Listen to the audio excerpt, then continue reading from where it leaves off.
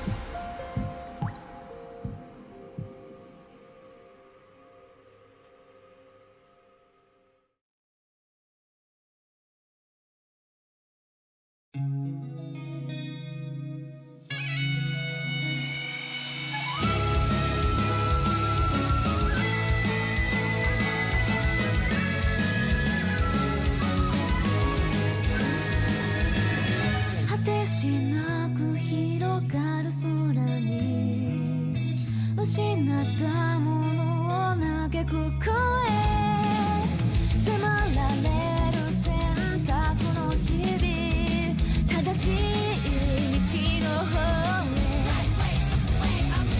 間違ってなかったと証明しよう行き詰まって邪魔されても席を読むさこの頭で全て手に入れる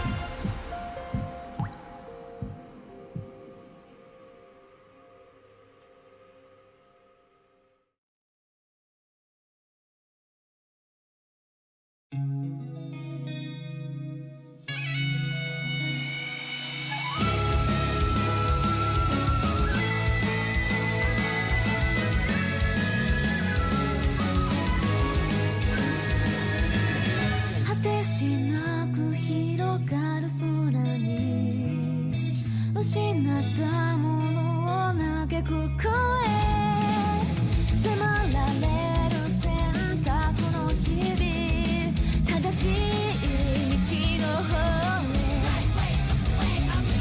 間違ってなかったと証明しよう生き様で邪魔されても席を読むさこの頭で全て手に入れる高く高く飛べどこまでも行こう不可能と思い込んでたものがなぜか小さく感じた見てる景色がそう先になったから叶うまで近い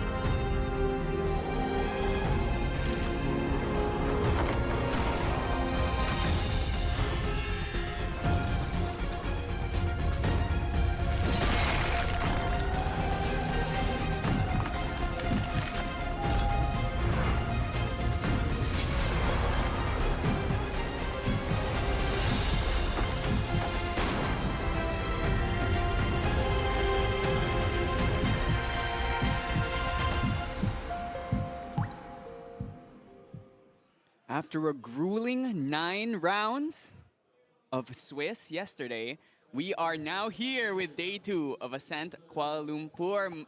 It's Flan here, and with me is Mono. Tell me, how are you feeling about today? I could really use some coffee. Yesterday was so much action, so much deliberation, and every single close to the wire decision, every single blowout was just so heartbreaking. But here, we finally made it. We've got our list of players, all the deck lists are out. We're gonna see what's gonna come up. What do you think? Yeah, so unfortunately, because there's like 81 players, I didn't really get a chance to comb through every single list. But there's a lot of fractals, a lot of Genbus, which is what it was expected based on the stats at the start. Those were the 2 most represented decks. I'm not sure how much like Luxem we have. There's 2 Merlins, which is Yes. like, oh, okay. Now I was expecting 1 Merlin out here. I was expecting them to make it, but no, there's 2 of them. And one of them is an Guoja Merlin. Yeah, Guoja Merlin, very funny strategy. We tried it out really early and immediately thought, no, this is really jank. But, well, I guess he made it work, so now he's here in day 2. I mean, you're trading the consistency of having warrior class bonus or mage class bonus early for having a regalia that cannot be interacted with, essentially. So Yeah, but because the point is that one dungeon guide basically brings you all the way, and if you find Pendragon, you're set to go because you already have the regalia kind of sitting there. yeah, I mean, besides that, we've got an Overlord ally deck just kind of flying around. It's on the X3 side, but it's still doing okay. It's basically a lot of akin of what we used to with the second wind, but there's Overlord and there's other power cell related shenanigans that they can do. yeah, and looking at the lists that were at the top, just like Genbus, there is a Tristan was second seed, which makes sense considering the amount of fractals. Even though Tristan generally underperforms in a lot of these tournaments, when there's a lot of fractals, this is her time to shine. And a Seiryu, which I believe was 3rd seed, Yeah, win Seiryu. I believe he's one of the Japanese players, I think, who came from Osaka.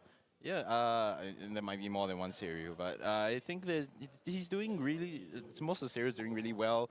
He just got his Besiege, perhaps the game we didn't get on stream. There was no Besiege, no Fate Stone, not the best representation, but Well, if he gets he going- plays Besiege. Yeah, Besiege so to he win. So plays that's 12. Besiege. There's 12 of them in the deck, unlike the 8 in Monkey D Daniel's deck.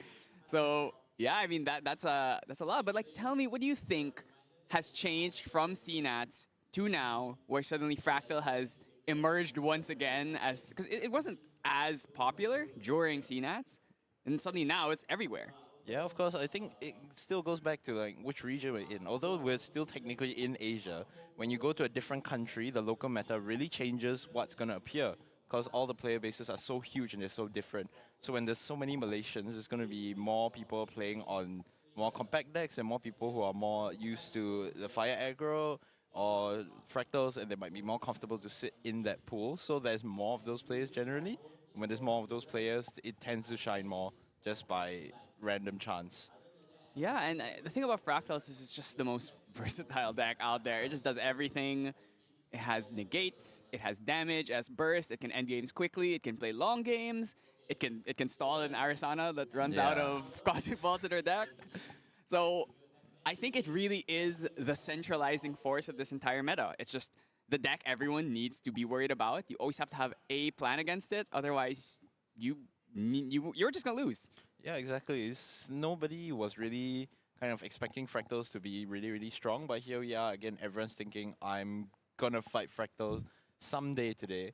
I was talking to some of my teammates. Reaper was saying he fought 6 Fractals yesterday, somehow beat 4 of them on Genbu and made it, but we're probably gonna see a lot more today.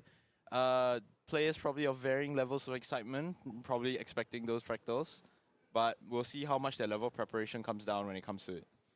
Yeah, and speaking about the other major water deck that has been performing super well, which is Genbu, it's a deck that did really, really well in CNATS with two in the top 8, and I feel like there were more in top 12 as well.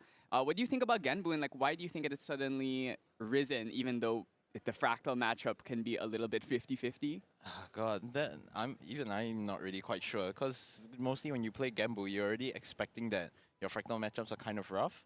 But I suppose if you tech more into the anti-ally side, you have a better matchup into allies, you have a better matchup into Tristan, potentially. You have better matchups into the wider spread, maybe. And Fractals is always kind of a coin toss, especially like we saw TKO yesterday. the beginning was quite okay, and then when it was supposedly 50-50, everything just didn't come together and didn't come to a complete conclusion. But if they get it, they get it. And they've shown that they've managed to compile the pieces. They're here on day 2. We're going to see probably at least one of them, maybe later. But hopefully Surely see. we will see a fractal There are so sometime many. today. There are so many of them.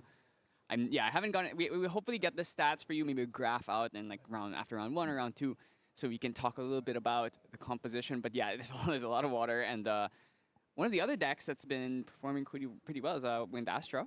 Yeah, Win Astra. Not as many of them made it though, as far as I remember. I believe there's like 4 or 5. yeah, Limbo, Alec, and Proan. Pran, Aqua. Yeah. I think there's more too. So Yeah, maybe like there's- 5 or 6, which is among 80 players to have like 6. Even the thing about Arsana, she's not that popular in general. So there's not as many of them. But the fact that 5 or 6 of them made it into day 2 should Yeah. tell you a lot about the deck. Probably has a pretty good conversion rate. Yeah, it's quite strong. I mean, of course, it's still not easy to pilot. No discrediting any of the players who made it here. But it's really, really hard because now they're in day 2. They're surrounded by their 2 worst matchups everywhere, Fractals and Gembu. Whether they can pull through might be another showing. Hopefully, we won't get a rerun of Wind Allies on Wind Ari, but we'll see where it goes as all the damage comes from. As you've shown, you can still dominate that matchup, but you really, really need to learn how to pull through on each end. I guess let's try to talk about Merlin here. So like there were 2 Merlins that made it. What do you think happened? What kind of I have no idea because after watching that game, where the Lorraine Merlin went on stream, they just kind of popped off. Like the numbers were right, the damage was right, and then everything leaned in because in the end you're still fighting a spirit. So when you can deal the exact correct number of damage, you get to find a lethal really, really quickly when even the Fractal player is not quite expecting it. And not being fully prepared for those numbers, not being fully prepared for the even counters and the draws becomes extremely akin of how much inexperience you might have into that matchup. Yeah, but that's enough talking from us. We're gonna go to our first game, and we've got a fun one with you. A friend of the show, I guess we would say. We have Limbo. Unfortunately, had to completely re-sleeve his deck because of the no reason. notorious sleeves that he owns. If you know, I'm sorry. If you don't know, no reason. No reason. Yeah, you don't need to know, but you don't need to see it. But you know, if you run into him and you're not on stream, you will see them. Yeah, and on the other side, Achai, he's a local he's a frequent local of my shop, of our shop rather. That he's actually decently new. He started around the Slime Recollection period and has adjusted over to Fractals, but he's doing decently well. He's made it to day 2. I think this is his first major appearance, so he's been putting in the work and it's showed now. Yeah, and look at that. Look at how speedy Limbo is playing here. Just look at the extremely fast glimpse, extremely fast bottom. Doesn't even take that much time to think about it. Gonna just go straight with the classic start here with the Mnemonic Charm. I actually want to ask you, because a lot of these Arsanas have gone back on the Fertile Grounds, which was a choice that was removed in consideration of the amount of scatter essence in the meta, but suddenly now they're back on it. What do you think about that? Yeah, it's really weird because Arisanan is generally a kind of combo deck, but it also takes a lot of archetypes of toolboxes in order to get to that combo part. So if you're able to play Fertile Grounds by itself, it can technically carry you to the later part of the game. But if you've gone back on that, they used to be playing all the Mnemonic Charms, Indolence to make up for that lag. Now I suppose Fractals and Gambos are everywhere. They're not really scared of their Fantasias being destroyed again, so they can move into that default engine and not be too scared about having to play slightly more 2-card combos. Like, well, one of them is gone now, but Indolent Leisure is a really strong card. We might see it more, we might see it less. We'll see how it goes through the day. Yeah, Indolence a really, really strong card. It's one of the few just like normal +1 cards in the game. The main problem is you have to have a Mnemonic Charm on field to really take advantage. I mean, it's okay at level 2. You can go level 2, pop a level herb, and then just drop it, especially if you don't have Dungeon Guide. That's usually what you want to do in order to try and level up here. Unfortunately, no Scatter Essence start in this game, meaning these Fractals, the classic triple Fractal start. Have you seen this before?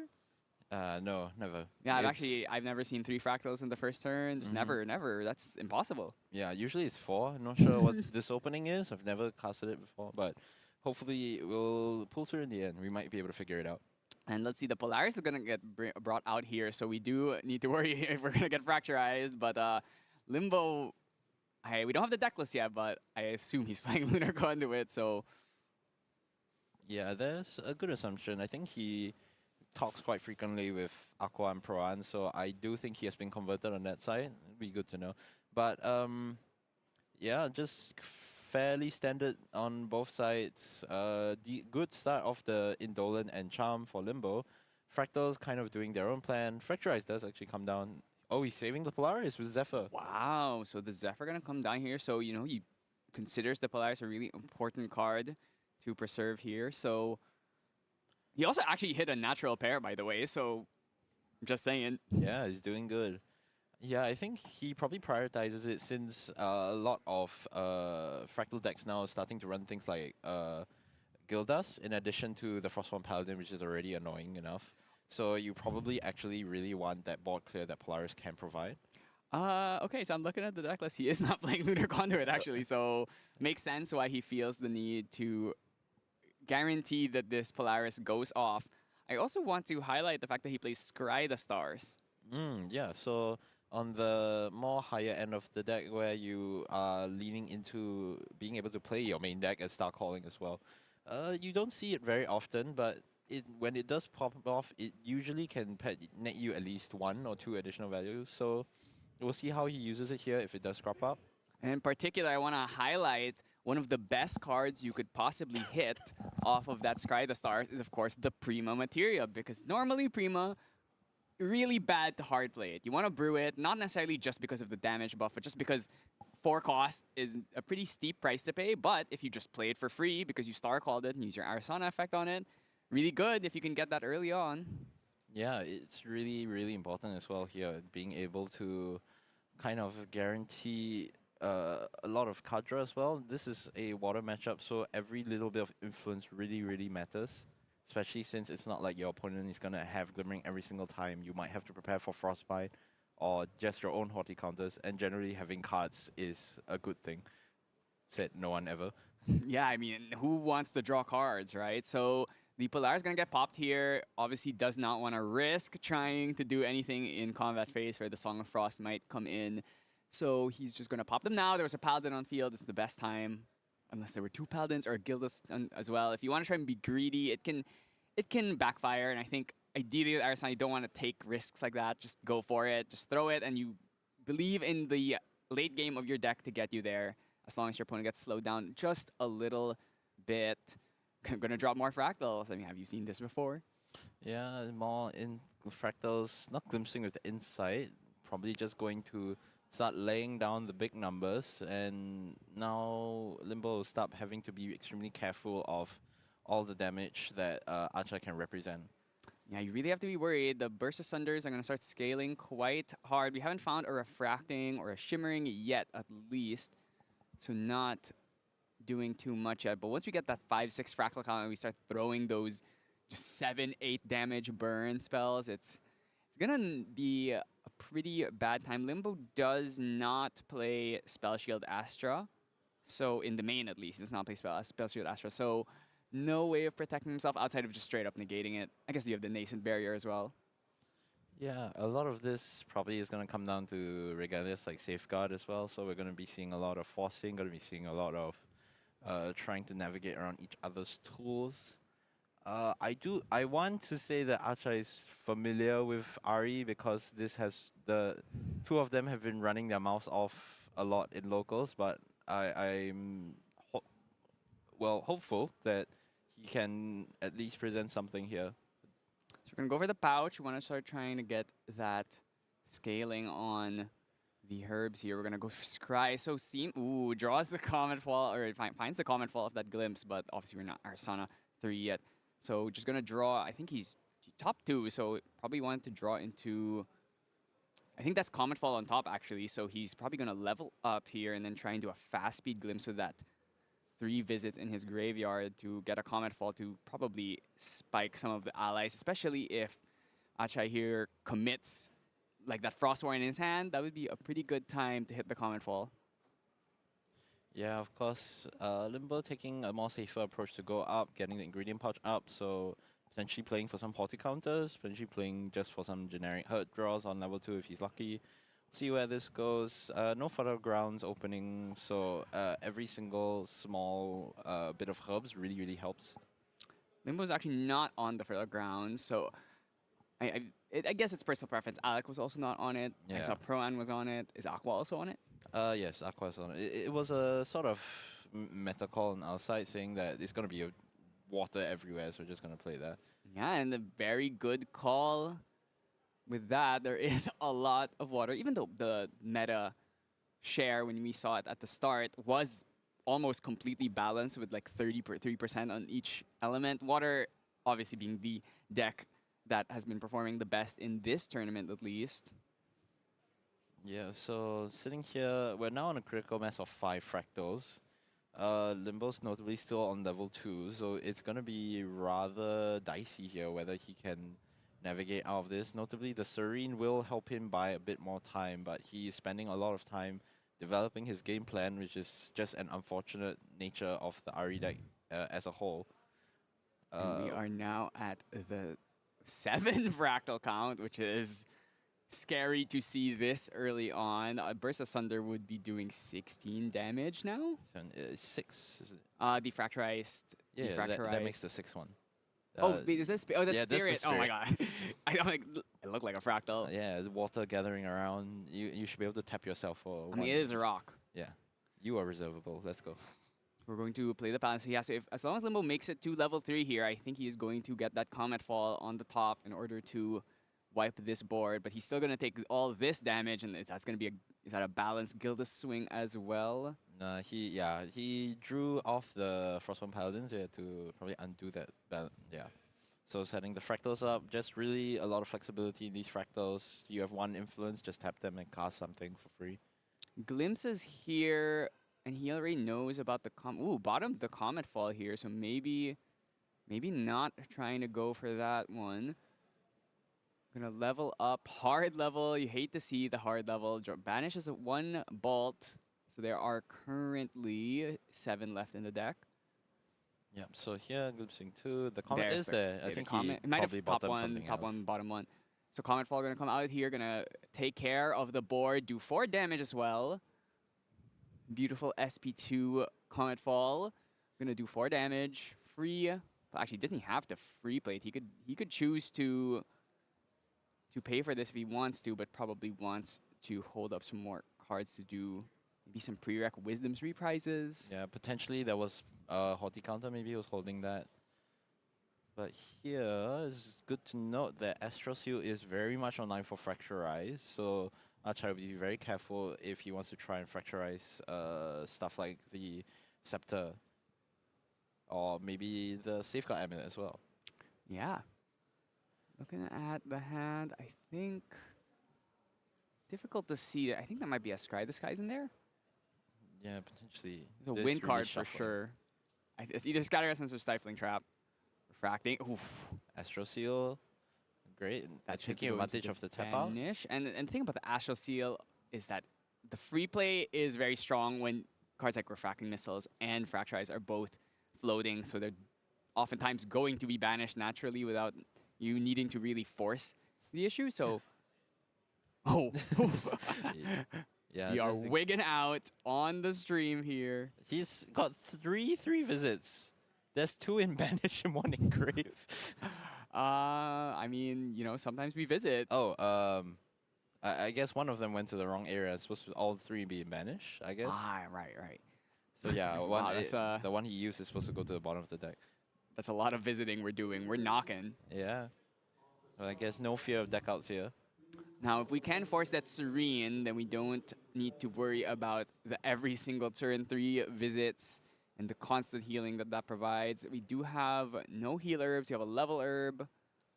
So if he can try and force it, the Burst Asunder would do 14 here. It's still not quite enough to force the Serene, but maybe with an additional spell that does damage or an ally, we could get there. Yeah, no safeguard yet because there hasn't been any time. So now is where really the math starts coming in. We don't know what's in Achai's hand, but you have to believe that there's probably some sort of damaging spell there. He's bringing out the calculator. You are very, very worried to see that. Yeah, so it's doing math. That's 7, 14, or 8, 16, 16 actually. So that it would be enough if he does throw the burst here. All right, so I guess potentially might be using that just to safeguard yourself from the crackback, pun completely intended. All right, casting Fall for Burst in response, Shimmering. Oh, I In think. response, Oh Shimmering. my God! I think you're dead. So yeah, if you release here, that's 6 twice, 7 twice, sorry, so 14. into 20 into and then burst, yeah. into 18. That's not nearly enough. What an explosive end game here. I mean, when you draw your burn spells, you draw your burst asunder, and you draw fractals, this is just what happens, unfortunately. Yeah, no level 1 needed. 33 damage past Serene all the way. I mean, you saw that. It was a refracting that was forced a negate into shimmering burst asunder. I mean, he just had everything. He had all the firepower and the fractals, and it just paid dividends here. I mean, the fractal deck, it's strong when it's uninterrupted, and we didn't see a single scatter essence in that game, which is a really important part. Actually, I wanted to see if he even placed the scatter essence in the main. No, yeah, he's just siding them in now. I Yeah, think, yeah. So it's one of those angles. I guess the thing is, it's a useless card against 90%. Well, I guess if you consider, like, against every other deck, it's kind of useless. So I can understand why you would choose to sideboard it instead, even though fractals is very, very common. Yeah, I think because Scatter is a card that might get you some returns, but it's not something that you're guaranteed to be able to disrupt your opponent. So not prioritizing it in the main board is understandable, but when there were this many fractals and Gamble, you really, really wish it's in the main board. Yeah, and the big issue with Scatter is that there has to be a foundation on field, otherwise you just can't use it. So Yeah, see, this is why you play Fertile Ground. So if your Scatter's bricked in your hand, you just scatter your own. yeah, absolutely. I'm gonna scatter my own fertile grounds in order to get one float. I'm gonna deny myself drawing every single turn for the rest of the game for one float. Worth. Very worth it there. We will see how Limbo is able to respond here. I definitely think with the Scatter Essence, he has more percentage against the Fractal deck, but in the end, it's still Fractals. Sometimes they just beat you.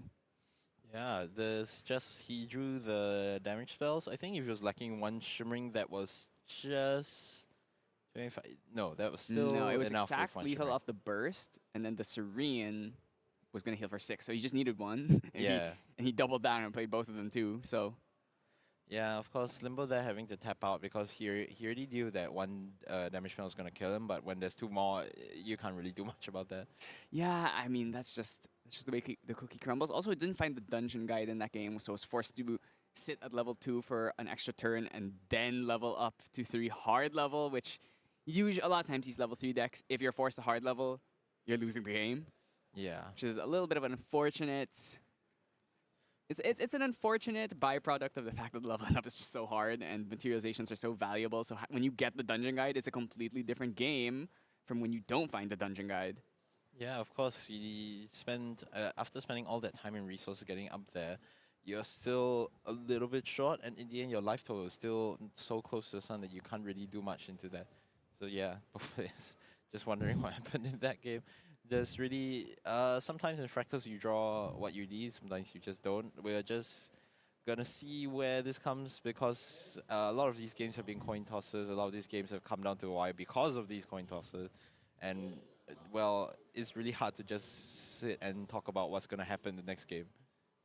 Yeah, and I'd love to see both the players having a lot of chatter in between the games. Yeah, Limbo, very famously a very animated guy in person, so of course, if you're down to banter, he is someone who is really great to sit across. All right, let's see what the opening hand is. Is there a scatter in there? I saw a green card. That's a scatter essence. Yep, Scatter at the top, of course, definitely going to keep that. That's an easy level 1 if you can take the time off to just kind of do that. You probably want to just force level 1 with something else though, and then Scatter on your level 1. So let's see what the damage is. How many fractals are we gonna get in this opening hand? Because one scatter essence is not really enough to stop someone who just opens 4, 5, 6 fractals. Yeah. It's like, okay, you remove one, I'm gonna respond by playing 3 more. These disciplined players that sit up straight, you can't see their. We need more hunchback players. We can see their hands. Yeah, absolutely true.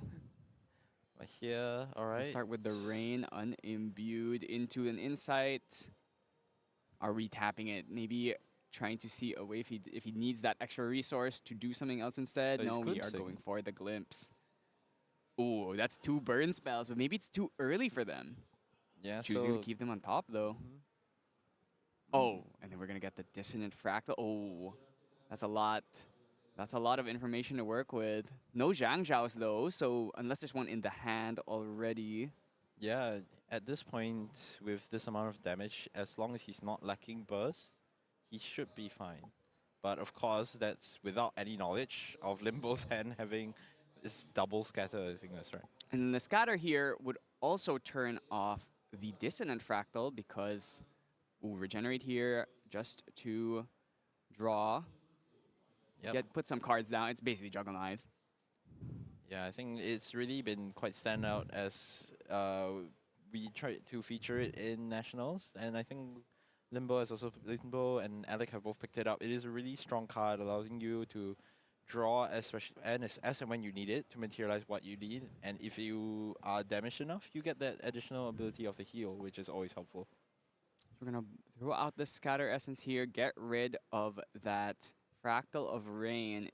If he has the second one of the considerations is sometimes you don't want to play the second one because it makes your opponent very incentivized to drop the Sensor of Restful Fate.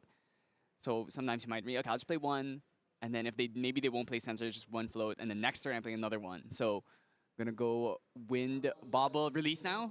No. probably not the choice. A bit too early for that.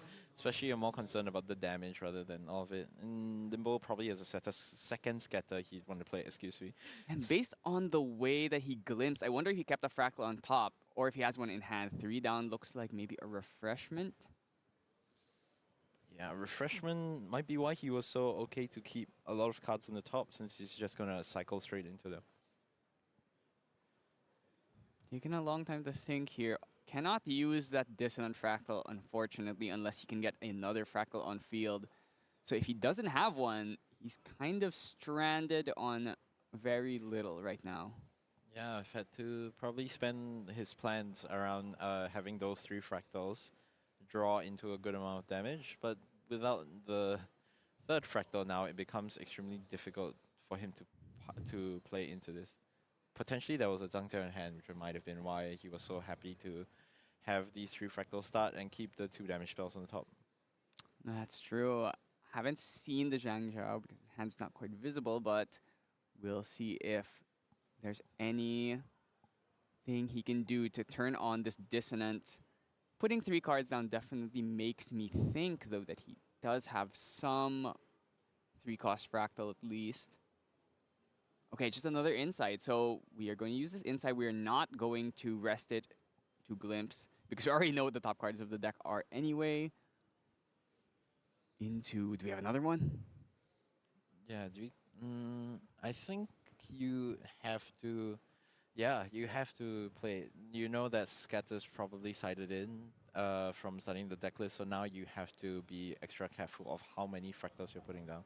Refreshment, going to reveal a Lost in Thought, get bottomed to the deck, and then draw into memory. So since he does have information about the top of his deck, he knew that this was going to happen. He planned around the fact that he could stack this deck and then draw into these cards. The Polaris does survive till the turn that it wakes up, which is great for Limbo, because we don't want another situation where the player with no Lunar Conduit fails to be able to end the game. Yeah, so rolling a duplicate there, really good, being able to get that influence. So potentially looking at, scattering here to try and work yourself towards the level 3 potentially next turn. Of course, your influence is rather dire, seeing how much he wants to hold this Polaris and how much he wants to hold before going on level 3. Yeah, so we're just going to try and level up to 3 here off of the scatter +2 cards in memory, but maybe if there's... Oh, there's the Zhang Zhao, so he did have the Zhang Zhao here. And have you seen this play before? Tap 3 fractals, draw 2. I see Gildas, I see Shimmering, I see another Zhang Zhao. That is very frustrating if you're a Limbo, but maybe he has the Stifling Trap, or maybe has a Horde counter that he could use to force more cards down. Yeah, here, I mean, now he's gone through the information that he knows. He has the damage there, but he's probably missing 2 points of damage that he probably would have liked. Because here, with this start, it meant that he was going to draw 1 Refracting and 1 Shimmering with 6 Fractals out, and represent a lot of pressure, potentially a burst if he already had it in his opening hand.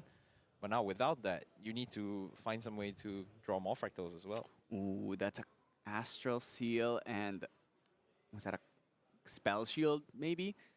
That we are going to unfortunately lose here when we level up to 3, unless we're going for a Pouch off turn. Yeah, here the considerations are with your usefulness and how much you might get, because if you pouch, you're taking the gamble on whether you get any additional influence or any hub that might be extremely relevant right now.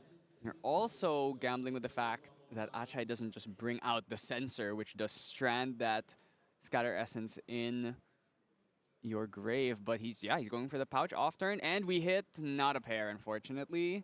Yeah, it's still health. You're probably welcome to see that. Ooh, Dungeon Guide. Ah, that's why he did it. He's already throwing in the banish, like negated, negated, negated, negated. Yep, 2 down, don't even need to think about it. Still went along with that plan. I guess you're fine with that because now you're just manually setting 3 to manual level later on, and you've already drawn out a negate. Force the negate, which is really huge here. Gonna fracturize the power cell. Now we're at that frustrating 4 fractal count here. We have another Zhang Zhao over this turn, so have you seen this before? Zhang Zhao, and then next turn Zhang Zhao, and the next turn Zhang Zhao. Yeah, of course. Just playing the minimum required for Zhang Zhao's every single game. Doing your best, but really might not be enough sometimes. Let's see where he goes with this. Gonna bring out the Tangu, use one of the fractals to make a full advantage of the last 2 cards in his hand. Zhang Zhao swing for 1. Because we had the 4th fractal, that means we can do this. And then Zhang Zhao still in the main phase. Boom, there she is. Have you ever seen this before? Draw 2, feels great. Yeah, something tells me Limbo might have seen this before. I think everyone who has been playing today or yesterday has also seen this, because unless you're one of the very lucky few that just dodged them. And I know some people who are very tech for fractals, and they're like, I ran into 0. And then I saw people who were not tech for fractals, and they're like, I ran into 5. And it's just like, well. Every Ascent always gets into this dilemma. In fact, we were talking about preparing the night before, and Repo was saying, I took out Beastborn Boots because I'm expecting a bunch of Gambus and a bunch of allies, and then proceeded to fight 6 fractals. That is unfortunate. Yeah, thinking if we want to start releasing Repo's deck list early so everyone knows what they should be teching for. I mean, you can see the deck list. They are public, so. Yeah, so the moment, the night before, if you release to people, oh, you know, he took out Beastborn Boots, everyone is going to start putting in Beastborn Boots. I mean, Beastborn Boots, very good against the Fractal deck. As long as you can keep the animals on field, of course. Yeah, alright. So, again, more pressure on the board. Limbo this time choosing not to deny any of this damage from this Frostborn Paladin, just letting it swing in. Probably worried about the Song of Frost. Yeah, really need to guarantee the all the damage there. Actually, there is no Song of Frost. So Achai does not play Song of Frost. I mean, it's not a standard card.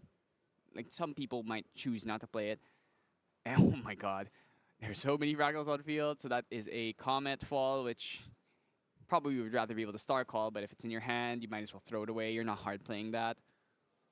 Yeah, here you probably decently happy at least because what was? Oh, he just picked him up. He didn't even ask.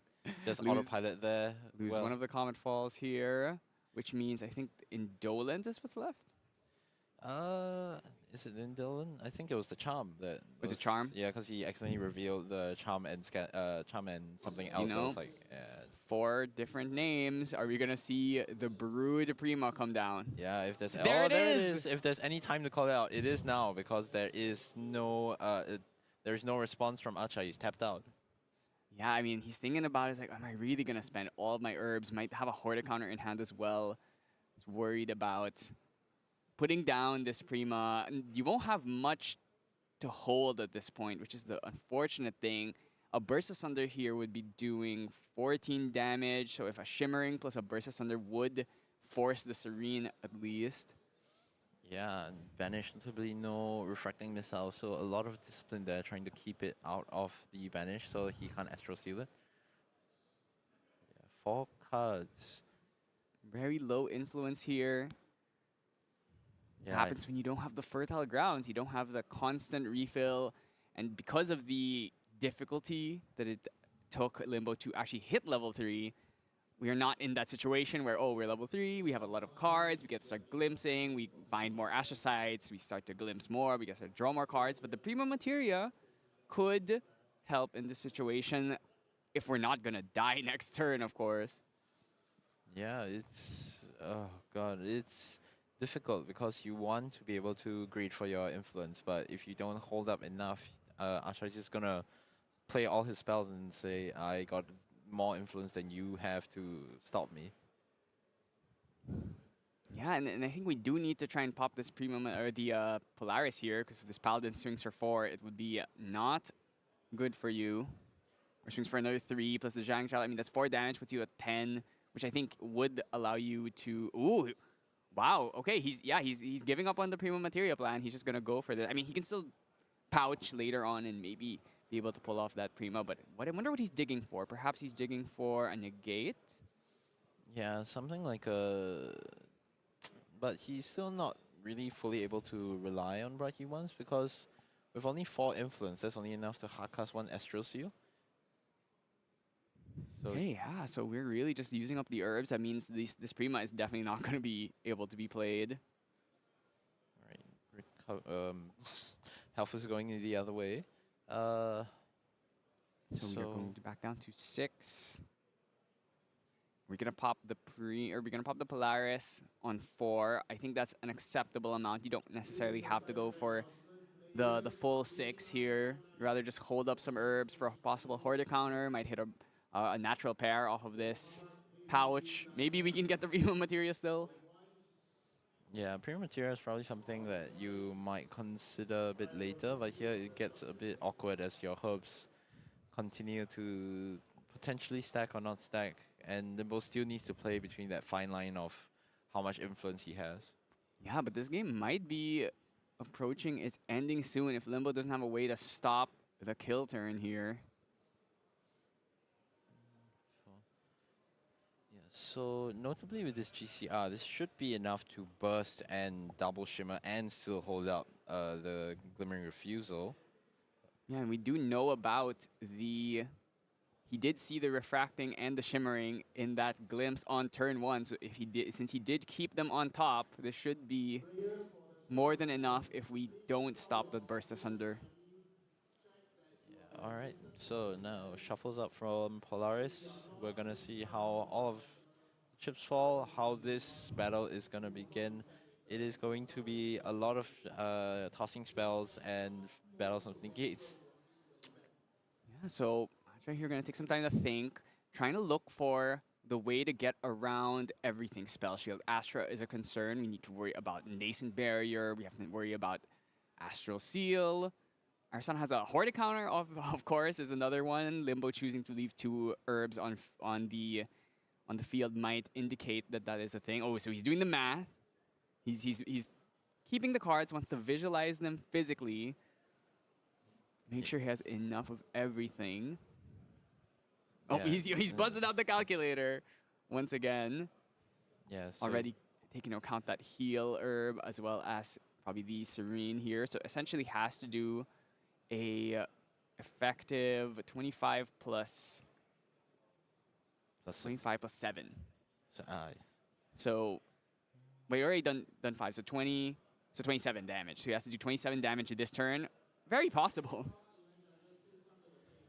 Okay, yeah, so 7 because you have the Serene and the Heal Herb. There you really need to do your math that your damage is right because you're throwing a lot of commitment into this kill, and if it doesn't kill, Limbo will be the one who gets to run around with free reign for a while.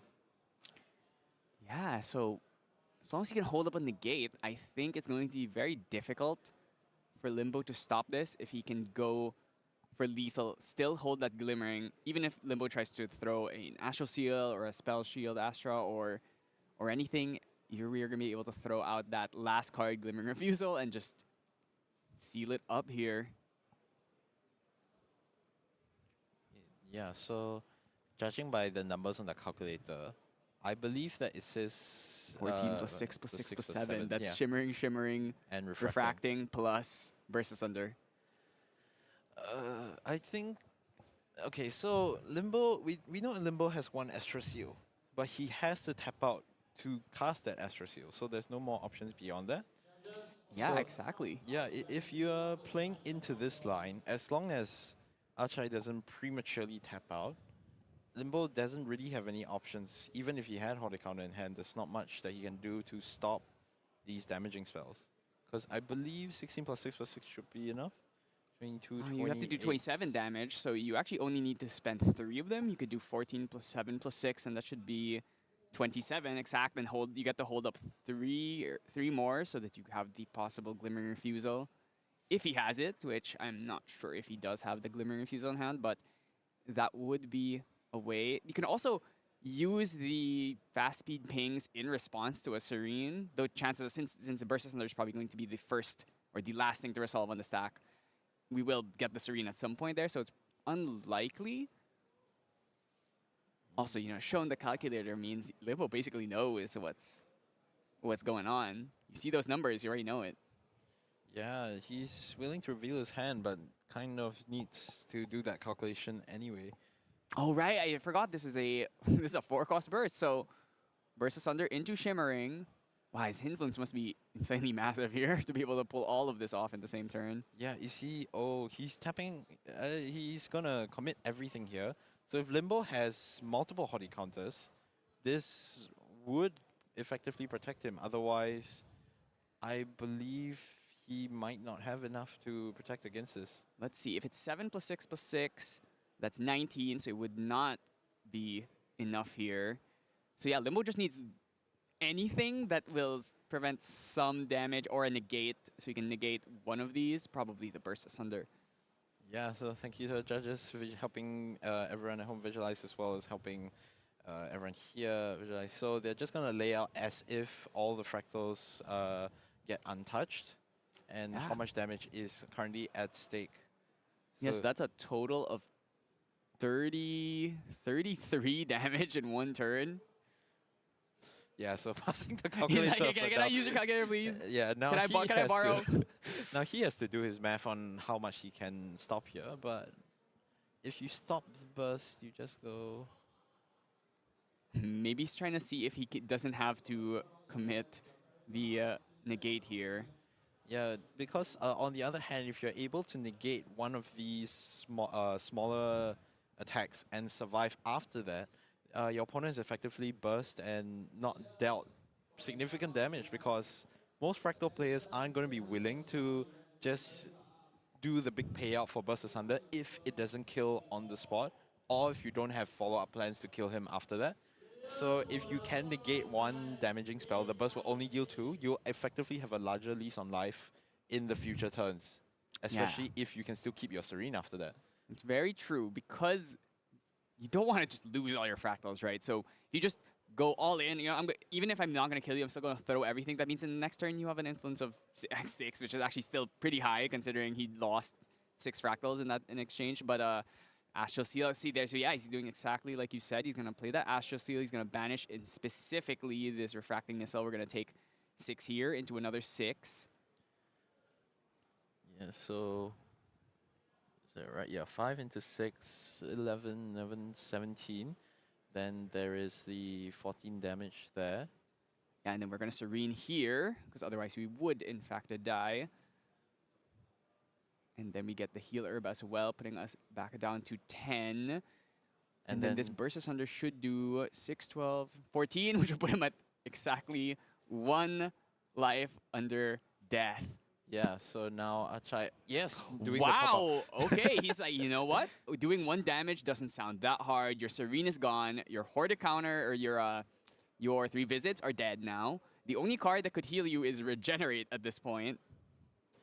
Yeah, or getting lucky and getting more heal herbs, but this is where now Limbo has to really manage this 1 life extremely carefully, something every Arisana player is probably tired of constantly having to do. The thing is, considering the situation, Safeguard Amulet could stop another Refracting Missiles that would just do 1 damage, or you have to worry about an ally swing. So how do you play around that? Literally a Zhangxia would kill you, a Paladin would kill you, a Gildas would kill you, even an unbalanced Gildas would kill you. Chalice of Blood, right? Limbo does play that Chalice of Blood across the 3 visits, which is unfortunate. Yeah, so here Chalicing gonna get better influence 6. Not a heal herb. Yeah, but here potentially still just trying to draw whatever you can. Doesn't look particularly pleased with whatever he found. If he has a spell shield or maybe some negates, he can try and stop whatever Achai is going to throw at him. Gonna bring out the Lantern for basically no reason at this point.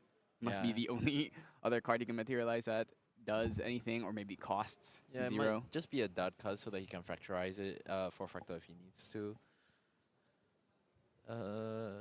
See if he can find a way to do this. Remaining 1 point of damage.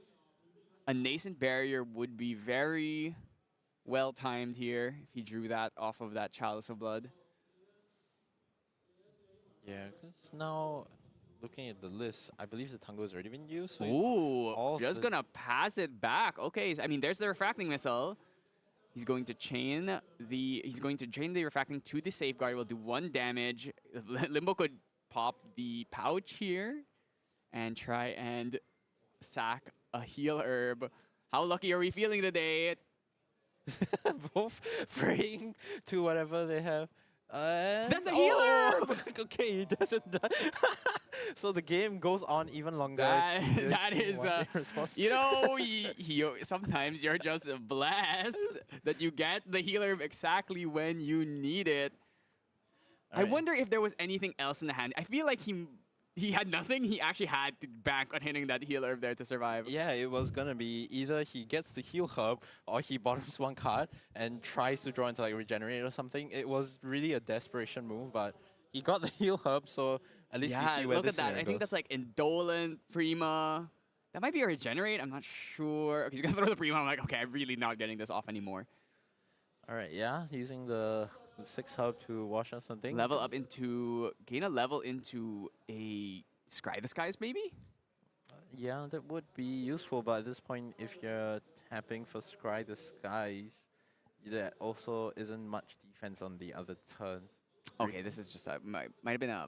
I'm not sure what you would need to use the level herb there for. So, ooh, yeah, it's the Scry the Skies. So he's not going to use the herb there because he obviously might just draw into a Horde counter. So we don't want to. The Comet Fall is not the highest damage spell, and we actually would rather use that on your opponent's turn so that you can wipe a board of maybe like a Paladin or a Gildas that gets committed here. Still at 24, needs to find a Regenerate. Yep. At this point, I think he's just happy to deal damage because he's if he's using Scry the Sky, he probably doesn't really have a fast speed glimpse, especially since he's living on this lease of life, trying to survive whatever Achai throws at him. Now, if he has a Spell Shield or a Regenerate, he can survive probably for another turn, depending on the contents of Achai's hand. We need to see here, because if there's a Gildas, I think he's at 7 right now. Might be able to balance this, which would be pretty difficult to deal with. Might have to try and bank on hitting a Cosmic Bolt off the top. There's the Gildas. Is that balanced? Yeah, that's balanced. Yeah, so balanced Gildas. Okay. Regenerate doesn't save you here. You need Nascent Barrier. Dawn's reversal to do damage to the Gildas. He is level 3 right now, so that is going to kill, and he gets the glimpse. Wait, does he have a negate? I mean, even he needs Frostbind, because right now Glimmering Refusal does 0. Oh, wait, he Dawn's reversaled. Yeah, don't Just for the reverse kill. glimpse, just for the glimpse. So No, you hard cast, so you deal 3 damage because that's your level, and then you glimpse 3. and then he's gonna glimpse and he's gonna star call into this causing bolt, do another 6 damage. I saw a refracting missile in there. Unfortunately, he can't play it because he is only 3 cards in. Actually, I think Limbo, if he could hit another bolt, he wins the game right here. Yeah, so probably necklace of foresight. Yeah, for sure, for sure. Yeah, just checking the damage again. Yeah, it's so far only the Comet 4 and the first Cosmic Bolt have gotten him here. Yeah, both players being really quickly, so you just make sure everything's on board. There's the, is that the Sky the Stars? Yeah, that ALC is the altar. ALC altar. Okay, can we hit something? We need either like more glimpses. If we hit a Wisdom's Reprise, that would be great. If we just hit, just hit the ball, you Yeah. just hit it. Now, do we have a Glimmer? No, Glimmering Refusal would not do it. There's no 0 fractals on field. Is that it? No, that's 1 damage off. It's 6 damage only. No, this is the 3rd bolt, is it not? I think he banished one of the. No, you didn't banish any because the last bolt dealt 4. Oh my so god. Okay, so we still have more glimpses. Dungeon Guide for lethal. Let's go. Oh, Dungeon Guide for lethal. I mean, Dungeon Guide for lethal would do it. Might be worried about Frostbind though. Okay, we're gonna. I mean, might as well foresight first. Let's just try and dig. And if we find another glimpse card, we can just free play. Oh, okay. Comet There we Fall go. for There's the 2. Comet Fall. And does Achai have anything? I don't think there's anything that could do it here. Fast gear. Yeah, so fast kill will heal him out of the range. So it's still Dungeon Guide for lethal. Dungeon Guide for lethal might be the play here. So it's gonna do heal him for 4 and then take 4. Does he have enough to play that Dungeon Guide, or is he only 3? it's 4 Yeah, he has 4 influence. cards. It's gonna be Dungeon Guide for lethal actually. All right, carrying on the legacy that Alec could not do. We play Dungeon Guide and beat the Fractals player. We play the Dungeon Guide to do damage. She's not here for the level ups. There it is, Dungeon Guide for game. Oh my god, that game was so much closer than it needed to be. And we're currently at How did everything just work out exactly how he needed it? Sometimes you're just heaven's favorite. I don't know what to say. yeah, and now we're going into our 3rd round. 16 minutes left on the clock.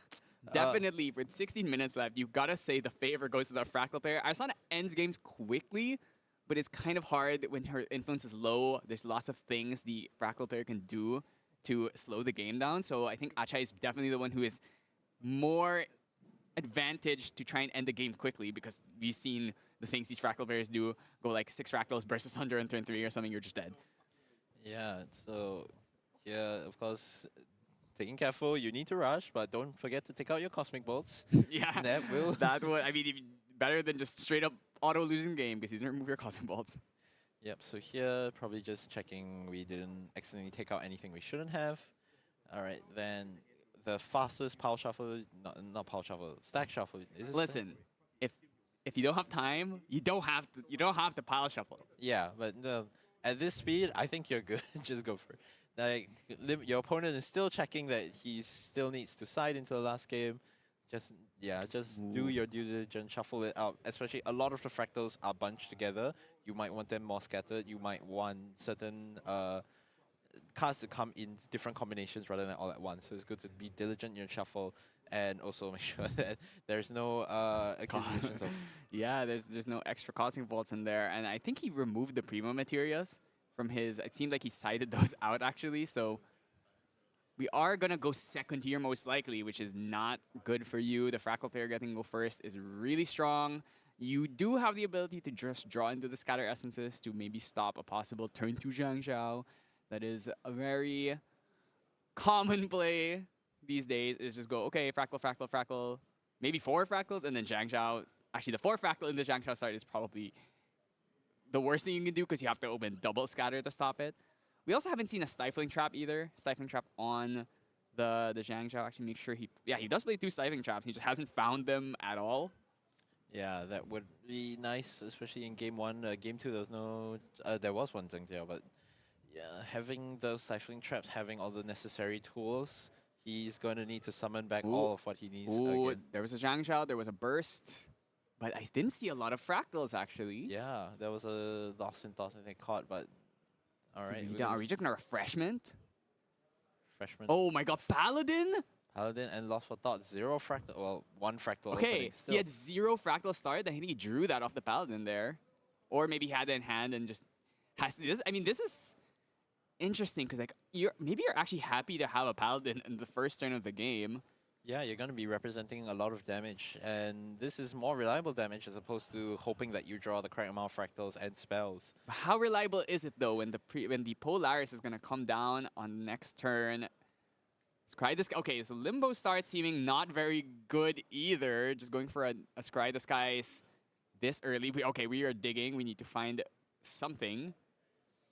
Yeah, Draw 2. Yeah, with a Frost Swarm Paladin opening that is not the happiest for the Fractal player either. But still, that is a decent start, dealing 3 out the gate. I mean, if you just drew true fractals here. Oh my god. Killed the OK. Oh my god. You know what?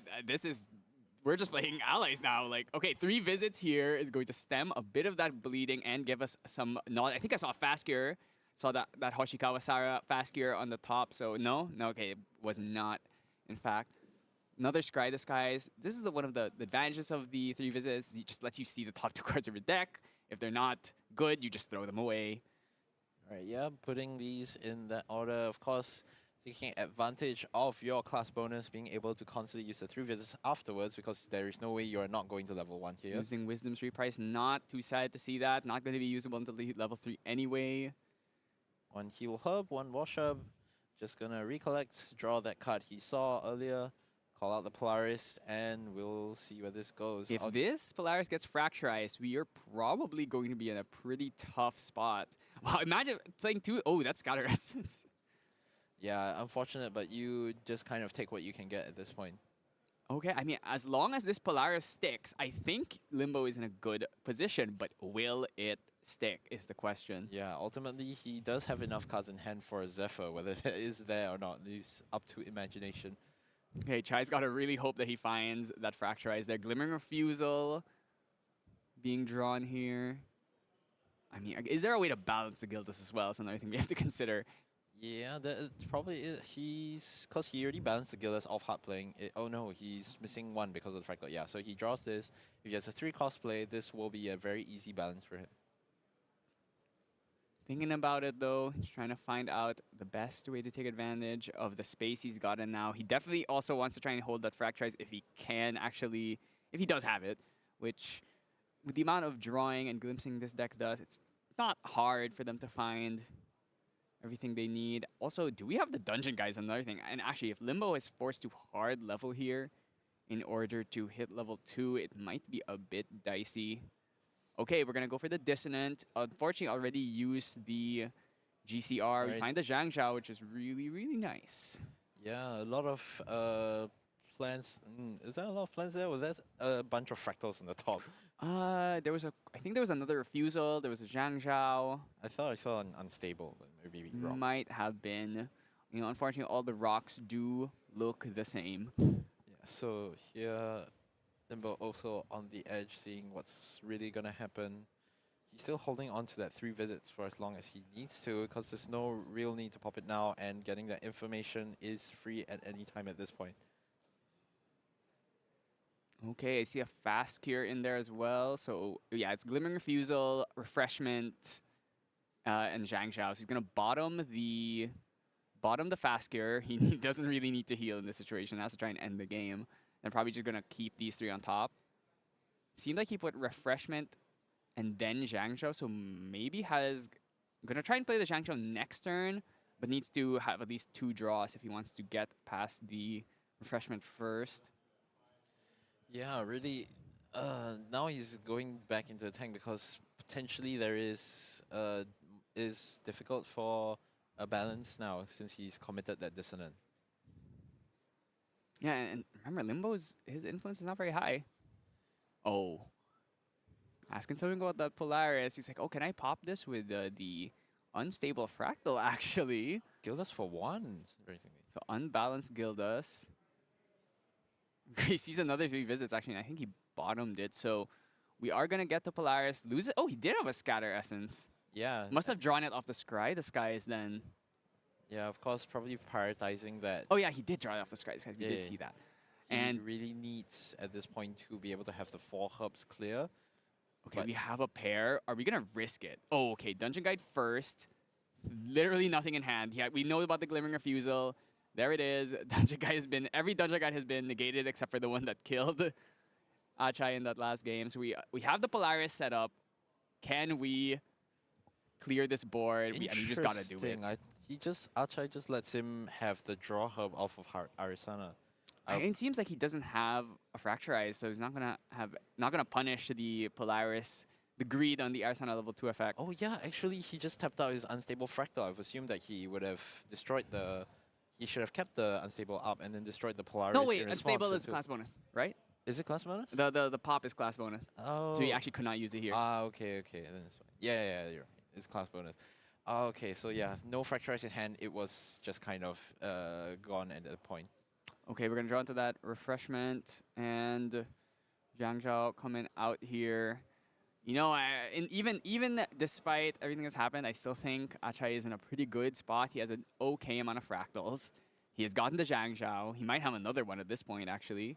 Are we going to throw anything away off the refreshment? Yeah. So both players aware of their time struggles, both allowing each other to execute. Limbo needs to diligently shuffle, but of course Achai still needs to play, letting him play off his stuff, and then Achai just waiting, allowing Limbo a chance to respond. 3 visits. All right, we're gonna just visit chain now. Yeah, so glimpse the thing, just checking that he bottomed the cards in the correct order. All of them are going so fast. Yeah, I mean, obviously with only 7 minutes left on the clock, plus overtime, you gotta play a little bit quickly. But I do think that this is probably going to, and I think this is more than enough time for both of these decks to try and end the game at the current point that they're at. All right. Zhang Xiao number 2. I mean, have you seen this play before? Yes, this is getting very, very dicey. A lot more influence is being gained for Achai here. Limbo really needs to not have to live on that line of does he have it, does he not? Yeah, might be putting out that Safeguard next. Doesn't have any cards in his memory to even play an Astroscope if he would like to. Unless he has the Wisdoms. He's gonna just play the 3 visits probably on his Recollection to try and look for something to play. Actually, a Scry the Stars right now would be very, very useful. We have 2 Scry the Skies. We play the Scry. Oh, reveals Burst, which he is throwing to the bottom of the deck.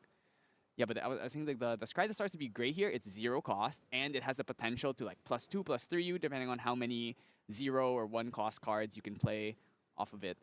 So like a few Wisdom's Reprises or other Scry the Skies would be great. So we're just going to tap our fractals. We're going to play an Insight. Are we glimpsing?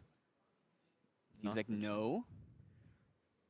So perhaps another further play here, potentially a Dissonant or something of a similar form. Although I'm not sure how many cards he has in hand, so it might be holding up for a negate. The fact that Achai has chosen to throw away that Burst Asunder tells me he must have another one, though.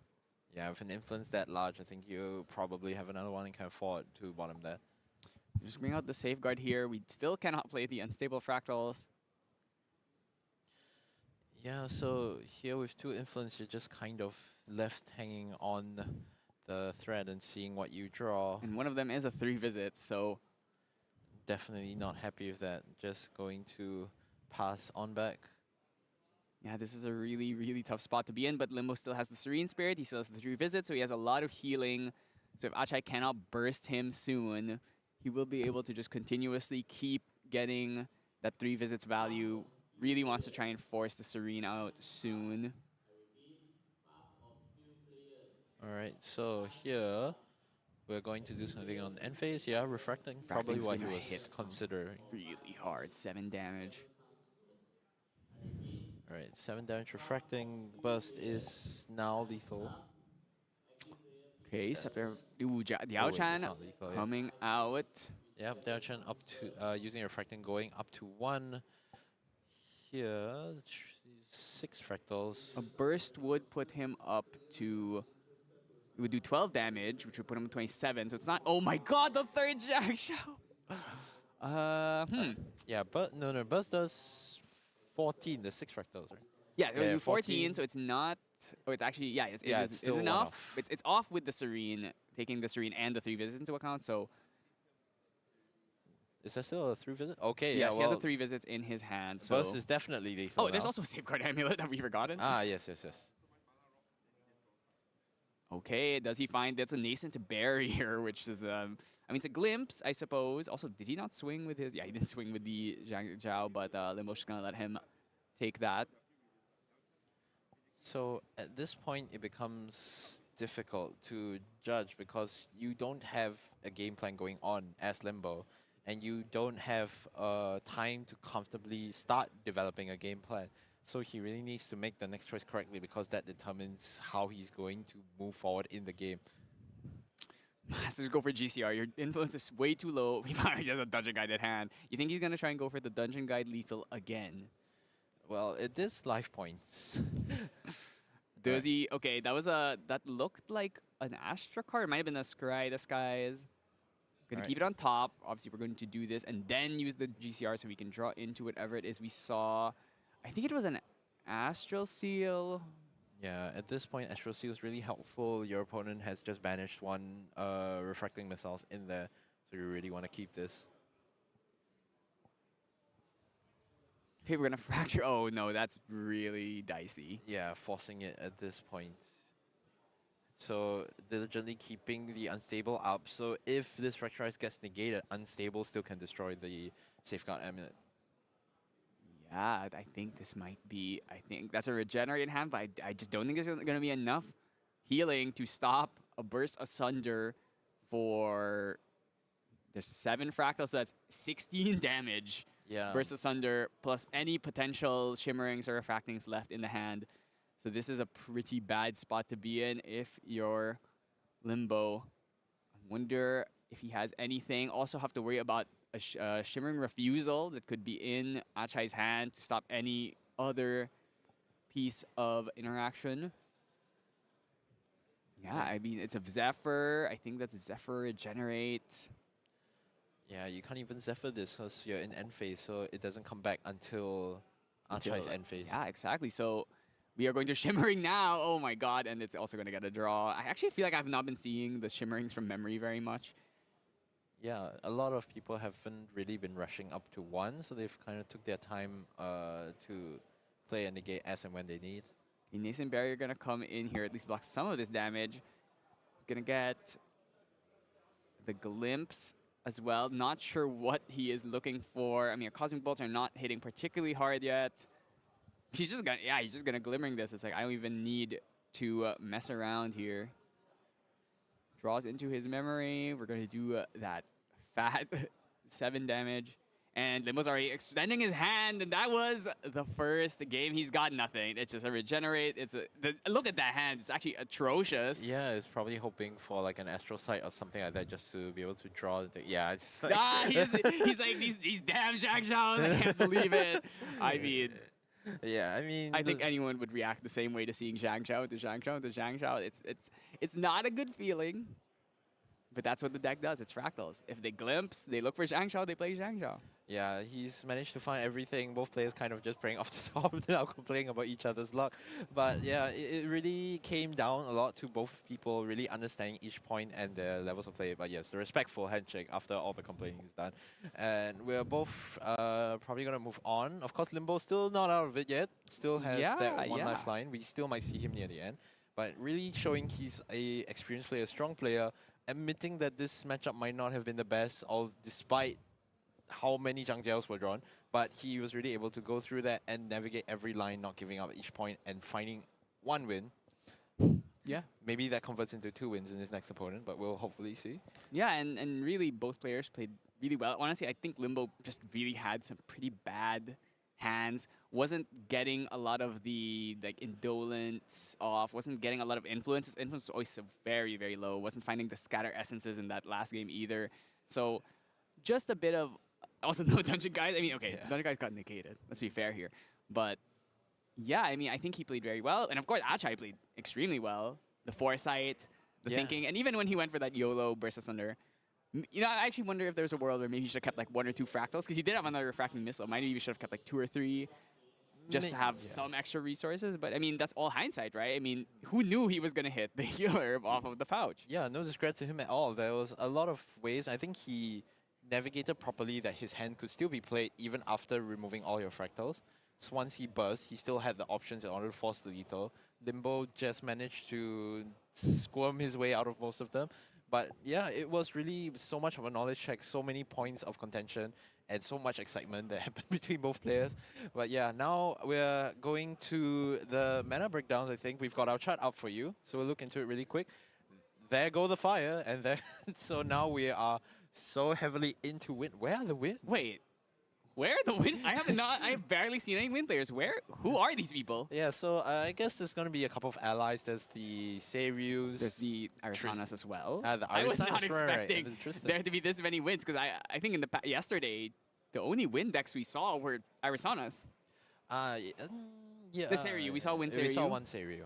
But there was no like wind allies or anything, so I'm Yeah. actually quite surprised that wind is this well represented. Fire 16 here. I wonder what that is. It's probably the Merlins, maybe some Luxems, maybe some Fire Fire Xanders, Yeah. and maybe some Philos that made it. Lost Spirit. Okay, I need to talk about this one Lost Spirit because this is a Oh yeah, it's a you saw funny it, right? story. It's a funny story. There is a player who actually they were playing Genbu, Yep. but they submitted a Slime Sylvie Deck list. deck list. With 4 baby grace With 4 slimes. baby grays. Must be a deck list from 8 months ago or something.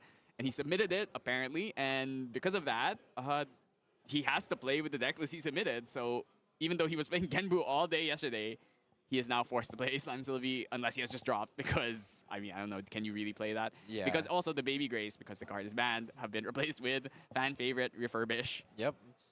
So- it is what it is, but here we are. I guess Water, of course, is going to be Genbu's. Seeing our champions now, Diao is in dominance. It's gone. That whole portion of Guojia that was there earlier has now been relegated to the side. Diao Chan is all over the place. There is a good number of Arisana. There's 18 Arisanas. The thing about the Arisanas is some of them are going to be Fractal Arisana, yeah, of course. But and then some of them are going to be Wind Astra. So and actually a lot of these Jiao Chan Arisana, some of them would play both of them, right? Yeah. So I think it makes a lot of sense that there's a lot of Arisanas. Guoja being third makes a lot of sense as well because Seryus, there are more Seryus here than in other events, and there's also a lot of Genbus. So, and maybe some fire aggro Guojas. Oh, and also Merlin Guoja. We can't forget about Merlin Guoja. So yeah. yeah, and then Lorraine here. That's either the one Merlin and probably some ally decks. Yeah, there's the Overlord deck running around. I think it's on Lorraine and one Merlin, and there might be some Fire Lorraines running around as well. Yeah, I definitely believe that. Xander, between Luxem and Fire Xander. And then Tristan, very underrepresented, but was second seed, was a Tristan. So maybe we'll see some Tristan gaming. You know, it's been a while since I've seen a Tristan like do something on a stream game. So I'd be glad to see that. We have the Nikos, which is 1.5, 3 players. That Yeah, is 3 Apex players. Screw all of you. Nico is good. yeah. So Nico coming in here with the 1. Why is it 1.5? Is it because It's because it's like when it's one of the 2 champions in the deck. it it's takes a counts as 0.5. 0.5. Yeah, and then we have the Kongming. Homing. So we have. I think is it a Wooly Lancer allies? I haven't Maybe. seen what list this is actually. Could be Razor Gale, but I highly doubt that. And then we have the one Sylvie. Remember, this is not actually Sylvie. This is someone who was not playing Sylvie, but his deck list was Sylvie. So it's still counted as Sylvie here, but that was a Genbu. So I guess you could just turn the Sylvie into Guoja, and then you would have got a pretty decent picture. And then we have our 0.67 Merlins. There's 2 Merlins who made it, but on the stats, it's 0.67. So yeah, that's the meta breakdown. Pretty diverse meta, but of course, Fractals is still kind of king here. Yeah, well, we made a showing. There's a couple of things still can happen today. There's still a lot of win decks. There is a chance that these were the Fractals who pulled out of day 1. It could be the same thing that happened at Nets, where a lot of Tristans pulled out of day 1 and then didn't really make it to day 2. But we'll see, I guess, near the end. We're going to take a short 10-minute break, go into our next round, and we'll see how everything has fallen off after the first round. Yeah, don't go anywhere. And guys, that first game was absolutely insane. So be ready for another 3 rounds plus our top 8, top cut 8 round or three rounds, top 8. So there's so many more games to play, and I hope we get more iconic moments, more memes, more high rolls, and more luck all coming at you. And of course, we also have EU Nats that'll be going on later in the day. So stick around. Don't go anywhere.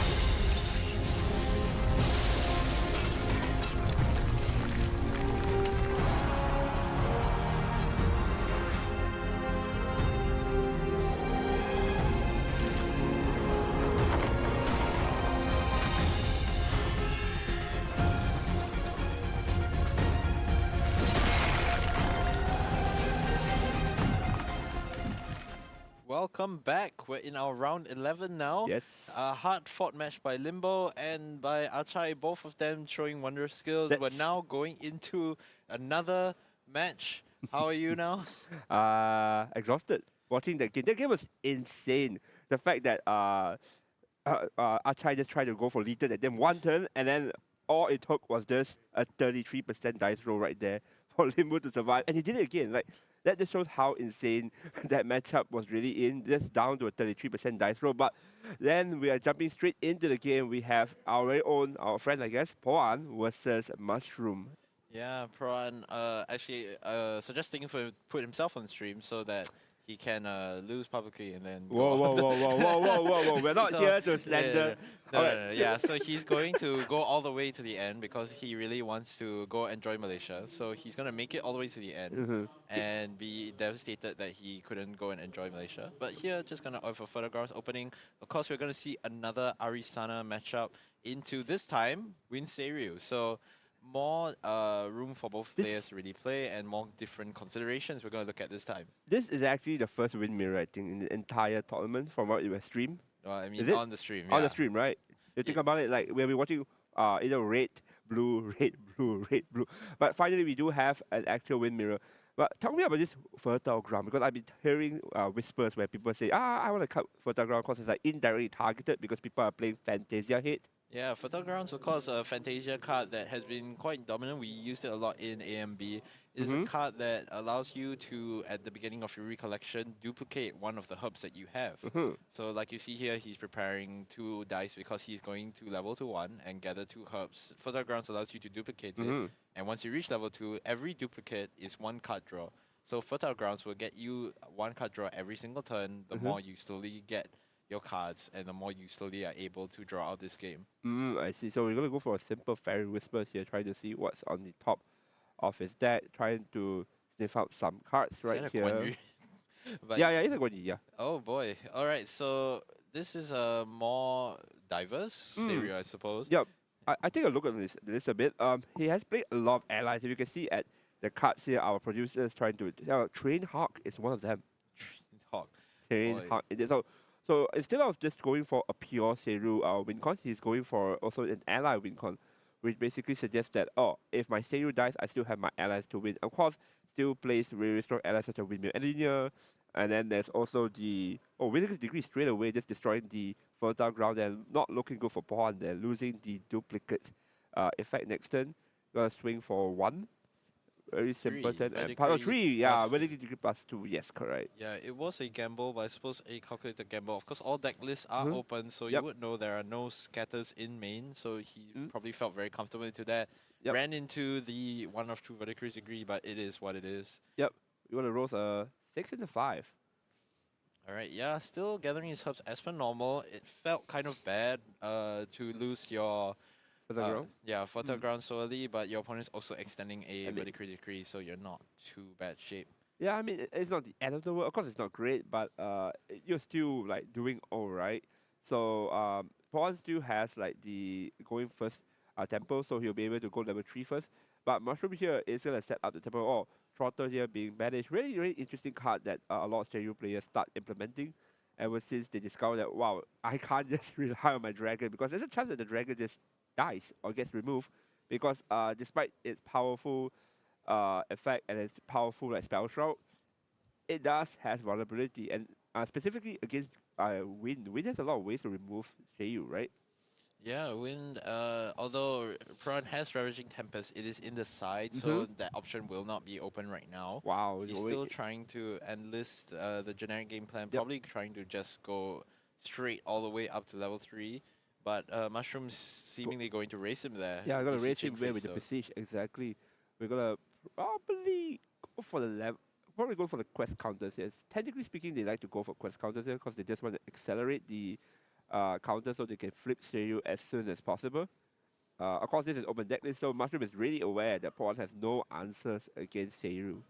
Yeah, so here at 2, judging by the path that he probably wants to take, it's highly likely he probably just levels normally the whole way. Yep. So if here he chooses to take 2 quest counters, he can just end the turn, not use the Azerite face Yep, down correct. effect, and then just hard level to 3 afterwards. Yep, because going to Gocha level 3 gives you on enter 3 more quest counters, which also gives another 3 quest counter when you banish it because you're hard level. So we are going to probably see it. Yep, he is gonna chooses to still banish to draw 1. Probably just want to cycle through his deck. Yeah, if the hand has nothing, if the memory rather has nothing much for you, you might as well just get rid of 1 card since you still have 3 left. Yep, I probably won't banish it as well if I have a Gazelle, because I think right now, once he goes to level 3, one of the most common play that the Seiyu player likes to do is the Gazelle, because a Gazelle is also a taunt and also lets you draw 1 card back, because you'll be very low in influence once you hit level 3. So yeah, there is actually no gazelles in mushrooms. There's Interesting, no Gazelles. Yeah, yeah. So that isn't really that option. Of course, he's probably playing more into the win ally side. Doesn't need to defend. He just needs his own allies to be stronger. Yeah, why defend? Just attack, right? Yeah, exactly. But here, Piran just gonna fast cure so that he can easily go up to level 2. Cosmic Ball being banished, that matters for the damage numbers, especially since Polaris is kind of left on free reign. Were there any duplicates? I kind of missed together there. Nah, I think it's all just different numbers. No, I think there's 1 duplicate. Is It there? says 3 dice on the herbs. I think. Oh. Yeah, so there should be. I think the level herb is. I can't. Yeah, I mean, they're transparent. Like, I won't blame you, bro. You can't see it. Squinting. I paid money for these glasses. I should have good eyesight. Dude, I have no glasses. I can tell you, no, you can't see it. It's see through. Don't doubt yourself. Believe in yourself. It's see through. You can't see it. Yeah, so here, more difficult decisions, I guess. He's just gonna recollect and pass. Yep. Nothing going on. The one of the new cards suppressing, right? Is this the one? Interesting. So yeah, here this is I can't remember the name, but basically it allows you to Winds of Destiny allows you to rest 2 of your Fate Stones and suppress target item, ally or rigged weapon. Is that suppress the Fate Stone to go to Gocha level 3 straight up? Yeah, so I guess using this card, it was rather fortunate top deck, I guess. So he gets to effectively speed up a little bit more. Yep. So he's doing this before end step. Now we're going into end step. The BC Trace Stone comes back. He manages 3, goes to level 3. Now on his turn, normally you have to wait a turn, but you can materialize. Yes, thank you, Reliquary. So that allows him to recover his hand size at a slightly faster speed at the cost of just 1 card, which wouldn't have made much of a difference. I'm going to see the dragon waking up right now. Gonna be showing that beautiful CSR, I believe. A 4/12 dragon. Talk me about this dragon. When you first see this dragon, how do you feel about this dragon? Yeah, that concludes my thoughts. What? It looks so cool. Like 4/12. When you review this, I was like, this has to be one of the sickest mechanic, honestly speaking. I'm a fan of dragons. I mean, yeah, dragons are great, but as another caster has said in potentially another stream, it is kind of unfortunate that the dragon pigeonholes you into such a generic game plan that you don't really have much room to wiggle out of. I believe boring is a wonderful flavor. Sure, but all you're doing is just kind of going, I go to 3, I cast my dragon, I swing my dragon in your face, which is not a euphemism. Look, it doesn't have to do fancy stuff. It just looks cool, right? Let's accept it. It looks cool. It generates a thunder roaring thing. What's it called? Arcade touch. Yeah, it's cool. It looks cool, but I'm not gonna look at how cool it is if I'm not playing the deck because it's so linear. Either way, we are going into the dungeon guide here. So there was the Grand Crusaders ring there, getting a dungeon guide off the top.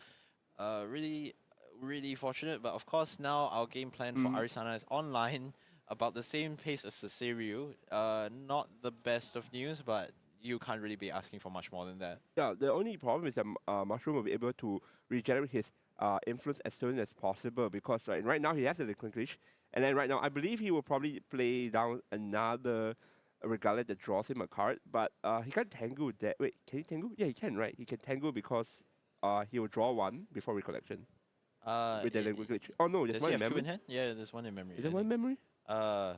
Actually, I'm not sure. I think there's no 1 in memory. Yeah, so either way, he's if he can GCR, GCR is probably a cleaner one, but you just recollect, draw, and just recollect. Yep.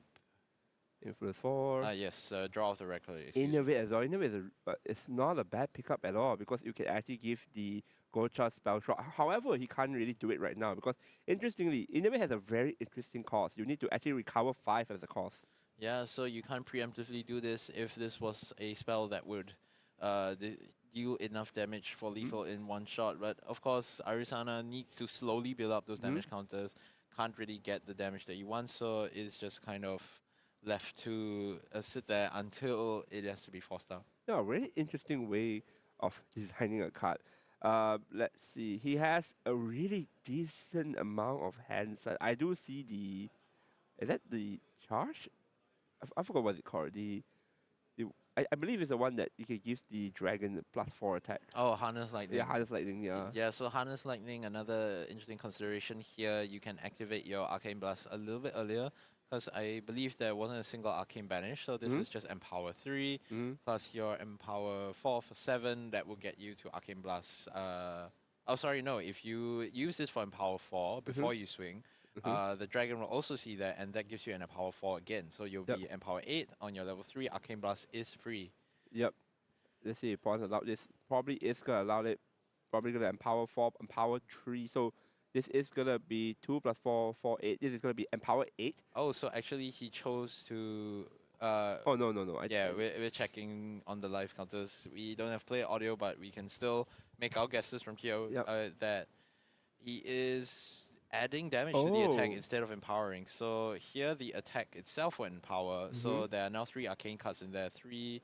oh, he just generated. Yeah, so okay, so with 2 there, it wasn't enough to empower into the Arcane Blast. I don't comment is a bit risky because of Astra Seal. True, but you kind of have to generate it into Banish anyway, so you can't avoid Astra Seal as a threat, you just have to live with it. Here, Pro-An, of course, taking advantage of the 1 card still in memory, materializing Astroscope here and starting out Glimpses. So as you see there, the Lunar Seer being banished off the Astroscope. One thing I'd like to point out that Pro-An was advocating for 4 in the main deck, which he's doing right now. If you glimpse more, you'll hit more. I mean, I mean, card's powerful, but my concern is the fact that what if you hit like all your blank card, all your Astra cards early? Because the problem with high element cards is that they are not actually active until you hit level 3. Which, okay, fair point. The Arisana deck does wants to go to level 3 as soon as possible. There are ways to do that. There is Besiege, there is Dungeon Guide. However, the risk of it, imagine opening like a lot of like not good cards, and then you're like, okay, I still have the Serene. I'm just gonna bottom and draw back the good cards. You draw into Seer and other Astra cards. How do you feel? Sad. Yeah, I mean, but it is a kind of a risk you take playing Arisana anyways. You're playing on Serene, so you kind of mitigate some of that risk, which is why he's more willing to play on that 4. Of course, probably already made some sacrifices. Some of the negates have been cut a little bit on the main deck side. Yep. Dragon gonna swing in. This one definitely is empowering. So this will swing to empower X+2, X being the number of arcane cards in Banish. This is an Empower 5, so you have Arcane Blast for 3 straight away. This will represent lethal even through Serene. So Pro-An has to represent some sort of seal or regenerate. We'll get him straight out of lethal range. Holy Counter here, just gonna try and force to negate this card. Probably just gonna remove 4. Is that 4 counters? Yeah, so you removed all 4 herbs using Holy Counter. So yeah, you have 4 singular herbs. Yep. No Prima on this list, unfortunately, so just had to... Did you remove 4? No, you removed 2. There's only 2 on that. Polaris, so remove 2 herbs, getting the... and reserving 2, so getting that Holy Counter for 4. It's gonna glimpse here. Interesting. So if you banish... Because if you negate it, it banish, right? So the token goes back to the banish zone. Yeah, so the Holy Counter goes back to banish, but notably it does not have charge counter, which is what Serio gives to the Arcane Blast that are in banish. So if you negate enough of them, theoretically they can't cast them again. But you negating enough of them is kind of a tall order. So here now Mushroom is trying to force the Polaris. So getting Baby Grey, pointing at the Polaris. I suppose he wants to force him to shuffle in before Pro-An has the time to sort of get more herbs and get more Cosmic Bolts into deck. Yep, you rather do it right now so that your opponent doesn't have the window of opportunity that he wants to do. Because the thing about Arisana is that it's all about min-maxing when you want to put back your Polaris, when you want to glimpse what to put on top, etc., etc. It is such a min-max deck. that it requires so much seeding and skill. But the thing is that Mushroom kind of identifies that, okay, I want you to shuffle it right now. Like, I think you do not want to do it, but like, I'm going to force you to do it. Yes. Not the worst thing for Pawn, but probably going to reduce his min-maxing going forward. Yes, I do have to yell at Prawn though. His side deck is kind of face up on the left side with the extra spell shield there. Hopefully he picks it back up, but I'm a feeling it will kind of reveal extra spell shield for the rest of the stream, at least for the first game. Yep, a really, really interesting extra skill is on the board here. Ignore that kindly. So we are going to go into a glimpse tree here before recollect. This is one thing I like to do. Like I really like this play ever since Pawan taught me about it. It's like before draw, you can see some of your future. You can glimpse tree to see what you can draw, what you can potentially star call. Is a really, really strong play.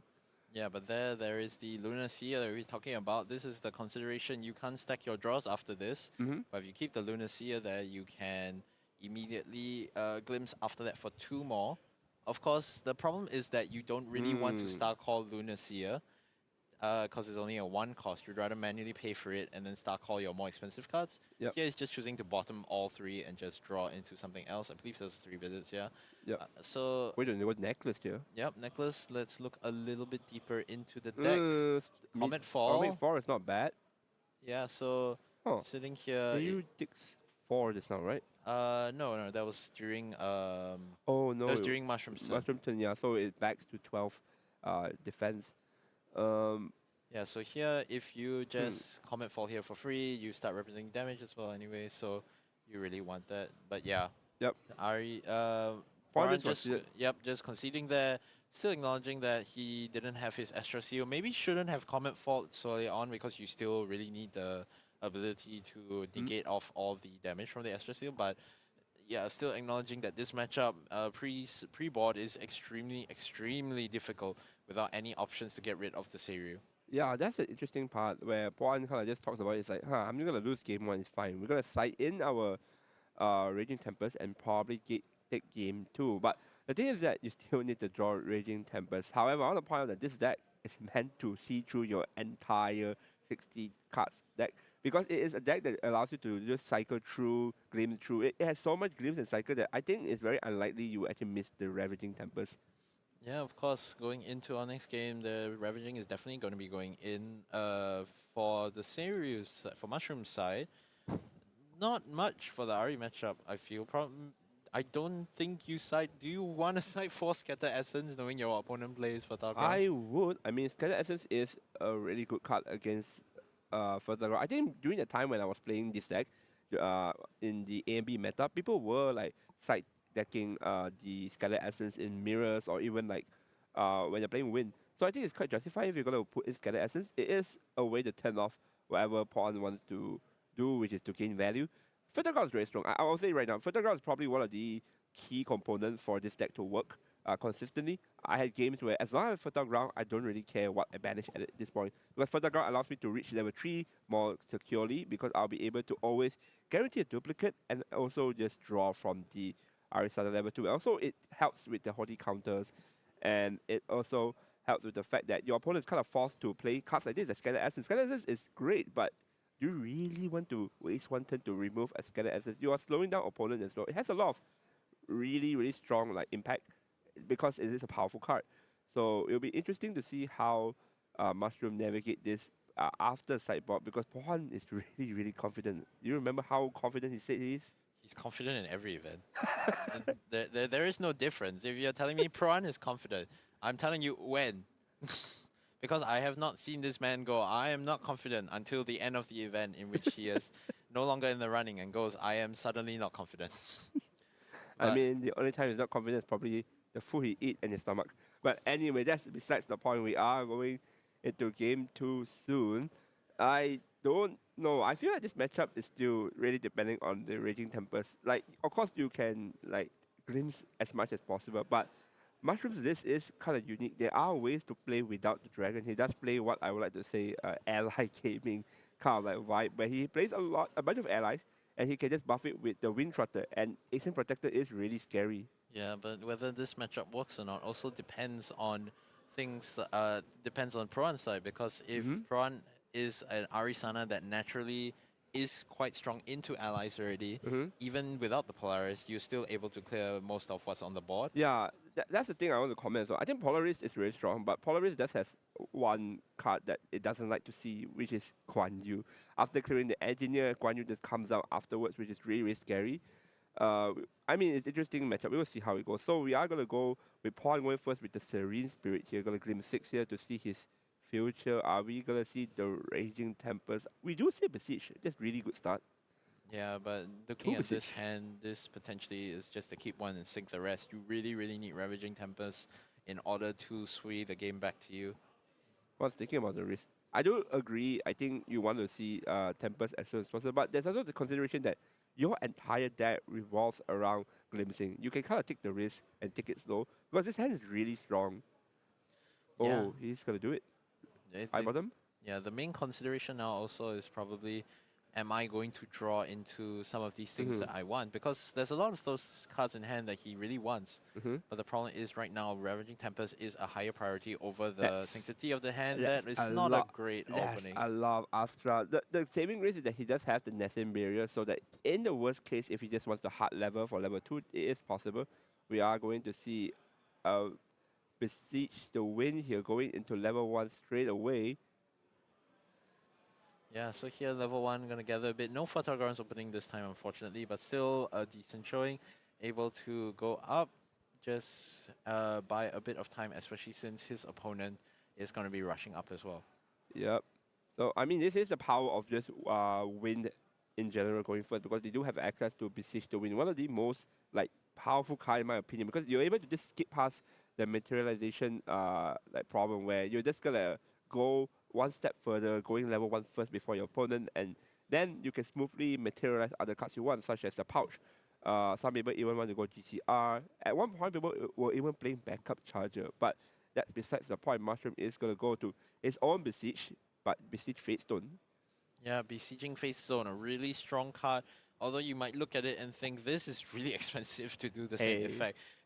It by itself technically can bring Guoja all the way up to level 3, especially with things, thank you production, like Baby Green, or like we saw in the last game, Winds of Destiny, any sort of suppressed effects speed you up even more than you want. Yep. Zephyr in main deck as well. Wow, Yeah. Zephyr main deck. Yeah, this guy is Mushroom is really just aiming to like, I want to see my dragon wake up as soon as possible, which is the game plan. Like you say, very boring game plan. Just wake the dragon up and swing. So we are going to go into pouch here. Yeah, of course, a common play in you Besiege level 1, you have the time to now materialize out your pouch, sort of chance more upon your duplicates, especially since you don't have your... Dungeon Guide. Dungeon Guide is not a bad draw, but will you actually Dungeon Guide right now, because there's no duplicate on the board. I'm not sure if you...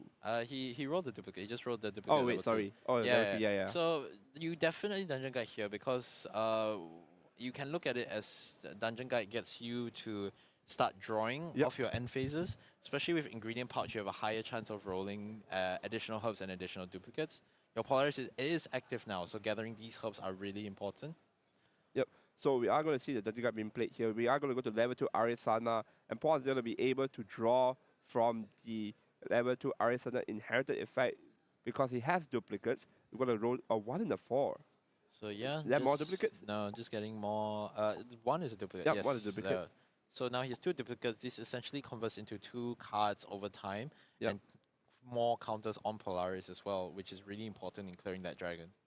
Yep, still no Raging Tempest there from Poan, but might not even be necessary because Poan is so ahead in terms of value, being able to draw his cards and also level up safely without going down too many resources. We are going to see the Trotter and Serious Command being beneficial to go to level 2. Probably just going to go to the, counter, and then you're going to, Yeah, all this screams to me is Counter. Dungeon Guide. yeah, it's going to be a Dungeon Guide play. There we go. Well, he drew another one, so that's an easy banish. Just put Dungeon Guide down. I mean, that shows you how different games are with and without Dungeon Guide. With Dungeon Guide, this deck looks absolutely scary, right? Look at what's going on. They are like, what, turn 3, turn 4, and they're level 3 already, and they are actually advancing their game plan, which is a really, really scary proposition we're watching. And the Seiru does wake up right now. Yeah, of course. So now Serio is online. Pran is on a clock to be able to outpace this area and find his necessary tools, or just outlive this, especially because Polaris is still going to be swinging in for quite a lot of Cosmic Bolts. So there is a world where he doesn't clear the dragon, but he fires off enough Cosmic Bolts to win. Yep. So that is another consideration to play. Pawn now is against the clock right now because the thing about Raging Tempest is that it is still efficiency. You still need to be at a certain level in order to cast it easily. And right now, I don't think he has the influence to do it if it's actually going to accelerate to a level 3 game plan. Yeah. Oh, Dungeon Guide again. Oh, nice. So yeah, he managed to find the second Dungeon Guide, but right now you still want Ravaging Tempest more than Dungeon Guide.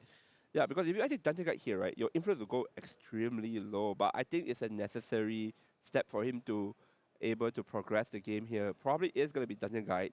Can't see any other thoughts. Yeah, still no Ravaging Tempest on that side. Kind of probably will be choosing to go up and get the scope, because at this point you're glimpsing for the Tempest. Yep, he does have the Astra still, which is going to help a little bit. But I have a feeling Mushroom might have Lethal next turn if everything goes right. Because all you need to do is just empower with the either the Series Command or the other card, basically allowing him to cast the Arcane Blast for free. Is it possible? 1, 2. Yeah, he's gonna be able to draw one card as well. We might actually see game here from Mushroom if actually draws everything correctly. Yeah, so surprising. Funnily enough, Reliquary actually does not draw because Brian's an influence of 2. So he matches. Oh no, it sorry. matches. Yeah, it does draw because he matches. But Oh wait, that's Byaku commands. oh, Byaku command. That's 5, 5, 15. That's a lot of damage. Byaku command with the empower should be so 5, 15. Arcane Blast does lethal. Because he has 2 arcane. So you can empower 8. Yeah. So empowering 8 allows for free Arcane Blast. There is a chance of lethal there, but any Astra Seal or Horticon at this point does stop it.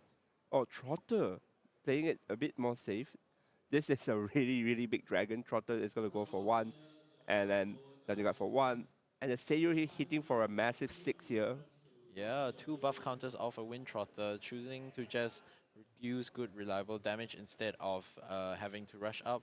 Choosing to generate another Arcane Blast, that makes 3 Arcane cards here.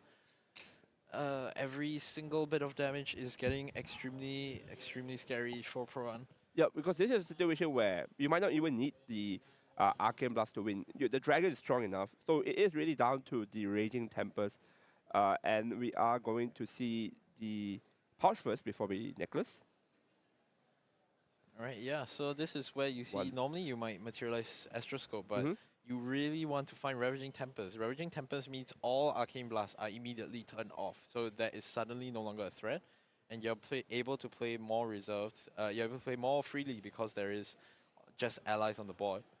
Yeah, I mean, that's the power of the Stereo deck, right? If you just are able to wake up this dragon as soon as possible, He's things look choosing very to scary. draw without glimpsing, so just going to be swinging on in. Interesting prospect here. Pawn is probably, I mean, he does have the Arizona level 2 effect, so it does help. And Ravaging Tempest, but the thing is that Ravaging Tempest can't actually be played at all. Pawn's influence is too low. So he still can play, I believe so, with 2 level hubs. He's on level 5, so it's 3. Yeah, he needed exactly 1 more. Oh no, he has enough influence. He so has yeah, enough if he didn't influence found with it, the level, yeah. with the level hubs, he would have just had enough. But Yeah, there's only one level hub right now. yeah, so just choosing to pass there. So Mushroom now has again free reign to kind of play and navigate. PCR however he there. wants. We are going to draw with the Rankridge first. Not going to miss order, and then probably going to go for GCR. I think he's going to go Byaku's. Oh, no. Oh. So he's recollecting first. then Ah, drawing. yeah. Yeah, you wanted Byaku's command Oh, yeah, when you before attack. Yeah, damage. yeah. Before damage. So here swinging for 1. Dungeon Guide, that'll bring you to 15. Byaku's command will force the Serene. Yep, Byaku's command will actually force a Serene there. Byaku's command is such a really powerful card with the combination of Seiryu's command. It's not Seiryu's command, with the Seiryu right here. Seiryu's right now is a 614. With the Byaku's command, it's going to be a Yeah. 715. So here, Polaris, I believe that was 4. So yeah, Polaris in, just clearing the board out, shuffling in the Cosmic Bolts. Yep. And now has his Glimpse plan online. Seiryu is still on the board though, haven't dealt with that. Yep. He Harness is Lightning. Harness Lightning here. Gonna probably give the +4 instead of the Empower here. Just banking in that this dragon is big enough to take down Paul An right now. And it seems to be the case. This dragon might be actually big enough to do it. So yeah, here it's just going to. So if he swings in, this is going for 4 plus 2 6 610. Yep. So this the dice actually the dice there. So it's 10 damage per swing. Yep. And a Byaku's command will go through Serene, assuming of course Proran doesn't have anything. Mm-hmm. So he's also choosing to empower as well, noting here that empower 6 means you only need 2 influence to. Yep, and Byaku's command as well. Now Paul had to choose between negating which one, and because at this point it is really, really tough. This is where you need to negate both, and I don't think Paul can do it. He doesn't have the influence. Well, he does have Haughty counter. Yeah, but only with Haunting Counter you aren't really able to fully take advantage of that. Here, Necklace of Foresight now going in. Astral Sight, I think. I'm not really sure what this can pull. I think Astral Sight. Astral Sight allows him to have that. Oh no, this is not. Yeah, I mean, even if with Astral Sight, if you Astral Sight, you need to find Astral Seal of Astral Sight. There's just too many things that need to happen at the same time. This is not good. This is not good. There's nothing there that helps. Paul's just gonna unfortunately put everything to the bottom, and Paul's hand is not looking great as well. There is an Astral Sight in hand. There yeah, he could. I guess he was glimpsing to find like there was a Astral counter. Seal or something. Yeah. But here, if you can negate this, he also has a spell shield. So with how many herbs he has, you can probably horticounter this. No, but Paul just give up. Yeah, there's no outs. I think unfortunately there's no Astra. Is this Astra Shield? It's not even Astra Shield. So Astra Sight would have Starcore Comet for draw Lunacy. Nothing really there. Yeah, just shows you how powerful this deck is if you actually accelerate the Shiryu and just go in. Like, unfortunate side of Mapoan a bit, but like that just shows you how fast this deck can really do with the throttle, with the Byaku's command.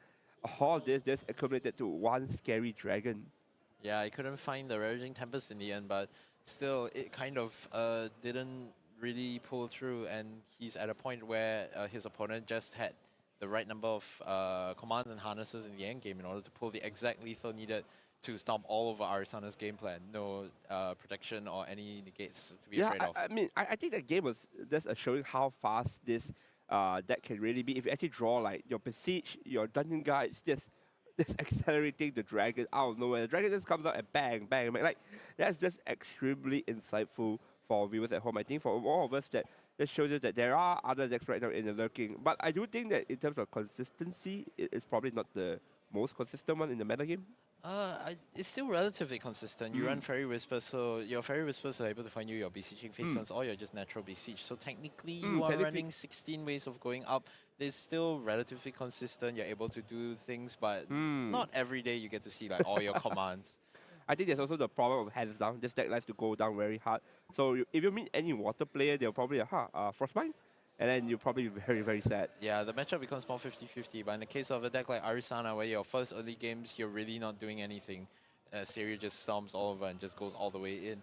Yep. Fortunately, we've got 2 games where both Arisanas were just kind of pressured out of the meta. Perhaps they were really, really done their best to execute their way here. I think they fought a good number of Guojia, but here, day 2, it is rough. There is no denying it. It is extremely rough for them to make it all the way here. Yep, now Paul needs to actually win his other 2 games in order to have a chance to make it through the top 8.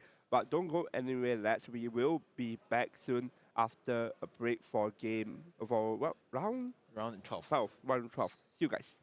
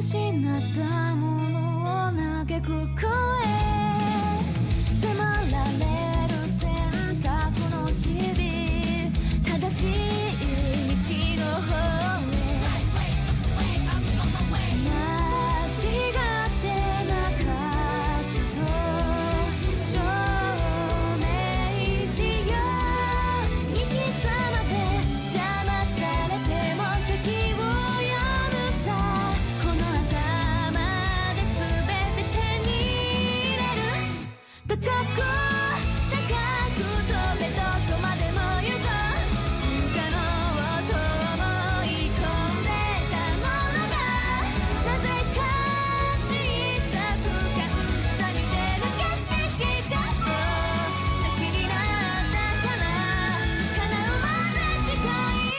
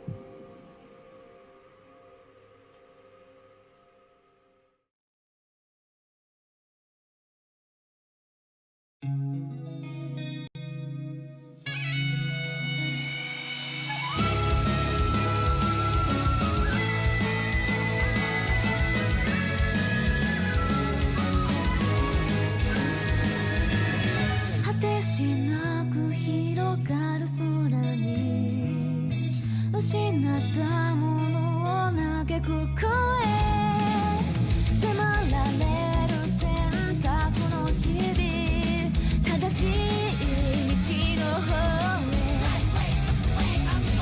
間違ってなかったと証明しよう行き詰まって邪魔されても席を読むさこの頭で全て手に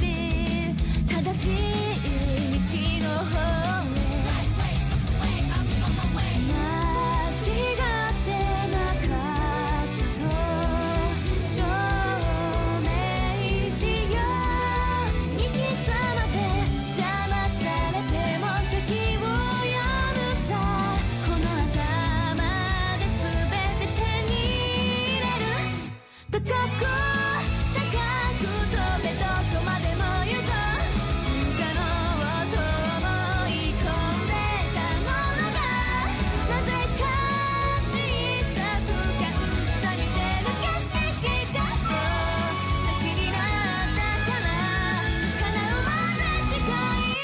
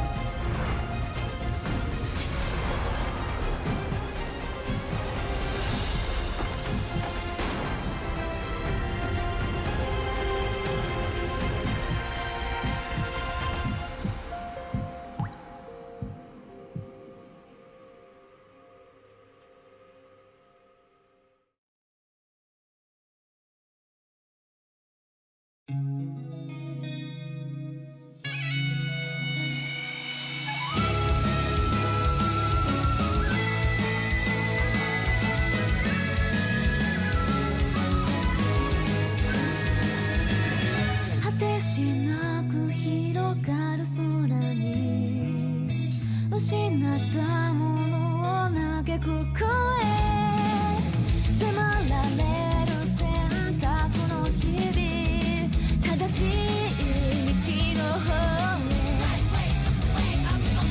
間違ってなかったと証明しよう行き詰まって邪魔されても席を読むさこの頭で全て手に入れる高く高く飛べどこまでも行こう不可能と思い込んでたものがなぜか小さく感じた見てる景色がそう先になったから叶うまで近い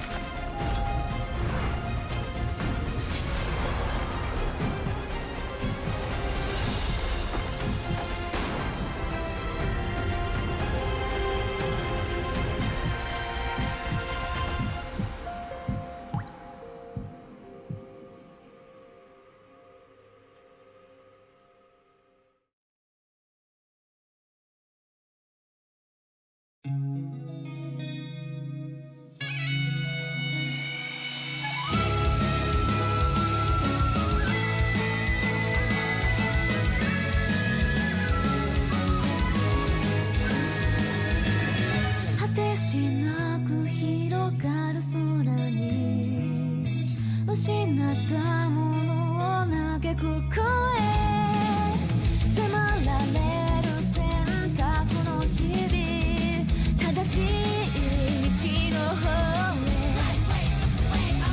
へ間違ってなかったと証明しよう行き詰まって邪魔されても席を読むさこの頭で全て手に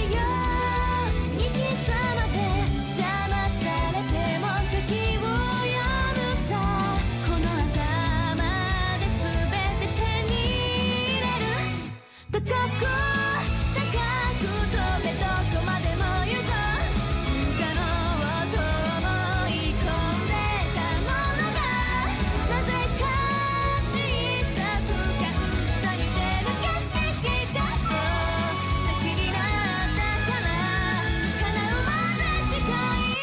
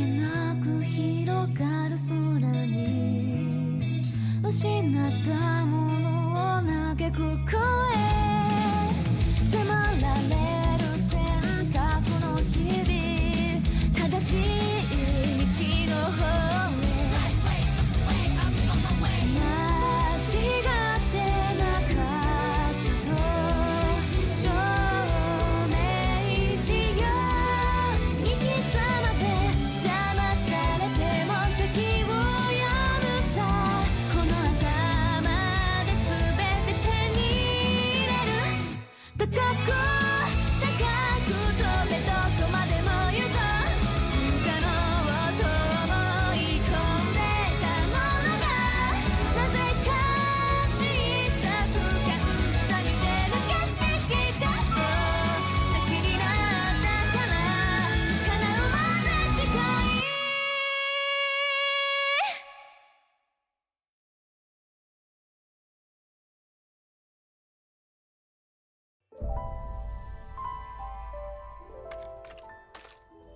And we are back in Ascent Kuala Lumpur right here. We are going to be going into round 11. Yeah, Round 11. second to last round of the tournament. We're just gonna get straight into it. No No introduction. preamble. So we've got really special. We've got Hiroto, who is Yep. a Japanese player up here in the top. I think this is table 1. This is table 1, doing an incredible job representing his country, Yep, which yep. is apparently I've heard projected to have maybe 800 players versus Japan. So Yeah, like I heard about it. Like when they say Ascent Akiba, I was like, this is gonna be big. Like everyone's just gonna go there, everyone's gonna hang out, and then everyone's gonna buy a ticket. And like I heard the tickets were sold for what within minutes it's just gone. The 200 champion Yeah. tickets. Crazy, insane. And we are gonna have here Ino as well. Really, really impressive. 10-1-0. yeah, I think we had Enoch was in the first round of the stream, first or second round of the stream, and he Yep. is still here killing Bruh. it with the Genbu. Yeah, I think he was on the first round of the Yeah. stream. And yeah, so this is a really wacky matchup because obviously the Genbu deck wants to try and get its mills going, Yep. wants to try and set up the Genbu, try and set up some defenses, maybe beat you down with the bovines and the seaside ringleaders and the paladins, just put some pressure. And then the Fractal is actually just doing the Fractal thing. It's trying to hail out Fractals, trying to play the Zhang Zhao. It's trying to get a bunch of rocks on field, and you burst asunder and they die. Yep. So this match is all about basically speed for both players. Like for Enoch's side, it's probably trying to reach the Genbu as soon as possible. However, there are alternate win con, as we can see the Polar Death right there. Polar Death is a really, really interesting card because it itself represents a win con. So how is it a win con? So what the Polar Death does is that you can sacrifice this card. It will target a player and put top X equals to how many water cards in the graveyard. So what basically people do typically will be they'll have two fractals of Polar Death. They will usually target themselves, and then the second Polar Death will target the opponent. So what is happening is that typically speaking, let's say you have 20 cards, you will mill 20 more. Including the Polar Death, there will be like another 21 cards, I believe. So you have like 40 or 41 cards. I forgot the exact number. And your opponent will be forced to mill 40 plus cards. That's probably going to deck them out. So that's an alternative win con that Genbu has. But I think we're not going to see that in this matchup. Yeah, and the thing is you can also just Polar Depths yourself to put a lot of water cards in graves, so you can swing with the Genbu with a Fugue, you can hit for over 40, 50, or you can play a Stratagem of Myriad Ice, which we have a one-of Stratagem of Myriad Ice in the deck. As you know, you dump 10, 15 float, then boom, you Stratagem, you're dead. So there's lots of ways for this Genbu deck to win, or you can just play allies and just hit every single turn. You have the Genbu. The main thing about this matchup really is that turtle. He is impossible to both of them actually. There are the two turtles, so they have Spell Shroud, which makes they're almost impossible for this deck to kill. Gildas and Frostworn, if there's enough of them on field, could get there, but especially the Genbu when it pays 3, give itself 20 more life. Yeah, I mean the Genbu is a big problem, but let's look at Hiroto's deck list here. Does he have the one important card? He does have it. He does mainly as well, Lantern.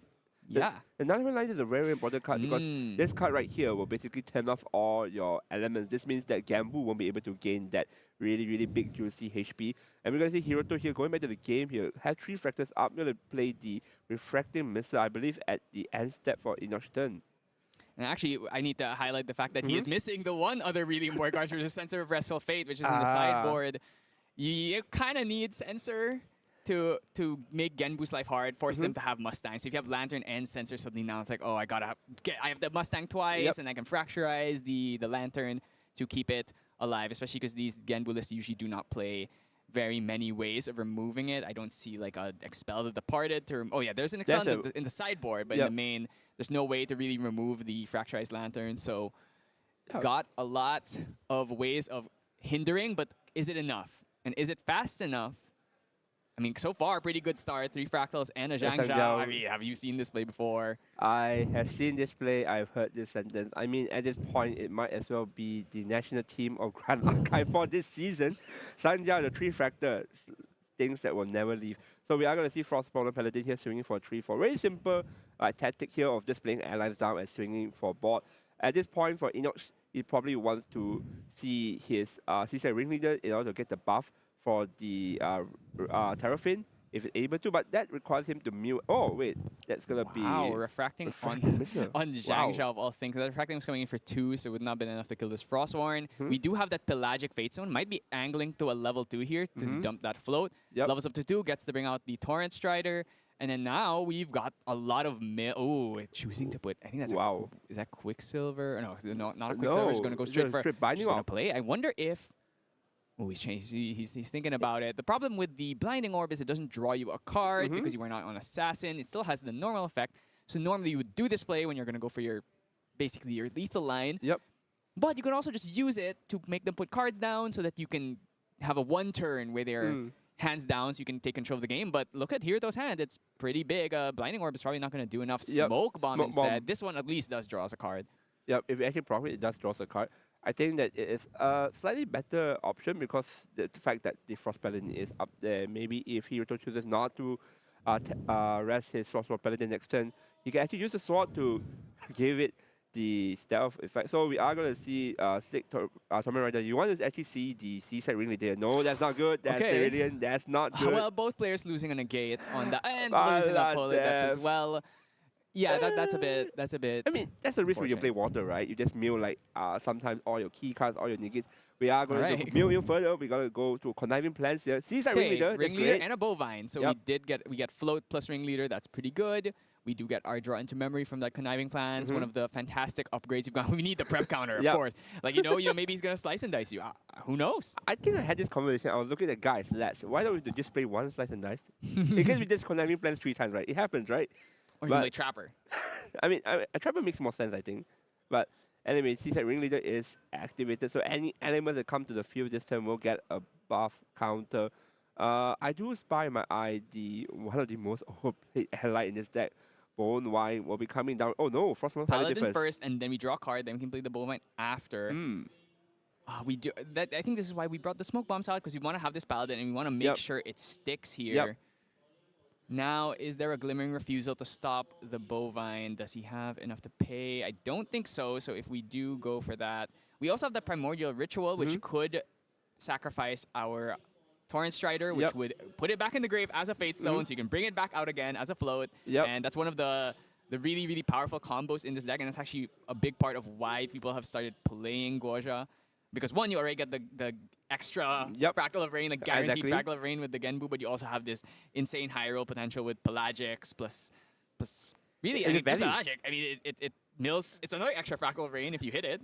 So I mean, it's just value land. Like think about it this way: you're gonna mill a card, and then the end step you're gonna kill it. It goes back to the graveyard as a floating, which is also a resource. You're gonna pay with the floating to go to level 2, and then it's gonna come out again as a Dolphin, and the Dolphin mills you again. Like it's an endless loop, endless cycle of resource. That's why this combo is really, really scary, and that's why everyone opt to play this deck. And hence why cards like Lantern, sorry, not Lantern, Nullified Lantern, Sensors are really, really powerful because these are the few cards that actually stop this combination.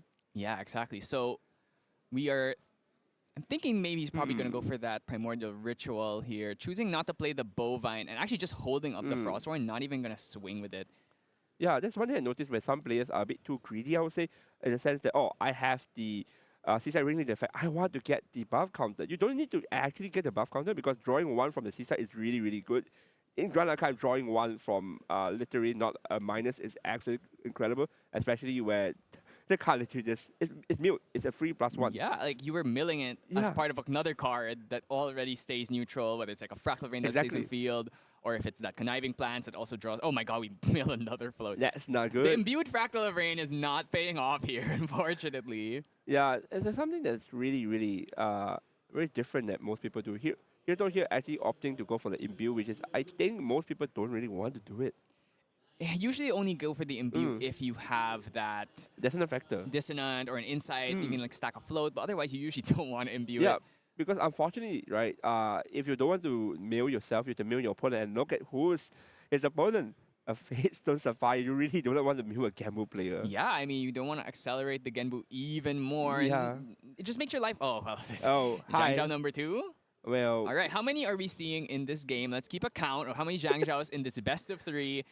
This is what a trend I've noticed. People, when they want to complain about playing against Fractals, they'll be like, oh, they Zhang Zhaoed me 8 times in 2 games, and they Zhang Zhaoed me 7 times in 3 games. And how realistic is it? I mean, I think it's quite pretty realistic. Actually. Limbo would know.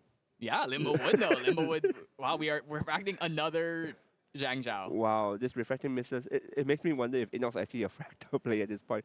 These refracting misses are hitting for really good numbers as well. 2 damage is enough to take out the Zhang Zhao. That 1 damage kind of matters because Fractal players want to have as much damage as possible in order to go for the burst asunder. Because right now Inox doesn't have any protection, which is usually the case of like QSG into the safeguard or either the boots.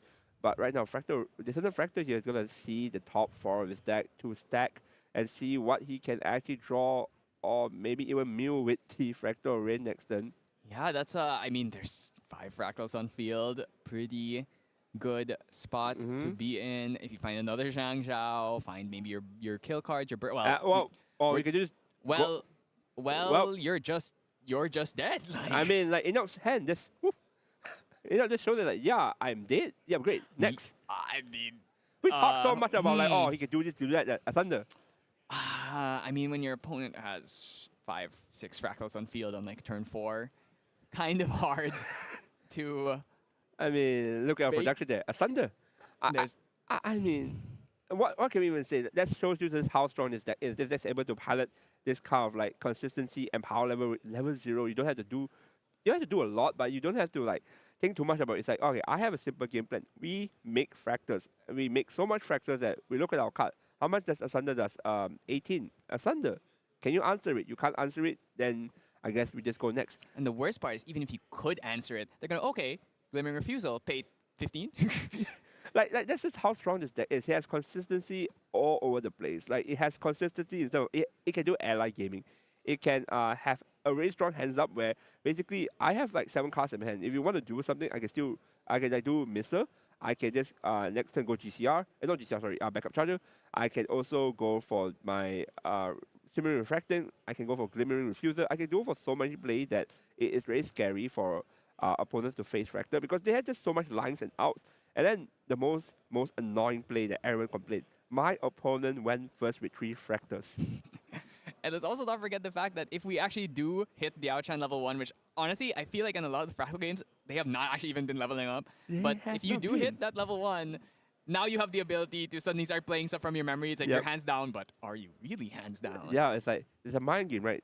What if I actually have a Refuser in my memory? You wouldn't know that. Like, that's how strong the deck is. The deck is really, really versatile in its play style. The only issue I find is that without Zhang Zhao, this deck is really, really low in influence because like the problem is that you put down cards down for the Fractals and the Fractals actually don't actually give you back a card. Well, they can be used as cost. That's great. But without actual cards in hand, you won't be able to actually play the game. Hence why cards like Zhang Zhao is really, really important. Hence why the Fractal deck actually opt for so many regardless that draw. We have backup charger Tengu. They even run GCR instead of QSG. Some if people they're also not. play Baubles. Yeah, Barbers, 3 main of the...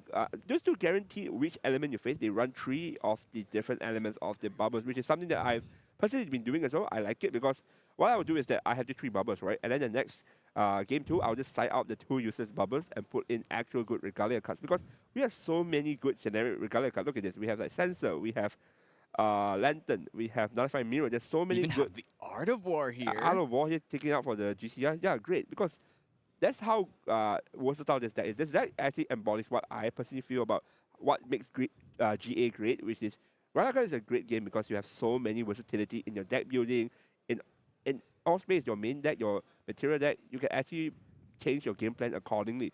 So we are going to go Inox here, going for a Bovine here. I mean... Ooh, the turn 1 Bovine is not the best because it does not get the on-attack because it has nothing to attack. This Cowish is going to be grazing here. Well, I guess he's waiting. Raising the having a little bath in the middle of the afternoon. we always ask this question: is it a cow or is it a bull? It's a bull, but I just like calling it a cow. Why are we calling it a cow? I don't know. I think it's funnier to call it a cow. I mean, lore aside, there we are going to see Hiroto here. Is he gonna do the classic 3 fractal opening? You know, with an 8-card hand, he could also do the four So- the 4 fractal opening. We're speaking like chess right here. You know all the what opening is it called? Do you follow chess? Yeah, yeah, yeah. What is this like the? I don't know what kind of Queen Gambit or what? the fractal gambit, the Zhang Chao gambit. The Zhang Chao Gambit. I don't think it's a gambit. Okay, I guess It's it not is really a a gambit. gambit because it's not like there's really anything. There's no downside, right? There's no like risk. You just do it. Well, Like, there's a risk if they have stifling trap, I guess. But we are going to see the Frost Swan into Lost and Thoughts opening here. Really, really simple play. This is one of the most like powerful play that Water can do, but not something that Fractal players necessarily like. They prefer to play Fractal Downs instead of playing this. yeah, but in this case, he really just wants to get rid of the cow because every turn that thing stays is another turn where it gets to mill, and that's the whole point of this deck is to try and mill. If you stop the cow, then there's no more milling, or there's not consistent mill every single turn, aside from the Sapphire Fate Stone and any Fractal of Rain. So we did not open a Fractal of Rain. So lots of the mill packages are not here. No Fractal of Rain, our Bovine's dead. If we don't have another one, we also don't have a float. So if we level up now, we are going to have to banish a card, which will put us a low influence. Maybe not what he wants. Might go for a backup charger here instead. Yeah, maybe a backup charger turn. I do agree. Depends on what he has in his hand. Can't even go for the Factorize. The other play would be Lost in Thoughts. Yep, I call it, but yeah, Lost in Thoughts. Just going to go level here. There's one thing about Gocha, which is very different than most water deck. You really want to go to level 1 as soon as possible because this activates the Fate Stone so that you can start getting the quest counter off for the Gamble flip. We are going to see everything review here. Bling, bling, shiny, shiny. Yeah, so we did switch out the ring for the Quicksilver Grail in this case. So Yep. see that I think that's the only card, and you know, he also put the Gocha level 3, which was not there previously. So wonder why we choose to put Gocha level 3. I guess just for healing. Healing and also like Extra life. Extra life, yeah. Gocha level 3 is an interesting card where people were talking about, I'm not going to play it because like we don't really need the lineage release. It doesn't do anything other than, 25 HP and not dying. So Gocha level 3, it depends on matchup. And matchups like Fractal where they can kill you out of nowhere, I think it's really, really helpful. This is a pretty bad start really from Enoch. He's gone turn 1 Bovine that didn't do anything. Yep. That just immediately died. Then he went level 1 Gocha. Now, Polydeath. And then now he just plays a Polydepth. Like there's nothing really, like this part is not really doing much. And then he mills a Polydepth as well. So it's just like not panning out the way he wants. We don't have a lot of these quest And now counter generators. Kyodas comes down here. Oh goes my swing. god, we are playing Water Allies. Yep, this is one aspect of the Fractal deck which is really, really interesting. After the iteration of Gildas in the deck, people realize that, hey, I can actually reach balancing really, really easy with this deck, with Fractals, with a lot of resources in hand. You can actually make Gildas balance easier. So, for example, if you have like, let's say you have 5 cards in hand, you just need to play 1 Descent of Fractal, suddenly you have 4 cards in hand, and then you just use Fractals and 2 cards from your hand to play down Gildas, your balance 2 and 2. So it is really, really interesting how Gildas makes this deck really, really flexible. Yeah, but look at this board. Paladin, Gildas. Is this really a Fractal deck at this point? I mean, you tell me.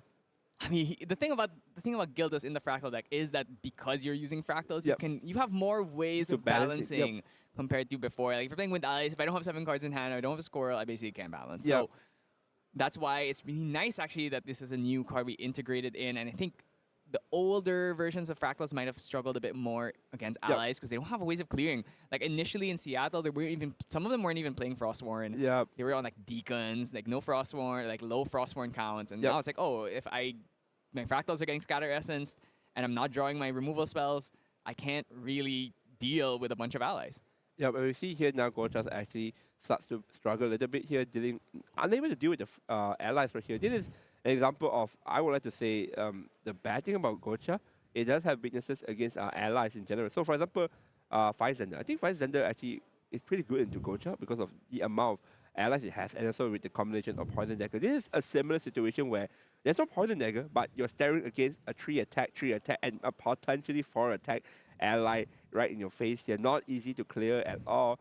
Might be actually forced to bring out the Terraform here to buy another turn.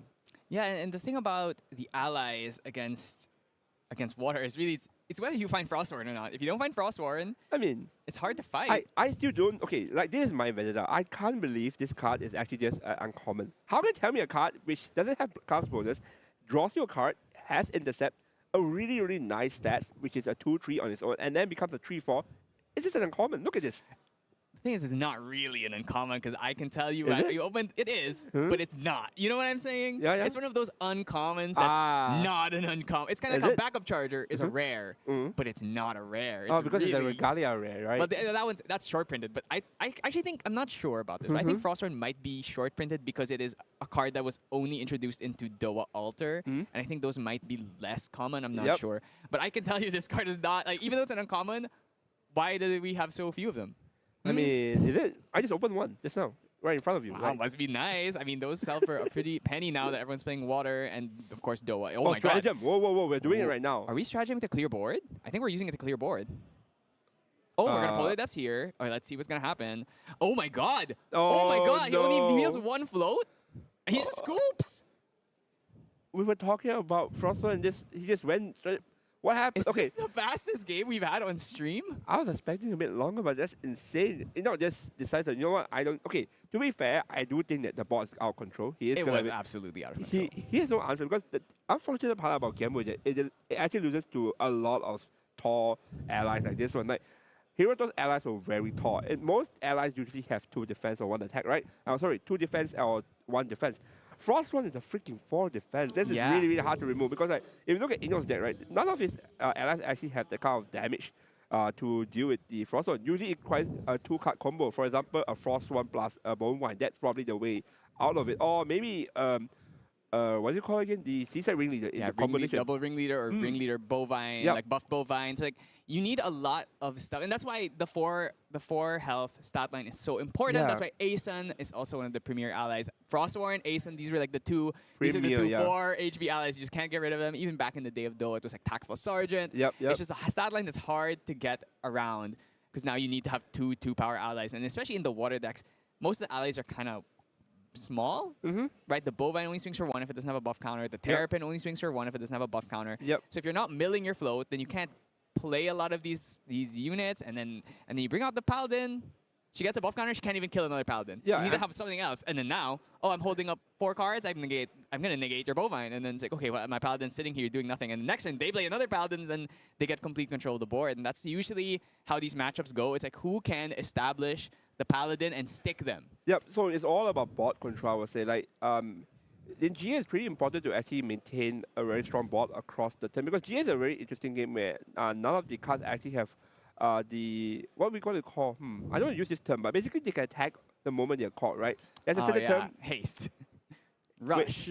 I mean, are we allowed to say this term? But anyway, I mean, they're words. I mean, basically, these allies are able to attack on the turn they are played. Other card games or other games in general, they don't really have that, something we call summoning sickness, I guess. Whoa, I'm using a term. But yeah, basically, that is basically the difference. And a lot of people are finding a hard time to adapt these changes because in most games, most of the allies that comes in, like, oh, you can attack next turn, not this turn. So they will play around the tempo. But being able to just attack straight away, being able to have haste or rush, it is just a mechanic where people seem to be having to need to adapt in Grand Archive. It's not as easy as it seems, but it is a very big difference. Yeah, and Grand Archive is actually a very offensive offensive game. game, It's a very very aggressive. attacker favored because of the fact that you can just play Yep. stuff and immediately deal with things. Yep. Unlike in other games, where it's like, oh, if I have 4 guys, and even if I have my life is low, I play 1 dude, but he can't attack. As long as I clear your board every single turn, I just Yep. can't do anything. And also another thing is that you can actually attack whatever you want. Yep, Which yep. in many other games, it's defender's choice, or you can only attack things that are Yep. in a certain state. So Grand Archive is a very board-based, board control heavy game, and Yep. we've been seeing this literally since the start. Yep. When we've been watching like these Merlins try and not die to wind allies or whatever, and the wind ally mirrors in particular, you think it's just like whoever just plays the allies, but then it's Very actually tight. a lot of decision making Yep. about like when do I contest, when Yep. do I try and fight for board, or when do I just start hitting base. Yeah, exactly. There's a lot of these elements which comes into play when coming to Grand Archive. And also the fact that in Grand Archive, right, something about it is that there isn't an actual, what do you call it? Other games call it energy or mana. There isn't such mechanic because everything's on hand, right? Once you play down an ally down or even a spell, you actually go one card down. This means Yep. that your curve actually goes down. For example, like you went from 7 hand, you play down a card down, you go 6 hand. So next time you wake up, let's say you don't play backup charger or you don't go what's it called, GCR, you actually go back to 7. So you actually don't advance your resources. Your resources actually stay neutral. So that's why cards like Frost Swan is insane. Frost Swan, literally, I play one card down, I draw a card. Next turn, I draw one card because of the start of turn. You actually don't minus off from Frost Swan. So cards like this with net you neutral are very important for you to keep playing the game, progressing the game plan. And I think because of this really fast game, we are going to take a really, really super long break this time. Don't worry, we don't have like a backup or anything. This is just like how it is. So I mean, that was like a 20-minute game. So I think, yeah, so it's our last round. Yep. Round 13 is going to be coming up. And that's going to decide everything. Yes. There's a lot of people. It is extremely close right now. Yep. I don't think, even if you're in top tables, it's very risky to ID at this I point. think no one's going to ID on the top I don't table. think It's so. too risky. Like we have a discussion with this with Apex. I think the cutoff is 30 points to 31 points. 30 points is like kind of in the bubble range. 31 points is secured though. Yeah, and then so we saw there, You know, it's 31. he was 9-2, but or 9-1, 9-1. 9-1-1, yeah, 9-1-1, and then he won this game, so he's 10. So that 10. is 31 points. So he could if he wants to, but if he wants to have a higher seed, so that he could choose to go first or second, you know, that might be in his interest, and he'll probably make it even if he loses a game. So I think it's fine to risk it unless you just want to take a break. Yeah, I mean, it depends on the player. I don't think it depends on player strategy because stamina does come into play where you are going to be playing a long game. Remember, top 8 is untimed. It's going to take a lot of energy, a lot of stress to actually play this top 8 next later. So we are going to see a really, really, really, really long day ahead of us. Are you ready to cast? I actually don't think it's going to be that long. No? Because Fractal games don't take that long. I mean, we have game.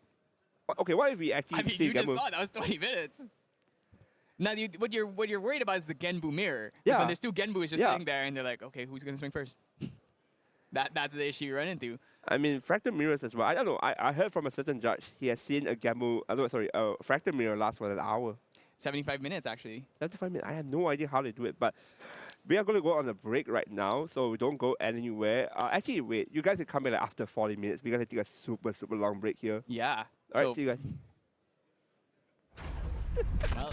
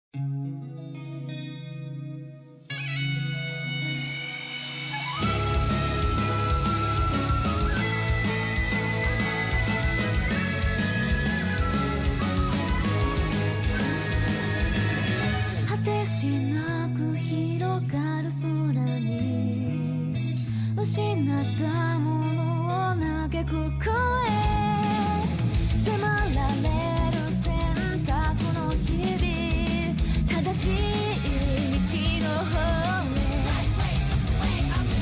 間違ってなかったと証明しよう行き詰まって邪魔されても席を読むさこの頭で全て手に入れる高く高く飛べどこまでも行こう不可能と思い込んでたものがなぜか小さく感じた見てる景色がそう先になったから叶うまで近い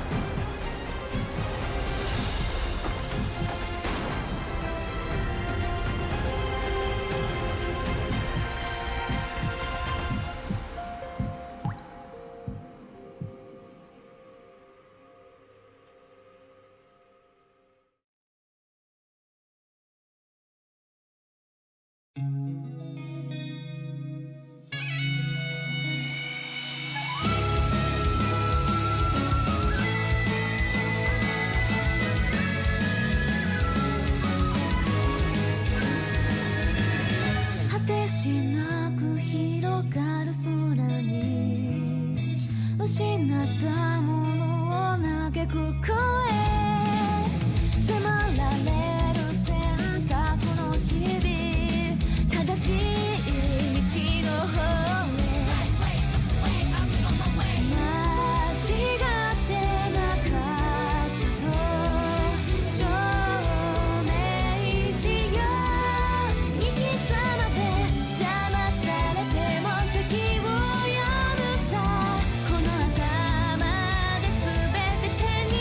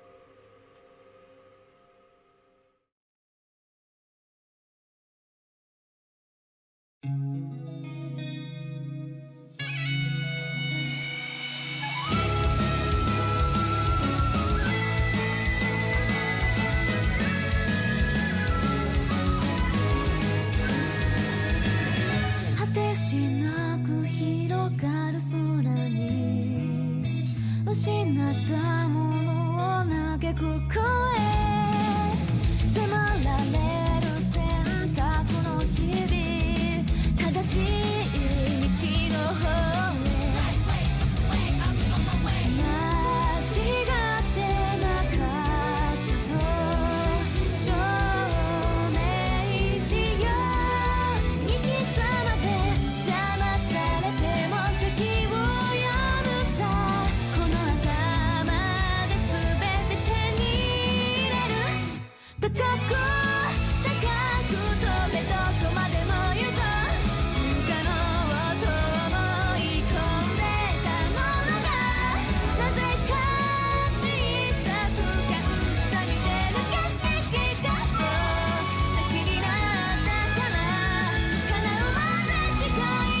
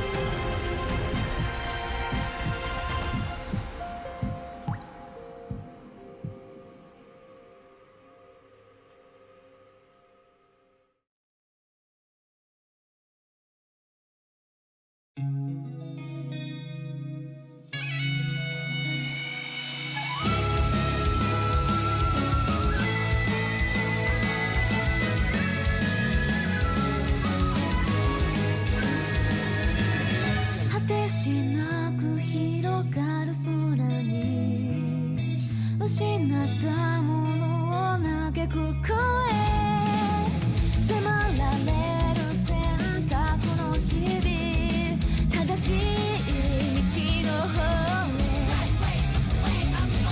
間違ってなかったと証明しよう生き様で邪魔されても席を読むさこの頭で全て手に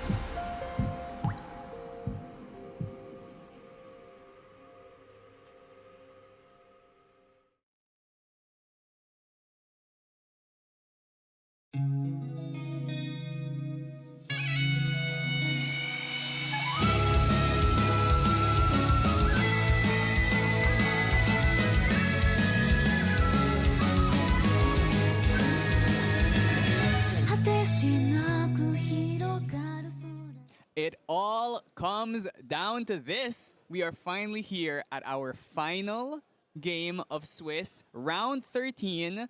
And in typical last round fashion, a lot of IDs here. So we are going to be bringing you a game that is a win-in potentially, because at this point, a lot of the things are going to be decided by tiebreakers and the results of other games. So we can at least talk a little bit about the decks that are assured in. So we currently have 5 water decks in top 8. Pretty much, yeah. 3 fractals and 1 Gambu, 1 Nico Gambu.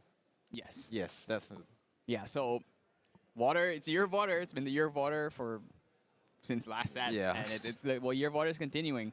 Then we have a Seiryu.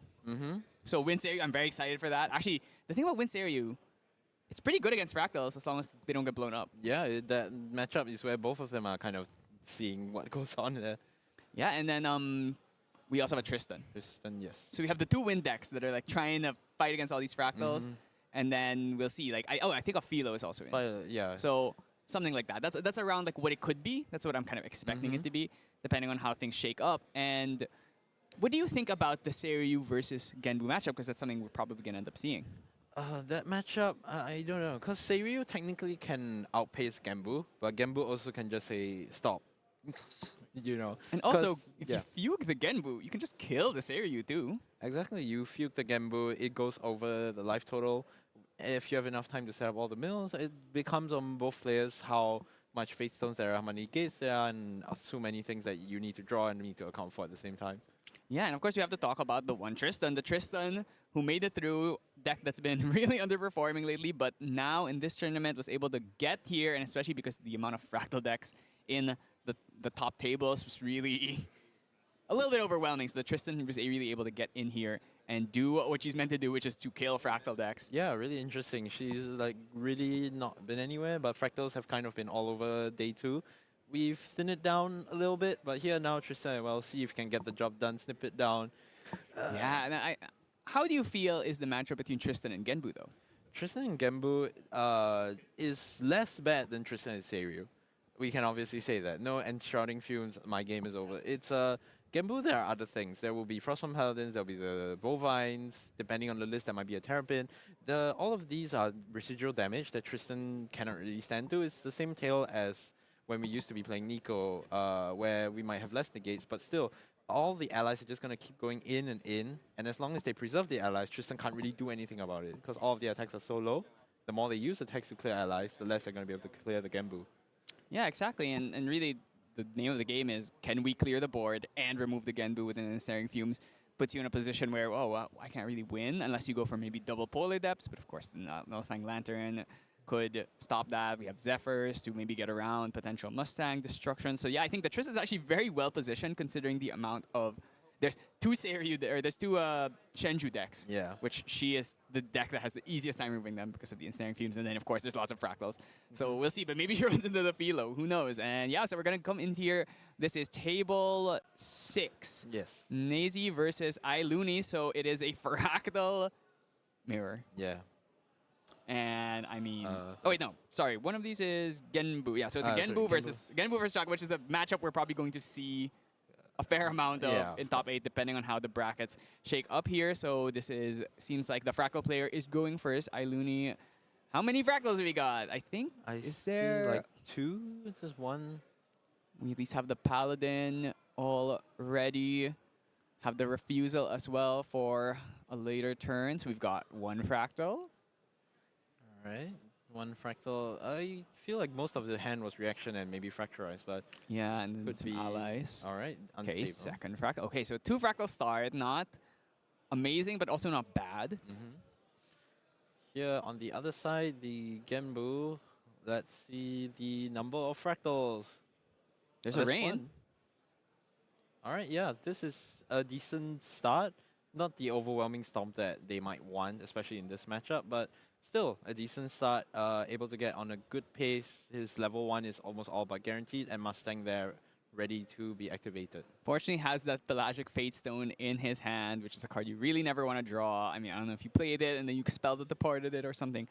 But Yeah, we're just going to use this to imbue. We're going to put down that Fracturize, going to imbue the Fractal. I wonder if the plan is to go for a backup charger and then Fracturize something in this situation, because we do not have a float yet, and then we have a Primordial that we cannot use because there's nothing on field. Really want to see a Bovine in the starting hand, Yeah, usually. I mean, I believe I saw a Refracting Missile, so maybe the levels are quite settled. Fractal player, of course, just kind of doing the standard backup, see what happens here. He would obviously want to draw his third Fractal here. Zhang Jia at this point wouldn't be bad either, since there is no... Actually, no, Zhang Jia would not be great because there is no Quicksilver Grill here. Because this is Fractal Ari, not Fractal Diao-chan. Yeah, so Ari at least has a bit more ally clear, so in case those Bovines, she doesn't usually hit the extremely high Polaris numbers because of the fact that she is not really going to level 2. So we do need to rely on that. Oh, there's no ingredient pouch either, so that means probably she's just going to use it to kill Bovines. Yeah, actually interesting that the ingredient pouch is in the side, so only level 1. Any Polaris here is only going to be doing 2 damage, so I suppose you might be using it to kind of navigate around some of the allies' numbers, because it's not always guaranteed that you always have the Gildas balance, so your Polaris for 2 can then lead to an unbalanced Gildas clearing something, but we'll see how it plays into here, since all the allies are going to be 4 health. Yeah, and I think it's really interesting. They're playing Torpid. There's a card we saw initially, but most people have dropped off of it. Could actually come in useful against these Bovines. So you don't have to kill them, so you don't give the float, but they still can attack, unless, of course, that Primordial Ritual comes in and throws them back into the graveyard. We're just going to go level up here. Immediately didn't even play that Refracting Missile, just held. Didn't just let the Fracturize here get banished. Yeah, I suppose he did put the Pelagic down, maybe hoping it was the Pelagic, but, well, no 50-50 here. Yeah, definitely don't want that rotting in your hand. We're going to get our double mill here, and let's see. How lucky are we feeling today? How much float do you think we... I think I'm going to see... I think we can get 1. This should be exciting. Well... Or 0, apparently. 0, yeah. Oh, well, apparently 1 on the other side, so... Yeah, you know, you really need to specify where this goes sometimes. Yeah, so unfortunately, helping his opponent with a mill there. I think there's also a Frost Ward in hand, so it means next turn we get to break out the Frost Ward, which does not feel particularly good if you're on Nazi's side. Yeah, of course, having the Refracting Missile means slightly less damage, but your opponent is swinging with a Gildas. That's kind of the second least part of your worries right now. Yeah, the tempo advantage from getting that early float for free. And of course, look at the list. I mean, look at the hand. It's not that much to work with. We also hit a Mustang, which means that it's going to take longer to hit the Deluge count on that conniving plan. So it's like, we'll see. Ooh, a Cerulean Decree could come in clutch here, and Iluni decides to go all in. The Paladin is definitely going to be a problem, though. Paladin Gildas, and you have no allies to fight back with, is difficult situation to try to come back from. Yeah, so now it is Iluni completely running how this game is going to go. Fracturize here. Probably aiming to set that influence for the Gildas balance with Frostmourne Paladin. Cerulean Decree could come down here, but it's not going to banish the Fracturize, which is... usually you want to be negating the floats with a banish negate, but here we're only going to use the Cerulean. I don't think there's any other negate. Still going to do it, though. Deny the value on that power cell until we find another Fracturize. Yeah, they're just denying... It might be looking at denying a bit of influence, but at this point, he's fine not having that influence because he's going to be swinging for another 7. Yeah, just imbues. Those 3 cards kind of not really signaling much, not really showing much. Then again, the keys to this match still lie mostly with Iluni. Yeah, so now we have a second water card in grave. So if we play that Conniving Plans, as long as you just mill the 2 plus itself, should be able to get to that. Actually, it doesn't count itself, right? So if we get the 2 mill and they're both water, then we could get to that Magic a Deluge 4 count. The problem is, of course, that what if you hit another Mustang? Yeah, if you hit well, it is what it is. Sometimes you could try to just kind of guarantee it by having more of your hand go down with things like fracturizing some stuff in your material deck, but of course it isn't always going to be that. Yeah, like we said, Frostborn Paladin here purposely maintaining one less influence, so the Frostborn will draw you into your balance. Look at that. Totally controlling the pace of the game here. 2 high damage allies and nothing that Nazi can do about it. No Bovine, no Paladin of his own, no Seaside Ringleader. Really? Oh my Another god. And you know what? That's the float you just donated is now paying its dividends. We're going to go Paladin, swing for another 3. This might be a pretty fast game, but let's not count Nazi out yet. We're going to play this conniving plan, so let's see. So here, oh no! I'm Okay. sorry. I'm sorry. Yeah, I'll leave the cursing back to you now. I don't need any more clips. I apologize. You know, I was like, this surely you've already milled one. Actually, how many bovines are in here? 4. Okay, four Mustangs. So you milled 1. There's 3 in like a 50 card deck, and I mean, this is the price you pay for putting in non-water cards in the deck, obviously. But you need to have the Mustang, otherwise the Sensor and the Lantern are too hard to deal with. Actually, is there even a sensor? There is no sensor. There is no sensor. There's a lantern. At all, not even in the sideboard. Yeah. So definitely Nazi should feel good about that. But there is the Lantern. Tariff Ring here wants to try and stall for just one more turn. All right, milling again off the Fate Stone. Wow, okay, that's a less float detrimental. finally. All right, so it's not like the situation has improved at all. Yeah, it's actually gotten worse. So yeah, actually with the conniving not being replaced, not allowing him to draw off the deluge, he's lost that influence that he originally might have had. Yeah, his influence already. Oh my god, he has the 3rd Mustang too. Yeah, That's- it's the Mustang from opening hand. He had to Yes, mill actually, 2. he only had 2 Mustangs up in the deck, and he still hit it somehow. Yeah, of course, when casters are involved, luck just goes out the way.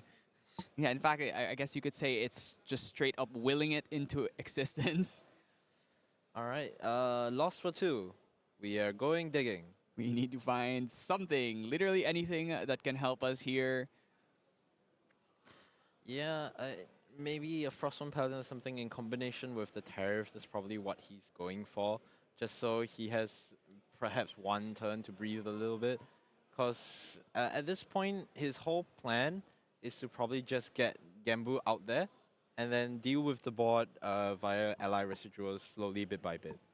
Yeah, so we draw the Ringleader here. I don't think we have enough to play Ringleader Bovine, so I think all of these allies are going to stick. But we do have the Tariff to try and stall. But let's see if these 2 Frostborns swing, that's 6 damage, you're still dead.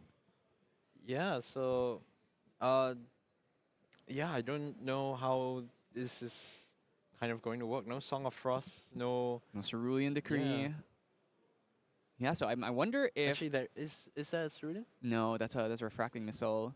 No, Oh, that's it's a a stratagem. stratagem. That's a stratagem. So yeah, it's kind of completely out the window at this point. Yeah, unless Iluni respects the Cerulean a bit too much and decides to go, okay, I'm going to take it slow, he might choose not to commit 2 attacks here, but I wonder if we can balance Gildas through a Tariff as well. That is something that comes up every now and then. Yeah, I mean, at this point, again, the Gildas is almost guaranteed to be balanced. Because if he does nothing, he's going to end up at 7 influence. So once he swings with 1 Frostborn, then pays 2 for the Gildas and draws off the GCIs at 4 Yeah, and yeah, from the main. actually true. We can actually swing with all 3 allies here. And I don't know if Nazi can do anything to stop that. So I think this might be a quick game 1 here. But let's see if Iluni finds the line. Actually, ooh, wants to bring out Mirror so he could potentially stop an imbue. Yeah, That's pretty heads up. being afraid of any revitalizing cleanse. Though I suppose, yeah, he might have activated it at this point. There isn't any, so that's one sigh of relief that he can breathe. Tariff Ring gonna come out here. He already pops the GCR, so I think he already has his plan set in motion. Pay 2. Pay 2, coming in for 3. Gildas, balance, swing for 4. He's got nothing. He's got nothing. That's it. That's the game. That's a game 1. I mean, are we about to have another really fast Genbu Fractal matchup just like last round? Man, sometimes these matches drag on, but every time it drags on, it's only on the Genbu side. Fractals is always very decisive, very constantly applying pressure, and the moment any of that pressure lets up is the point where Genbu is able to claw back, but it always takes a while for it to claw back, and it is not a great sign when the Fractals is the one taking the step in the very first game as well. Yeah, and we need to acknowledge the fact that Nazi did get pretty unlucky there, was milling very little float, hit that conniving plans on the Mustang, which did, it probably would not have mattered, but you know, every little bit of bad luck does accumulate and put you in a position where you just can't do anything. Yeah, also, didn't really draw any allies, which is a really important part of this deck.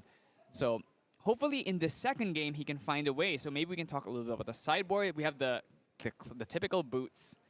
We need this in order to have more of a fighting chance. Is not on QSG, though, so we just have regular safeguard boots. We have 4 blanches, though. I guess you could kind of do it if you're looking at having the high influence game plan, but of course, with how the last game went, there's going to be so many allies that whether you think you can fit the blanch into that is another issue. Not to mention more normal cards for you to mill. Actually, there's a chance, since deck lists are open, he should know that Ailuni does not have a Censor of Restful Fate in the deck, which maybe he can just choose to play to remove the Mustangs and deal with the Lantern. Especially because Lantern is very likely to get fracturized anyway, so might just decide, okay, I'm not going to play the Mustang, I'll just play around the Lantern. We don't need to use Fugue here.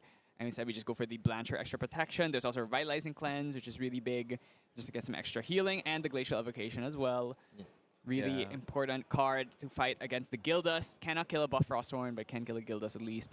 So those are the main things. And on Ailuni's side, probably going to go Diao-chan, right? Yeah, you definitely do Diao-chan. I don't see a world where the ingredient pouch comes in. Afterwards, though, there's also a Song of Frost, which probably is not great, nor the Frozen Dismissal. Do you think it comes in this matchup? Dismissal could come in. It does have the class bonus, which is something that the Sylvie Nico's never really had. So it's a 2-cost, negate 4, and I think these matchups are very much based around who sticks the ally. So if you're able to just stop one ally, one critical ally from making it, it might actually be worth it. Especially if there's something in the side or in the deck that he's already okay with not having. Maybe doesn't mind losing some of these. I mean, the thing about this list is so tight. It's really hard to remove anything from here. Because you don't want to lower your fractal count, but you also don't want to remove your allies, but you also can't remove your burn spell. So it's actually a very tight list. It's kind of difficult to remove things. I think that's actually why the Diaos, a lot of them are just heavy on the material deck sideboard, because the main deck is so solid already. There's very little you can change. Yeah, at most probably like the most you probably removed is maybe Frostbind, the 2 copies that in the deck, because the rest of it is so much use and you don't want to lower your fractal count, especially in this matchup where sometimes if your opponent draws enough Frostborn Paladins, you still need to be able to find lethal through that, and that is usually through fractals and spell damage. Yeah, that's right. I mean, there's also that Coronation Ceremony in his sideboard, which it's not going to come in this matchup, but definitely for the Fractal Mirror, I'm sure that is the reason that is there to give the Spell Shroud, one of the few sources of Champion Spell Shroud that is accessible to all elements. And there's also Extricating Touch, which is a consideration. A really good card at removing interaction from your opponent, also hitting key cards, but it's a bit expensive, 3-cost before you hit Mage Cleric, and you usually don't level up very fast in these decks. And of course, the fact that both players can play this mind game, where am I going to put it in my hand, or am I going to keep the cards I want in my hand, or I'm going to put them in my memory? So, especially against a deck like Genbu that tends to put things in memory, I think extricating maybe a little bit more awkward against other fractals, because when you play against other fractals, usually they don't have many cards in their memory. So usually you just go straight hand, or you go memory and try and target something to force it out before they use the Diao-chan 2 Glimmer counter effect. But yeah, let's see what the choice is here. A Mustang has found its way into the hand. Oh, it's a Blanche. Blanche, rather. Okay, so he did in fact put the Blanche. Now let's see if he did keep the Mustangs. And this hand looks bad. Pelagic Fate Stone, Lost in Thought. There's Paladin, Lost in Thought. So we at least have that going for us. Yeah, I think that's probably Hard Blade, Pelagic. You know, sometimes that is just what you have to do. Sure, yeah. You have played Pelagic, just cycle through your hand a little bit. Any expels? No expels. So Interesting. this is not going anywhere. Yeah, I the expel. What does the front do again?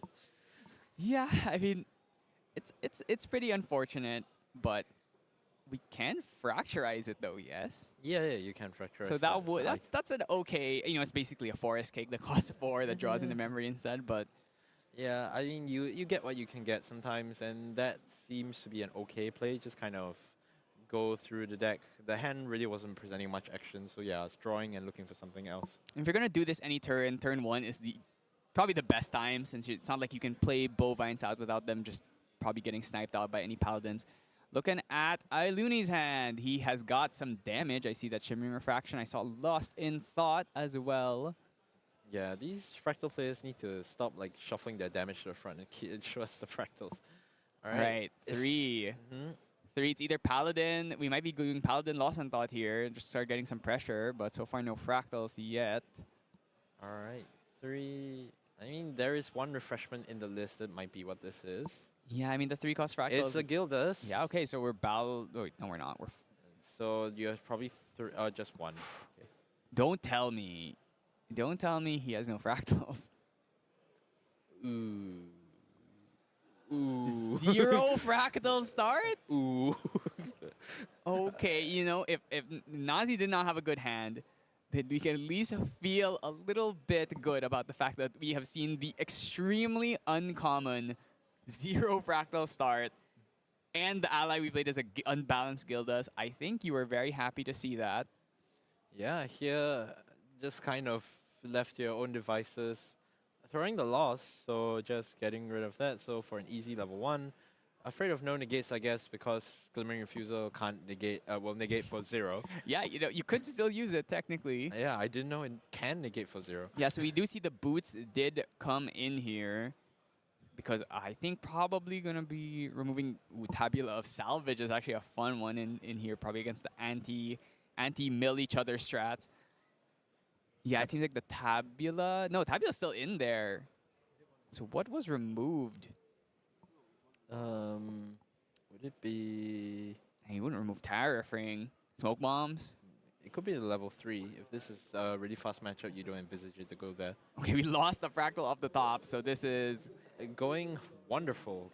It's going great for Iluni. I wonder if we can see a game where a single Fractal does not get played. Oh, he drew another Pelagic Fate Stone. That is so unfortunate. But we did hit the float, so we do have a Paladin here coming in. Gonna eat that float. Are we gonna negate? Oh, there's the Dismissal. Oh yeah, so Dismissal was actually brought in. So here, Paladin doesn't resolve. Both players now continue awkwardly staring at each other. Absolutely, we are just doing nothing. But bad news bears here, Iluni actually can balance again. So we might see a repeat of game 1 if things pan out in an extremely awkward way. Yeah, so I wonder if we can find at least one Fractal here. We're just gonna go Ring. Oh, I think I saw a glimpse, and the Arisana is still in the main deck, in the material Wow, deck. okay, maybe really worried about those Bovines. Sure, yeah. Going Gilda. Probably put in the ingredient pouch at least. Yeah, that would be my understanding if you're trying to go on the Ari side. Pally unbuffed. Do we have a... Ooh, no, lost it now. So it's just unbuffed Pally. Yeah, just 4 and 2. But this is still difficult for Nazi to respond, especially since his only Frost one got dismissal. Yeah, at this point, if he doesn't draw into allies, even if it's just Gildas Frostborn, that's enough to still seal this game in. So I definitely hope he's able to find some form of action. Maybe just gonna go for this backup charger. Also, you know, drawing the second Pelagic Fate Stone, very unfortunate here. So you basically had like another dead card in your hand. Yeah, it is what it is when you're running these mill decks. you hate to draw float and you hate to mill non-float. But in this case, you hate to draw pelagic even more because that represents absolutely no action in your hand, especially now we're at this point in the game where every single play really, really matters. Yeah, and we just gotta talk about the fact that somehow Iluni is winning this game with 0 fractals on field. I mean, he's playing Water Allies. Who's playing Fractals? It's a Water Ally deck. Yeah, this might as well be Water Allies at this point. I mean, ignore the Burst Asunder and the Fractal of Rain in the grave. This is basically Water Allies. Yeah, Water Allies Arsana. We've never seen that before. No yeah, smoke just bomb, like we've no seen blinding Wind bomb. Allies, Yeah. Astra Arizona yesterday. Arisana just multi-classing everywhere. 3 down. Might be. Did we get an ally to play? Might be a ringleader or. I mean, I see the Mustang still, so these Mustangs actually clogged up in the hand. Or actually, I think there's a Blanche still. Oh, so wait, no, he did keep the Mustang then. Yeah. So he kept the. Yeah. So Mustang got milled off. So he has both Mustang and Blanche. Yeah, that's a lot of normal to put in. You have your gotta deck. hate seeing the Blanche at this point.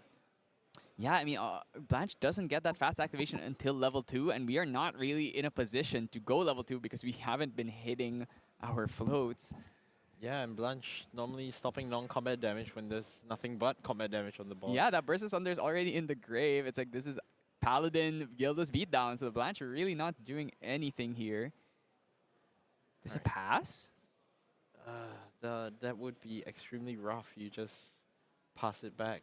2-0 pass is not a good sign at all. Especially when you've completely lost the board. Yeah, this is looking worse and worse as the seconds pass by. We might be having another kind of decisive, quick Fractal win here. Alright, so here, just going to get the backup. Might choose not to pop it to try and get a balance. Does he have 4 in hand? Has, I think, 3 in hand, 3 in memory right now. Yes, because he bounced the Gildas last turn. So yeah, he's actually not going to use that backup charger. Interesting. I thought you have brought out like a lantern or a mirror or something at this point, just because it might as well represent something. Backup charger isn't really doing any action.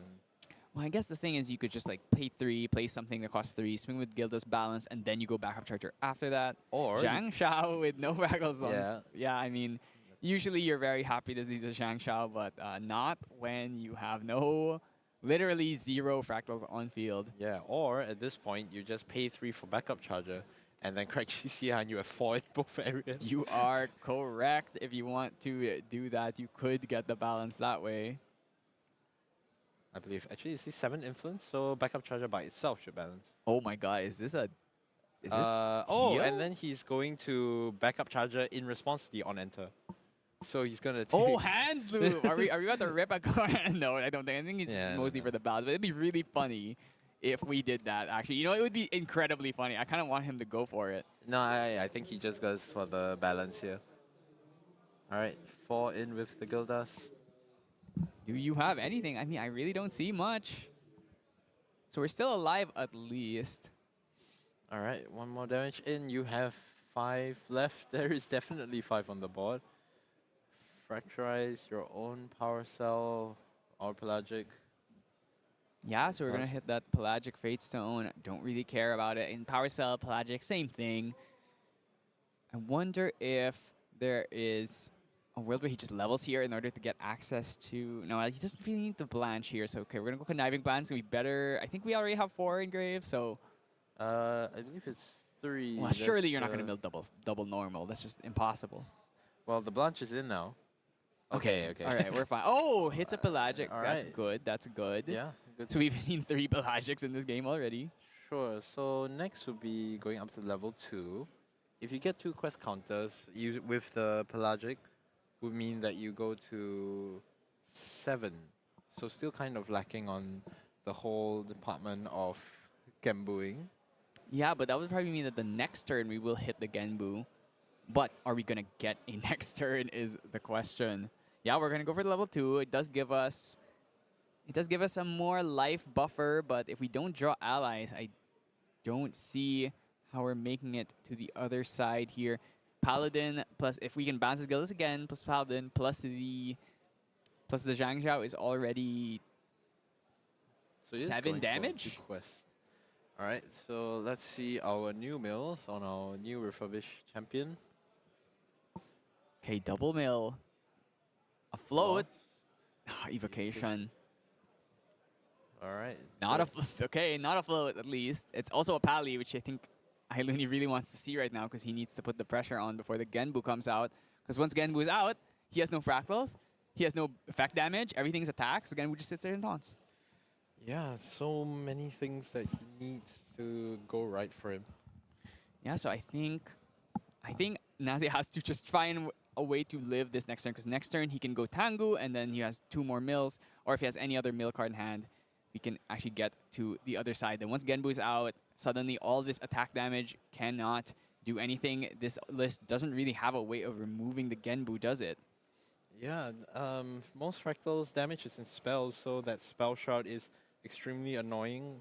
Most of the time you circumvent spell shot by just not attacking the Genbu. But at this point, he drew another seaside, not really helping at this point. Oh my god, we're gonna stratagem to clear board. Stratagem, but there's only 1 float, I think. He's gonna play the refracting missiles, it seems. Is there enough influence for that? Oh. Yeah, so it's stratagem for 1. 2. Okay, that was Okay. So it's stratagem for 2. It's gonna kill the paladin and the Gildas here. Do we have?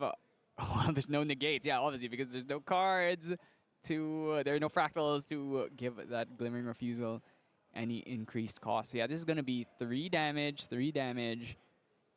If we choose to do so, stratagem on resolution All right, immediately Song of banishes. Nurturing, let's go. Song of Nurturing would be nice about right now. All right, yeah. So 3 and 3, just pave the way a little bit for yourself. Yeah, I think from this position, I think Nazi can take control of the game unless Ailuni starts to find a critical mass of fractals with a burst. Then he could just try and like end the game before he hits level 3. Let's see. Yes. We're going to start popping our stuff now. We're going to play the backup charger. We don't need to balance anymore, so we're okay with just dumping our draw cards. Going to draw here. Well, if he draws 3 dissonance and burst, he wins. I think. Yeah. Yeah. All right, my turn to channel something. 3 dissonance and a burst. That would be a pretty insane turn of events. Still has that ring, so if he does find an insight or a dissonant, we can use the glimpse to stack something we want on top. Yeah, what? I'm skipping materialization. Skipping materialization. Yeah, well, I guess we walked straight through it. Checking if he can go back to...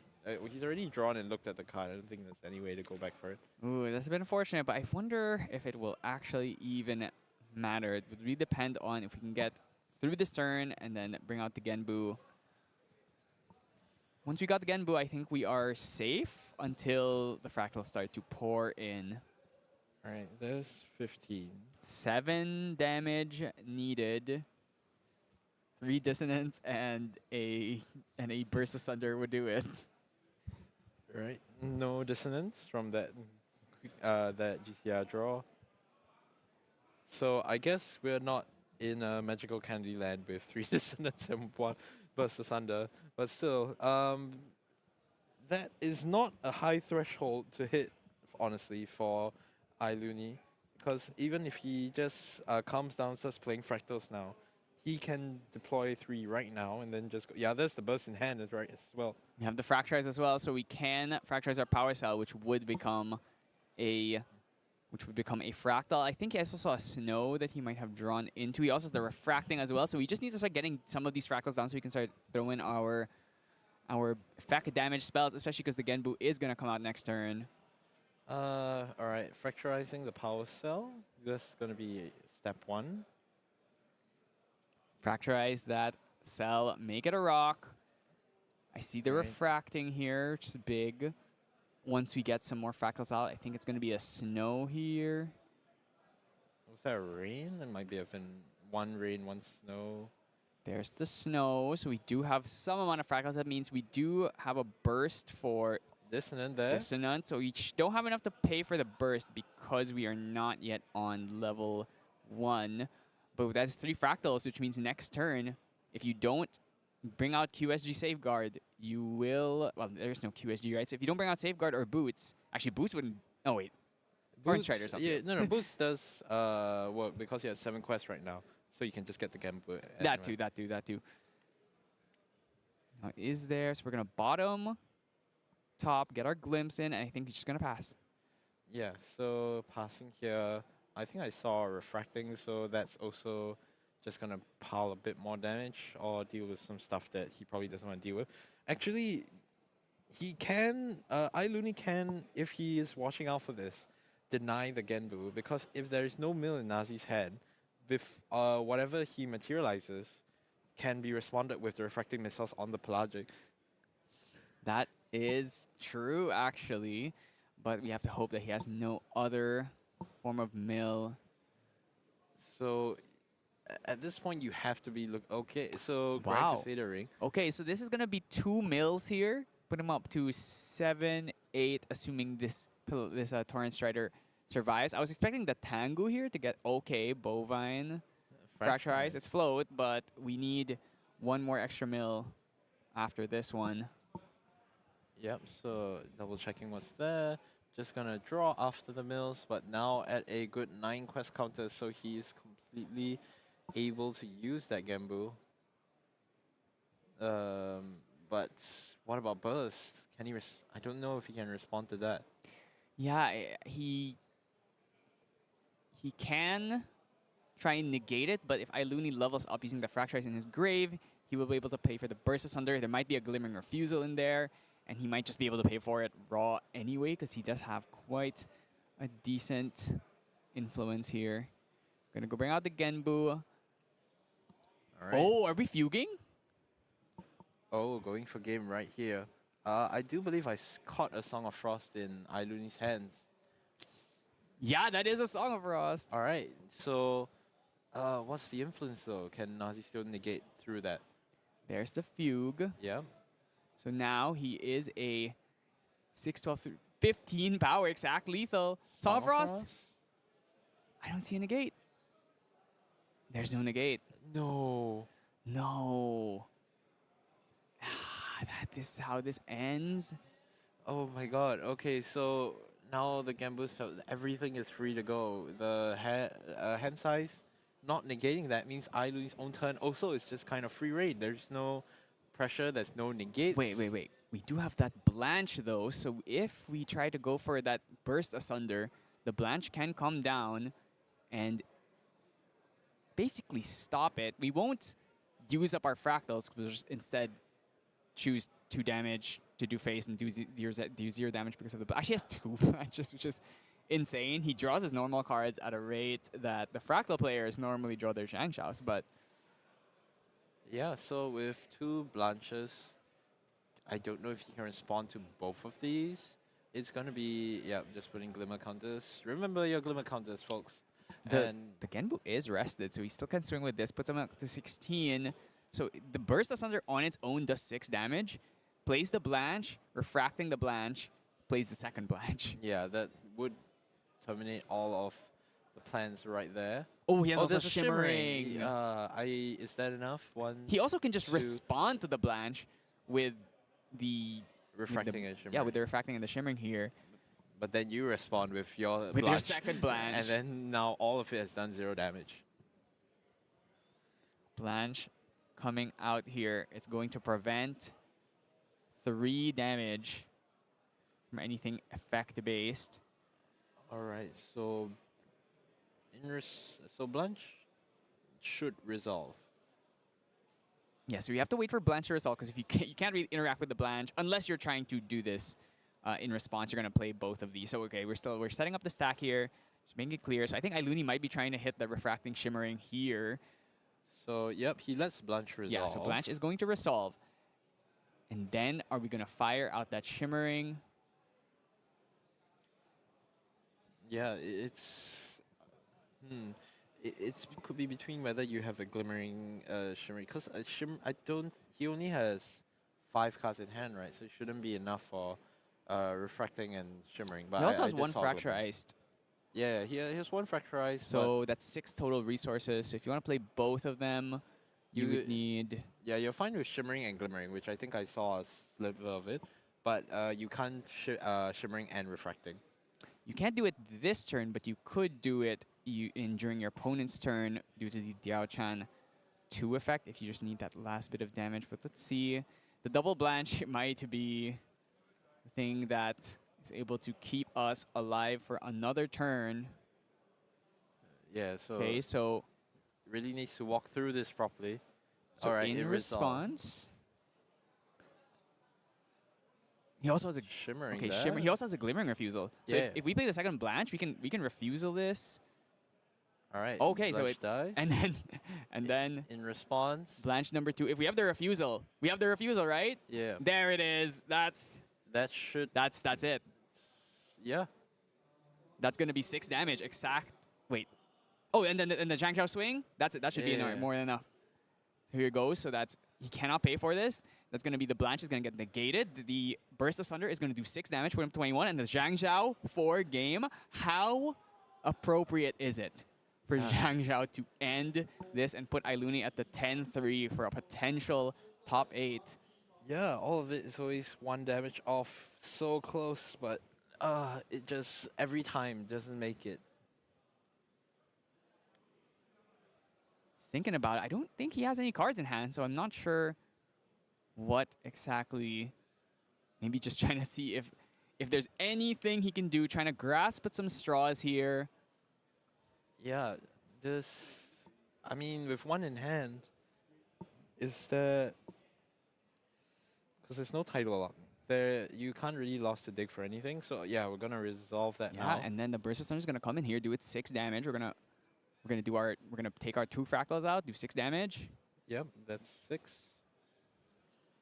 There we go, and the Zhang Yeah, this Xiao is handshake. not even gonna give him the honor of finishing the game with the Zhang Xiao swing. Just gonna concede right there. So that is Ailuni not locked in for top 8 just yet, but congratulations nonetheless for a fantastic finish with a pretty decisive 2-0 there. It was not even really that close. Hate to say it. Maybe Fractals kind of dunks on Genbu?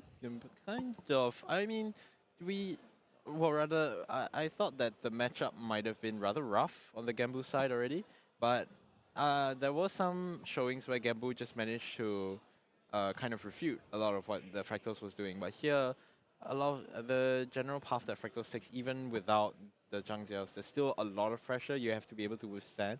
And if you don't withstand that properly, you don't refute everything, it's just over.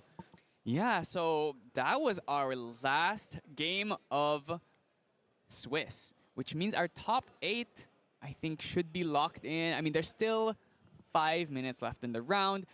After this, we will be going to lunch break while the judges are deck checking the top 8 decks, so you can just check out the Omni and look to see who made it.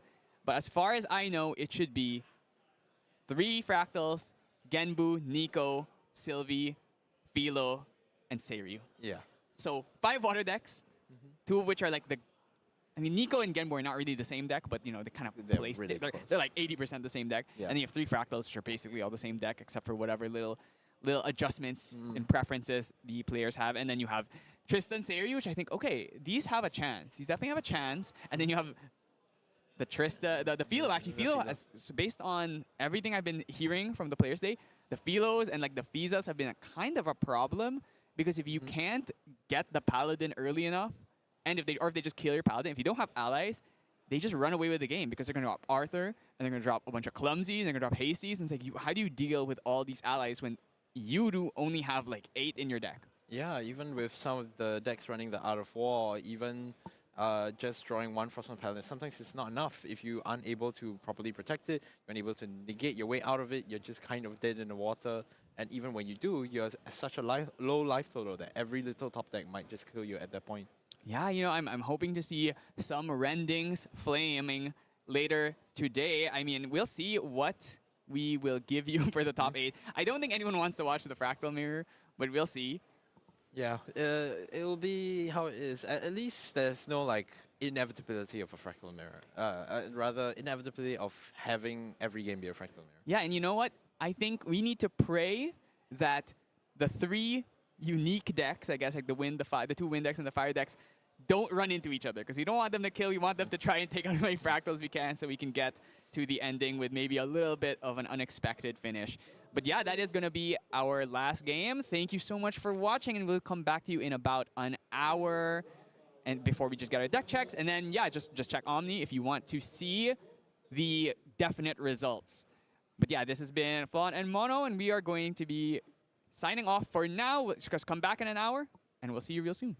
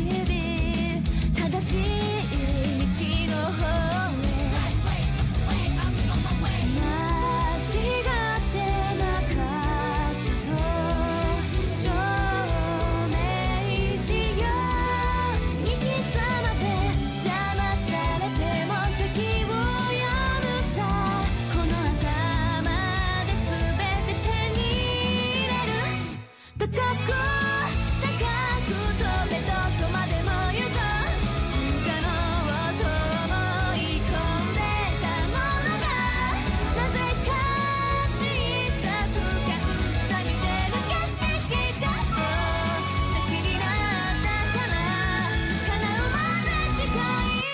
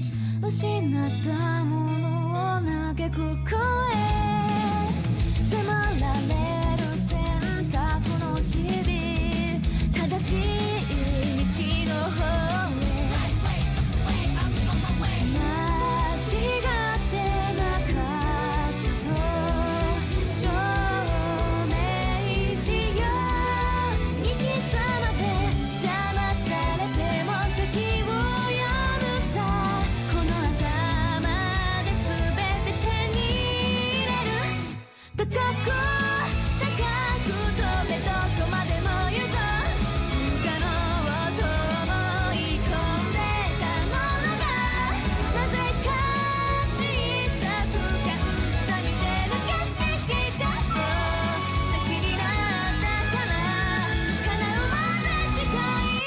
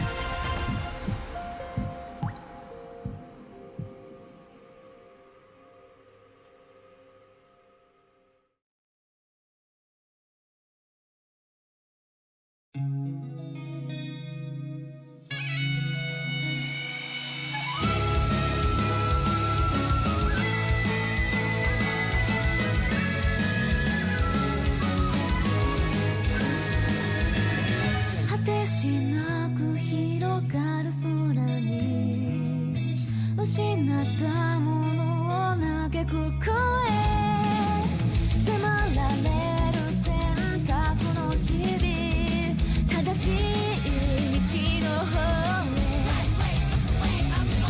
間違ってなかったと証明しよう生き様で邪魔されても席を読むさこの頭で全て手に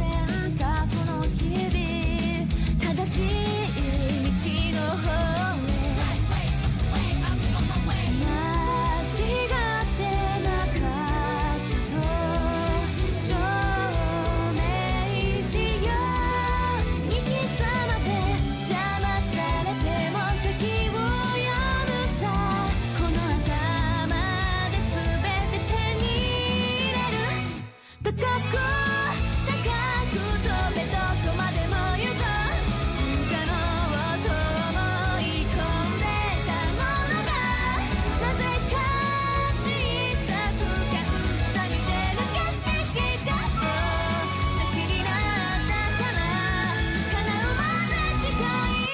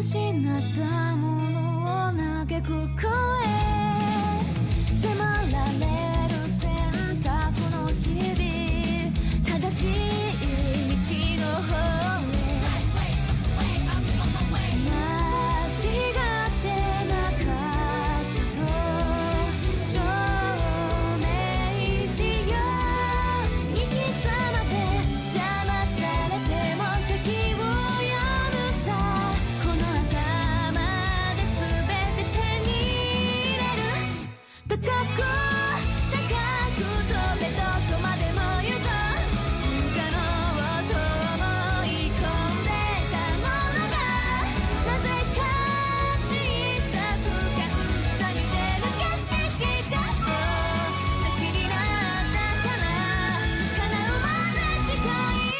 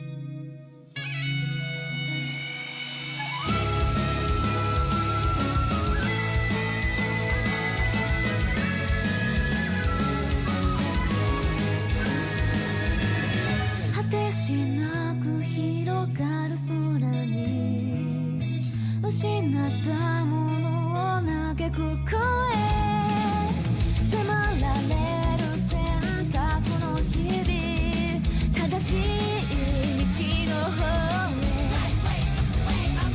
へ間違ってなかったと証明しよう行き詰まって邪魔されても席を読むさこの頭で全て手に入れる高く高く飛べどこまでも行こう不可能をと思い込んでたものがなぜか小さく感じた見てる景色がそう先になったから叶うまで近い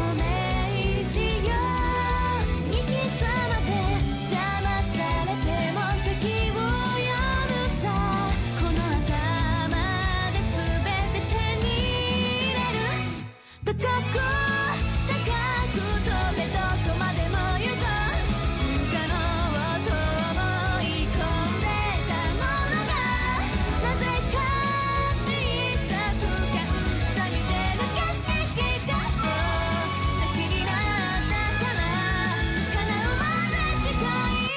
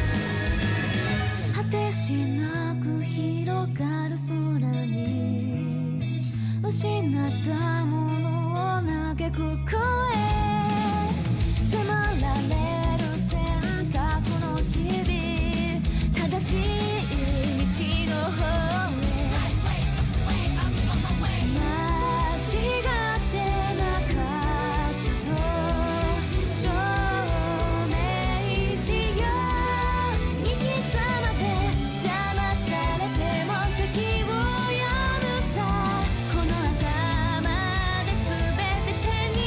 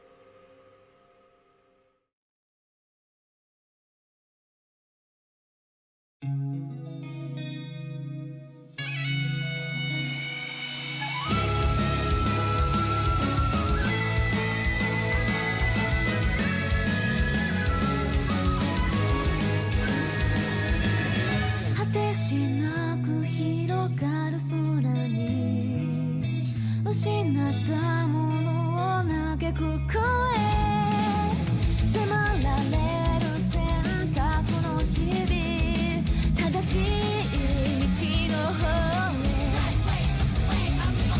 間違ってなかったと証明しよう生き様で邪魔されても席を読むさこの頭で全て手に入れる高く高く飛べどこまでも行こう不可能をと思い込んでたものがなぜか小さく感じた見てる景色がそう先になったから叶うまで近い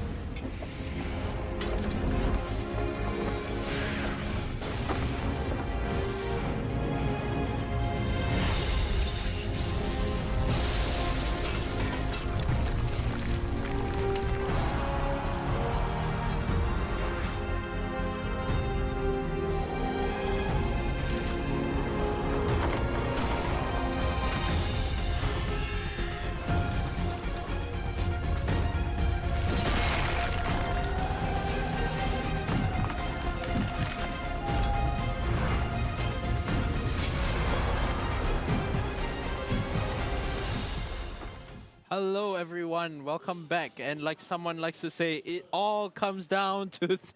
It all I can't do comes it. down to this But yeah. right now. Exactly what you want to say. We are going to head into our top 8 game.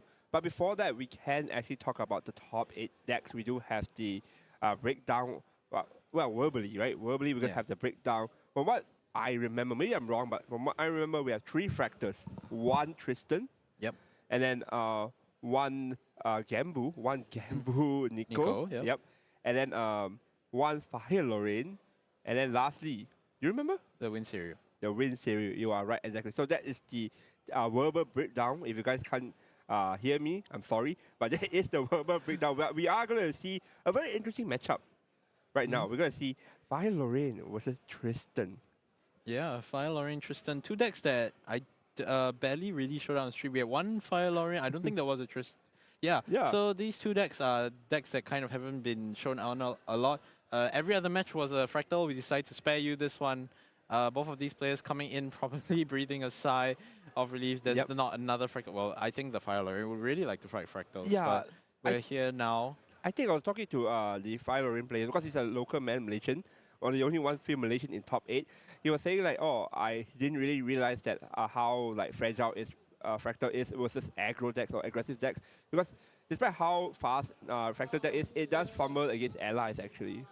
Yeah, so probably how he made his way here, lots of fragile, lots of outplaying, and lots of gambling on no negates. But here we are now. He has fought for his way here, done really well for himself. And of course, those of you watching at home, in case you aren't aware, the timer is counting up because these are the untimed rounds. Yes, we're going to see how long we're going to stay here and cast this game. It's fine. If there's anything we've learned from Nets, is that an Asian top cut is the fastest top cut ever. Yeah. And we'll be home before the sun is about to set.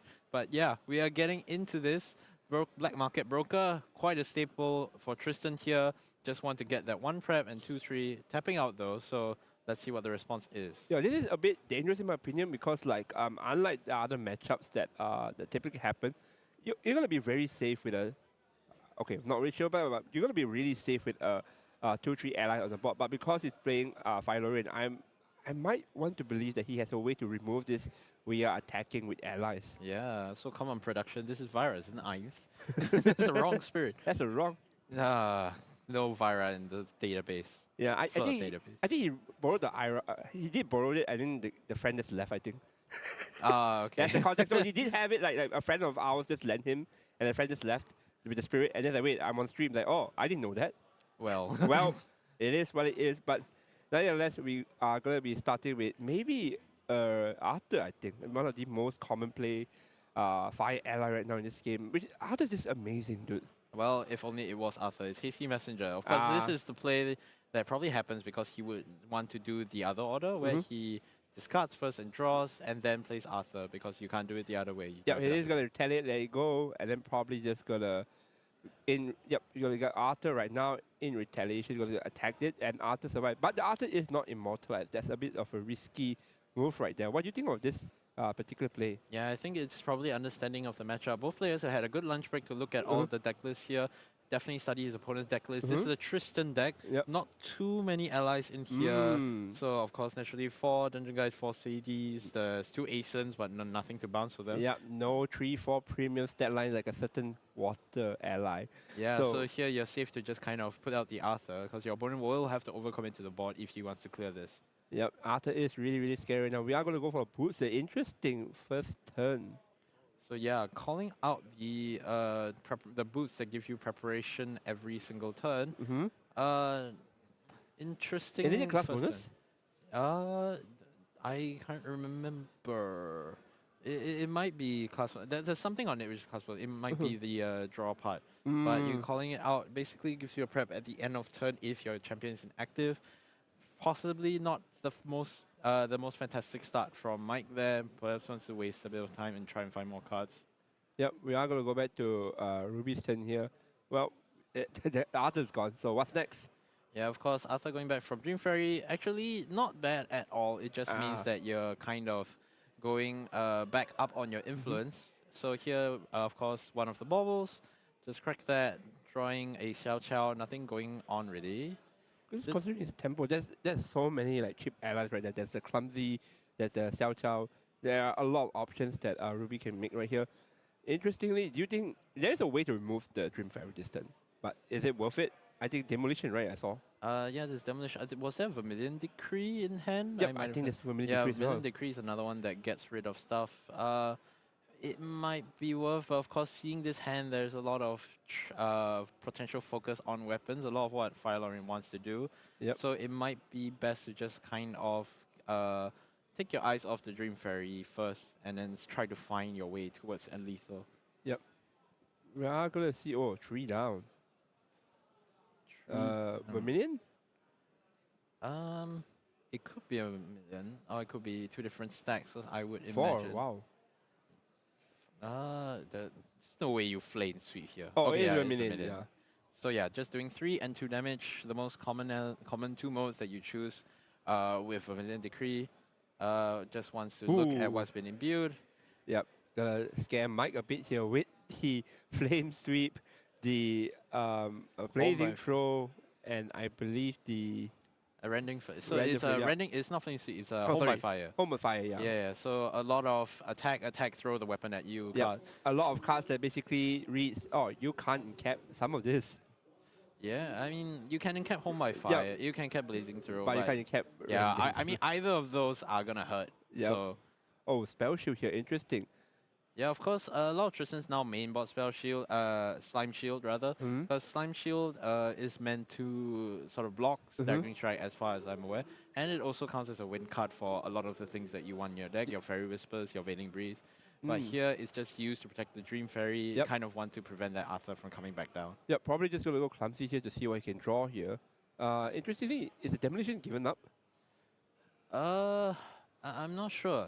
I haven't seen where that Demolition has gone, but it's probably still just kind of in hand. Right now, he has 3 cards in hand, so yeah, just gonna Xiao Qiao. Tap out, keep swinging, stand out on brand, fire aggro stuff, and move on. Yeah, his influence is really, really high for aggro deck right now. So it is a really, really good tempo swing right here because whatever Mike does here, it's not going to be super significant, I would say. Because Mike did give up one card there, which is a Slime Shoot. Mike's influence is really, really low. So if he wants to actually level up this turn, he will actually be down only 5 cards in hand. And then, of course, if we recollect and draw 6. But really, really dangerous. No, wait, it's 5. Yeah, if he level up here, right, it will be actually 4. And then recollect draw is 5. That's a really, really low influence for a Tristan deck. Yeah, it's not a great position for you to be in against fire aggro, especially when you really need the time to set up your own plan. Alright, going up to level 1, he's already got 1 prep off of the boost, so right now he's going to get 1 more off of So this. what is getting managed there? So if you able to win, that's kind of painful. Yeah, I really would have liked that additional prep, especially since that card gets you to your 4 prep. Yeah, so we will win one of the core cards for the Tristan deck because Tristan is all about trying to get that prep counter as much as possible. And we can see Mike's list here, he's really all about that prep counter for Mastermind Scheme. Yeah, really going into the Shadow Strike list, 1 per number of walks. So a lot of ways you can use this on Slice and Dice, also redirecting when you're level 3. Yep. But first you need to get there. Yep. That's the thing about the Tristan deck. It's all about going to the level 3 gameplay. Okay, level 2, I guess. But basically, try to get as many prep counters as possible so you can utilize them for various various abilities. So we are just going to go into a simple trade. The Clumsy just dies from the Dream Fairy. Mike here is probably going to go tap out again because his influence is not looking that good. Windmill Engineer, not bad. Doing really good here, trying to draw 1, trying to basically try to recoup his influence while maintaining tempo. Yeah, so just imbuing this Windmill Engineer, draw a bit of cards. Yeah. Not the best way to be spending, especially since you probably want something that gives you prep instead. But here we are, 1 Windmill, just gonna go at face because that Xiao Qiao has stealth. Yep. This is getting very dangerous for Mike now because putting that breeze probably tells Ruby he has another breeze. But Yeah, and Mike's influence is so low. Have you ever seen the Tristan player's influence this low in this early stage of the game? yeah, it's very, very rough for him to be continuing playing from here on out, but we'll see what happens because this is the Fire Aggro's time to shine. Very low influence means very low Veiling Breeze, and you can hit very high numbers with a lot of the cards in this list. Especially now there's already 4 fire cards in the graveyard. Fire Momentum, getting there. Getting a 5 momentum here is really, really scary. And he's even considering level 1 right now, I think.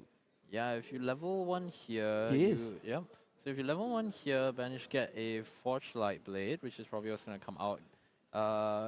That will swing for 2. Alright, that's not that important, I believe. Yeah, Flame Sweep, it would have been nice, but not really of much importance here. Yep. Whoa, we are going to see the Forge Blade here being activated here. He's going to take 4 damage, but that's fine. Forge Blade is a really, really strong weapon.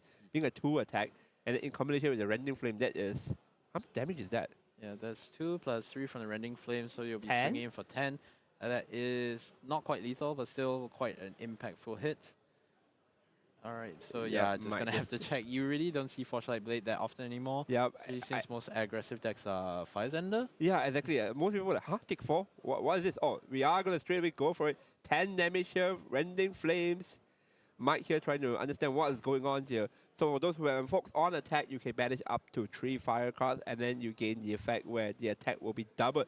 How this calculation works will be, it'll be the 3 damage plus the weapon, and then there will be 5, and then times 2, so it will be 10 damage here. Yeah, lots of, oh dear, before damage, home by fire.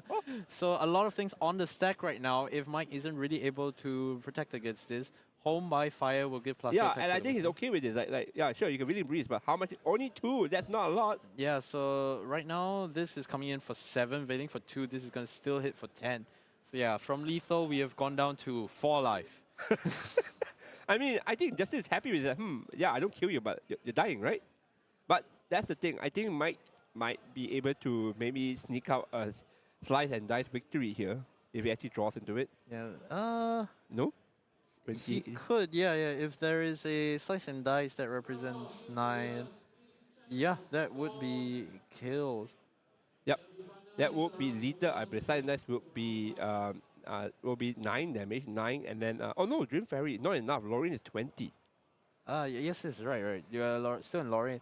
So if you, so here if you can, Um, but what yeah, can you materialize at this point? this is so tough for Mike because unlike most situation where most matchup you're not actually going to be hands down. This situation Mike is always forced to hands down, forced to go down cards and minus to protect himself. He actually can't play the game normally. So what? Oh, if he Mhm. has Assassin's Ripper, that's enough lethal.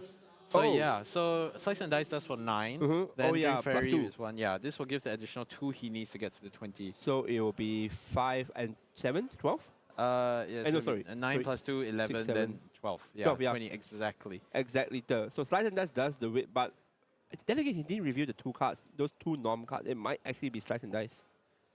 Yeah, there is a world. We But- didn't really quite But get to see. I think Mike has like a realization because there's no floating. He might actually accidentally manage to Slice and Dice. Yeah, this is kind of the risk you take here when you're trying to go for the lethal. And I think Mike has no choice. If he actually just passes the turn, oh no, GCR. He's just gonna try for one more turn. So with GCR, you're still looking for 2 damage. You draw.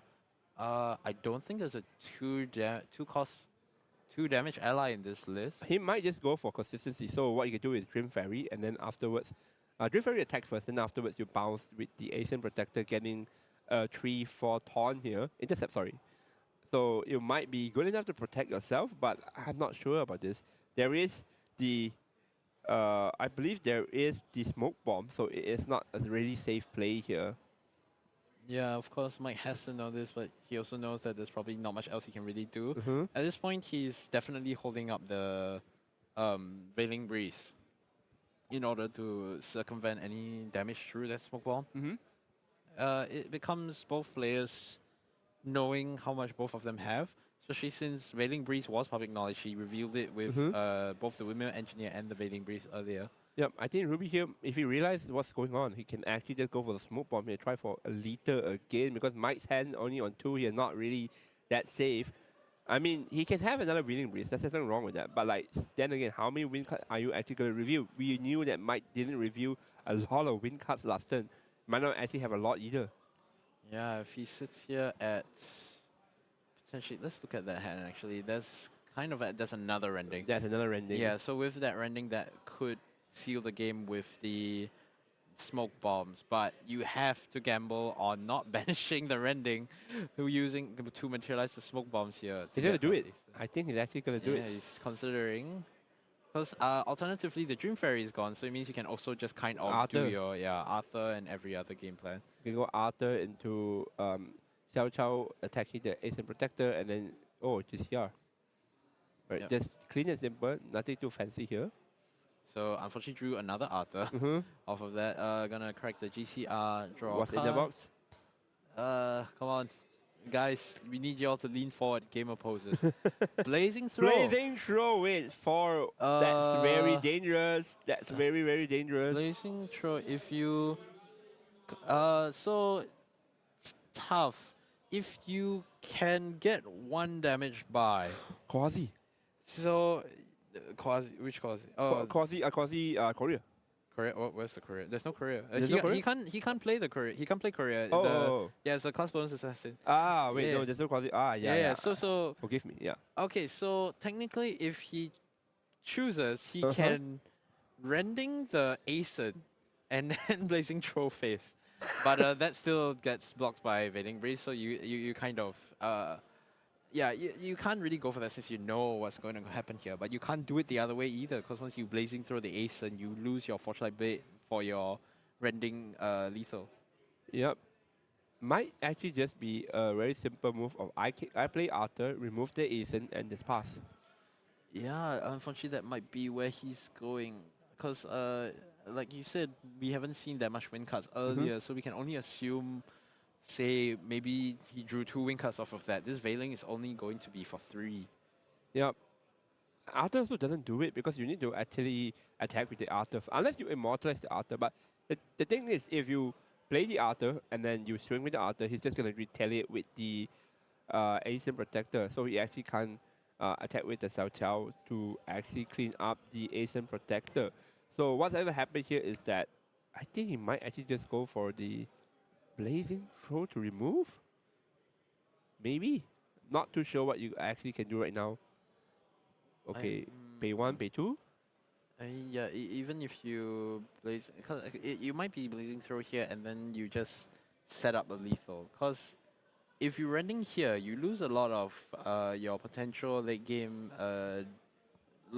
Like this is like Yeah, actually late game. yeah. But at this point, right, what late game? We are already at the point where it's either it's either the Lauren dies or the Tristan dies at this point. Yeah, so this is where the scrappy part of the game, you're gonna blazing through the Ascent, Yep. just let it go. And then Xiaoxiao comes in for 1.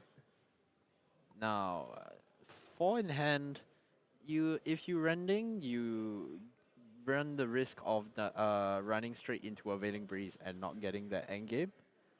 But at the same time, I what think you other do it. option I does think you your do opponent it. have? Yeah. I think you do it. Yep, Xiaoxiao in for 1, goes to 16, Rending rending. Flames. Yeah. So did Mike draw 2 win cards off of the GCR and for turn? Oh, Raining Breeze here. Yeah, Show it Raining again. Breeze. 3 3. cards Okay, this yes, time. he did. So yep, the Magistrate from previously, and then Dream Fairy, and I didn't catch the middle card. But 3 Veiling Breeze, just enough to block all of the damage from rending, so none of it gets double, and Mike still gets to carry on. Yep. So I actually gonna go for Tristan level 2 here, but Mike's influence is so low.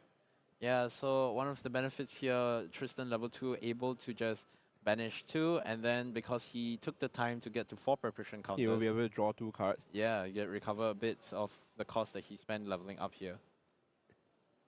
Recollect, draw. Mike's influence now looking healthier by the turn, actually being able to play the game. Really, really interesting. I think that Raining Breeze saved him so No, much. Dungeon Guide. Let's Oh. draw the Dungeon Guide off the top. I think yeah, you do it, let's yeah. go. So here you want to run it. Oh my god, he drew Another another Raining Veiling. Breeze. Yeah, so you're going at the cost of your influence, but still you're able now to just run away based purely on life totals, especially since your opponent has already used 2 and ooh, double mastermind. I think he doesn't mind it anymore because this is the one few matchups that you don't really care about the mastermind scheme. yeah, but I mean it would still have been nice to have because that immediately cements whether you have lethal or not. Actually, do you even have lethal right now in Shadow Strike? Yeah. So 5 prep Shadow Strike. Yeah, you have lethal on Shadow Strike right now, so I guess you're fine. Especially since it's 2 norms, so you're not. Yeah, I really think seeing Ruby is getting the bad news that this is one of the most annoying cards for decks like his, where you can redirect combat damage towards the Fantasias. Yeah, man. Now if only he still had that flame sweep. So here, yeah, this boot has outlived its purpose. On 5 preparation counters, just crack it, draw another card. Suppose you get Shadow Claw out here, chunk a bit more damage off your opponent's life total. Ruby, a fairly new player, I assume, reading every single card, good, and being diligent on what all of them do. Yep, he is kind of new here. That's like the amazing part about this. Started the game like I think he just play like set 1, I think DOA set, and then like came back after learning that hey, there's a Ascent KL. You want to pick up your old deck, Fire Lorraine? Like, sure. And then yeah, here he is, top 8 with the deck. Only plays the game for a while right now. But he does have some basics, so you can see that it's not super rusty. He didn't play during the Tristan period, that's about it. Yeah, so here, yeah, just chunking him for some damage and passing. He has to know at this point that lethal is already on the board, no cards needed. So how does he navigate past this? Yep, he probably understands this, so he probably is going to go for the last resort play here. Going to go for Sword of Seeking here. Yeah, recollect, draw. Oh, wait. 4, 5. Oh no, he needs 9 damage. Yeah, so if you need 9 here, there's a Blazing Throw, he just drew for turn. So you're still Yep, missing. he is going to go next. There is no... Sure. he's understanding there is no outs. He's just going to go next, not going to waste our time.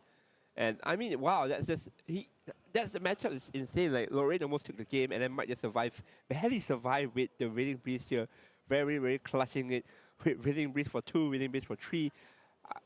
What are your thoughts? I think Mike was really, really behind in the sense of like he's forced to throw cards every turn to not die, just to survive. But Ruby here I'm just gonna play attack cards. I'm just gonna go damage, and then like eventually Mike actually that Dungeon Guide saved him a lot as well. Everything just went to the right place at the right time for Mike. Yeah, sometimes everything just comes naturally off the top of the deck. So whatever you get, you just kind of play with it, you run with it, and you go to the end. just because it is what it is. Of course, not discrediting anything to Mike, he obviously still was really able to put in the effort to come through here. Not easy at all navigating a fire aggro matchup on Tristan. The Veiling Braces were really helpful, but you also need to exactly know your ranges so that you can determine what is a safe play and what isn't. Yep. Going into their side deck though, what do you think kept you sided in? Looking at the material, looking for the side deck from Mike here, Morgan's not going to help. Resistant, really good card. Yeah, obviously Resistant is going to go in. Staggering strike, not really. Potentially. I mean, Staggering Strike still does help, especially because it's a 3 cost. It's a 3 damage attack, sorry. So it can clear almost everything that's put down, especially cards like Arthur, something chunkier like a Blaze Bearer. Yep. And then for Ruby's side here, probably more direct damage instead of combat. So like demolition helps, I think. Flame sweep not so much. Nullify Mirror is a good card to include in. Reduce the Ash not really. Sword Swing. I think it's just a Nullify Mirror. I guess because this matchup, your opponent isn't going to naturally be very fast. He has to take a bit of time to get some preparation. If he's high rolling, then getting all those things like your Surveil the Winds really early on, especially before Recollection, which Mike doubtedly really couldn't find any of them. Well, rather, he had to banish one of them. Is something that allows him to speed up, but without that, you're going really slow. So Sword Scene is more of a decent ally that can just chunk for a bunch of damage. You're not in the race with them, so to speak. And when it dies, it becomes additional damage later on that they still need to deal with. Yeah, I think it's all about racing in this matchup. I mean, Ruby is probably going to take going first right now. If he opens with the Arthur, I'm just going to say that game is going to be really, really one-sided at that point with the Arthur. Yeah, actually, there's another card for Mike here that we didn't realize might be going in. Maybe the Guan Yu. Oh yeah, Guan Yu is not bad in this matchup. Yeah, it's like even though Guan Yu itself isn't necessarily stopping damage all the time, it sometimes can accidentally bring your opponent to death's door. Especially since with stuff like Forge Light Blade, when your opponent keeps attacking with Rending, if you're able to protect your face, Guan Yu just chunks him back for 4. Yep. Again for 4. That's 12 damage already. You just need 1 slice and dice to clear that. Yep, and it is a knowledge check kind of card. Guan Yu is really, really unique. Not everyone really understands how Guan Yu works. Guan Yu is basically a card that says, hey, if you're attacking my leader, I'm going to punish you with 4 damage. Yeah, I mean, even if you attack the Guan Yu, it still attacks you back for 4 damage. Yep. There is no winning once this card is down. But yeah, here, going into our game 2, really speedy, 23 minutes in, 24 almost, and having our Spirit of Fire, still not Ein, but going It's in. Arthur, we see the Arthur. Yep, so obviously just going to be your generic turn 1 play, put down Arthur. One of the best fire card right now in the meta game in terms of the ally aspect, King Arthur. I always wonder why he's not a champion. Do you think he's thinking about keeping the Flame Sweep?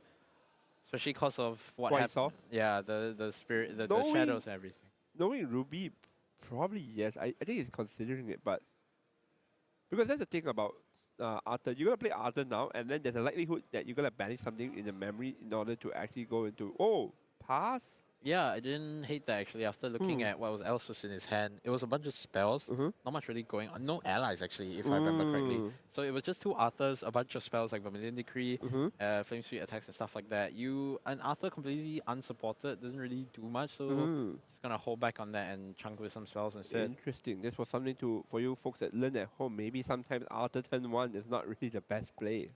So 5, is this Guan Yu? This is Guan Yu. So yeah, it did come in. It's gonna stand there and be really, really annoying for Ruby now, especially because he wants cards like Arthur to resolve, and Arthur can't really live through the retaliate of Guan Yu. There is a creative shot in hand. Yeah, so potentially here just going to move straight to materialization. Sure, bobble, draw a card. So yeah, there's a float. Just throw that away with the creative shot right now, and then move to recollect. Let's see what we get. Yeah, that's the thing about creative shot. Just being able to just filter up the cards you do not want and just get floating into your graveyard. Yep, alright, now we have some allies, we have some action, we can do stuff.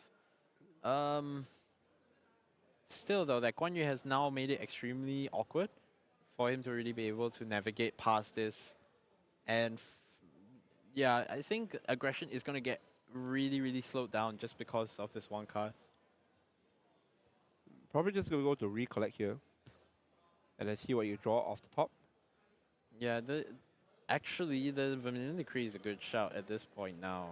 Because if you Vermilion the Guan Yu, you're able to Attack with the ally, right? yeah, just kind of clear it with only the Flame Rune Swordsman in the middle of the hand. So yeah, 2 damage of the Vermilion, 2 damage of the Flame Rune, that gets rid of a Guan Yu and not enough hand to fast activate another one. So I mean, I do think it's not a bad play at all, but he might be wondering, like, is there any counterplay with 2 cards in hand? I don't think there is in terms of protecting your ally. favorable wins. But Favorable win, favorable win, but like, yeah, favorable yeah, win like he this. saw the deck list. He doesn't know it's not there. I mean, is favorable win even played at this point? I don't know, because a lot of the Huati allies and stuff like that are playing more on their speed rather than protecting their allies. Yep, so yep. Can't really say. You have to know though that Guan Yu is probably just going to be sticking there for the foreseeable future. As a fire aggro player, you have to get rid of it. He's not swinging with it. It's never gonna rest unless it's killing one of your allies. Yep, he's really thinking about it. Actually, that's a red hair in hand. He is gonna recollect right here. It is gonna be, I think it is gonna be King Arthur Red Hair with his influence right now. Yeah, I mean, if he plays Arthur, rest the Arthur for immortality and red hair, this still does clear the Guan Yu. And the Red Hair doesn't. Wait, the Red Hair dies. It does. Yeah. But if you didn't want to Vermilion there, unfortunately, that's all you can really do. We are actually gonna see. I think it is gonna be King Arthur. Just oh no. Yeah, he's putting it on the side and thinking what to reserve. Yep. A lot of difficult decisions here, especially since now he's sort of left himself into this. Oh! Does he know? dear. Oh So he's yeah. swinging. Does he know how to wait? Oh, immortal. Yeah, he's immortal. Okay, sure. So Yeah, red hair's going in for 4. We thought he's gonna go face, and then we thought happens. Yeah, you didn't believe in your own people. Hey man, you can't blame me. Yeah, anyway, so the Arthur is immortal now. Yep. It is now again back to Go Mike ahead. to think on how to deal with this Arthur. Yeah, Mike. Any Dream Family? Any Dream Fairies? Mike here is struggling at all. Like this matchup doesn't seem that easy at all for Tristan. Yeah, it's really, really difficult for Dungeon Tristan. Guide. If Gone. you don't find exactly what you need at each point, like what happened sort of in game 1, it's really difficult to navigate. The Arthur here is going to be really, really annoying here. In combination of various allies, it's going to dish out a lot of damage. Mike needs to be very careful here. Needs to actually think of a way to deal with this Arthur. Yeah, I believe that's another dungeon guide in hand. Windmill set, windmill engineer, surveil the winds. Yep. Yeah, this hand kind of is more suited to just taking your time and going up. So I guess windmill, yeah. So vertically degree, yeah, actually. So if the windmill somehow lives, it can clear. I mean, this becomes another. Oh, Mike's just gonna pass here, Yeah. respecting that. Okay, I can't actually tap out. I need to actually scare you a bit. Like, okay, I'm gonna have hand on. I'm gonna be doing some stuff here. The thing is that Wind is not really good at removing cards when it comes to hands up, right? Yeah, there's not much. I guess you could Tempest Downfall in some other deck, but not this one. So you're just chilling here. If I mean, the consideration might be that he wants to get rid of the Arthur by Vermilion Decree, a combination of Vermilion Decree and Windmill Engineer potentially. Yeah, but it's still kind of difficult because even if you do get the windmill, if you get the windmill down there, there's a chance that it just gets kind of cleared by some kind of small ally. On the other hand, though, it is also drawing away potentially 2 damage from your champion, which might have been nice. Yep, Justin here considering his options here. GCR doesn't look that bad. Even Lorraine here doesn't look that shabby. I think Lorraine here to actually just pressure him with the attack cards that he has in his deck is going to be really, really strong here. Probably going to go level here. And then decide to choose one to banish. Yeah, so he got rid of the float that he discarded really early on. Oh yeah. Of the Creative Shock. Yeah, so it is gonna be a free level up here without paying anything besides the floating. Sort of seeking. Wow. Interesting. I don't remember any innovates or um, any sort of stealth giving. Yeah, maybe here. it's just because it's a simple 2 durability weapon. I guess if you don't want to take the damage super Blazing early throw. on, yeah, it might just be so-called the throwaway weapon at this point. And then another red hair comes in here. Mike is gonna respond here. Mike is probably gonna go Fairy Whisper here to dig out for answers, but what answers can he actually dig out? Yeah, he might be looking for Veiling Breeze or something similar because this is going to hurt. If you can just get small Veiling of 2, that would be enough. But yeah, Fairy Whispers out there. Can't really see what was glimpsed, but Yeah, we can't see what's glimpsed, but we can One- always assume that we really, really want the Veiling Beast right now. This is Dream Fairy for next, and not now. This is still not resolving the issue at hand, which is the red hair. What can Mike do is the red hair that's gonna be resolved and take 3, not 3, 4 here, not just 3. This is really, really painful. Mike needs to be careful here. You're gonna swing for 4. yeah, just going in, discarding the second Arthur, you really don't need that. Yep. Man, these people are really good at like hiding what they draw. Can't actually see what Justin actually draws. But we are going to. Oh, is that Sword episode? Saint, yeah. Sword Saint, yeah. Sword Saint is really good. I think you go in right now. Just Sword Saints, right? Oh no, just hasty messenger. That is completely fine as well. You could discard the Sword Saint, yep, discard the Sword Saint, Draw draw, one. and then pay 2 and use the Sword Saint if you wanted to immediately buff the Sword of Seeking and go in. Might actually just go for a pass right here. Doesn't really need to commit anything else. This board is looking really, really scary. Red hair at Arthur and a hasty messenger. All these things needs to be dealt with quickly. If not, things might get out of hand. Yeah, of course. Right now, the game actually did take a bit to get going, especially since turn 1. The Arthur went down and then hasn't really resolved. The Arthur didn't go down, sorry. So this game took 1 turn of a break, but still so much damage there. So Veil the Winds get a little bit more prep as you can go up. But Yep. here, turn 2 on Surveil. Is he going up? It might be going up. But the thing is that this time without the farming simulator from the previous game, he actually can't draw 2. He's only allowed to draw 1 because the Tristan's effect is that you can only draw the extra card if you have 4 prep counter. Only 2 here. Unfortunate event, he is going to be only drawing 1 card here. Not the end of the world. However, Mike's hand doesn't look that healthy. Well, Spell Shield helps, but... Not Spell Shield, sorry. Slime Shield helps, but that's really about it, right? Yeah, I really can tell it was digging for something. No Veiling, only just drew the Slime Shield. So, I mean... Then guide? Yeah, yep, that's the dungeon guide. So he's going to rely on the same thing I where think- you just But try and run away. But Ruby might be prepared this time. We did see no sweep at the graveyard. He might actually be keeping it. The thing is that even with or without sweep, the Tristan is on so little prep, you can only redirect 1. Oh. So, I mean, if he finds another way to get a second prep, then there'll be a second attack. But right now, he can only redirect 1 attack, and every attack there hurts.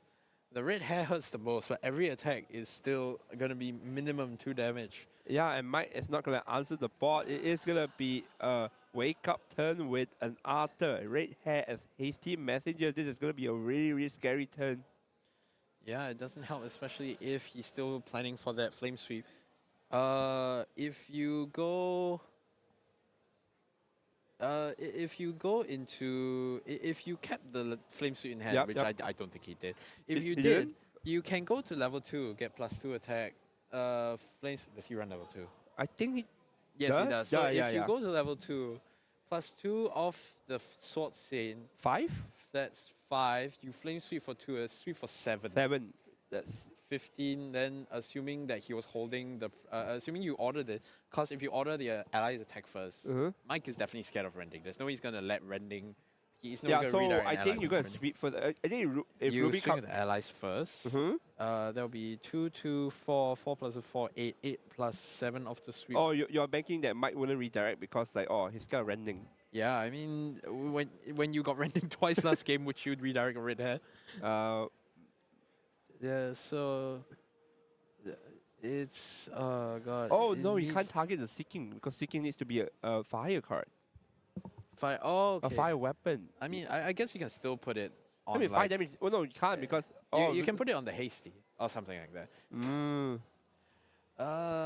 God, but there is so much damage there and Nullify insult to mirror. injury. Oh, he's gonna be nullify mirror. Yeah, so nothing mirror here just to deny any sort of Veiling Breeze. Nothing in response because Mike doesn't even have a Veiling Breeze.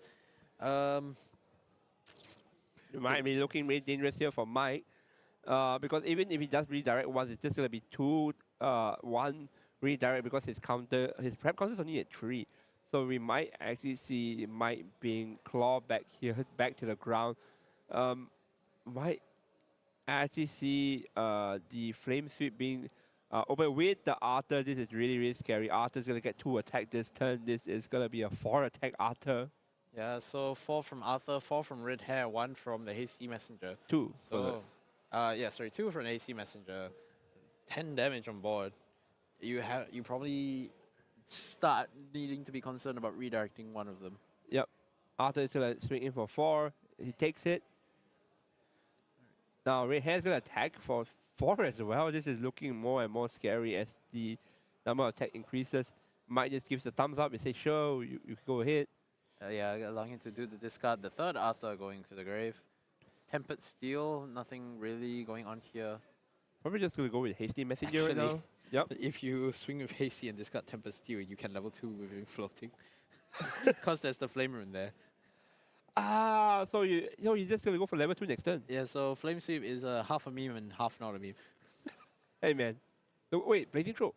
I guess you swing. So- if you swing for 1, Wait, it looks harmless. yeah, if you swing for 1, it looks harmless. I think what Justin does there is that he just swing for 1 and just pass. 18, 19, 3. Yes, 3 from Vermilion, 4 from From Blazing. Blazing Throws. Actually, you can kill with Vermilion and Blazing Throw right now. Yeah, right now you can do it because there is a nullifying mirror. There's no outs right now. If Justin realizes this, he can actually do it.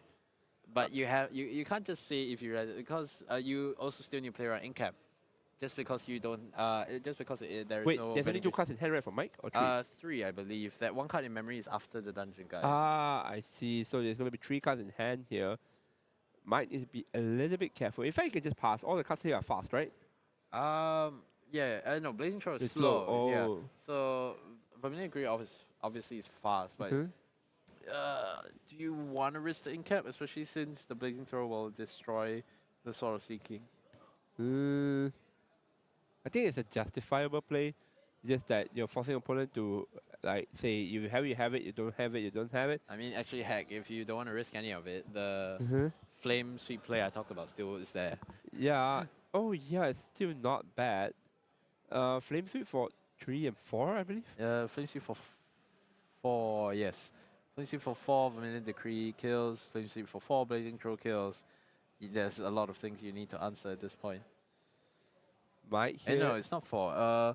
Flame Sweep for 2 with the 2. Flame Sweep 2 from level 2, and then 1 5. Yeah, so 5, and with that amount of stuff on board.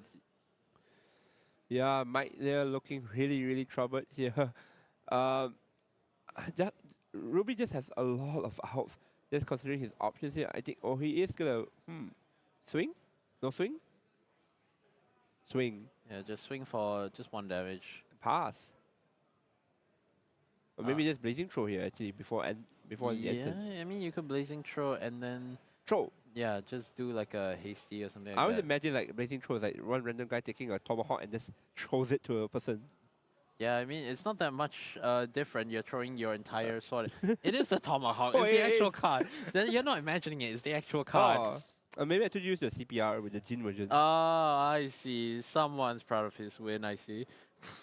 Hey, look. I am happy with my Jin CPR, alright, or my Blazing Throw. Like, you know how happy I was when I won back-to-back Star Champs? And now look at this card. This card is there right now. Yeah, I mean, where's your enrage? Soon. TM soon. I'll win one. Don't worry, it'll probably go into the binder. But we are going to go into Vermilion Decree here, aiming for Lita here. Mike probably is going to... Oh, Slime Shield here, doing it clutch. It's going to reduce 3 damage. Yeah, just prevent exactly the Vermilion decree It's, damage. is Ruby in danger? Um, 3 prep counter. 3 Shadow Strike Right. would bring you to maybe Is it no the no fit- is no it no the no no, Fitizia no. hits It's for still 2? 5. Because each will hit for 2, so that's Mhm. 4. Shadow is assuming Slice and Dice. Slice and dice. Goes for 9 plus a Shadow Claw twice will be 11. Plus 12, 15. Dungeon Guide It's is what, fine. 16. Yeah, 16 is there's fine, fine. um, yeah, so I don't know. It might. He's still kind of out of range. Might, I think, probably just needs to stall another turn because really he can't extend anything into it right now. Yeah, but we know Ruby is probably going to a level 2 Lorraine there, getting Yeah. 3 attacks. So it's going to be very, very dangerous here. We see Mike here. I mean, alternatively, Uh-huh. you could just slice and dice the Arthur. Arthur and yeah, the Arthur and the red hair. Yeah, something interesting that people don't know. You can actually slice and dice 2 targets. 2 valid targets at least. Yeah, slice and dice does not say 2 cost for 3 attack for 9. It just says prep and deals another one. So basically, in intent, you smack someone for 3 and then you smack another person for 6. Yeah, so it's still really hard because at this point you're playing for your life rather Mhm. than playing for lethal and out. Uh-huh. There is a waltz in hand. There's wards. Wards might actually help. Yeah, creating 2 more shadows can put you a little bit closer, but you're Mhm. using the prep that you Mm. have on your champion, Mhm. which also is supposed to convert into damage. I mean, at this point, damage is damage. Any sort of damage is really, really important right here. Yeah, realizing also, I think the Shadow Claw you need 4 preparation, I believe. Mm-hmm. So not really able to call. Yeah, you need 4 more preparation, so you can't actually call Shadow Claw here. Shadow Claw here is not going to be able to be caught here, unfortunate. But we are going to see the slice and dice that we're talking about. Probably not lethal, but probably yes, what you talk about is going to remove the Arthur and probably the red hair as So well. yeah, he's not preparing, so it seems it's just gonna be Oh, 3. just a 3 damage. Yeah, just taps the mirror there. I don't really. I maybe like a windmill and bill. Actually, that's not enough hand. But still, doesn't really. It's fine because he's gonna restand it on his own turn. But Yeah, I think there's no harm in doing it. He's like maybe there's some secret stuff I do not know. Taps a mirror. I mean, yeah, I guess so. you can't really blame a guy that doesn't really play. Like I'm not trying to I'm not trying to say anything about it, but Ruby is really a player that doesn't play much because I like to think that G has a lot of random mechanics, random things just happening out of nowhere. Like I've been caught off guard with like so many random cards. Like I'll be playing store champs or even like regional. I'm like, what does this do? And then I just lost on the spot. Yeah. So all right, Forge-Light Blade, recollect, draw, swing 2. Ask your opponent, do you have Veiling Breeze? Yep, it is gonna be just gonna swing and then ask, do you have answer? Yeah, because if he has Veiling Breeze, Then on the stack you just mirror. yeah, you can mirror on the stack, so you will be fine. Waltz, of course, will Waltz. be the option. That's why he is still kind of fine using all 3 preparation counters on this. Unfortunately, had to attack with the Forge-Light Blade to fish this out, so not really able to follow up I think with on the yeah. Justin can just let it happen, and then after that he can just blazing throw again. Yeah, unfortunately, right now this is prevent 6. I don't Oh, know if Oh, that's blazing throw is not enough. enough. 6. You take 2 here. You can swing 1 hit. You're 1 damage off. Mm. So yeah, he had to swing with his champion, so he doesn't really have the. Is that home by fire? It would be a lot simpler if this was a home by fire. Yeah, if there was a home by fire here, your Forge-Light Blade now swings for 4. So Penumbral Waltz will have 2 left. Blazing Throw will bring it down to 2 and kill off through that. It's gonna create more tokens right here. It's gonna set up. Might actually be a turnaround for Mike. Yeah, so I think I see the home there. Yep, home by fire. Home by fire on the stack there, giving more attack. So here, just going to hit him for 4 on the Penumbral Waltz. And then just gonna blazing throw this and probably game. Yeah, so Blazing Throw. Yeah, there's nothing in hand. That should be it. Yep.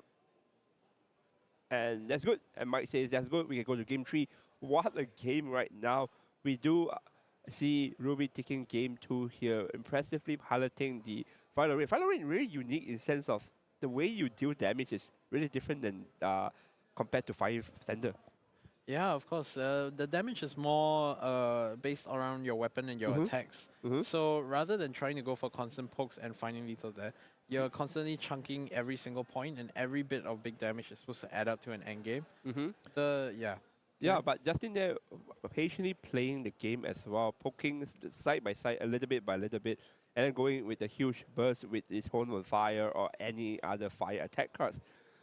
Typically saying, right, does that really like rely a lot on allies, or is mainly just the weapons? Yeah, I think Ruby here should be relying more on the allies, especially since his opponent isn't really a deck that's suited to ally removal. But at this point, you're just also fully okay just being chill, finding opportunities to swing for big chunks of damage, as long as there's no Veiling Breeze. Justin here actually signing in again, probably considering the fact that, okay, my opponent is likely going to take first. Maybe I want to play cards that are good going second. Yeah, what could be going? The Demolition? Demolition? Demolition is not bad going second. Yeah, you just want more fast damage, especially since your opponent has more defensive spells than you might be ready for. The Penumbral Waltz, the Slime Shield, beyond Veiling Breeze, he actually has quite a lot to play for.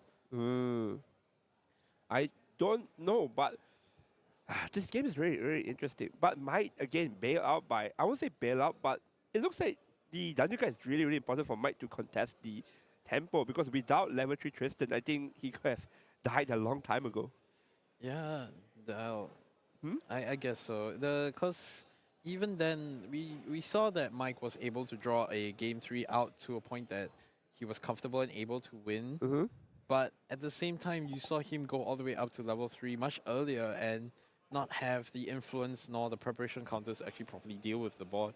Especially since here, Ruby actually has a really, really big board and Mike wasn't able to answer that. Yeah, I think it's about the fact that Ruby is going to be developing a stronger board than Mike and how Mike manages that. So we'll see the big difference. I don't know, Mike didn't really draw like Reading Breeze at this game right now. So that might be the big core difference here. We'll be excited to see what transpire at this game right now, because it is going to be really, really interesting. But then again, you can always just Arthur and Red Hair in one turn, going second. Yeah, of course. So going second, it means a lot of attacks, but going first means I get to materialize first. Mike would really like that. So Tristan up for the plate. 7 cards. What do we have? Is that in cap? I see a yeah, lot of in cap. The brand new in cap we all just got. I have my own place. So I'm happy. I'm really happy. But yeah, Surveil the win slow. The one thing that people actually never realize that Surveil the win actually gives the prep counter despite not being in an assassin. The class bonus is only on fast activation, so you can actually just play as a turn 1 play. yeah, really good card and really So- a turn point for Tristan. Otherwise, you're really gonna get prep really easy. Yep, are we gonna see the almighty King Arthur and Red Hair play? I see. No, I see a red hair. I don't see an Arthur. I think I see Xiao Chao. Yeah, Xiao Chao. No, there's a clumsy. Oh, yeah, there's a Xiao Chao. Yeah, Xiao Chao, right? So you can still do Xiao Chao and red hair opening, Can which is you- extremely strong. Can you do clumsy Xiao Chao Red Hair? Clumsy for 2, you draw back, so Wha- it's at 6. Xiao Chao 3. Three. Yeah, that's Yeah. enough. So, Insane opening, let's go. if he wants to. Come on, I mean, you're going second. I mean, you're going turn 1. You're going first. Sorry, you're going second, turn 1. Just do it. I think what is there to do is just show people at home this is how you play fire. This is how you be aggressive. Only aggressive go-getters get what they want. If I am him, just do it. All right, let's go for it. Clumsy Apprentice. Come on, hear it.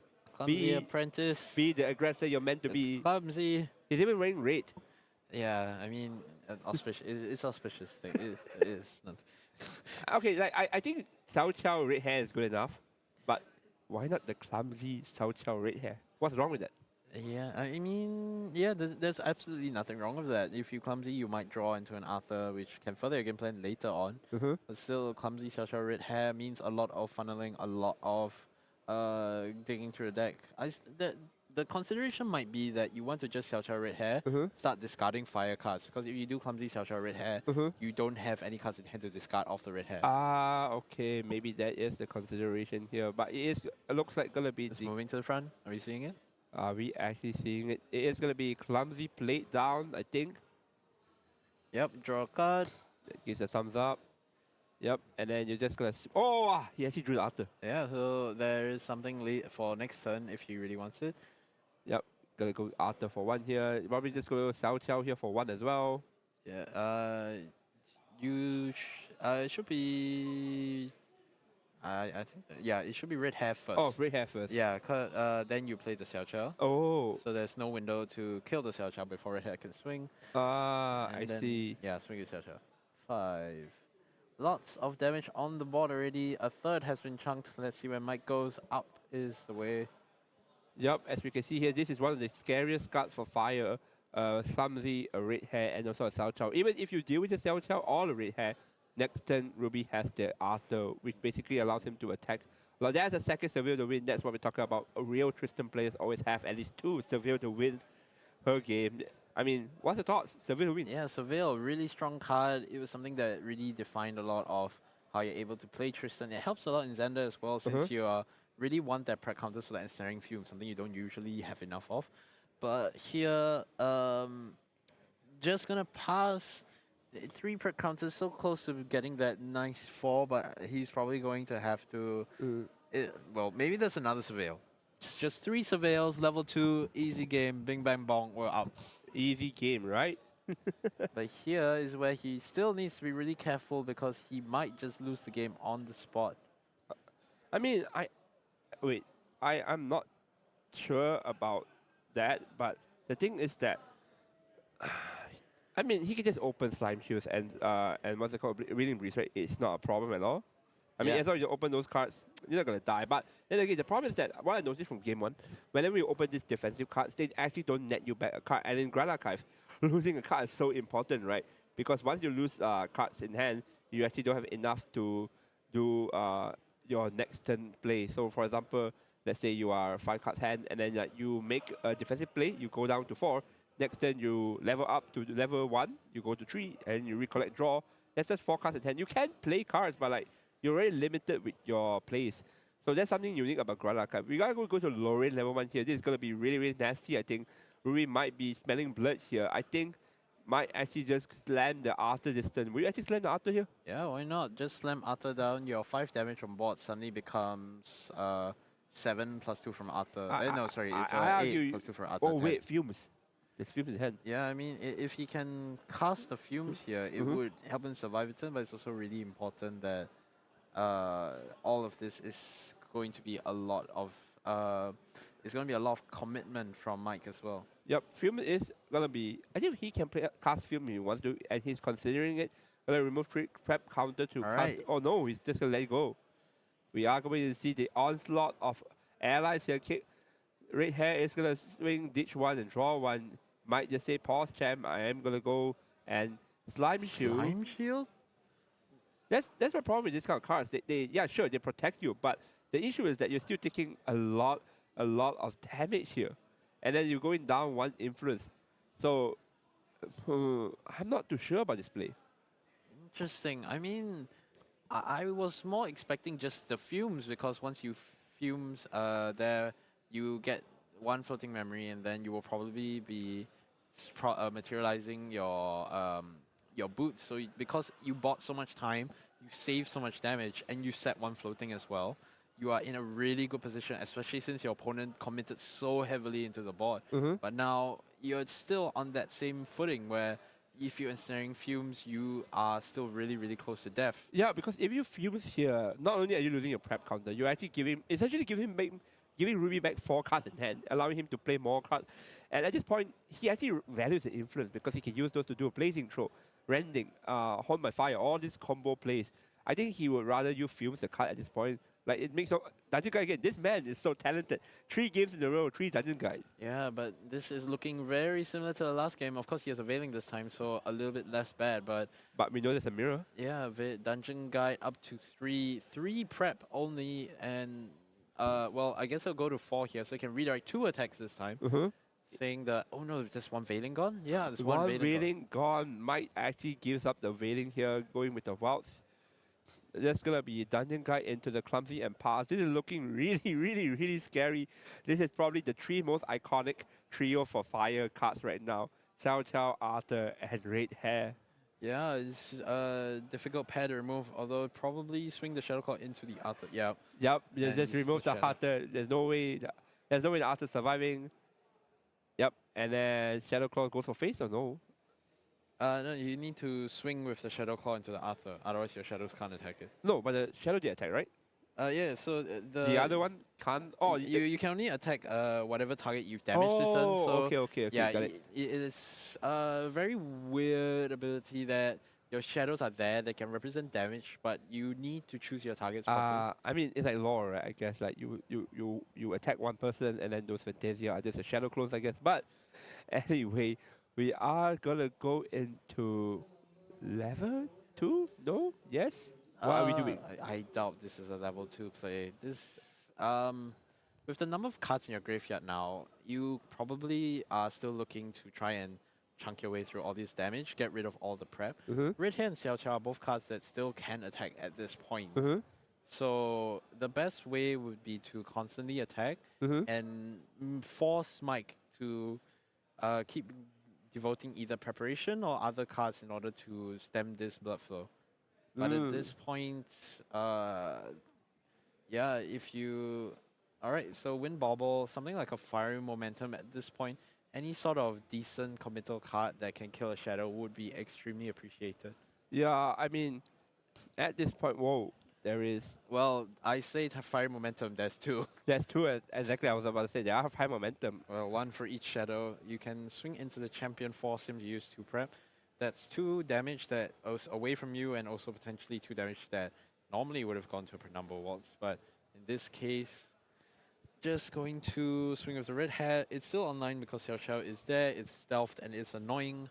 This Red Hair has done so much damage over the turn. Yeah, Xiao Qiao there, just going to be fine. Yeah.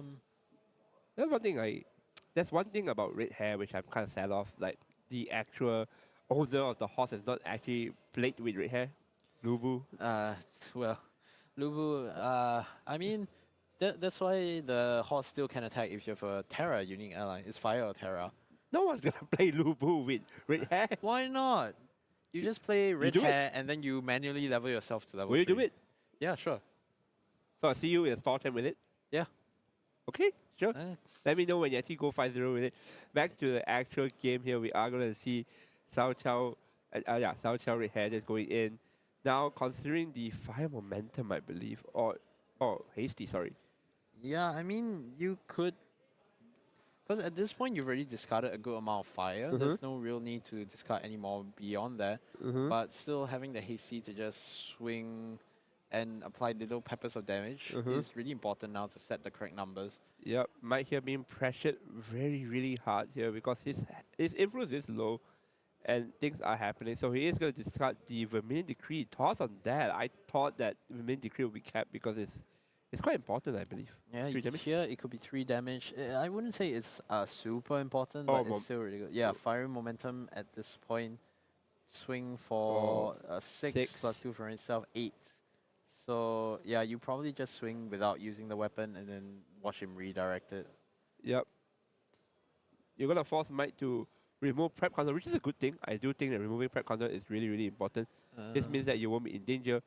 And well, one Waltz is going to retaliate for 1, and then the Waltz just bye. So 1 Waltz down, 1 more to go. Mike is losing 2 prep, or 1 prep counter. Wait, he gains back 1 prep counter from? Sorry? Wait, he was at 4 prep He was counter, at right? 4, yeah, no, it's at 2. Oh, is it removed 2? Yeah, you see Oh, sorry, I always thought it's removed 3, but... What? 3? Oh man, that would be so difficult to play Tristan. But yeah, just remove 2.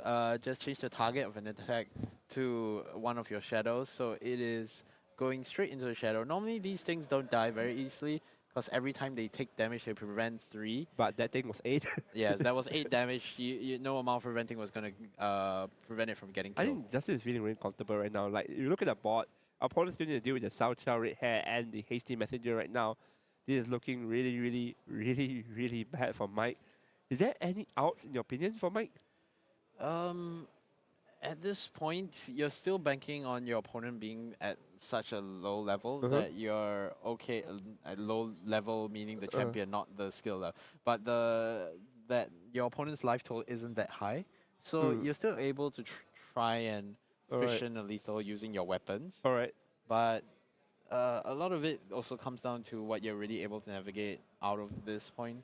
And Snaring Fumes now is a horrible time to draw this card. This is not good at all with all the allies actually gone here. You don't really want to stay refuse this. Ruby, I think, like I say, Ruby really rather have this card back in his hand. He doesn't mind it because these cards will be really useful to build up influence and play other attack cards and combo plays. Maybe a Dream Fairy here. Desperate move right here. But what do you Dream Fairy? I think the red hair? Oh, Xiao Chao.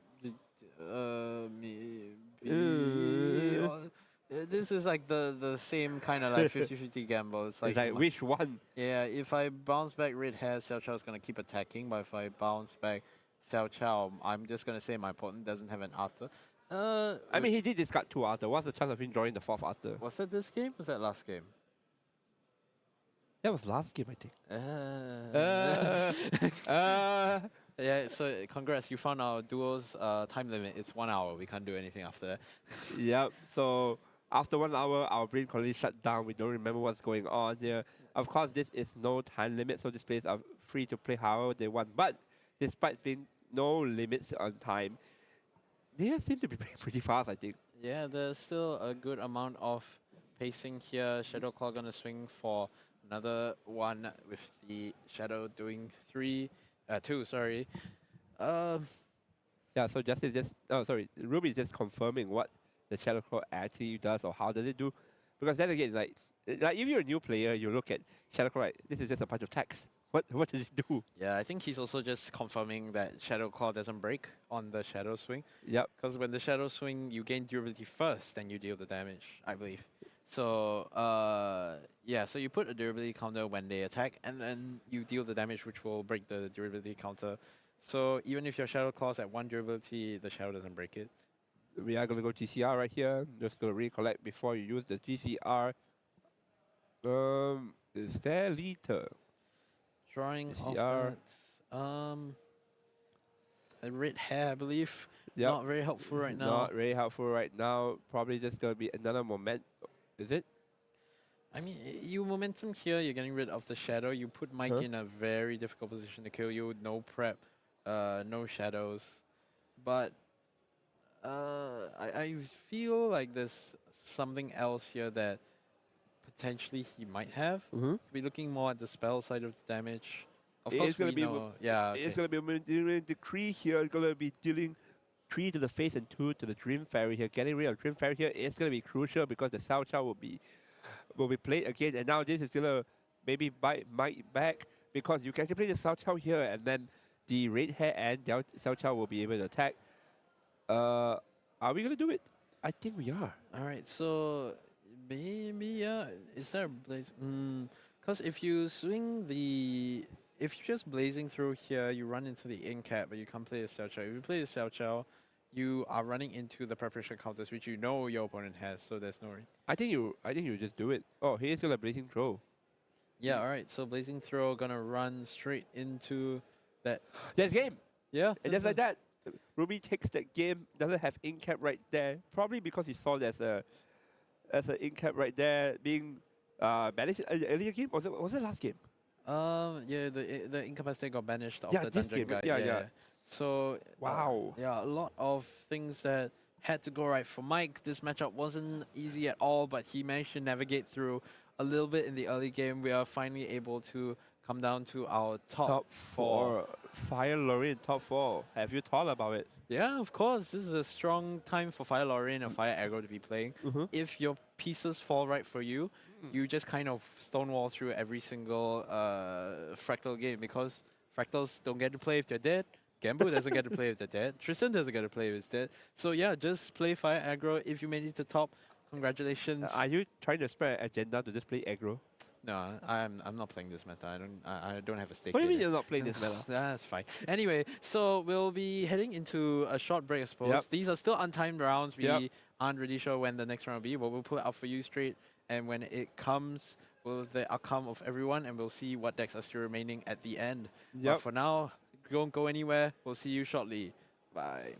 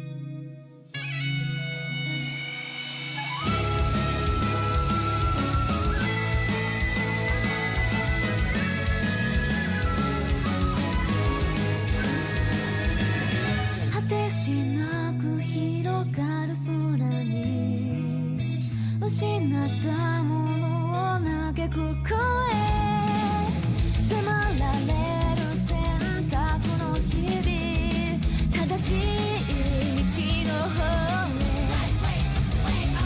へ間違ってなかったと証明しよう生き様で邪魔されても席を読むさこの頭で全て手に入れる高く高く飛べどこまでも行こう不可能をと思い込んでたものがなぜか小さく感じた見てる景色がそう先になったから叶うまで近い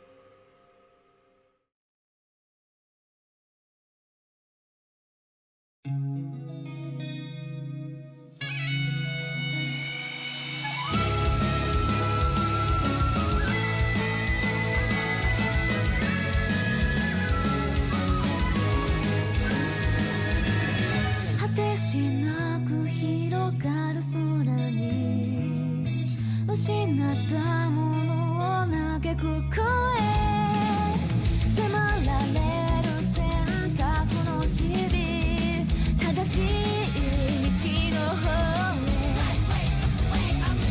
間違ってなかったと証明しよう生き様で邪魔されても席を読むさこの頭で全て手に入れる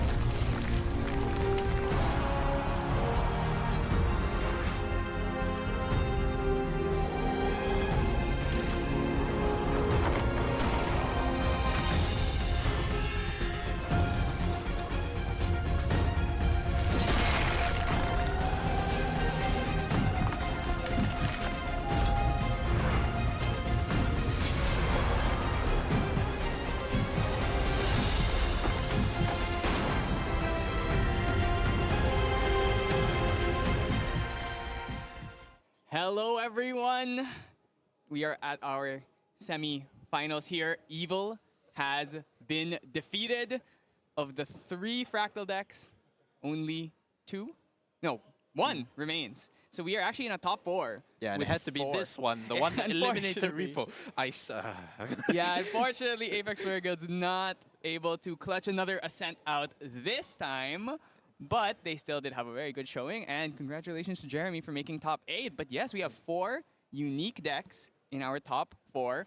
We have Fire the Rain, for which we saw from the last game. And then we have Seiryu. In Seiryu, we have Genbu, and then we have Fractal. So 2 waters, 1 wind, 1 fire, pretty balanced. You know, obviously the 2 waters, but they're 2 variants of, or they're 2 different variants of a water deck. So I play pretty much completely differently. So I'm very glad to see that, and that means we are not going to get the dreaded bad end of the double Fractal mirror match at the end for the finals.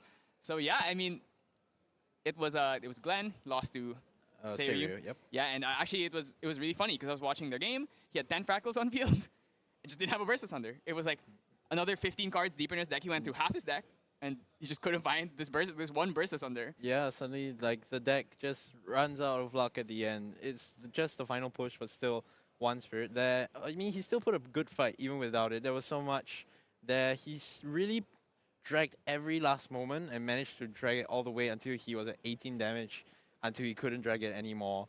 And that's just kind of where it ended for there. Yeah, and the thing about the match we were going to having Seiryu versus Fractals. So maybe we can actually truly defeat Evil here and get rid of the Fractals. Except maybe I think people want Fractals to win so that it'll get banned. I mean, someone has been saying that. I won't say who, but I mean, I don't think he'll get banned after this performance. Yeah. It's still inconsistent. It's showing up once in a while. It's not a deck that everything revolves around, or is stomping everything. But you still need to think about it. You still need to remember it and respect it properly. Yeah, it's like the centralizing force here. And fortunately, this deck here, the Seiryu deck, is actually very well positioned to fight the Fractals, because like we've said before, they have no out to Shenju's. And unlike Genbu, which, you know, without the Fugue, it only swings for 3 every turn, Seiryu swings for 4, and then suddenly, boom, 11. And Yeah. like, once you start getting the Empower stack, it becomes very, very difficult to deal with. So if you can't hit that big burst on, it's going to be very difficult for you to survive, and you're going to be constantly forced to use your Saw Frost or negates in order to just stop every single Arcane Blast that gets played. And, ooh, Hachiko here, I do want to highlight the hope of Japan here. Absolutely breakout performance. We did see some Japanese players in CNATs that made it quite far, but never quite a top 4 of an Ascent level. So I'm very glad to see him doing so well. I hope he inspires other Japanese players to go to Ascent, Japan, Ascent Akihabara, and go nuts, you know? Yeah, of course, there might be a wave of new Japanese players as they start going out. Of course, 1 Fractal opening, not the most inspiring start, but a start nonetheless. Yeah, and then the 1 Fractal opening in response to the opening Beseech. Now, if we can hit the Winds of Destiny off of this, now that would be absolutely insane. If we were able to go for the Azurite Fate Stone, and then we banish a card, draw into the Winds of Destiny, we can then tap both of them, and then suppress the Beseech Fate Stone, and then immediately go up to level 2, which is, I think, the fastest start you could possibly have. Yeah, it's really, really rushed at this point. Of course, Beseeching Fitstone, kind of one of the very anchor cards of the deck. It by itself gets you to level 3. And here at this point, 2 Arcane being banished means faster Arcane Bolt potentially, which isn't the best sign. We'll see where this goes.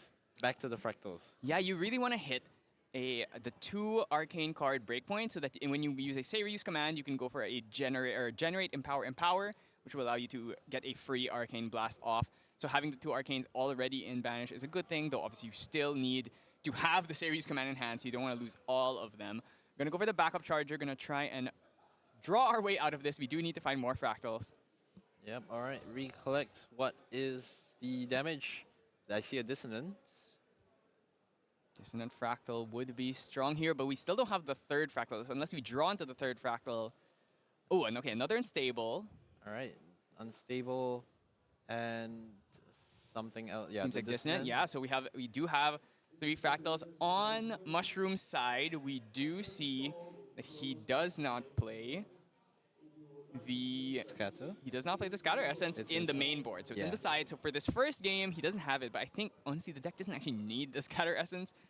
It does help, but not having it, Seiryu is so strong and so hard to deal with for the Fractal deck that oftentimes it's enough to just have the level ups extremely fast here, and especially as long as the Fractal deck just falters just slightly, gives you enough space that you can get to that level 3 and start smacking with the Seiryu. You can start generating your Arcane Blast, and you start smacking face, doing 4 damage, maybe 5 damage, maybe 6 damage if you've given it a Trotter buff. But yeah, here just kind of taking his time to think about the stack. No timer needed at all. This is still completely untimed, so allowed to really think on your laurels about what you know about your opponent's deck, what your plays are, and what everything has been, what all the plays indicate might be going for this turn. Yeah, exactly. You know, nobody is forced to rush here. You can take your time, think deeply about your plays, especially a deck like Fractal, very strategic, very necessary to think ahead, plan out, see a few turns into the future, especially with cards like Dissonant Fractal, essentially allowing you to see into the future. Seems like, is this just a pass? So we do have the 3 fractals. We are just unfortunately not having any allies on board. It's okay because the allies can't really attack into the Seiryu, but you at least want to do a little bit of chip damage before letting Mushroom hit that level 3. Because once it's up, of course it does have the... It only gets taunt. It's taunt, so if you swing with it, it doesn't get the taunt anymore unless we do play... Do we play Kite Shield? No, so we're not on the Kite Shield. We could also use the Yako's command to just restand it just to get a taunter if need be. Yeah, so here Viridian Trinket, this makes me believe that there might be some Dungeon Guide and Flickering coming about. That is a very early Viridian Protective Trinket. Getting this out now while Hachiko has very little cards in his hand, cannot pay for anything here. So we are going to get the Dungeon Guy, going to put us up to 3 quest counters, or 5 if we choose to use the Guoja level 2 effect on that. If we do have some sort of suppress, we could suppress the Dungeon Guide here, or the Beseech Fatestone in order to go up to level 3, which would be quite speedy. Yes, notably, of course, the Viridian Protective Trinket. This is the one printed from Fractured Crown. The misprint is actually, the effect is actually active at all times, so Hachiko still can't pay for any water cards without paying 2 additional, even though it's not banished, because there actually is no way to banish it naturally. Yeah, that's right. So it requires a total 4 resources in order to pay for something like a Glimmering Refusal. So this situation, with only 3 cards in hand and 1 fractal, will not be able to do anything aside from maybe a Song of Frost with a float in the grave, which is not the current situation. Dungeon Guy gonna swing for 1. Ooh, are we gonna transform our Beseech Face? And we are. So we did materialize the VPT this turn, and then we also... The Dungeon Guy actually doesn't count as materialization, so this is just a -2 Beseech Fatestone. We're gonna bring out the big panda. Don't see this all that often, but it's actually one of the very skillful things about this deck is you can actually play for allies if you need be. We did see the Trotter in the hand as well. Are we gonna lose it? Oh! Losing another Dungeon Guide here does slow us down a bit unless we can just draw into another one, or maybe we can draw Suppress or an Ascent to bounce back the Dungeon Guide that's currently on field. Yeah, I think he's completely fine with that though, because under this plan, if he didn't aim to get the 2 quest counters off Guoja, he's not trying to really go as fast as possible.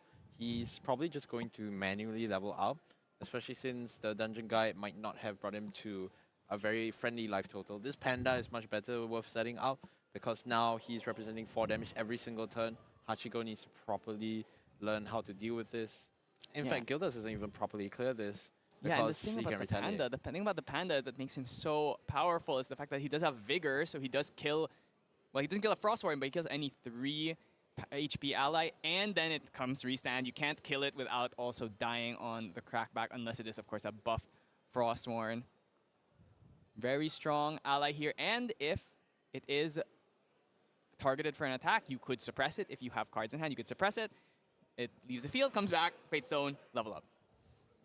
Yeah, so here, Hachiko taking the turn again, still doing the math. I suppose it's quite natural that as a Fractal player, you now need to start thinking if you can close that distance in HP between you and your opponent, especially since Seiryu is coming imminently. You also want to check that you're not just dying next turn. Yeah, so you are, you usually sit at Spirit when you play these Fractal decks, so you don't have that much life to work with, don't want to leave yourself too vulnerable. You need to make sure you always have some answer to a kind of out of nowhere. If you really just hands down, they could just Dungeon Guide and then Series Command, and you might be that. He already has the 2 Arcane, so he could go Series Command, immediately just go swing for 4 Arcane Blast. That's immediate 15 damage right there on its own. Yeah, so here, the Materialize is going to be Tangu. He's going to need to keep drawing more. I suppose having additional fractals and additional hand always doesn't hurt. Potentially could bring your way out of this awkward situation. Yeah, the Tangu here going to have to draw something pretty good, though, because we are... Okay, that is pretty good. We've got the 4th Fractal. We're going to be able to see into our future. What do we see? There's more Fractals in there. I think there's a Fracturize. Yeah, not much really going on because no Zhang Xiao, no additional draw and float mechanism. This is getting a bit rough. Could still possibly have the Zhang Chao in hand already. Still has 3 Fractals to play. Maybe wanted to set it up first with the Glimpse before we commit the Zhang Chao for the draw 2, so we know what we're going to draw into. We're going to have to some time here to think about it. Seems like 1 top, 3 bottom. All right, yeah, so maybe something like kept the Fracturize, bottom the rest. You still need stuff to happen, and that top 4 wasn't really happening. Yeah, really hoping he has the Zhang Zhao if he wants to be able to accelerate his game plan here. I do think there's a Shimmering in hand, so he has a decent amount of Fractal, a medium amount of Fractals, if we'd say, and he does have some burn spells, it seems, but currently we are about to reach maybe this. We could go up right now. We are at that 4 quest counter breakpoint. Level 3 here would bring you up to 7, and then you get another 3 from the on-enter effect, putting you straight up to 10, and now it's party time. Yeah, so here, 3 off the banner. Like you said, we're at 10. Dragon is coming down this turn, and yeah, no question about it. There is going to be a lot of hell to play. Notably, after drawing, this will be 3 cards in hand. A command is not completely off the table. That's right. So Hachiko does still have cards in hand, so maybe going for that command might be a little bit risky here, but let's see what Mushroom decides to do. Of course, we get to go Reliquary next turn in order to start refilling our hand, and Reliquary is such a powerful card. I hear that drawing 2 cards every turn, drawing an extra card in your recollection sounds like Merlin to me. Yeah, especially that's better than Merlin because you're just gonna keep drawing if your opponent's influence is much, much higher. Something that is definitely the case right now. Yeah, Fractal is a deck where they often go lower influence because technically speaking, most of their resources are on the field in the form of Fractals. But in this early game scenario, we still find ourselves in a situation where a lot of those cards are hand-hand, especially because not that many Fractals have been employed yet. Gonna take a fat 4 damage from the 2 allies on beat. There it is, there's the command, we're gonna go for it. If we're gonna look at Hachiko's list, does he play Song of Frost? Ooh, that is a big no. In the main, none. There's 3 in the side. Now we have to see here. He can go for the Generate, Empower, and that would be enough to kill here, but we do have to worry about any potential negates. So here, tapping 3. I'm not sure what 3 is in this scenario. 4. You're going to Glimmering Refusal, the Seiryu's command, so we do not get that here, but we do over the Protective Trinket, so yes, okay, so you did pay correctly for it. So we are and actually, notably, that's another Banished Arcane card. Yeah, so this Dragons is really going to get started real soon. Swinging in, gonna generate the very first Arcane Blast. So obviously, no Empower means it's very likely not gonna be cast this turn. His entire influence is in the memory anyway, so just gonna pass it back. Hachiko gets one more turn to probably play out his actions and see where that leads him. Yeah, this is a problem. You have 6 life left to give, and there's currently 8 on board already. So if you level up here, you would technically still live if there's not a Trotter or anything else. We do have a lot of cards, a lot of options, but we are quickly running out of time, which is the most important resource of all when you're playing this deck that is supposed to try and scale very, very late into the game with the potential burst asunders for 20, 30, 25, 22. It is actually possible if Glenny did find that burst asunder top deck when he had 11 fractals on field, it would have been, what, a 24 damage burst asunder? So, in this case, is there a world where the lethal is right there? 1, 2, with only 4 fractals on field? Yeah. I mean, if you can get to 6 fractals, refracting burst is... Still level 1 though, so I don't think we can pay into refracting burst, because that would be 3 cost, 3 cost, 4 cost. Yeah. That's a bit of a tall order to ask for. So let's see. I mean, Mushroom is definitely in the commanding position here. Just needs to keep holding onto his board. And even if Hachiko tries to clear out this panda... Oh, we did miss the Vigor trigger on that panda. Should be awake here. Yeah, that is a mandatory part. We're still technically in the end phase. Well, now we've moved past the end phase. But yeah, it should have been restood there for the Vigor.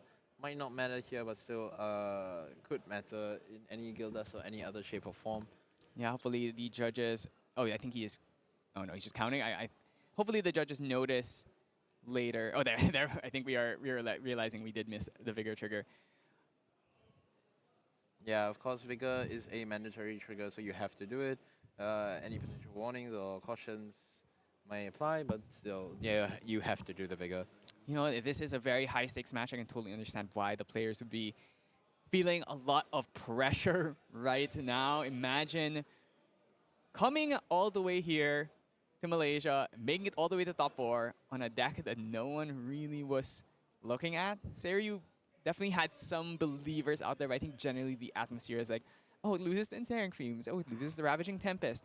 And all the way through, we've still made it all the way here. And very lucky, actually, on Mushroom side that the Tristan is been eliminated from the tournament, so we don't have to worry about any triple Ensnaring Fumes in the deck. Kind of nonsense. Ooh, Nascent Blast coming in here. This is one of the differences between Hachiko's deck and the other Fractal deck. Still on that Nascent Blast, but are we playing? Yeah, there's no Fractal of Empowerment. Yeah, so there's no Fractal. There's no Fractal of Mana, I believe. Yeah, that's the Empower Fractal. So yeah, no yeah. Fractal of Mana.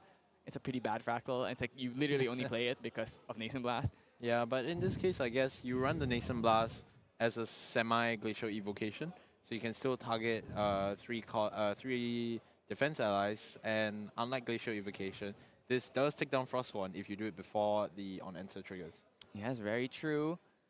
So we're going to pass it back to Mushroom's turn. We're going to bring out that Tariff Ring in order to try and not die this turn, but is it a little bit too late? So yeah, here radically drawing naturally, going to Tariff Ring, recollect, and draw for turn. Yeah, I mean, we just swing probably with this Seiryu, get another Arcane Blast in there, so our Empower is going to be Empower next turn. If we Empower, we would be empowering 7, which would allow us to place an Arcane Blast for 1. Yeah, I think this is... Actually, you can Arcane Blast now. Because you swing with the Dragon, you pay 2 for Tariff, and you have 2 in hand.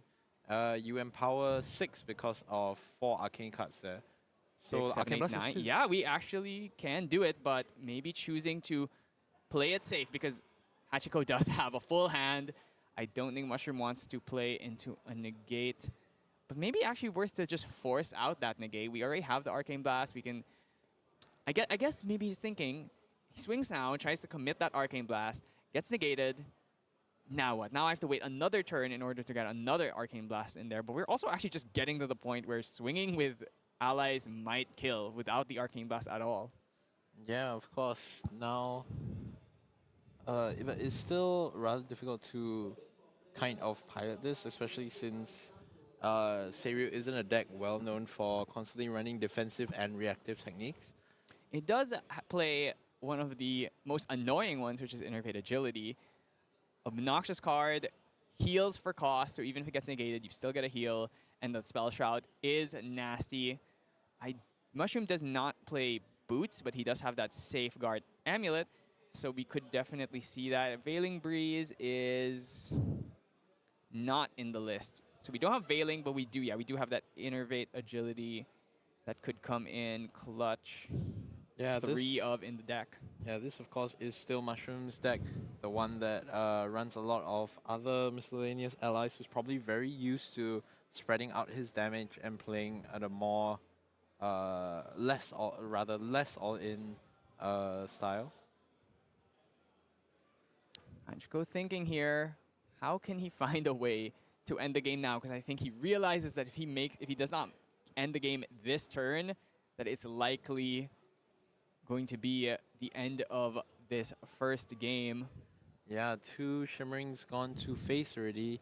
This is getting rather dicey because if you level 1 here, is that a full grip of Shimmerings maybe? Yeah, it could definitely possible. He is on the Diao Chan, so we can fire some of these Shimmerings from our memory, essentially giving us an extra 3 resources in the sense that we wouldn't be able to play the Shimmering if we had another 2 cards, but now we just played from memory and it draws a card.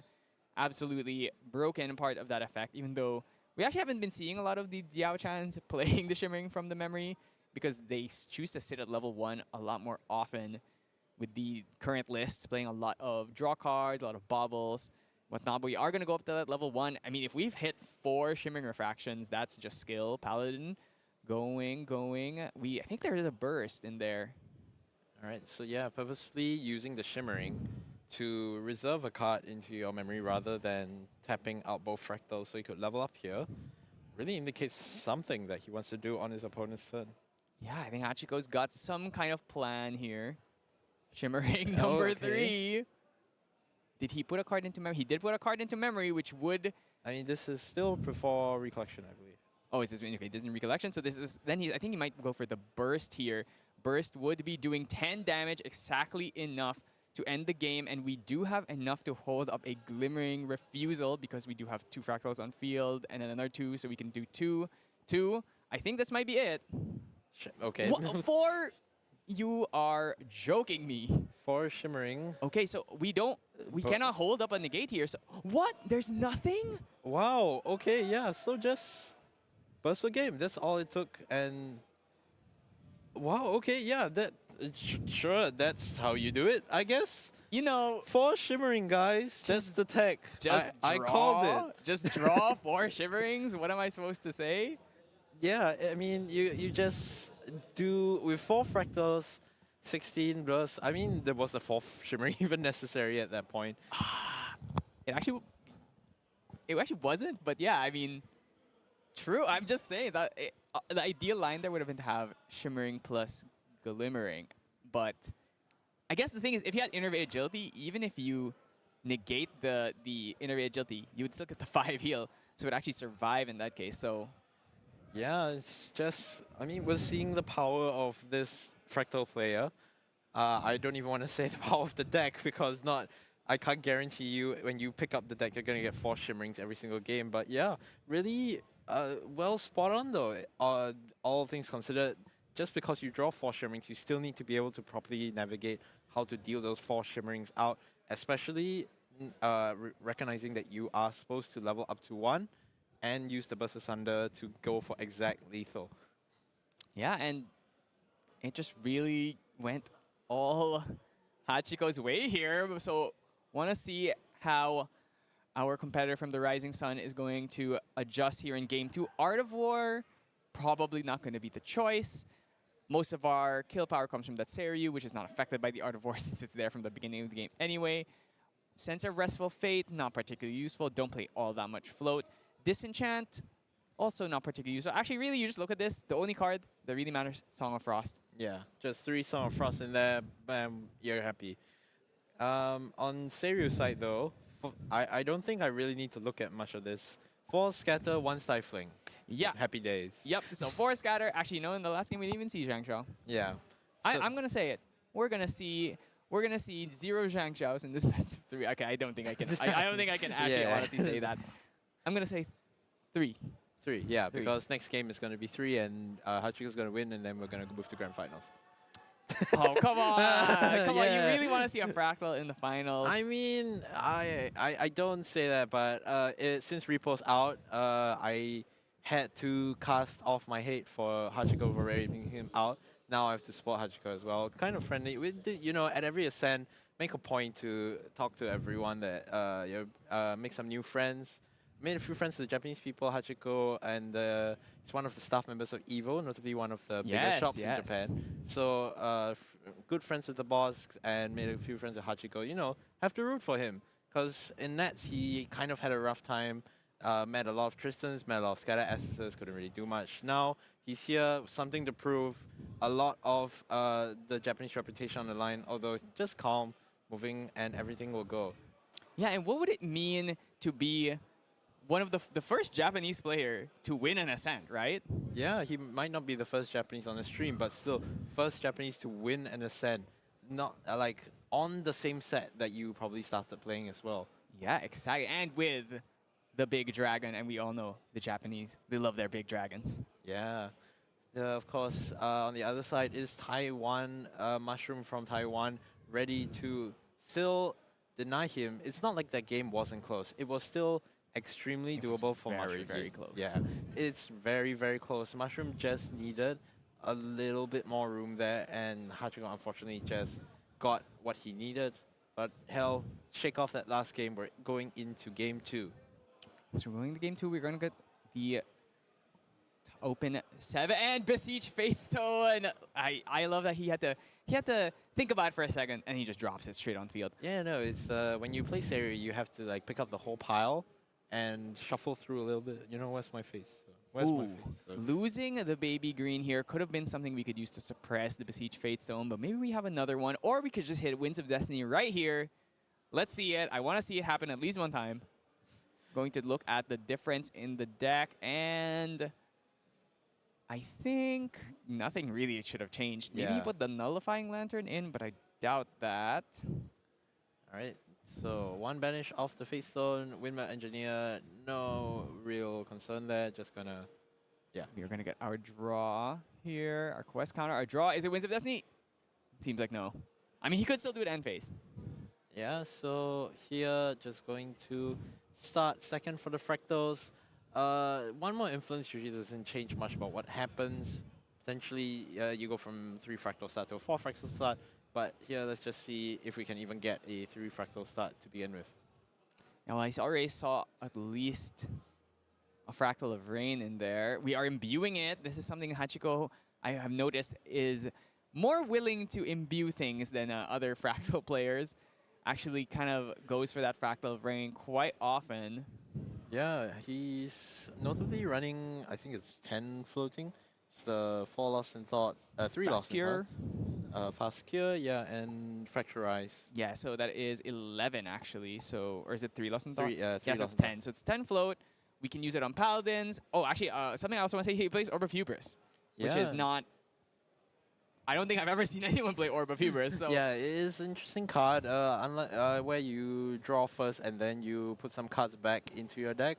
I suppose it is rather important in fractals that you keep digging, and Hubris is kind of at this point the card that digs the most. Theoretically, because I don't think there's really any other card that just goes go 3 into your deck. yeah, I mean the closest one would be Orb of Regret, but Yeah. the function of Orb of Regret, which is bottom 3, draw 3, compared to Orb of Hubris, which is draw 3, bottom 3. Is it Well, bottom? it's not bottom, it's shuffle back in the deck.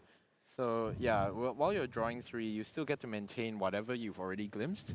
So say you don't want certain stuff, Orb of Furious allows you to maintain that certain cards that you don't want to see are still at the bottom and you won't draw into them, or you're less likely to draw into them rather. And then you shuffle it, and what happens after that is kind of a mixed bag. But I don't know. I haven't seen him play it today. I asked him about it, and I think he's kind of been 50-50 on it. Like, he put it in because, in principle, it's a good idea to just dig, but here now it's like I've never really had the time to call it out. So well, here we are. It's like a carbon copy of the last game. It is, except the difference here is that Hachiko has has more fractals on field than the previous game. We do see a Dungeon Guide in the hand. Actually, is that a second Besiege Fate Stone? I think it is. Oh, we're actually going to Dungeon Guide to 2 again, are we not? Oh my god, it's almost exactly the same as the previous game. All right, yeah, Dungeon Guide to 2, although maybe it might be followed up by a Displace or Yeah, Winds of Change. we could Dungeon Guide to 2, and then... Okay, it's going to be a Fairy Whispers here. Let's see, because we could go for like the Dungeon Guide to 2, banish the last card for the Azure Fate Stone, and then play more stuff, which is the main advantage of this. This Fate Stone is it essentially gives you an extra card every turn until you flip it, even if it does require you to randomly banish something, which oftentimes can lead to some feels bad moments where the suppress or your defensive card or your Dungeon Guide ends up getting banished. Yeah, so here, thinking on this Fairy Whispers for quite a while, perhaps no amazing way to go up. I wonder if he's I wonder if he's thinking of bottom 3. Okay, no, he's gonna keep 1 on top. We're not gonna risk it on the gamble bottom 3. Verdigris Degree gonna come in here. Verdigris, interesting card, mainly there to buff things, suppress things. Also Destroy Fractals. destroying Fractals, destroying Phantasias. Good against Tristan if you somehow get to the point where your Seiryu has not been ensnaring fumed. Yeah, I mean here, you might be incentivized to Vermilion Decree as well. 3 Fractals, 1 being Dissonant. Getting rid of 1 of the Fractals will turn off the Dissonant and any prospect of Zhang Xiao on Hachiko's turn 2. Yeah, very true. And ideally, when you do that Verdigris Degree, we do want to have an ally on field to suppress, usually something with an on-enter effect like a Baby Green or a Dungeon Guide. But in this situation, not enough cards to play all of that, especially because we do also need to imbue, which requires us to have 3 win cards. And this deck does play a fair amount of non-wins in the form of the 8 arcane cards in the deck. I believe it is 8. Yes, Yeah. 4 Harness, 4 Series Command. All right, so yeah, a lot of thinking going here. So maybe Mushroom has found a line to go to 3 straight away. Currently has 5 cards in his hand. If he tries to play the Dungeon Guide, would leave him with 1. Then he could get the banish on the end phase to draw an extra, which would leave him with 2. Not really all that much he could do with that unless one of them is Winds of Destiny. If he has Winds of Destiny, then he could try and go for some crazy line where he Dungeon Guides and then Winds of Destinies. Probably this Besiege Fate Stone. And then Yeah. he can try and go for something kind of crazy there. I mean, with that Verdigris Degree, technically Baby Green and... Oh, well, there's a cake, so never mind. But Baby Green does get you all the way to level 3 on Hachiko's end step. Okay, so we're gonna Baby Green the Besiege Fate Stone, and Hachiko cannot do anything about that because he cannot play anything under the Viridian Protective Trinket. Baby Green are gonna come in, suppress the Besiege Fate Stone. We're also gonna pop the cake on it, because why not?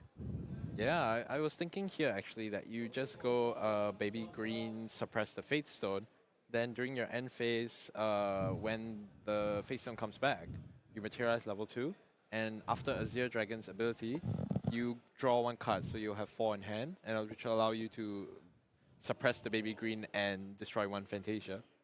Yeah, there's a lot of lines you can do here with the multiple suppresses in your deck. Yeah, that it might have blown Hachiko out of the water, but this also is rather safer. You take your time and you properly materialize things at your own pace. 2-2 on the board is respectable, said every Gambu player ever. So now Mushroom probably wants to copy and does his own 2-2 there. Good value and still maintaining a lot of board presence. Gonna banish 2 here. What is it? Windmill and Verdigris. We do lose that Verdigris, but I think Mushroom can't be too upset about that. It can be quite difficult to play the Verdigris when you only have 4 cards in hand, and it is, especially if you want to imbue it, it can be a little bit difficult. Gonna get our 2 quest counters. Seemed like we chose draw a card here instead of the quest counters. So then we are going to lose that Innervate Agility, which is one of the really fantastic defensive cards we have at our disposal. We do have another 2 in the deck, so hopefully can find another one before the Bursts Asunder start coming. And I wonder if, ooh, Yeah, he's we can transforming the actually panda. transform here for 2 because we did materialize 2 things this turn. And we still have that dungeon guide. So now that we have the dungeon guide, did not get banished from the Azurite Fate Stone because we chose to put her down to level up or to flip this panda. So I think in a good spot. Next turn, we get to maybe go Safeguard Amulet if we want, and then dungeon guide to 3. Yeah, a lot of plays here. With 4 quest counters, usually you want to say that someone is signaling a manual level 2-3, but at the same time, it's not like you're in. Well, I say it's not like you're in a hurry, but he kind of hurried last game and still took 4 shimmerings to the face. So perhaps you should hurry at this point and just take the manual level to 3. Well, Perhaps you know, not not really every safeguard. game. Not every game is going to be a 4 shimmering game. Yeah, because this is a 3 Zhangjiao game.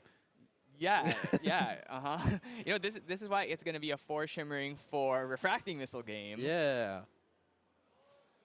Yeah, but the thing is that even if you do level up here using the dungeon guide, it will banish 2. So when you only go up to 9, but on the end phase you just get to banish the last card, and then now you don't get to swing with the Seiryu that turn, but you get to flip the Seiryu the turn or any time during your opponent's turn, really.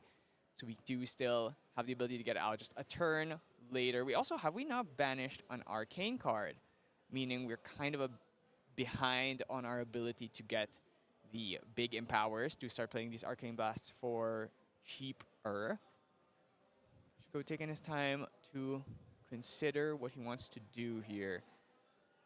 Yeah, of course, at this point, you gotta be very nervous because Hachiko also took quite a bit to navigate the last hand, and that last hand had 4 shimmerings.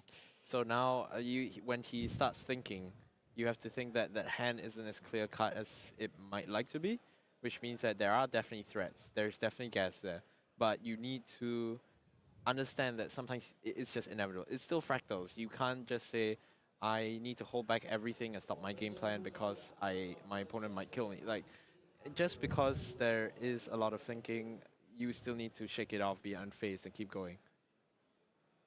Here, the materialize though seems to be rather awkward for Hachiko. 2 cards in hand. I mean, backup charger could work here. Tangu could work. Could also just go for simple Grand Crusader's Ring. Thinking long and hard about it. Trying to see what is on the board, how much damage. Oh, we have missed the Vigor trigger again. Ah, yes. A trigger, I don't know, maybe it's like you don't really remember to do Vigor on the Panda, because most of the time you don't really flip the Panda, you just kind of go Dragon and that's kind of it. Yeah, that is true. Fractal of Rain Imbued actually milling Mushroom here and getting agility. Another Innervate. Yeah, very good value on that. We have lost 2. There's the first Zhang Zhao. Are we actually going to hit that magical 3 here? Shimmering, drawn into hand. Yeah, rest of it a bit stunned by glare. Can't really determine what they are, but alright. 1 from Zhang Xiao. It begins. It does, in fact, begin. Do we get more fractals out? Yeah, this hand becomes. I believe that's the second shimmering right next to the first one, so Oh my god, don't tell me. it becomes rather awkward to navigate through this, especially since reserving fractals means that your other options aren't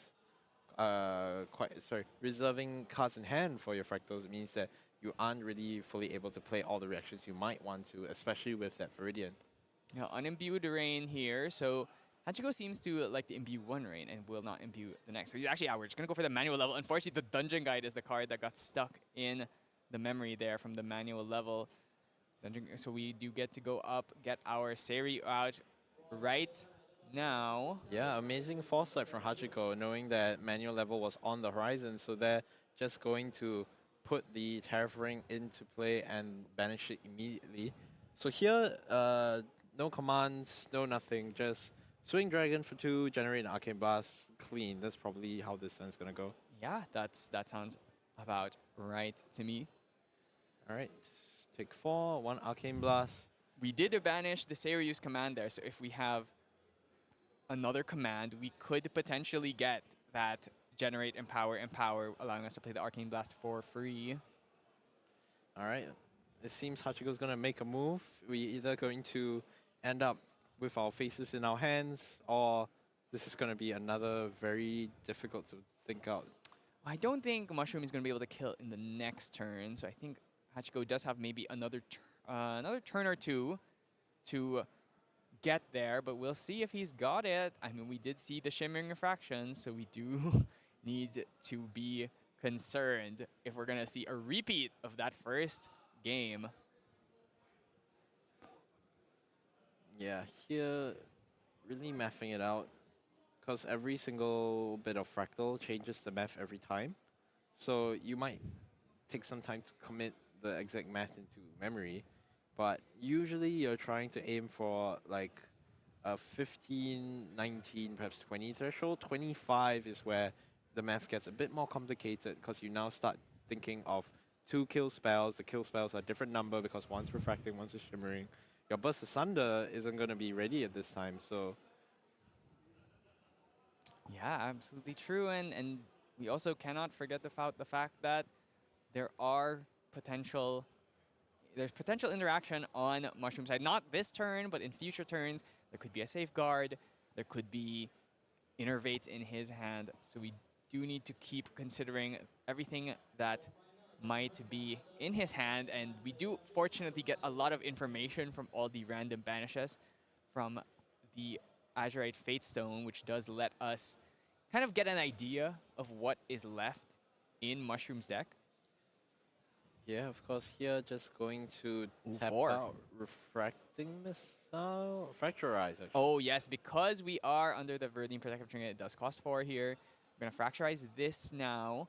I wonder what that signals to. What does that signal to you? Why would we be fracturizing this? That must mean he has a lot of interaction that he wants to play on Mushroom's turn. Well, it could be a level 1 because he wants to burst asunder. Mm. We're there already.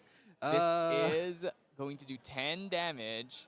Yeah, That's a so frost one. sure, it is what it is. Anyway, we recollect. So this is going to do 10 damage. If he has Shimmering Burst Asunder, it would be 4, 4, 10, 18. Not enough yet. Yeah, but potentially now, I guess, able to take a bit more time off because we know he does play Song of Frost now. So it is likely that he's probably, maybe he has it in 10.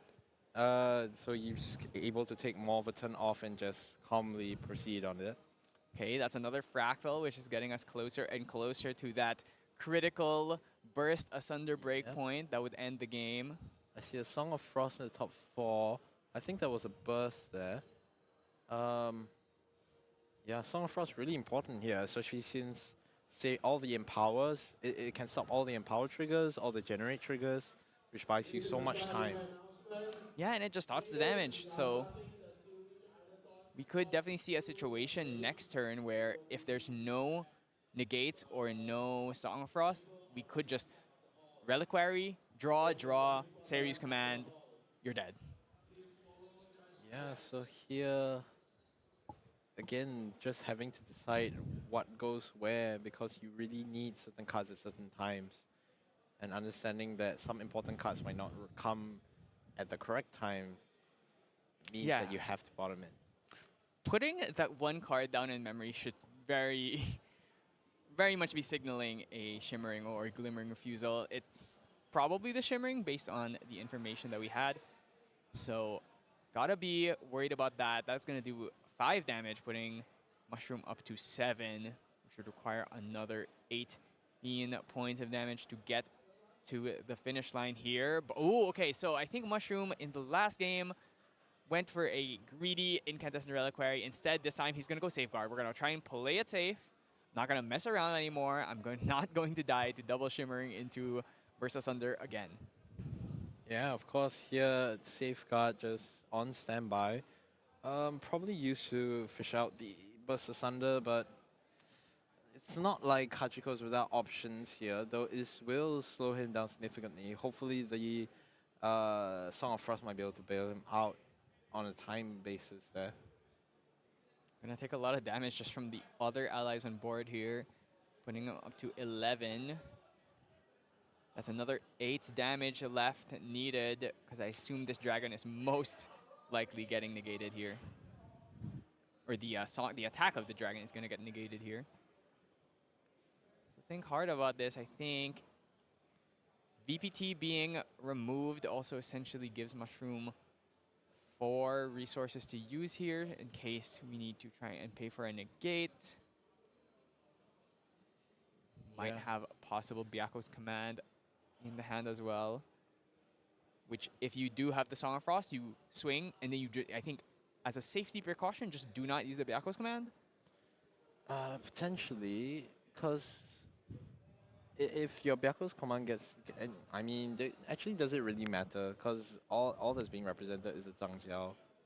Harness Lightning. That is +4, I assume. Yeah, so not quite sure where that 4 is going to be, whether it's an Empower, whether it's an attack. You probably assume that it's an Empower. I actually think it's an attack. Because this would make the Seiryu swing for 8, which is exactly enough to end the game right here. So Hachiko would be forced to use a Song of Frost in order to survive. Yeah. It would also put another arcane card in our banish. So if we go for the generate here, the next turn we can go for the empower, and we're going to have 4 arcane cards, which means we can actually maybe possibly just play the arcane blast. Thinking about negating this. Yeah, so not much to say really. Both players are really taking their time thinking this through. Would be nice to get a bit more glimpses of their hands so we could think through with them, but based on the board, I think a lot of it is just kind of plays on where lethals are, where negates might be. Because every time you're playing against a Wind Seiryu, half of it lies in which of the commands they draw. Otherwise, all of the damage is extremely telegraphed. Refracting missiles, 4, 6. Gonna put Mushroom up to 8 here into what, a Song of Frost?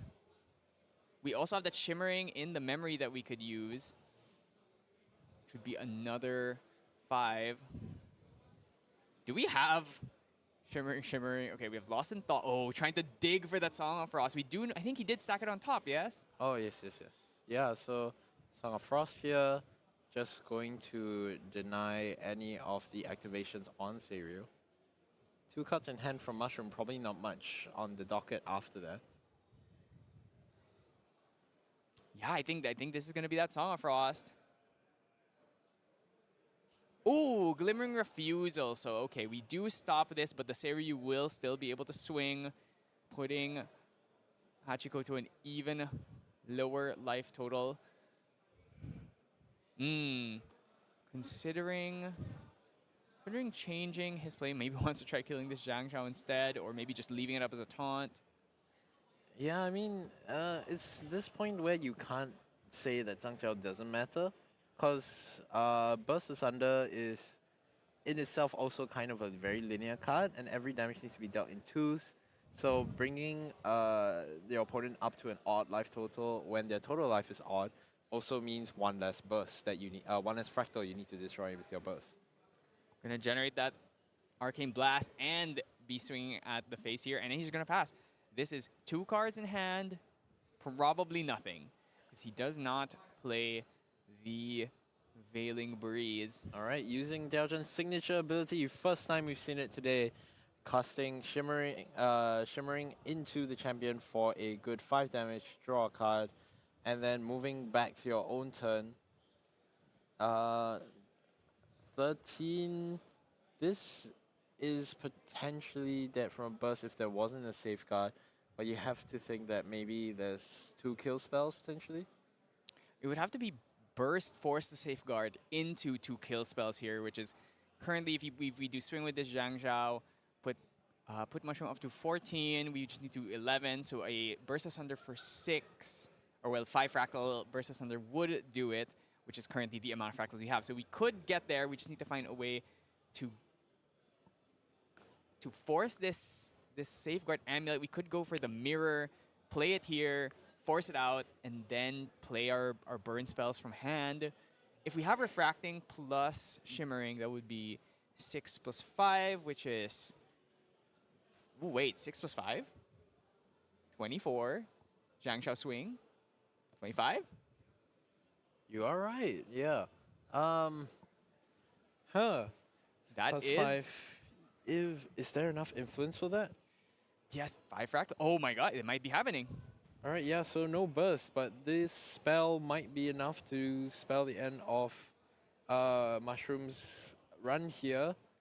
Yeah, it would be quite a tragic end here for the Seiryu to go. But let's see. I mean, he did see the top 4 cards of his deck. He saw his future with that Dissonant Fractal. And let's see if he's going to take it here. I think that, I mean, you got to swing face here. You got to imagine. Put the Fear of God in him.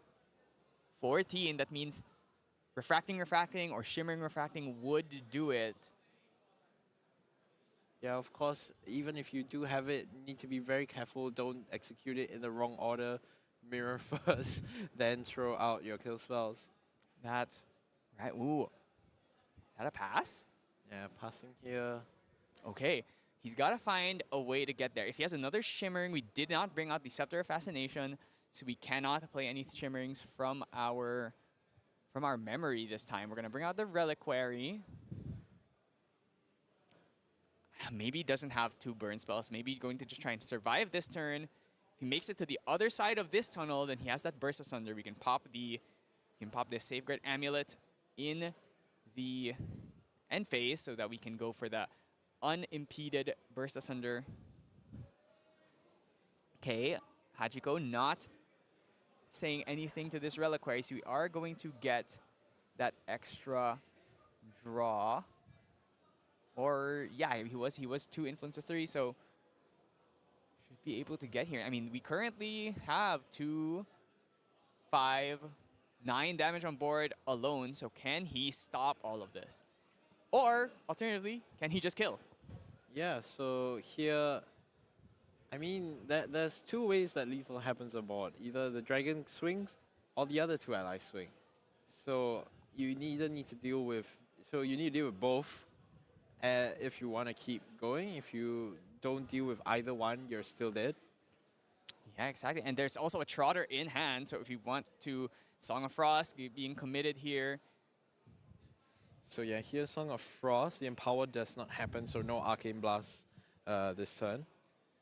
But still, that leaves the problem of the Panda and the Green Slime. Trotter going to be played here. Going to give 2 buff counters, probably to... Actually, could give 1 buff counter to each. If he, yeah, he's actually... It seems like he's giving 1 buff counter to each to diversify the damage profile a little bit more. Okay, well, I think Hachiko's like, wait. I might have something here. I might have another Glimmering Refusal. Yeah, if you Glimmering this does stop it, but it doesn't stop that these 2 are lethal on their own. I wonder what is the plan here. I mean, if you spend the Glimmering Refusal here, you get to pop the Safeguard Amulet with that Crystalline Mirror in the end phase, and then move on to your turn, and then you get to play that Burst Asunder, which will do just enough to kill with the Zhangjiao. Yeah, I think it's got to be that Glimmering Refusal. Would definitely keep you alive in this moment. Fast Cure being the pick instead. So that is 3 influence or 2 influence to 1? Well, he gets the heal off here, so I think he is at 1. Yeah, he has 2 cards in hand? 2 or 1, I can't tell currently with the angle here.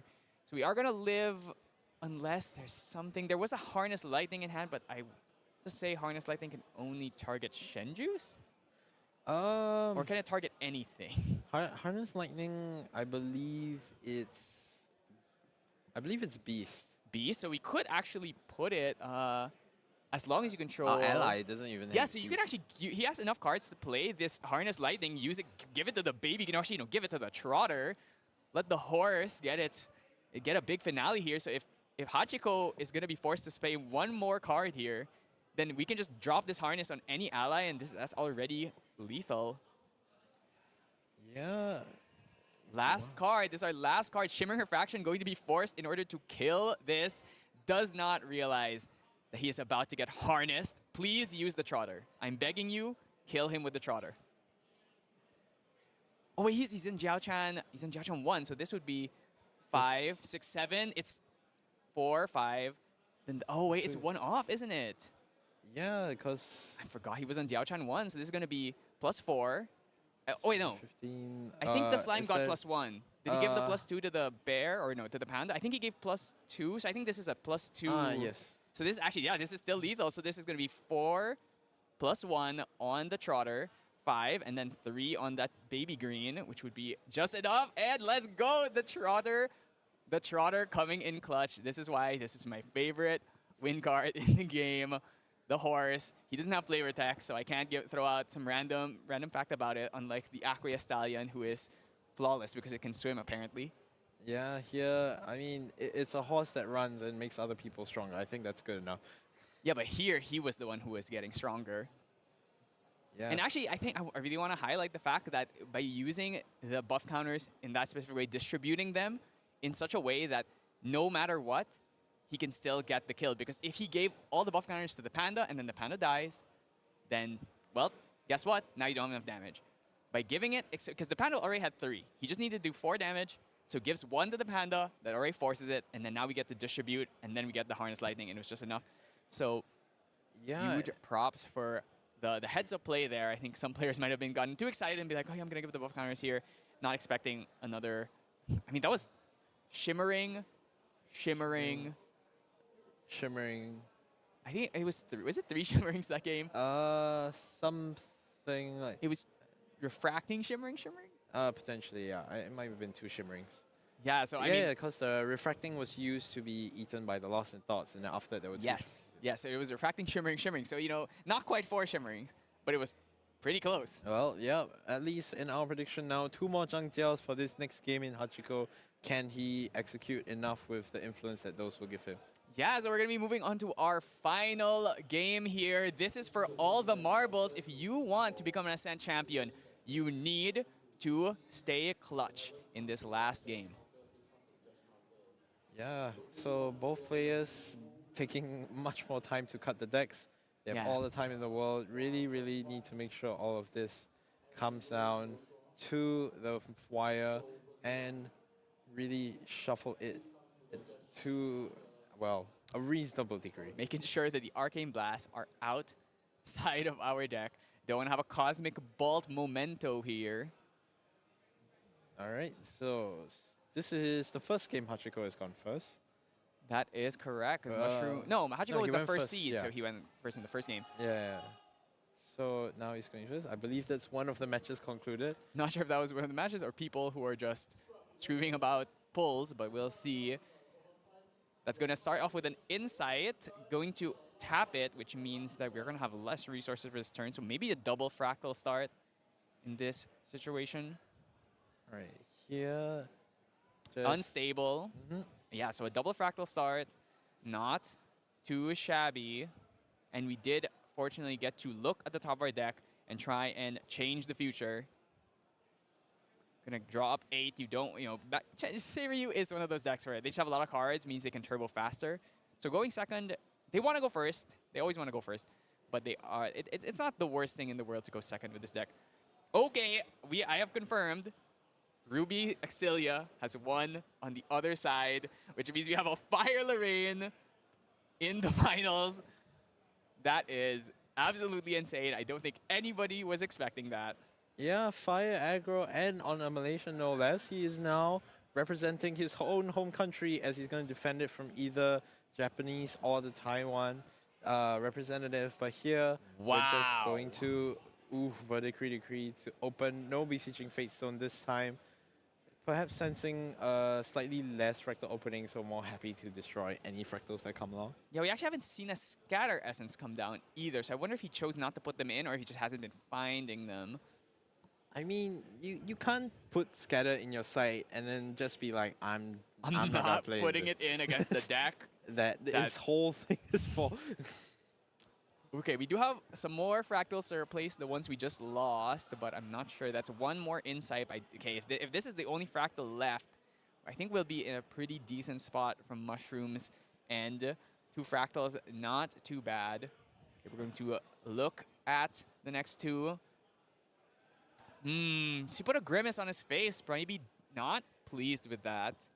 Or Yeah. maybe they're very good cards and he doesn't know what to do with them. You know, every time he puts his fans' hand out, I keep leaning to the right, thinking like, I can see the hand.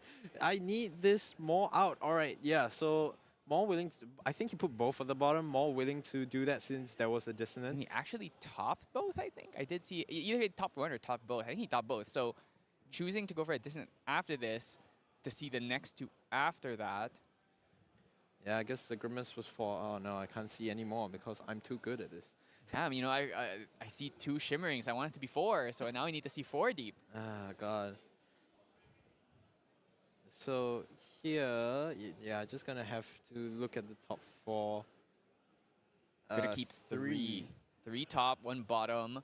Do we have a 4th fractal? No, so 3 on field. If we can find that scatter essence, it is very possible for us to remove one of these insights, which would then strand this dissonant fractal without reservable. Going to banish. It is a reclaim, not particularly useful with no allies, but maybe we had. I think he did have a dungeon guide, if I remember earlier in the hand. I did see something that appeared to be a dungeon guide, so obviously dungeon guide into reclaim into dungeon guide again the next turn. Pretty classic play. Yeah, so here, Mushroom has been taking it slightly slower. Oh, I think he drew scatter Yeah, essence. I see Scatter, that I think it was a dungeon guy at the end. But here, Hachiko is obviously going to be happier that There's his also a opponent is Beseech taking- Fate Stone. He has dungeon guide and Beseech Fate Stone. Yeah, so taking the turn off, but still really able to kind of go off as and when needed. So here, Trained Hawk, yeah. Trained Hawk, the most trained of Hawks. We are going to, so we're going to Cake here. Cake is good. This is now a 3-3 with Vigor, which is a very annoying stat line. The only thing that can profitably trade into this is a buffed Frostborn Paladin, which actually we have not seen Hachiko play a single. Actually, is he even playing? He's playing a 1 of Gildas. That's the big difference here. 1 Gildas only. 4 Frostborns, 1 Yeah. Gildas.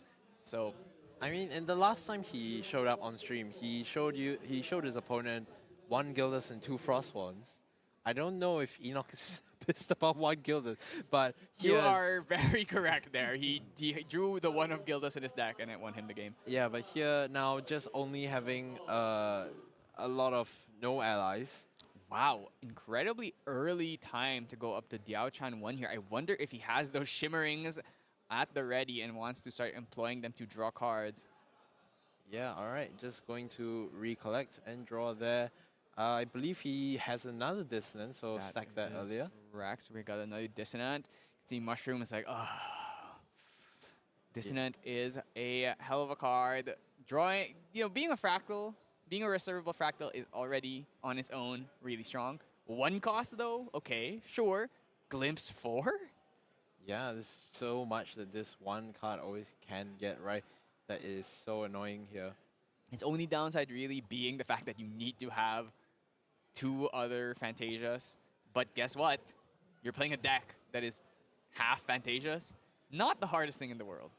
Yeah, honestly, every single time the distance comes down, half the time it's already tapped in the very next moment. So, not really something too worried about. Although here, Do see the Song of Frost. I think that's an unstable fractal that seems like Hachiko is going to ship to the bottom.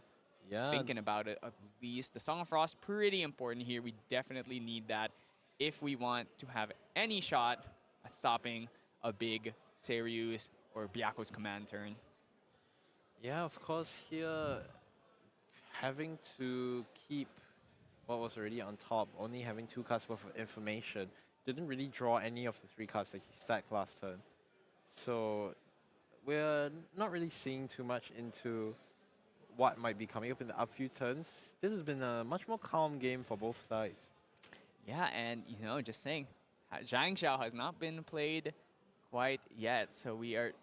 He really likes going for this early Viridian Protective Trinket. I'm quite a fan of it as well. Currently, I think Hachiko has 2 cards in hand, which means he still can play 1 thing with the 4 fractals on field. Yeah, notably at this point, usually he's already at level 2, threatening the level 3. But still, all right, Windmill Engineer. Windmill Engineer going to give us a bunch of cards into our memory so that we can get the level up. Chose to put the Beseech Fatestone in the memory, telling me he's not trying to play this anymore. Beseech Fatestone is pretty expensive, 6 cost. Usually if you don't play turn 1, you're not playing it at all. Yeah, I do want to say that honestly, my only criticism of this point is that Mushroom has constantly materialized the Viridian Protective Trinket, but never actually had the correct time to utilize that. Because both last game and this game, Hachiko just has all his fractals up, so he's still able to respond. He might not be able to respond with 2 actions, but he's still able to respond. You can't just freely go and play whatever you like.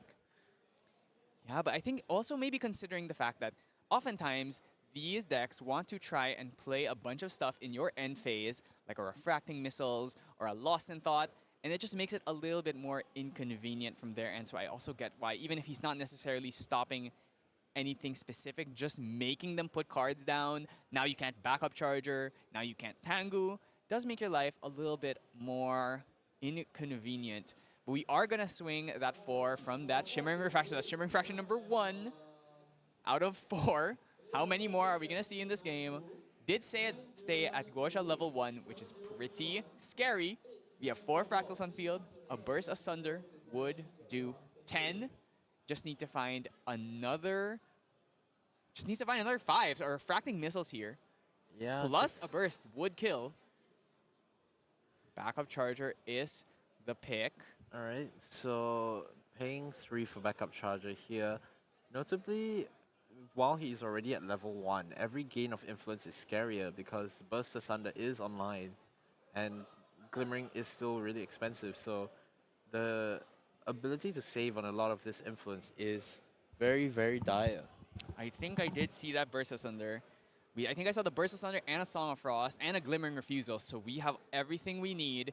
This Burst Asunder would now be doing 12 damage, so getting closer and closer to being able to finish this game off. And just gonna pass here. We're gonna take it a little bit slow. We still don't have lethal, so let's just chill. Gorge gonna level up. Thinking about it, he still has the Innervate Agility in his memory, but I wonder if he has another one in hand. Innervate, a very strong card in this matchup because that Spell Shroud does pay off quite well when you are getting hit by a bunch of spells to target. Oh, banishing the Innovate Agility, I think got drawn in by the Windmill Engineer. Not the most ideal, but unfortunately already signaling to Hachiko that this might be gone. Of course, Ooh, it Dungeon got Guide. CP. Yeah, two Dungeon Guides I think in hand, that's 2 actually. Beseech, 2 Dungeon Guys in hand, which is maybe a little bit too many Beseeches. Draw for turn here is Byaku's Command. Yeah, Terrifying. the other really strong command allows you to restand the Seiryu. Of course, all of this is still conditional on the Song of Frost stuff. This Trained Hawk has done 6 damage. Yeah, it's. It is trained.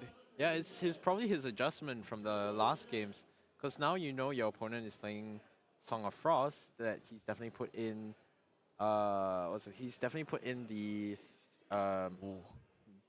3 Song of Frost. You can't just go all in on Seiryu, because if you keep drawing Song of Frost, you keep not being able to play the game. So here with the Trained Hawk and with the Windmill Engineer, 3 damage every single turn puts Hachiko in a clock that is completely separate from the Seiryu. Yeah, so the Glimmering Refusal, they're forced on the Dungeon Guide, but I did see Mushroom does have a second Innervate Agility, which means if we don't have a second Glimmering Refusal, we could see that used in case a Burst Asunder is sent Mushroom's way. Yeah, alright, so now going back to Hachiko's turn, still no safeguard, so might be thinking on what could be going on for Mushroom. Mushroom choosing not to actually use the Azurite Fate Stone's end phase effect here. It is a maid, no, you don't have to use it, so I think probably angling for a level 3 hard level next turn. I think he had a second Dungeon Guide, so he actually could maybe chill, go Safeguard Amulet, and then do it again. And if he actually went for the Achai face on here, he would be at 5. And then next turn, he Dungeon Guide 6/7, plus 3 from level 3, puts up at 10. So seems like though he'd really rather just get to that 10 right now, as soon as the next turn starts. Yeah, of course. Though it's really awkward here. Hachiko suddenly has a board that he has to deal with and hasn't been able to draw any Frost ones all set. So really rationing between the kill spells and just kind of directing them to his face, because that's what won him the first game, ignoring a lot of what happened and just signaling all of it into the champion. But now you can't really let this go on any longer. Yeah, and remember, next turn, we're going to take another 4 damage from the Bird Engineer combo. We're going to put him up to 15. So if this Seiryu is able to flip somehow, maybe if we innervate and level back up, or if we just hard level, we could see a world where it's just, okay, you're now at 15. I swing with the Seiryu. If you don't have Song of Frost, you're dead. I'm pretty sure he has that Song of Frost, but if he's going to spend a card just to play a Song of Frost, especially with the Viridian Protective Trinket still on field, it means he has less resources to play fast speed spells. And of course, we could just bring out Safeguard Amulet, then suddenly we are pretty safe. There's not an unstable Fractal on field either, so we don't have to worry about that quite yet. At least going to force the usage of a mirror in order to get rid of it. Oh my god, another Fractal here. Another Dissonant. Yeah, I mean, at this point, yeah, that's Zhangjiao. But might be too little too late at this point. I don't A think... Wind Trotter does represent lethal, doesn't it? A Wind Trotter could be lethal as long as there's not any negates or Song of Frost that could stop a big attack. We're going to pay 3 here. 3 is Refracting Missiles to face. Ooh. So yeah, we're still doing face. We're still going in our generic game plan. Are we going for the burst right now? If you burst, that'll be 14. Mushroom is still holding up the agility, so Maybe thinking he has to just go all in right now. If he has it, he has it. Oh my god, is he going for it? He's going. Wait, does he have enough cards to play for? Oh, he has 3. He has 3. He has 3 for Glimmering. So yeah, this should. Be wait, no, but he's gonna heal 5 though. So this is a cost. So even if you negate, he's gonna heal 5. Even if you refuse this is a burst for 1, 2, 3, 4, 5, 6, 7. Yeah, but this is 14. He's 14. It is still enough. It is 1 over. I think that's it. That's it. This heal is gonna put him to 6. This is still 14. It's enough. It's enough. Hachiko has done it. He's found the line. He's found the line to get here. So boy, I really wanted to see the Seiryu in the finals. I hate to say I'm a little bit biased about Hachiko here with the absolute nuts line going all in there. Had everything he needed. He didn't even need that Zhangjiao. He got the fractals he needed. He got the burst. He had the refusal, even the refracting. And just to say it, it was a one Zhangjiao best of 3. Yeah, it's 1 Zhangjiao. Didn't even need it. Just draw everything you need naturally. And like he was playing on low fractals almost every single game. Only you're normally used to seeing roughly 6 to 7. Hachiko was able to capture every single game around 4 or 3 fractals and still keep it relatively close. Mushroom here, of course, really able to manage each range. But when you sacrifice on your own part of your decks, sometimes you're not able to get going. Although he was able to push Hachiko into a dangerous position, Hachiko just had the outs. Yeah, and that's the thing. That's why it's really important to have cards like the Safeguard Amulet, to have cards like the Quicksilver Grail, in order to keep yourself in a position where you just can never get bursted. Yeah. Right? Because even if they have, unless they're like shimmering, shimmering, shimmering, shimmering, it's kind of hard to kill you without being able to commit a burst. But we did see that in the first game. It was just 4 shimmerings. Yeah, the first game was unreal. So, third game, maybe instead of the Viridian, the Safeguard might have been more apt, but it's all hindsight now. Wouldn't have saw it coming.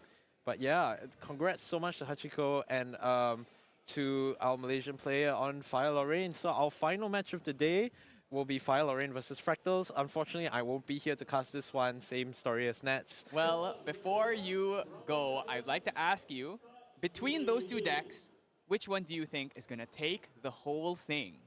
Of course, it will be Fire Lorraine. No, Yes, let's go. We are both 2-0. I agree with you. It's Fire Lorraine's time. I want to support my friend and say, yeah, Fractals is going to win it. He's going to draw the outs.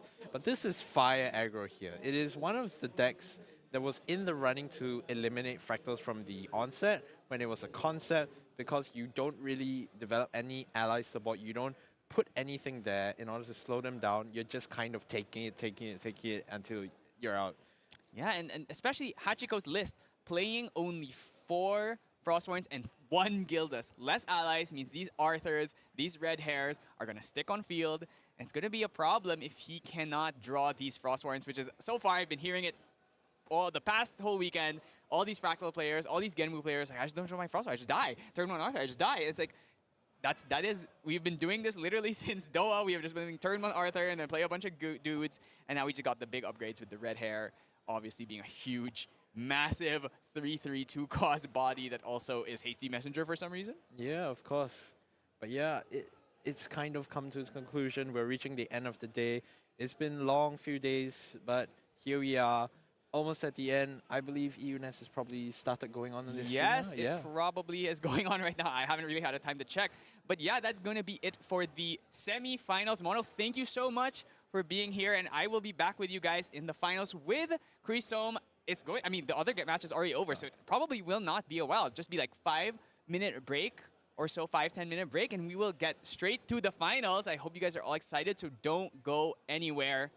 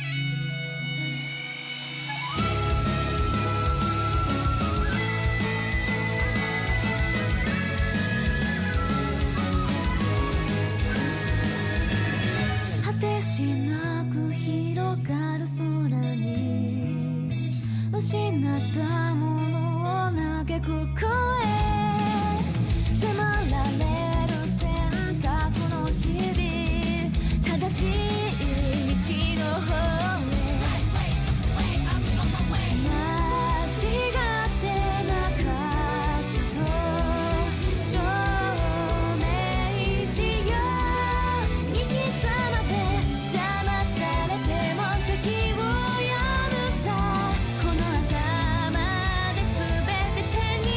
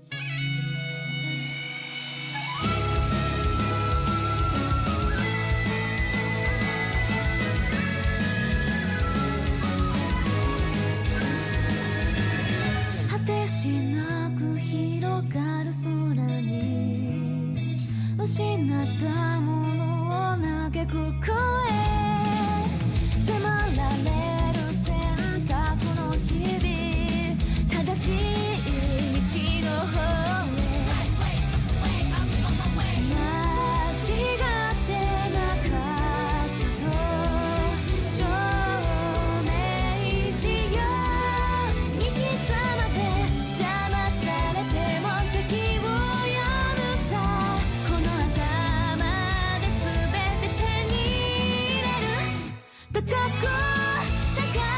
飛べどこまでも行こう不可能をと思い込んでたものがなぜか小さく感じた似てる景色がそう先になったから叶うまで近い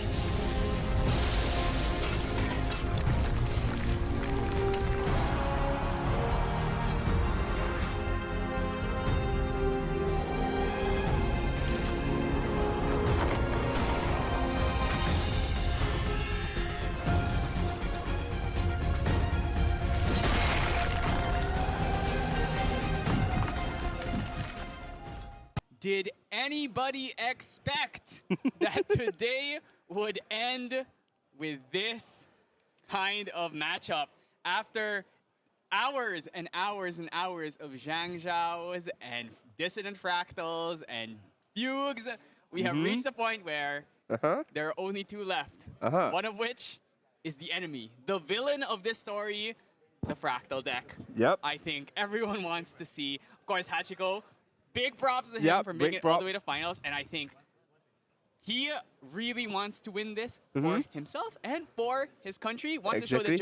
Japan is a real, serious region, especially with Ascent Akihabara just around the corner. I mean, Yeah. November is pretty far, but it feels pretty close Might as well to be at the me. corner right, at this point. Yeah, and of course we have the hope of Malaysia. Tell us about who we have on the other side. I can't believe it that this is the actual face of Malaysia, hope of Malaysia, how to win like him indeed.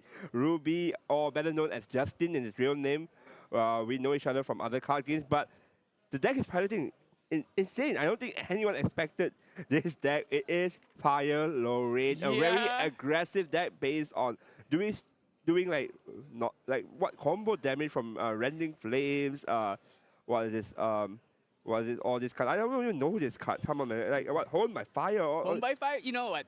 I was thinking about this way. Aren't these two decks like the same? This is like the new age version of Fire Lorraine. You have this dumb combo that eventually leads to 15 damage. I mean, Am I wrong? I think you're coping, but yeah, sure. We'll go with that narrative. Yeah, so let's stop. And we are let's gonna jump into it. Dog it. Let's just get straight to it. Let's get hot in here. I am hoping to see some Rendang flames from Malaysia. Okay, before we start this, I just want to actually say this on stream. Justin, Ruby, is unranked. On rank. Is this his first tournament? Yes. Ever. Yes, like I think this is his first tournament ever with this username. So, like I think he played in the past, but not so serious. So he's like, whatever. So this is like a completely new account. So it's in this guy first tournament, and I heard from the judges he's like butchering all the ascended players. So He actually, let's just say this, after this, Yep. his elo absolutely going to skyrocket if he actually wins it here. But of course, let's not discount Hachiko, the last hope of Japan. Yep. Let's see if he can send the Fractals his way going first because he is first seed. And let's not forget the fact that his deck does not play the Song of Frost in the main, which is kind of an important card in this specific matchup. Yes, this matchup is where you want every anti-combat card as possible. So stuff we're thinking about would be the like you said just now, the Frost Song, or the one that's very, very generic and everyone plays, the what's it called again? The neutral card that like you can might reduce 3 attack from Oh, combat. deflecting edge. Not the different age. There's the one where it's like every combat damage is reduced by 3. Oh, resolute stand. Resolute stand, Yes, yeah, like- you know, it's been a while since we've seen Yeah. the resolute stand. Yeah, like this kind of cards are very important, but Hachiko doesn't really run any of them. Instead, Hachiko just opt for, you know what? I'm gonna draw fractals. I'm just gonna make as many fractals as possible, and I'm just gonna kill you. That's the thing about this matchup. Is like one person is gonna try and go for a 15 damage Yeah, home by yeah, fire yeah, ending yeah, flame yeah. turn, and the other person is just trying to go for drop by fractals play versus Sunder. So let's see who is the faster one. And of course, Hachiko going first Yep. here has the tempo with the triple fractal start. Have you seen this play before? Nope, definitely not. The whole day I'm in here, I think this is the first time I've seen this play. Okay, that's a lie. This play has been terrorizing everyone. Everyone since this morning, since yesterday, even in EU nets right now, this is probably the play that's terrorizing players. If you see someone flip Spirit of Water, place a fractal, you are praying to whichever god you're praying to. I don't want to see 3 fractals turn 1 for my opponent. Going back to Ruby's hand here, he will probably start with a clumsy. I think it's going to be the very standard fire play here. Really, really strong ally, allowing you to draw a card. Of course, the downside is you take 2 damage, which Yeah. I think is a bit dangerous. Against, Listen. Mhm. Clumsy Apprentice, 2 damage. Mhm. Forged Light Blade, 4 damage. I'm just saying the amount of... We don't even need to play the Burst Asunder that more, or we don't need to like, find a Shimmering Yep. and or Refracting. We just go Burst, you're dead. Yeah, so this is against a race against the clock. So I think Justin has to be really careful with the amount of damage he's taking, inflicting to himself. But his hand there not Yeah. looking great. 0 allies. All this. There's Ember Flames. Oh. The Sword Saint of Everflame is there, but she's not Arthur. She's not Red Hair. She's Yep. not Zhang Shao. She's big allies. We really want to try and establish Arthur allies. Zhang Shao plus the Red Hair, the big unique Yeah, allies like- that do a ton of work here. Especially because Hachiko's list only plays 1 Gildas. Yeah, that's the thing about Hachiko's list. Hachiko's list basically is really, really different than most of the fractal lists. With most of the lists has actually pivoted to a heavy ally list. So we talk about Gildas, we talk about Frostborn. And Hachiko just said, nah, we're not going to play many. Of course, the 4 Frostborn is still there, but only 1 Gildas. That's kind of abnormal. But I mean, he's here, first seeded. He's about to actually take it home as well. Just one win away. Not so 1 win, but 1 BO3 win away from actually taking it home here. Yeah, I think absolutely. And thinking about, I mean, look at this start. Sword Saint of Everflame, 3 power, does a ton of damage, but very easy to kill. The thing is, we need to find that Frostwarn, and the crux of this entire matchup is, can we get a Frostwarn, and does it survive? Because if you can kill the Frostwarn, he doesn't draw another one, you are going to be in a horrible spot. Of course, you also have that fast cure, another card that allows us to try and stay in the game just a little bit. I mean, look at it. 3 fractals on field. Add 1 more. Burst Asunder. That is 12, 10 damage.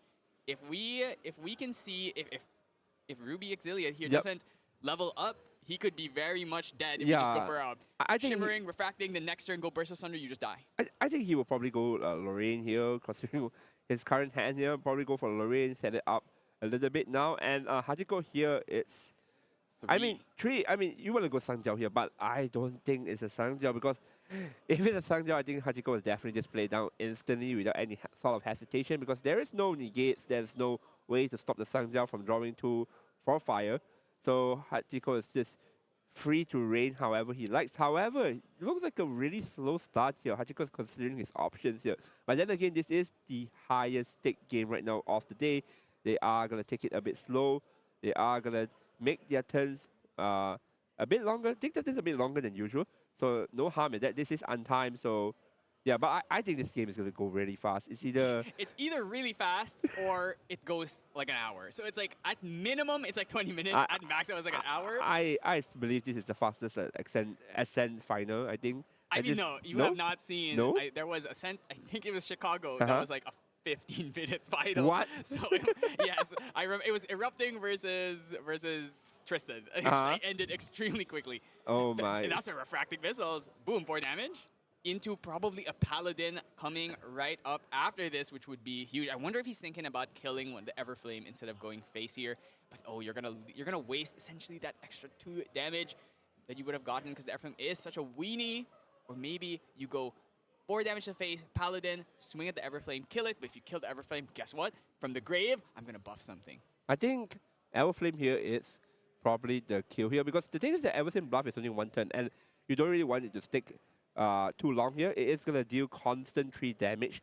And Hachiko's deck doesn't really have much removal besides like of course the obvious Refracting Mirror and Simmering Refracting, which oftentimes goes face. But in this case, Hachiko's considering to use it as a defensive card. Going to probably target, yes, going to target the Everflame here. I don't think you really want the 3-2 ally sticking in. It's very painful. And we're going to see Storm Paladin, a very, very strong play here, allowing you to actually develop a 3-4 ally. And I question and I ask again, how is this just an uncommon card? A 3-4 intercept, no class bonus requirement. This doesn't enter banish or floating. Might as well just don't mention the floating card text in this deck. Water is just full of floating memory. So, I mean, insane. Like, this Frostborn is just going to do a lot of work. He's not even going to attack this, going to leave it standing here. So any attack that Ruby wants to do is just going to get intercepted by this Frostborn Paladin. Yeah, you've got to remember back in the day of DOA, Frostborn Paladin, it was like if you got the buff counter, it was a nice to have. Yeah. Because we just didn't have the mill cards. We didn't have Yep. Fractal of Rain. Yep. We didn't have... we didn't have like the Yep. Icebound Slams. Yep, Obviously, yep. Icebound Slam is rest in peace, or actually maybe not rest in peace. Maybe rip Bozo Yep, on, yep. on the Icebound Slam. But we don't have like the Bovine. We didn't have all this stuff that just like every turn mills. And the amount of float cards, the float cards were actually really bad. You're playing Idle Thoughts or something. So having access to recurring. Powerful mill is what Yep. makes the Paladin so much better than she was back Yep. then. She was already good because she's just a 3-cost 2/3 with Intercept. That's like an Yep. amazing stats to have Yep, and an yep. amazing keyword to have on an ally. And then suddenly now you add this extra thing where now the buff counter is actually almost essential. We're almost always trying to get that buff counter now. Yeah, you know what this screams to me? Keep your SR that are cheap. I think one day, any sort of SR, be it bad, be it very bad, will be good one day. You Like just have to... Artificer's Opus. I don't know what the card is, but yes. You just opened it earlier when you opened Oh, your the pack. 4-8? It's the guy the hindered Terra guy. Dude, 4-8, think about it. 4-8, it's definitely good. One day Terra will be great. I believe that maybe they even like introduce Terra as the new basic element, the new 4th basic element, and all the Terra kind of just play. Think about it. There is a world, maybe there's a new format where all higher elements are actually just basic elements. You can just play Luxem Sight turn 1. I don't know. You know?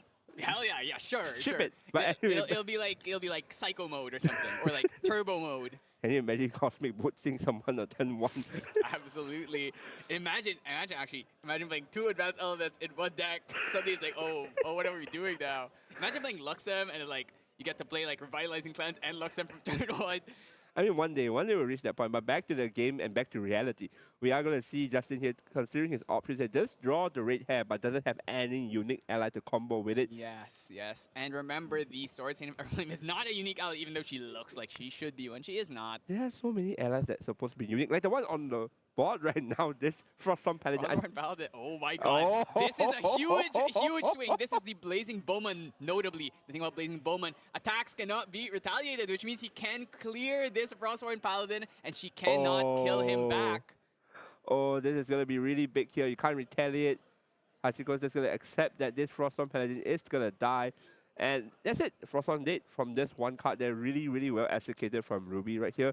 And just going to swing a simple 1 damage from the Clumsy Apprentice. And I believe it's going to be a simple pass here, giving back the turn to Hachiko. Oh, no. Ooh, or going to commit even more 2 costs would Ooh. tell me maybe he wants to play like a hasty here. Or maybe he might just commit the red hair and just leave it on board. Though I'm not sure if that's exactly the best play when we have no unique allies on the horizon. I mean, if you're going to play as if you were going to believe you're going to win, you're still going to have to believe in throwing the Arthur or the Xiao Qiao. Just believe it. yeah, you're okay. 3 costs, so I think Okay, maybe a now Flame mine. Rune. Yeah, Flame Root. All right. Yeah, okay. So Flame Rune gonna come in. This So is two? a very, very tough spot to be in. You currently only have another 8 life to give, and there's currently 1, 2, 3, 4, 5 on board already. It is a hop, skip, and a jump away. A Blazing Throw will kill you. Another Sword Saint, which we Yep. already know there's another Sword Saint there, will kill you. Yep. Let's see what Hachiko can do to survive. We have taken out the Paladin. If we don't have another one, I'm very curious if we will have a way to clear all these allies on board. I mean, this is the power of just being really, really aggressive in this current meta game. Like, especially Fractal. Fractal is a deck that likes to stay as a spirit as long as possible before going to Delta level 1. Because the Delta level 1 only gives 2 benefit. Versus Thunder being 2 costs, and the fact that your Simmering Refracting is played from the memory. That's often the case, or maybe Refuser. But in most cases here, the Fractal decks tends to try to farm influence, try to farm hand. So you try to have backup charger, GCR, or even Tengu, or the bubbles. So that's oftentimes the case. And Hachiko here is demonstrating that he is going to do that thing that we said about. Going to go backup charger, farm his influence, see what he can do. And I Notably, believe... has drawn that fast cure, right? And currently, because he went for that backup charger, Yeah. his influence is pretty high. So High if he up, can find yeah. a way to get lower than Oh, Ruby. Okay, that's actually, no, I good. think he might already be lower. Yeah, that's just the benefit of playing fractals. You just naturally have a lower influence because most of your quote-unquote resources are on the field. Yep, and no harm doing it against Fire because Fire has no way to negate. And honestly speaking, it's probably the best time because Fire is also the deck that has low influence as well, same as Fractal. So it's probably the best opportunity to just get the fast cure out of the way. Gonna be tapping some cards here to play down. I see a shimmering. I hmm. do see a refusal. I see Yep. a shimmering. I see core cards everywhere, but I see the number one anticipated card not in his hand. Sangzhou. It's not there at all. So far, no Zhang. You know, this is the kind of matchup where you might actually have to Zhang Zhao to heal. Maybe at all. Well, this would be a card that would let you find that Zhang Zhao. What's in the box? Oh, Fractal Rain, that's the one of Gildas. Factorize, Gildas, and I can't see the last card. I can't see the last card, unfortunately. I'm gonna look at his hand. What do we want to stack on the top here? Gildas might be necessary. Even if she's unbalanced, she can at least clear the Bowman. Maybe she can at least clear this. It's a redirect as well. Like your opponent's probably gonna think, I can't let this live. Probably just gonna redirect the damages to Gildas here, buying you some time to play the game. Yeah, and the next turn we could just go for that level up with that floating that we have left in the graveyard. Fire has no real way unless we are on Raccoon, which we are not. The days of Yeah. Raccoon are unfortunately past us. No, I never really knew the Raccoon days. Did you not? Were you not here in Sylvie meta? I don't think I Sylvie watched. Tristan meta, like they started to play Raccoon right at the tail end. Oh of it. wait, you're talking about the Raccoon that banishes 2 cards? Yes, yes. Yeah, yes. that one. Yeah, Wait, is there another Raccoon? I don't know, man. Like, all the animal looks the same to me. If Wow. I'm being honest with you. Wow, that is speciest. No, seriously. A squirrel and a cow. They look the same to me. They both have 4 legs. Wow. Okay. No? I'm learning. I'm learning a lot of things about my co-caster today. Apparently, anything with 4 legs looks the same to you. Do a cow and a dog look the same to you? Kind of. You can write out. Sure. I mean, it is what it is, right? So we are going to go back to the game here. So are you saying that all these human allies on field are the same to you as well? I'm going to refrain from commenting before I say something that will actually get me cancelled. I mean, just think about it this way. 2 of them have 2 power, 1 of them has 1 power. That's how I can tell the difference between I all mean, of to them. me, all of them are just cards. All of them are just stats. 2-2, 1-1, 2-1, 3-2. All of them are just stats, text. That's it. The art is changeable. But then again, we are going to go into probably... Lorraine here, we're going to try to not banish our attack Now, cards here's here. the question: are we bringing out Forge Eye Blade? Are we crazy enough to bring out that Forge Eye Blade? Lost an ally, unfortunately, but you know, Yeah, one of the not a big cheaper cost. ones. I think Justin's aware of how dangerous Fractal is, especially now with the 4 Fractals, right? That's versus Thunder for 10. Yes, so going for the That's safe it. line, we're sort Sword of of seeking. Seeking, very We generic don't sword. want to risk dying out of nowhere. Yep. Red Hair that's stuck, not being able to do anything. Really, really sad. No human unique ally to combo with it. And also nothing to dig. No hasty messenger to actually discard and draw. Really, really, I won't say Yeah, brick actually, hand, but rending yeah. kind of not even going to be Oh, an issue yeah. until we start to get from fire cards. But without any of the discarders, it's just not really going to be an issue. So yeah, I think it might just be some hits here. Yep. Might swing with the sword and then blazing throw, which would put him actually quite close to dead. Yep. We're just going to slowly poke him to death because we all know that the problem right now is that Jesse can't actually give any sort of threat here. Gonna swing one with the Sword of Seeking, I believe. Yeah, put him in the 9, then a blazing throw, put him with the 14, and he has a Vermilion Decree as well. Yep. And a bunch of allies. He has another Sword Saint. Those Sword Saints a bit too expensive for this turn. Maybe considering doing a Vermilion Decree draw. Okay, Blazing Throw Blazing is Throw. the pick, but you are one damage away from losing the first game, Hachiko. You must have something to say here. A Glimmering Refusal would come in clutch on the follow-up to this Blazing Throw. Yep, he does have the refusal as we've seen. Not sure if he wants to do it in this Blazing Throw. Maybe he does. The Blazing Throw would not get negated because he has 5 cards in hand. So Oh, you can pay 4 for it, yeah. yeah, but I mean, it would technically have him have no cards left to play anything else. But I think you'd rather play the Blazing Throw, make him play something else, and then negate that, because now at least he has committed 1 more card, and you're not just like Or minus 1ing yourself to theoretically stop him from killing you. yeah, I think that's the argument here, because if you're not going to stop the 4 damage and the 4 damage is going to happen anyway, you just let it happen, because yep, he's just going to let it happen. I think then Ruby will probably proceed to just pass it. Interesting. Yeah, I mean, I think he was pretty keenly aware of the fact that there is a glimmering refusal. It's just impossible that there isn't. I have a feeling that if Hachiko gets a little bit greedy, not levering or trying to go a bit aggressive with tapping out here, going hands down, Justin can just actually just cast the Vermilion here, and Hachiko might probably be forced to place the refusing glimmering during his own turn here. Yeah, so that's something, is that he can go for that Vermilion Decree before the level up, actually. So you play the level 1, correct. and then you chain that. Upon card activation. Yes, upon the materialization Yep. of the level 1, you could go for it. I think he is going to go for the level 1 here, because you cannot sit at There's 2 no way. life left. That is way too close for comfort. You don't even dead on board. Like, that is a 2/2, a 3/2, and a 1/1. That's representing 5 damage on there. 6 is it? 6? Oh wait, everything is a 2/2. The Bowman is a 2/2, is a 2/1 who 2/1. becomes a 4/1 on the turn he comes in. yeah. So it's a 5 damage on board, a 2/1, a 2/2, and a 1/1. So representing 5 damage on board already. Hachiko can't afford to actually sit on level 1 here. I mean, even he goes up to level 2, this is enough to put him up to 18, and literally anything else, a light breeze would bring him down. There we go. Okay, we're going to go for that Diao-chan level 1. Yep. Okay. He is going to ask it to stop upon the materialization of the card here. This is really important here. Okay, you're going to Pay the cost first, yep. Pay for the cost first. Do see that we do have that reduced ash, not particularly useful in this matchup. We're going to go for that Vermilion. Are we imbuing it? Ooh, actually not choosing an imbue, because he doesn't want to give a draw, because giving a draw means giving Hachiko more answers, potential answers, and we don't need to do any damage to any ally on field, so perfectly content with just unimbuing. Let's not give any information. Luckily for Hachiko, this is all during Recollection, so he still had enough cards in hand. He's going to play this Refusal out. He's going to get rid of this, and he's not using any of his fractals. Yep, but this is what Justin Ruby intended at the very least. Is like, okay, sure, he has the refusal. At least I get rid of 1 threat during his turn, not during my turn. And now Hachiko is kind of forced to either kill Justin now or actually try to look for another negate here. There is that Shimmering Refraction in the hand, would be doing 4 damage, which is we're still not even close to killing this Lorraine. Do we have a way to put it into our memory? I can't really see what's in his hand. I'm not entirely sure what is in the hand. Gildas? But if we, that should be the Gildas.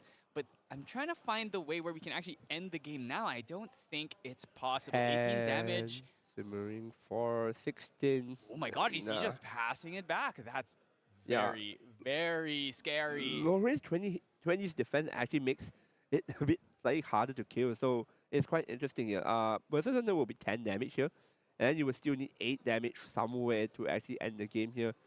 Ruby here actually going to be considering weapon, I believe. I wonder if we're going to go for that. That Forged Light Blade. Are we insane here? I think it's a bit too much. Is that the only weapon that he runs? That should be the only. No, Drawn Blade as well, but that does cost 1. I mean, maybe doesn't care about the cards in his memory. Safeguard Amulet is also an option. I think he's actually. It seems like he put that Drawn Blade on the front of the deck here. Looking at the rest of the hand, it's like the Sword Saint. Yep, actually gonna go for the Drawn Blade, I think.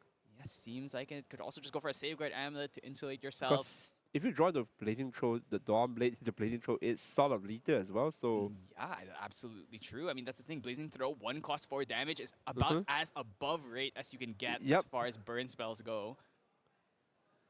Let's see what Ruby Zilia here can do. Thinking really long and hard about it, because he's so close. He just needs 6 damage. With 5 damage already represented on board, Dawn Blade is the choice. We are going to be going Dawn Blade here. What are we losing here? Right here? Okay, Reduce to Ash, probably the most useless card in here. Good. If we draw into something good, I think it might have actually already had the second Blazing Throw in the hand to begin with. Let's see. All right, Hachiko might do some sort of reaction here before Ooh, recollection. I wonder if Hachiko has maybe like refracting, shimmering. Refracting would be doing 5, shimmering would be doing 4. It's still really far off. Yep. The problem with Hachiko right now is that he needs to do some sort of poke damage via the spells such as Simmering or Refracting Missile. But the problem is that you need to have multiple copy in order to achieve this. But Hachiko should be more worried about his health here. That is 5 damage on the board, as we discussed. So Ruby just needs to do 2 more damage in this game. So Hachiko needs to be really, really careful on what is his next line here before recollection. He's going to be doing something. Paying 3-4? That must be refracting missiles.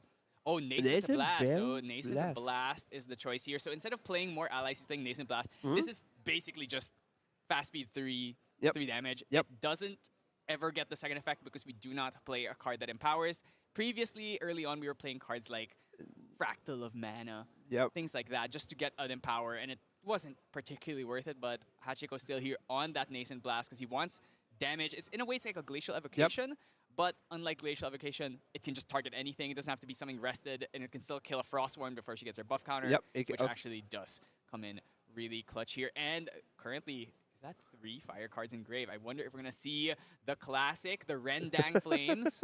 No, there's not one. There's that no- Xiao Xiao though. We did draw the Xiao Xiaos. Now we have the red hair and the Xiao Xiao combo. I think we might actually see game here if Hachiko doesn't do Ooh, anything. He has another refusal, I believe, in that hand. Well, there is the Fractal Snow that we actually often skip over.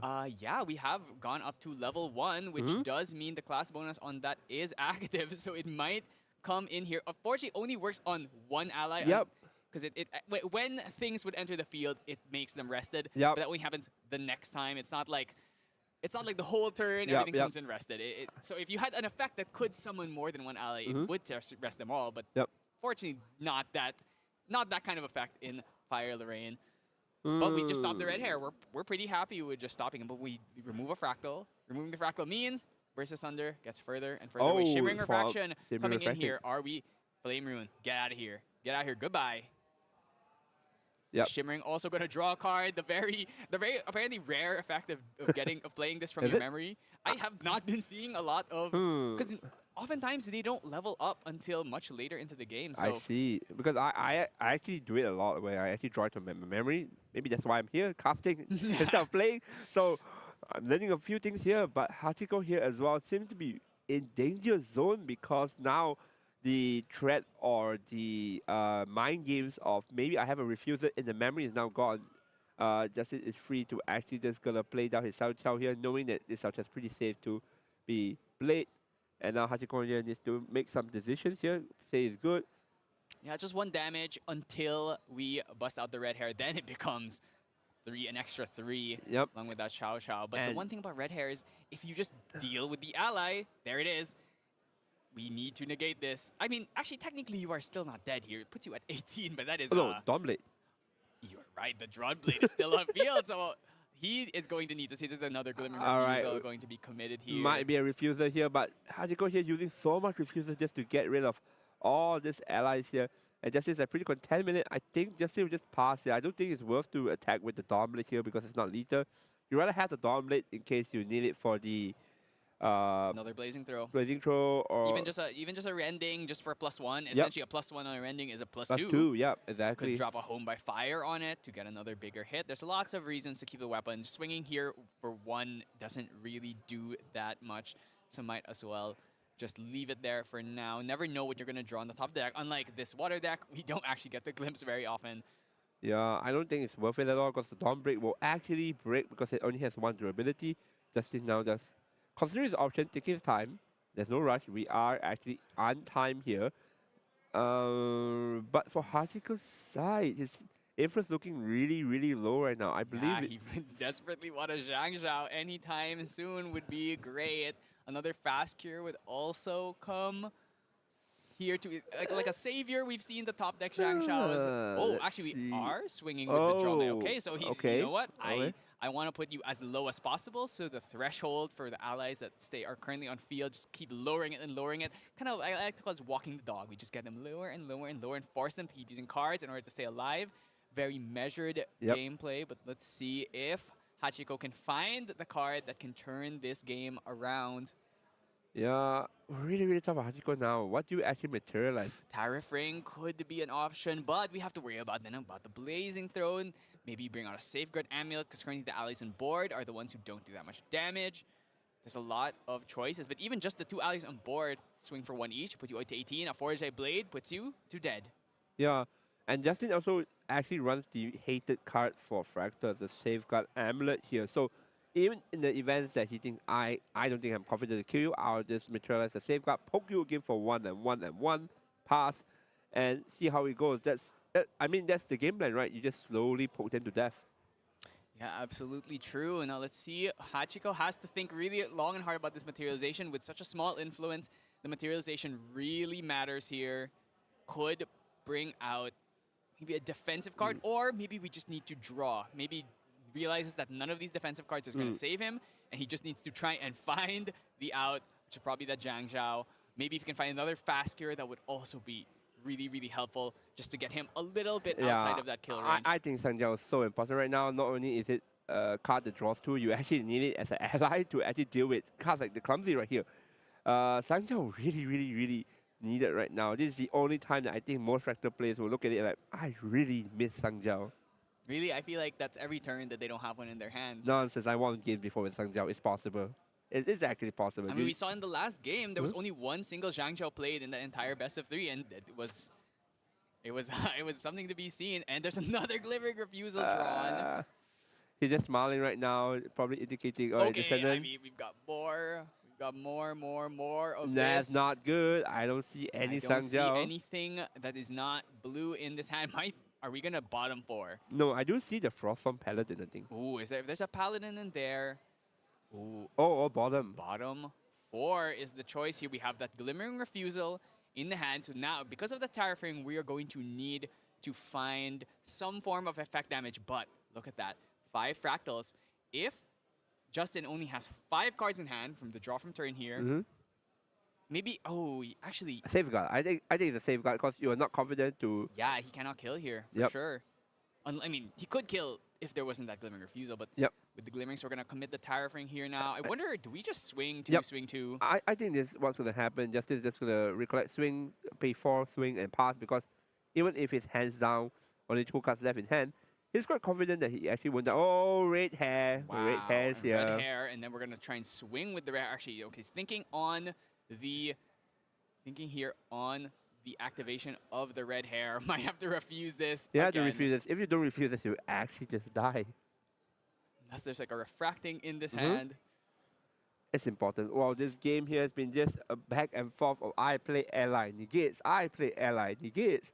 And now we're actually going to reach the boiling point, I believe. It is just going to end on Hachiko's turn or Ruby's next turn. So I do believe that we might actually see the end of game 1 really, really soon And here. just notice there's 6 fractals on field. 6 fractals on field. That's 12 damage, which would put Justin at 14 if you add in a refracting or a shimmering. But I think it's 5 fractals? Oh yeah, sorry. There's 5 fractals. 12 damage. Yes. It's still there. I mean, 5 fractals, 12 damage. I always count the burst asunder as part of it. But yeah, there's 12 damage if we have a burst asunder. That's 12 damage. You just throw in a refracting 6. That's 18, enough to kill. So if Hachiko is just able to find the exact cards he needs, we can get there, but we need to find them, which is the issue when we're running out of precious time. So I think he letting needs the to red hair resolve here. Whoa, that's... Wait, let it resolve, huh? That's So- 3 damage. Oh, it's a refracting missile. Oh, So the refracting being committed here, I imagine this refracting is going to either be given to a Frostwarn that he has stacked on the top, or perhaps into a Scepter of Fascination. Scepter of Fascination here. Ooh, thinking about it. Maybe Yeah. I need to draw That- cards. I need to find these things I've been there finding is- off the Dissonant. that's one small problem with Hachiko's line right now. He needs to buy 1 more turn of finding Factorize because of the Safeguard Amulet right now. Safeguard Amulet is going to prevent any sort of burst asunder later. So, Another Fractal of Snow. You really... Ooh. Sangjiao? Zhang Zhao, we have finally found her. Now, the thing is, do we heal off this Zhang Zhao? I mean, might have to consider it. Heal 3 and then kill a Clumsy is a pretty good proposition. But then maybe you just want to draw. You need to find your kill cards already. I mean, I live in a household that says In this house, we draw. Look at that. Look at that. Tap 2 No. fractals. He's gonna heal. No, He's it- gonna heal. He's gonna go for it. No, in this house, we draw. Heis. Yes, it's okay. I mean, I think it's a very heads-up play. Let's go for that heal. But the card says draw 2. Draw 2 is good, right? You know, draw 2 isn't good when it's going to get you killed in the next You turn. wouldn't die. You wouldn't know that. Maybe he doesn't have lethal.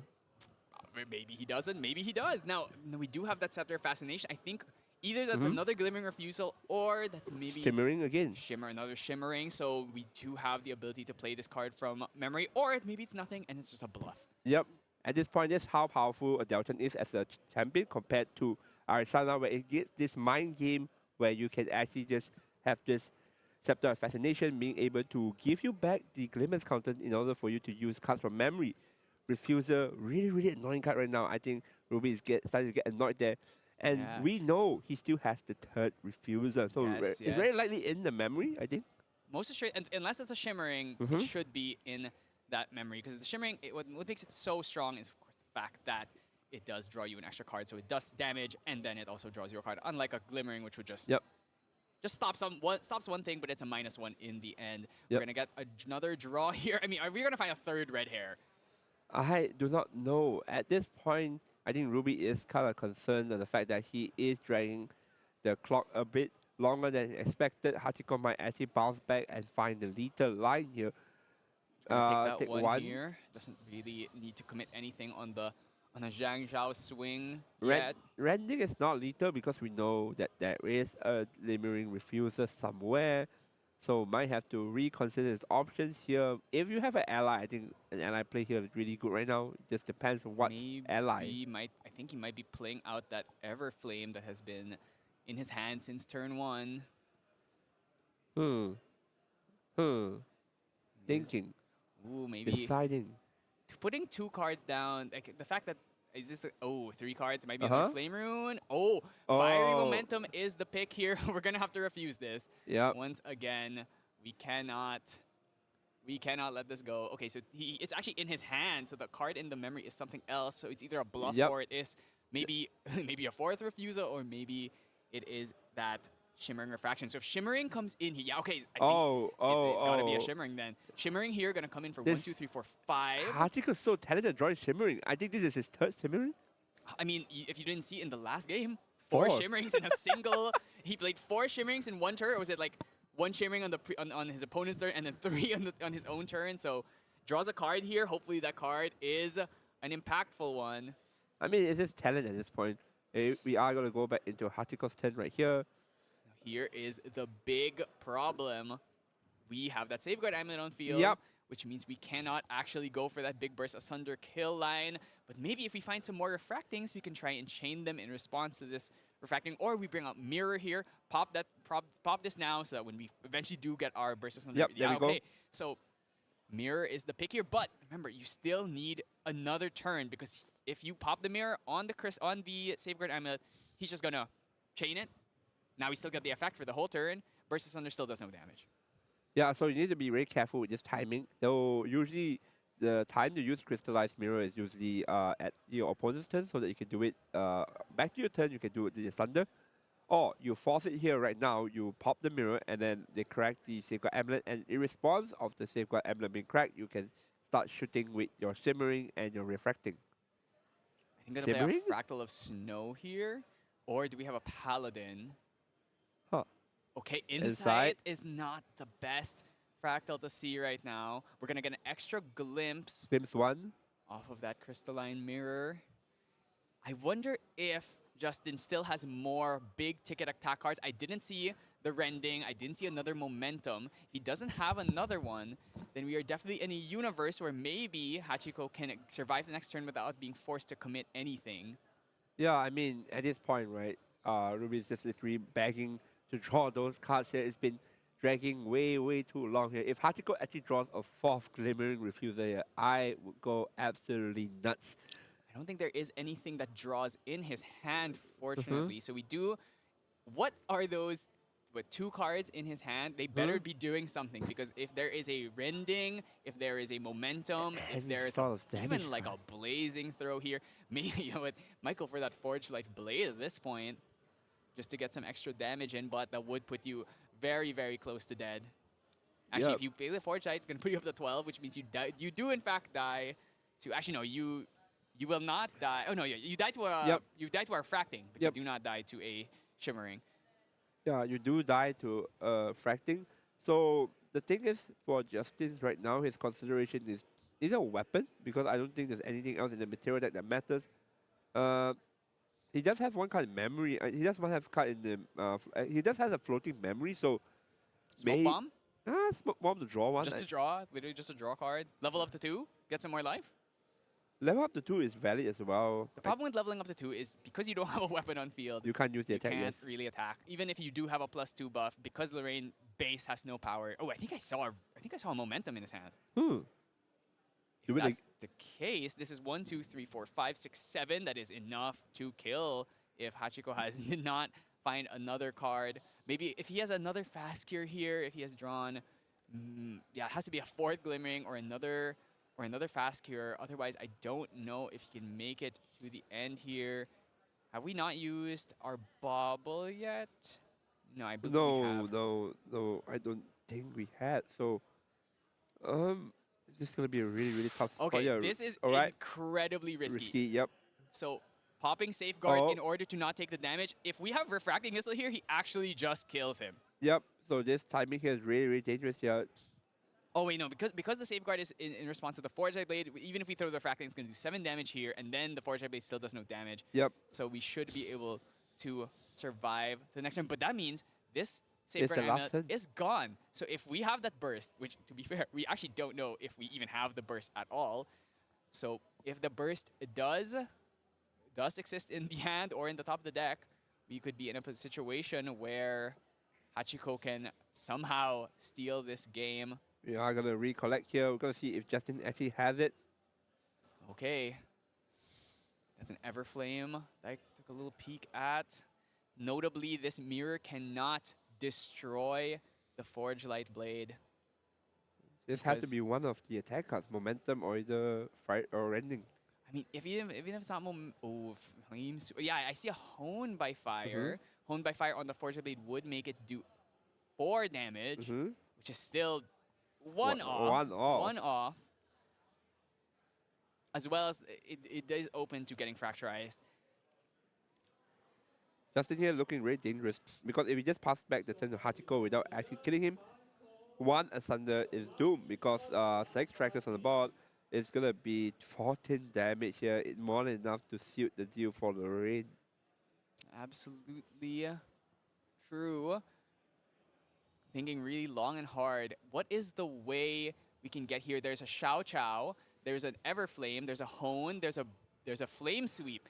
There's no rending or there's no momentum, which is the card we really want to see. We're just actually going to swing for 2, then probably going to Hone in the... Oh, actually, no, just draw 2, and then going to maybe play the Everflame here. Yeah, he's going to just play the Everflame and try and swing for 4. So if Hachiko does not have a burn spell or a negate here, he actually is dead. Everflame right here. Hachiko forced to answer.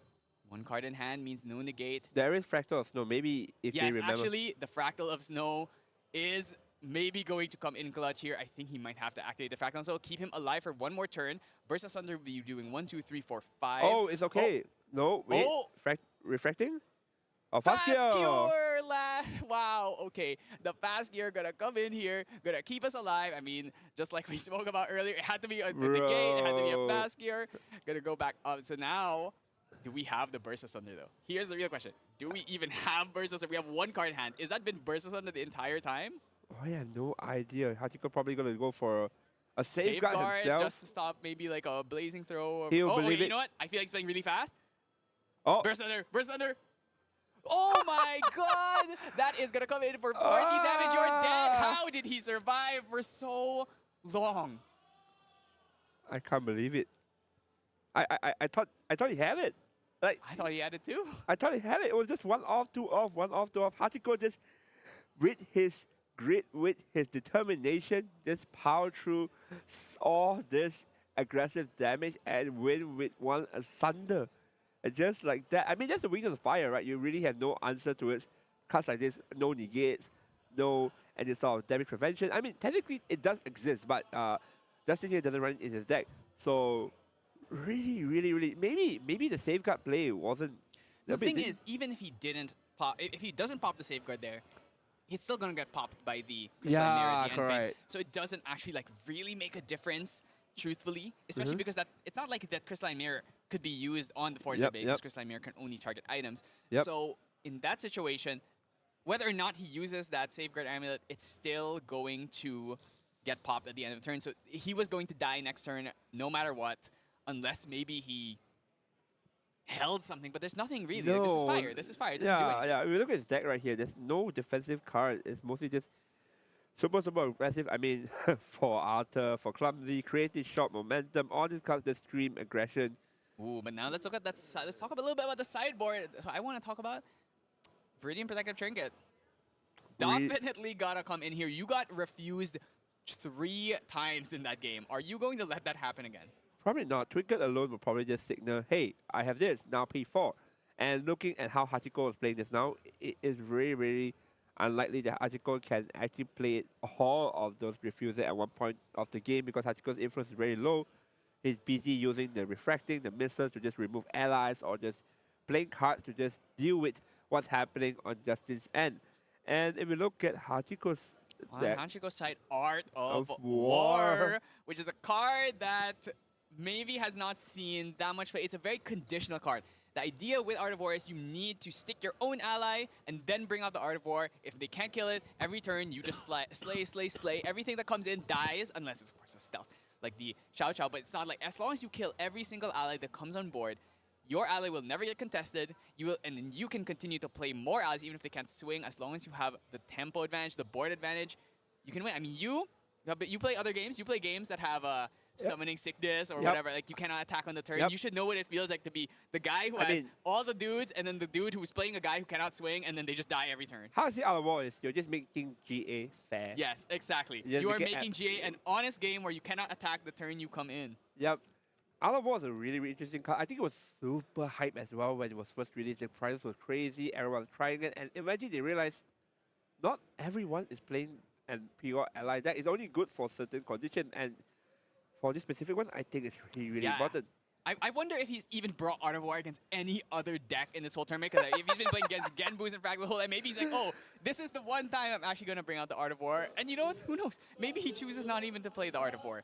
I also really need to talk about the Song of Frost because 3 copy. Wow. Exactly. And think about all those times like, oh, I had to refuse everything. Now you have another 3 copies of something that is effectively Glimmering Refusal, and unlike Glimmering Refusal, cannot be paid for at all, but only works on attack cards. Guess what? This is the deck that plays a bunch of attack cards. Yep, this is the one card that I would assume the Phylorine really absolutely hates. All these cards that say attack, combat. Just hates Song of Frost because you basically remove all triggers on the stack. And that is really annoying. And actually, I wonder if Ruby knows about that part of Song of Frost where maybe he's going to play a Honed by Fire in response to something, and then boom, you're going to get Song of Frosted. We do see... Wait, no. I was going to say we're going to see the Man of the Hour, but we do see the Woman of the Hour instead, Xiao Xiao, and also... there's Arthur oh, as there's well. Arthur. There is the Man of the Hour. All right. Disenchant coming in as well. Whoa. This is going to be a really fiery start here. We're going to see King Arthur turn 1, I believe. Immortalized. No, he's not the king yet. He's the young heir. The king has not died yet. I'm going to say this. This is not spoilers anymore. He becomes a king at the end of the day. There's no way this man doesn't become a I mean, king. he's going to become the king, but he's not the king yet. King Arthur anyway is going to be played here. Actually, maybe the king is dead because I think Uther is the king, and I think he dies at some point because there is a I can't remember what it is. There's a crux star. I where refuse Uther to dies. call him the young Arthur, although canonically he is the young Arthur. I'm just going to call him King Arthur. And if Arthur comes down here, enters here, immortalized, really strong effect. In fact, I think not a lot of GA cards actually has immortality. Arthur, Fatestone? Zhao Yun. Who's Xiao Yun? He's some Exia UR that nobody plays because he's bad. Wrathful Slime. That thing is immortal? It could have Immortal, With but 5 buff counters, right? yeah, 5 buff guys, which is never happening. I don't know, man. Like off tangent, I really love SCA as a color, as an element. Just couldn't find a way to play them. I mean, I've seen some Exia decks do well. I don't think that the deck is truly doomed, and I think if it gets a little bit of support and maybe A and B Alter, we could definitely see One something, day. or just generic warrior support. One day. Always works. Gonna start off with that insight though, so we can get some insight into what the next 2 turns are gonna look like. I know you're trying to. And the Fractal of Snow, very important card in this matchup in particular. Only a 2 Fractal start. Makes you wonder if maybe he's got a lot. I think there's a fast cure in hand. That's good here. We can use it. Level up to VPT gonna come out here. So if it is a fast Instantly. cure, No, that is a fast cure. That's a fast cure. So I feel like, okay, you're gonna have Viridian Protective Trinket. Guess what? I'm gonna play a normal card instead. Yeah, but this is gonna be a really, really strong onslaught turn. Justice here is gonna go with the young Arthur here, going for 2 damage here, and then probably gonna play down the red hair for more damage. Red hair? But is there a red hair? Yep. Yeah, there it is. We also have a Strapping Conscript that we could drop down as well. There's so many things. This hand looks really, really good. Yeah, there we go. And so we could go Strapping Conscript. We can even go Xiao Chao. We have a Creative Shock if we want to use that to dump some fire cards. We're just gonna throw the Creative Shock. We already have the Flame Rune Swordsman coming out. Oh my God, you have taken so much damage. I think you're gonna do it. Just the. Disenchant maybe considered here. I think you do it because like if they actually only have 1 fractal, is that actually gonna slow down their game plan by a lot? And I mean, it does force Hachiko to actually place the fast kill right now. Is it enough? 1, 2, 3, 4, 5. No, it's not enough. It's not enough to kill him. But No. I mean, like, is it enough to pay for the fast kill? Because yes. Even if he disenchants, he'll just chain the fast cure to the disenchant. 4, But 5. he'll have 1, 2, Yeah, 3, 5. 4. It'll be 4 to 5. Oh, 4 to 5. Yeah. That's nice. Yeah, so in this situation, I wonder, he's really thinking hard about, am I going to go for this disenchant or am I going to play this ally? Do I want to slow down the Fractal game plan or do I just want to kill him? And he's saying, I want blood. Here he comes, Flame Rune Swordsman from all the way from DOA, doing the same thing he's always been doing, being a floating guy who has a decent stat line. Interesting. Hachiko decided choosing not to use. Maybe that was not a fast cure in hand because I'm fairly certain he would have employed it here so that he could at least have a float for maybe a potential Paladin or a level up. The level up might be a bit too soon, but is it really too soon when you only have 6 life left? I think it's something that a lot of players tend to do now if they are on the verge of losing. It's okay to just force the level because you are actually preventing yourself from dying, understanding the tempo that, okay, I need to level up so that I don't die out of nowhere. It is an important sensor. Yeah, Sensor Wrestle Fate being put in here. It makes sense. There are a lot of dump cards here with the Hasties, the Red Hairs. You also have the Creative Shock. And this deck plays a lot of float. You also kill that Sword Saint of Everflame effect in the graveyard. So it makes a lot of sense to put in the Sensor. There was probably some other cards that were not as necessary and was able to throw those out there. Yeah, Hachiko here just taking his time here, considering his options.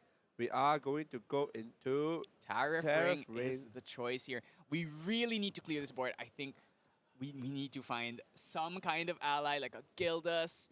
Would it be a balanced Gildas or a Paladin? Even if it's an unbuffed Paladin, we just need to do something. As long as we can stick that Paladin and then kill this Arthur, we use the Tariff Ring to try and keep her alive. And I think we can at least make it to the other side in one piece. Pun intended. I'm just going to ignore that. But anyway, we are going to see Fractal of Snow being played down here for more Fractals here. We love to see it. No, yes, no. What are we doing? Fractal of Snow. Ooh. No, ooh. Okay, we're calculating. There's something going on here. I'm not sure what's going on, but something indeed is going to be played here. And it's going to be a Fractal of Snow here. Oh, I see Zhang Zhao. Is that not Zhang? Yeah, that's Zhang Zhao on the right there. Oh, I think he's going to have Zhang Zhao to heal. I think so as well. Very likely we are going to see Zhang Zhao for the heal here instead of the draw here. 1, 2, 3. And then Zhang Zhao to heal for 4 here. Very, very annoying card. Look at this deck. Look at this card. Zhang Zhao is such a versatile card. Not only do you have the draw 2, which is typically used, you can also just use it to recover 4 for aggro matchups like this. And it's also just a body. A 1-2 body as well. And fast here. So he did have that fast here. So he's going all the way back down to 1, but we have been forced to commit this Zhang Zhao. I think he did have the second one. So he's going to take a bunch of damage this turn, could level up to 1 right after. He's going to pop the Tyrafing actually, so probably will stay at a pretty healthy total. Maybe we'll see Ruby try and just kill this Zhang Zhao just so that the extra body's gone. And then next turn he goes, boom, Zhang Zhao. This time I'm drawing. Yeah, I think Ruby needs to be a bit careful here if it's gonna put down all his cards down again for the 3 attacks he's gonna do. Arthur, Red Hair, and the Everlasting Flame Swordman. Oh, Bubble, interesting. So the issue here is that Bubble gets propped here. I think I might have later if it's on Spirit because the issue here is that if you do Refracting Missile for 4, you go to 15, and then oh no, Ascent is not enough. Ascent is only Thunder 8. would only be doing 8 here. Yeah, he maybe needs another one or maybe. 2 fractals. Ooh, we do have the Disenchant. If we play the Disenchant here, that Zhang Zhao that is sitting in the hand, suddenly... Actually, now is the perfect time to go for that Disenchant since we are not really going to be able to get too many attacks in this turn anyway. Yeah, I think we are going for that play here. Decent hands, and then oh no, we're just gonna swing Oh my god, first. we're swinging to Zhang Zhao or Face. Okay, Face is the place. He might still be going for it. Might go for Red Hair swing first, discard something, then play out this Disenchant. Yep, Hachiko here needs to be really, really careful here. It's on the verge of dying here from the Allies onslaught that Justin is presenting. Show us how powerful King Arthur and Red Hair is. Like, this is just a very, very strong addition from the HVN set right now. Red Hair being the premium ally for any sort of aggressive fire deck right now. I mean, last card Disenchant is pretty good. I think that is going to be Play. the play here. We can't play this Rending Flames. Yeah, it's going to be that last card Disenchant, which is I think Ashiko is going to absolutely hate it when he sees that. You see that Yeah, we see that a nod. but Like, I yep. think in his mind he's like, damn it. He's like, ah. I want to say something in Japanese, but I don't think I can say that word. But anyway, we are going to go back to Hachiko's turn here. We are going to see Delta level 1 here, going to the safe route here. And now Delta will be able to put 2 Glimmer counters. This means Simmer Refracting, and also the Refusal will be active from the memory if he paid with the Glimmering counter. There is that. There is that second Zhang Zhao. Are we going to Zhang Zhao heal again? At this point, you probably do it. Like, you look at the situation, you are actually dying. Last game, it works in your favor. Sangtel huge 4 is really, really good. I really do think that the recover 4 is going to be played here, but is it good enough? I have no idea. We really want to see a Paladin in this situation. Paladin clears the Arthur, but she's just not coming. Maybe a Gildas here would also be really nice. Okay, we're going to swing 1 first, which makes me think he's probably going to be playing out the second one. Thinking about who he wants to target, if he hits the Flame Rune... Yep, if he hits the Flame Room, the Sangjao from his hand can also hit the Flame Room, so that is okay. He is going to do it. Are we going to retaliate? See, I I think Ruby knows. Okay, he's going to play another one. I think you just retaliate here. It's fine. No, so you don't retaliate here because he's going to play another Zhang Zhao anyway, which is going to force him to sacrifice another Zhang Zhao. So then he retaliates on the second one. See, so he's going to let it go. Very smart. 2 + 1 is 1, which is another heal 4. There we go. So yeah, very, very astute from Ruby here to not retaliate on that first swing and second to retaliate on the second. Now we have no allies on board. We have Song of Frost in hand, but very little. The Viridian Protective Trinket going to do a lot of work to stop us from being able to do anything. This might actually void game soon because Rending Flames is active. Arthur, Red Hair, Well, this is 2. Rending Flames is not active yet. Yeah. It is class bonus, which means we do have to take that YOLO, throw I mean, it, you know? I'm assuming he's going to do it. I'm assuming he's going to level. I'm assuming the Rending Flame is not going to get removed into the balance. It's going to be fine. It's going to be great. He's going to take this game too, I believe. Show us the money. All Come right, on. all right. How are we feeling? Oh, dang it! No. Caster Curse strikes again, as per no, not like he's gonna draw it. He's gonna draw it. Okay, We can draw still for turn, draw for turn, We can still draw for a turn. It's fine. It's fine. It's totally fine. Look at him. He's calm, collective. He's like, they didn't even face him. Justice is all calm, collective. Nothing's gonna change how he will. Oh, he can pre-read collective still do the familiar. I think he might actually just do it to draw. Currently 1, 2, 3, 4. So 1, 2, 6 damage puts him up to 9. Has to find another 10. He really did need that Rending Flames, which is He'll draw it. He'll draw it. okay. Fine. Forge Light Blade. Oh, you know what? Just draw it. Believe. Pre-read collection. Oh no. Ooh, okay. Not even gonna commit that Vermilion Feisty Messenger. He did not draw it. Believe. There is the red hair, Yeah. I believe. Yeah, the hasty and the red hair could still get there. Yep, take 2, that's fine. Red hair, Fractal of Snow could come in here now that we are on Diaochan 1. it's fine, it's fine. It's all gonna be fine. It's all Okay. according to plan. We're gonna ditch the author. We're gonna draw 1 into the rending. They did not show it, unfortunately. Show us the money.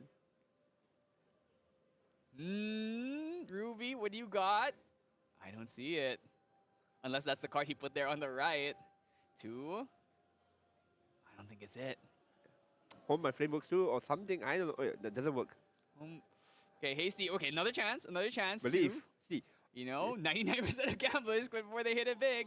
this isn't gambling. This is it. This is it. He's just gonna draw it. He's just gonna hit it. Oh wait, that's everlasting, right? You can That's play 2. Everflame. So we Flame, no, two. take 2. He's playing fast. He's playing fast. It might be something.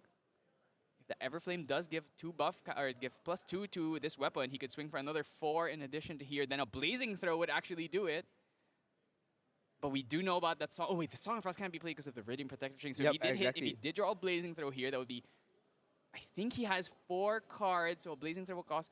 Oh my gosh, Driving Conscript. So, Driving Concrete. so we Okay. don't have it. We don't have it this turn. But So we live to see another day, but it's not looking good. I mean, we don't even need the rending. He's gonna win it. It's fine. It's totally fine. Nothing dangerous is gonna happen. Justin is completely in control.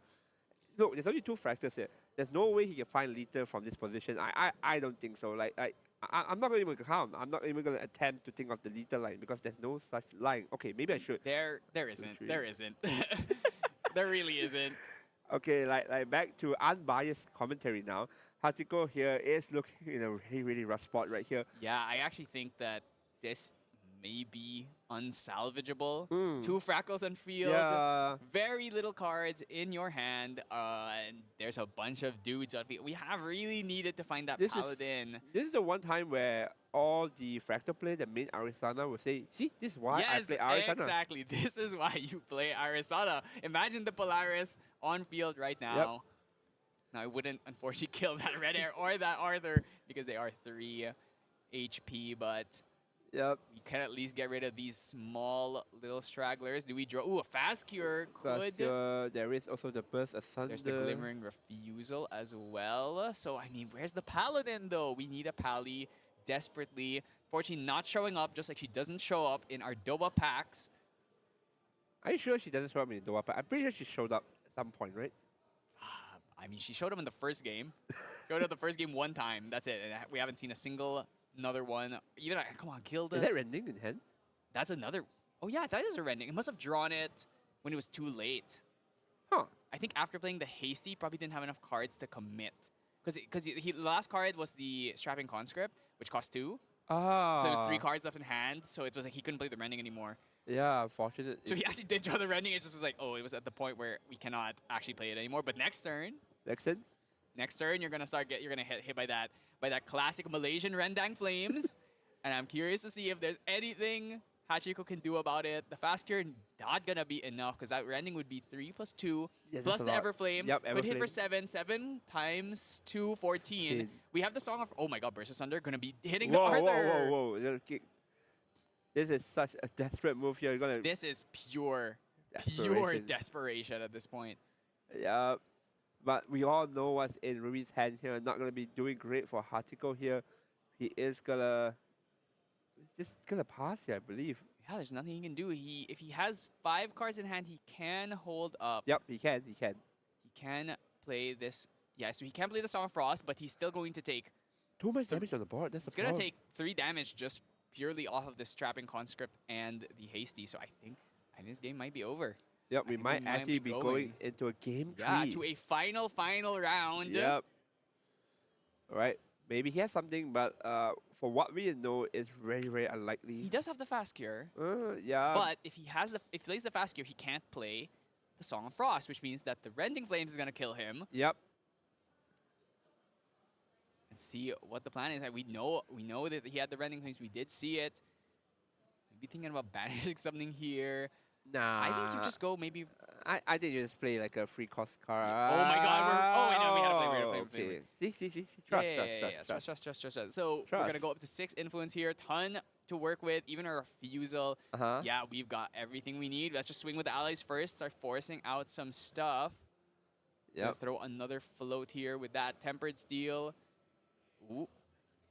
Fast gear. Yep. On the activation, we are going to be fast curing here. If the moment you fast cure, I think Ruby knows he had it in the back because with the Viridian Trinket here, you won't be able to actually negate the attack card Yeah, that and- is going to be and played. Notably, because of the fact that the Diao-Chan 2 effect requires you to spend the Glimmer counters exactly, that means through the Viridian, we cannot play a Glimmering Refusal Yep. because it will be costing 4 Yep. there. Yep.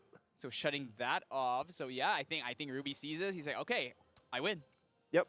I think that is game here. He is gonna confirm stuff. He's like, yeah, he's gonna play the card, right? He's just gonna heal. Yeah. Let Or him. is he just gonna Vermilion Decree right now? Oh yeah, just Vermilion, right? He does have that Vermilion. He has 2 Vermilion Decrees. You could just Vermilion Decree right now, do 3 damage, you're dead. Either way, it's fine. Just choose which one you like. Oh, he is on the stack. On the stack. stack. There we go, Vermilion Decree. Not even imbuing it. He doesn't care. I'm like, I'm not giving you a draw.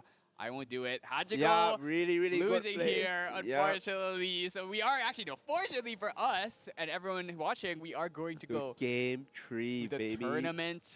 tournament game here. Final round with Who- Ruby Celia, Fire Lorraine versus Hachiko, Fractal, Diao-Chan. Yeah, who's gonna take it?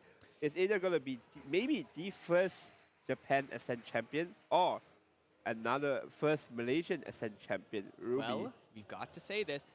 Because Hachiko lost that second game, he gets to choose to go first here. And in the aggro versus, control, burst, whatever you want to call, mid-rangey kind of playstyle that Fractal is, you really want to go first. You want to play your Fractals, you want to get them down on field so you can start getting the Zhang Zhaos out as soon as possible. Maybe, hopefully, he doesn't hit that disenchant in order to stop the Zhang Zhao from being able to hit that 3. Actually, we haven't hit the 3 Fractal start. Yep. Yeah, we haven't hit it on game 2. I think game 1 we did. Did we hit it in game 1? We did hit it in game 1, but the Yeah, issue okay, is game 1 was the 3 Fractal start. the and then difference game was 2 that we did have Sang Jiao on the yes, spot. but then we didn't have Zhang Zhao. And then game 2 we had Zhang Zhao, but we only had 2 Fractals. Well, we had 3, but then one of them got disenchanted. Yeah, just show you how inconsistent the deck is at times. The deck does have a lot of combo pieces that you need to pick up. But eventually, if you reach that stage where you have 3 Fractals as Sang Jiao on turn 2, everything just looks possible. Yeah, if you would just go 3 or even 4 Fractals, next turn in Zhang Zhao, it's kind of hard. And then especially Yep. next turn after that, Zhang Zhao again. Those are the kinds of games where Fractal looks like absolutely unfair BS. I'm very curious here if Hachiko, I think he's looking at the deck list right now, or maybe he's like shuffling through his cards trying to think, how do I want to play this? How do I want to approach this obnoxious Lorraine aggro deck? You know what it really is? I need to find that Paladin. Where is she? Yeah, Paladin is really important in this matchup. I don't know how important what's it called again? Nullifying Lantern is in this matchup. because Nullifying Lantern is very good in this matchup because it does stop the momentum and the Rending Flames, which is actually why you can see here Ruby is playing that Reduced to Ash, but Hachiko is, he is playing it. It's just that he just doesn't have the time to be busting out these Regalia because he has to keep going That's draw one- Regalia, Tengu, backup charger, leveling up. It's tough. It's a tough spot to be in. That's one thing that a lot of people forget to mention when, yeah, I can play all these counter measure cards, Lantern, Sensor, but the question comes back to, do you have the time to actually materialize these cards? Because depending on your deck, if your win count is solely based on your main deck and you have the influence to actually play your hand, for example, Sang Jiao here with the Fractals, great, you can afford to have time to play the Lantern, the Safeguard Amulet, all these tech cards. But if your deck is like a level 3 deck, you don't really have time to play all those cards because you'll be rather levering. Like for example, Arisana, Luxem, Tristan, all these decks rather be going to level 1, level 2 instead of playing these hard counter cards. And even if they do play it is oftentimes too late. So it is depends on the consideration. And I think Hachiko here struggling to find the timing to play because last few games, Ruby have been playing allies after allies after allies, just onslaughting Now- Hachiko. Here's the thing though, going first, that does mean his first materialization can be that Art of War, which if if Ruby's able to establish like 2 or 3 allies on his first turn, it's a problem. But if he only establishes maybe like an Immortal Arthur, then boom, you go Art of War. Suddenly, every ally that comes in is now not able to attack on their first turn, which Yep. means that we have a lot of more breathing room to try and play this fractal game plan. We're not going to be forced to play Zhang Zhao in order to heal. We can instead just get those draws, draw into our kill spells, draw into our fractals, and then maybe make it all the way to the finish line. So let's see Hachiko. I would love to see if the Art of War does come in. I do see some fast cures, which is a good sign. We want those float for our paladins. That's how many fractals though? Snow. 1. 2? There's 2. Oh, Another 2 no fractals. tree, Start. no death, no sun, no sun. No. There isn't a third fractal here. A bit unfortunate for Hachiko's side. And we are going to the Ruby side here. Going Hey. 8. Do we see the Arthur or do we see the Cell Child into the red hair? Ooh, okay, I don't see it yet. Clumsy Apprentice. Oh my god, that's no unique Whoa, allies. whoa, Clumsy, wait. clumsy though. Clumsy could become those allies. Also, there's also a Hasty. I would do it. Let's go clumsy to No, clumsy. if we go clumsy into clumsy, we're actually asking for trouble though. Believe. Believe that you're not gonna get burst next turn. Exactly. Let's do it. You know it. Come on. I mean, at the end of the day, you need to draw 1 card, and I don't think Hachiko is gonna. Wait, is it actually dangerous? 4-3. I think it's fine. I mean, you commit fractal. Oh, Jocelyn Xiao, but we don't have red hair and we don't have Arthur, so this is actually a fantastic opportunity for Hachiko. Now would be the best time to commit that Art of War on the next level, and I think you will be very, very hard to kill. Yeah. You know what's interesting? I once fought a 5-sender player that plays 2 clumsy apprentice, but you know what's on the board before clumsy? Blanche. And then I look at him and he just draw 2, take 0, and then I'm like, sure. What can I do? What can I say? Yeah, I mean, if you're playing Blanche that early on, yeah, like, Sure. sure. Okay, I think he might be going for considering playing. Okay, now I thought he was going to try and play the Everflame. Might just play the Xiao Chao here, but these are the low damage allies, and it's not like Hachiko's deck really plays any flow. Okay, he's just gonna swing now. Let's decide later. Hasty Messenger. Messenger, yep. Let's see, can we find Arthur? Drops a float. Did not see what he added to his hand. Probably just gonna play a Sao Chao here. Gonna go all hands down here, all on board here into the Highlight Gaming route here. Sao Chao is probably gonna be coming down here. I see. I think that's a Rending Flames though. We have the setup. We have the that setup. Creative Shock. We have the Hasty We Messenger. have the floating. Everything is just in Justice everything favor now. set. Okay, we're gonna just commit this Zhang Zhao Yep. now. So here's the thing: do we commit the Art of War? Because next turn, if he just goes level up to turn, swing on all with all 3 of these, dumps Wait, a no. float. Other one doesn't stop Alex on the board, right? Yes, he won't stop the Alex currently on the board, but he'll stop any ally that comes in after. But if Justice plan is just to attack with the champion, it doesn't need allies anymore. Yeah, that's the thing. So if he goes to the Art of War here, thinking, okay, it's the one It's ace, the the one one power out. allies, Yep. it's fine. But then guess what? Turns out you're getting rended. This is the time where Hachiko maybe say, maybe it's time to actually go into the lantern. But speaking of rending, do we even have enough cards in the graveyard? We only have 1 card to discard, right? Yeah, and then we have to banish it in order to level up without taking a risk, unless we're crazy, just like in the last game. And we're going to banish our Rending Flames again, of course. We do have 1 pitch. We have the Creative Shock, so we can actually Creative Shock dump 2, which would dump 1, plus the Creative Shock itself would put you at 3. So it is technically possible, especially this because you did go second side with an 8-card hand. Backup Charger is the choice here. Okay, you know what? I don't need that damn Art of War. We need to find this freaking Paladin. We actually need to find Paladin. We actually need to find answers right now. Hachiko says to recollect draw here with high influence. What is in the box, Mr. Hachiko? Really, really hard to see your cards, but Ooh, nodding his head, pleased with what he's seeing. I see double fast cure, which is an insane amount of healing. amount of healing exactly in this particular deck here. Hachiko is gonna go into Fractal the number 3. stable fractal here. Just gonna pass with 4 cards as a reaction, I believe. Yeah, so is there anything else, or are we just going to hold double fast cure? Rending Flames, if we do choose to level up here, the Rending Flames is very unlikely we're going to be able No, to pull it off. I think you're just gonna go Lorraine level 1 here, and then probably even go Sword Seeking here just to get slow at this point. You already took the damage from that Clumsy Apprentice. You maybe don't want to go a little... Exactly. So you're don't gonna wanna do go too sword crazy. seeking, right? Yeah. Yeah, I don't think you want to be too crazy here. You can bring out the Forge Light Blade on another turn. Or maybe he tries to go for another early Viridian Protective Trinket, which could be a choice. I think Trinket here might be the play here. Just slowing down his tempo, taking his time, slowly going into the setup. I think Justin can afford to set up one more turn.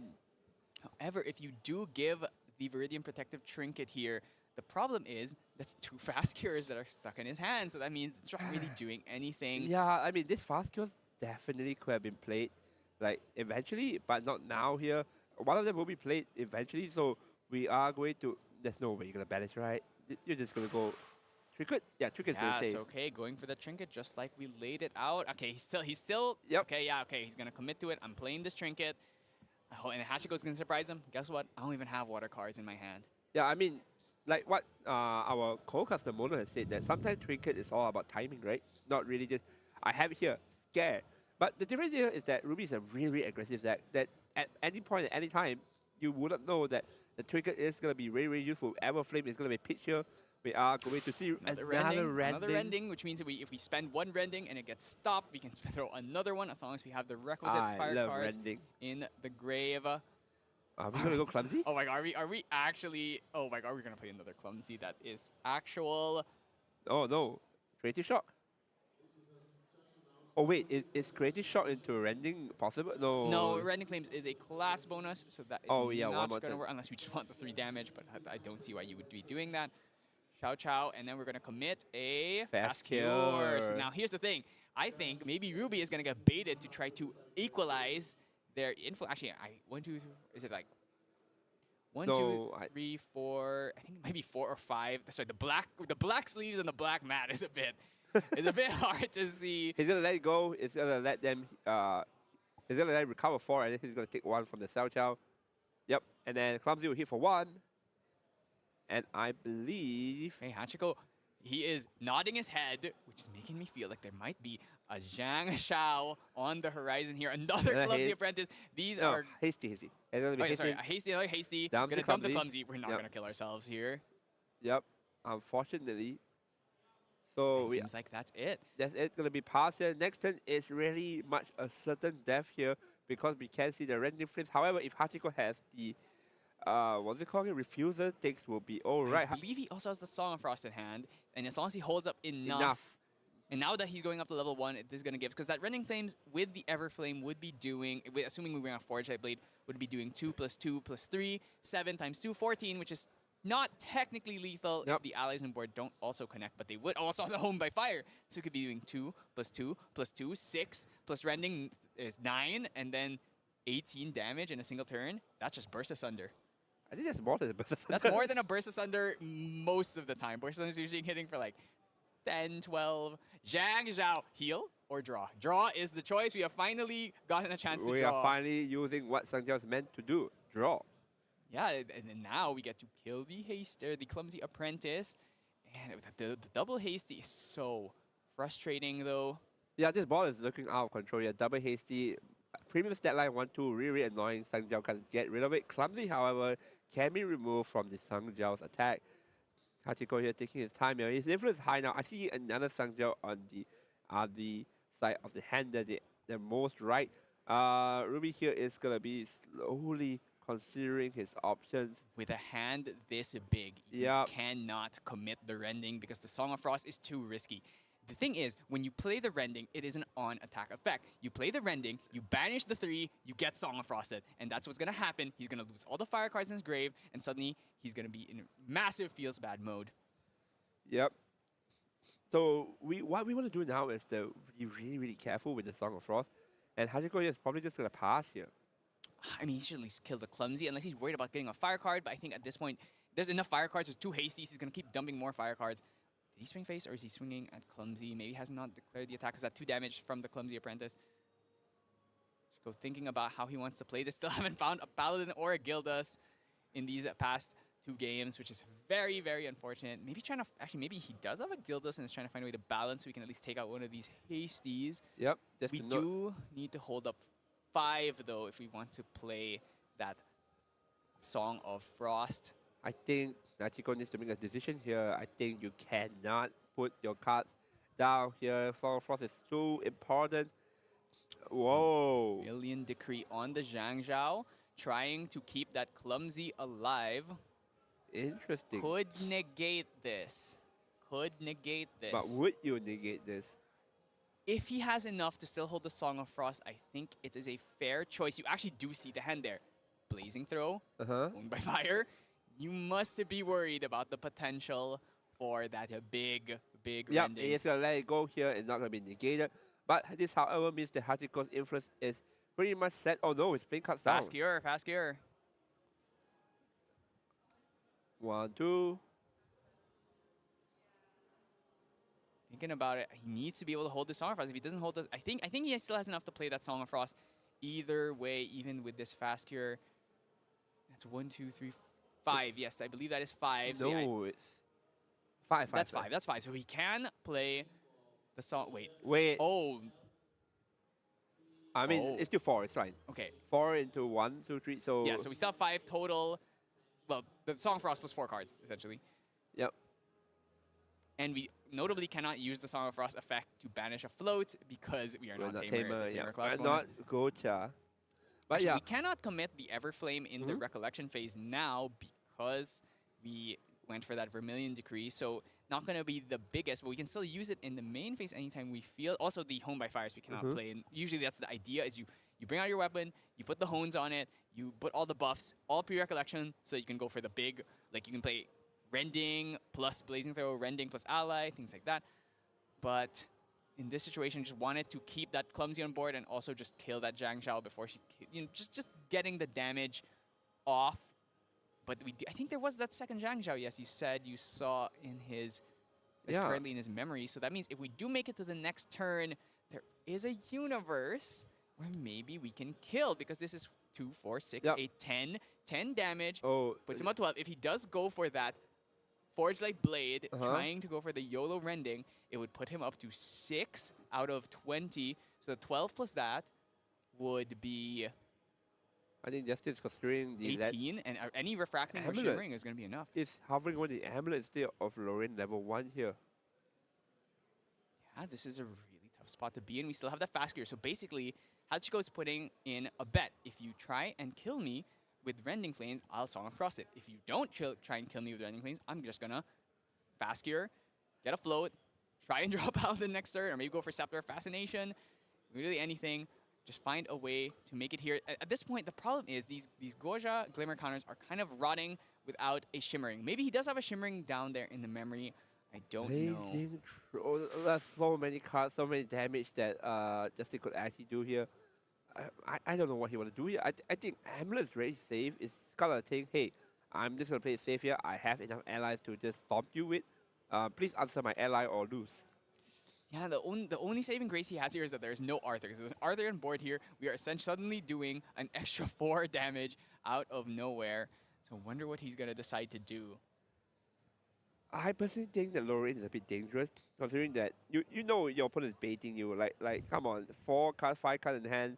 Like this is just standard this fold here in terms of poker terms. But I do think that Safeguard. I think Safeguard is really, really good here. But Ooh, Lorraine is gonna the do it. choice. Now here's the question. Are we bringing out Sword of Seeking or Forge Light Blade? This might be the game that decides it. If Justice Sword commits of Seeking, Seeking. We're not gonna not take willing. chance. We're not willing to go all in. And the thing about this is that Everflame cannot be used on Sword of Seeking because it is not a fire weapon. Yep. We do have the Hone though, which can still be used on Sword. So Hone plus Rending would be 1 plus 2 plus 2, which could, or 1 plus 2 plus 3, which would get us to 6, which is 12.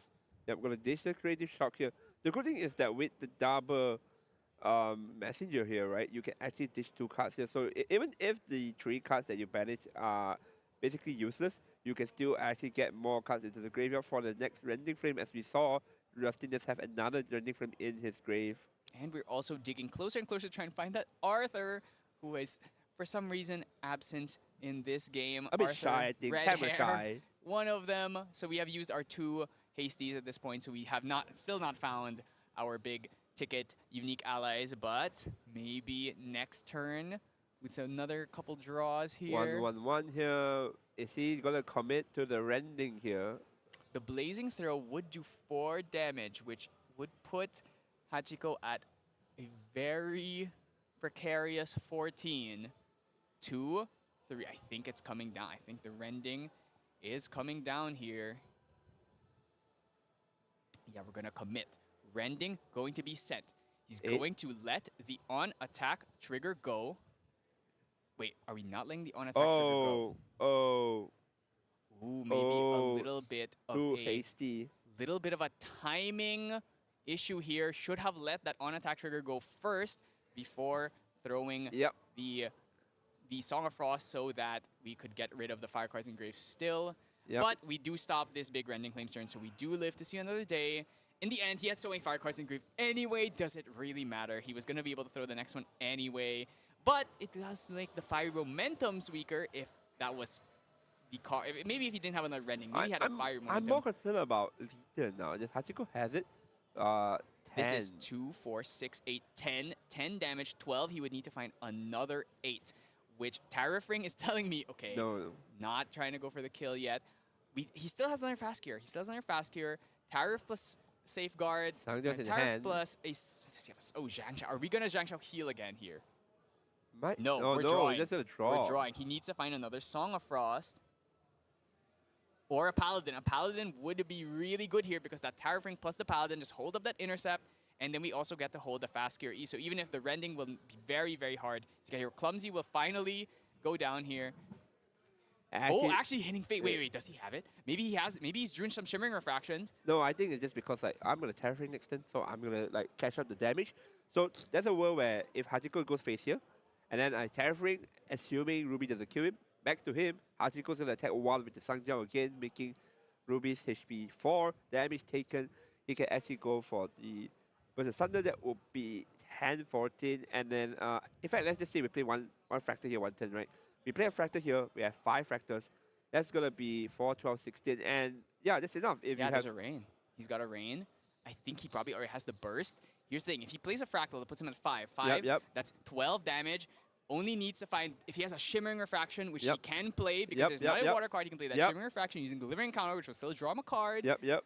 Then we get into that really critical, he's just gonna pass. He just wants to hold up as many cards as Yep. possible. I think Justin here has to be really careful. I think Justin has one out, which is slowly poking. I think this is the time you have to play the Safeguard Amulet because this is the one opportunity that if you play Safeguard Amulet here, right, Hachiko is kind of forced to pre-recollect it. We got that unstable fractal though. You play that same damage, you're gonna use that. Okay, it will lower the threshold of the damage, but maybe we can still find a way to lethal because if we do have maybe end phase, Shimmering Refraction, and then so you're gonna do 4 damage here, and then you go sacrifice the unstable fractal, so you're gonna do 4 damage, put him up to 7, and then you go for the Burst Asunder for Yep. another 8, or maybe you play a Fractal of Rain in his hand, Yep. puts him at 4, then you go the Burst Asunder. There's many ways that we can still reach it, or Refracting Missile before that, so there's so many lines to get there that I think that's actually very smart. Look, he held up that unstable fractal because it's the one fractal where you need to hold it up if you want to get that sacrifice effect.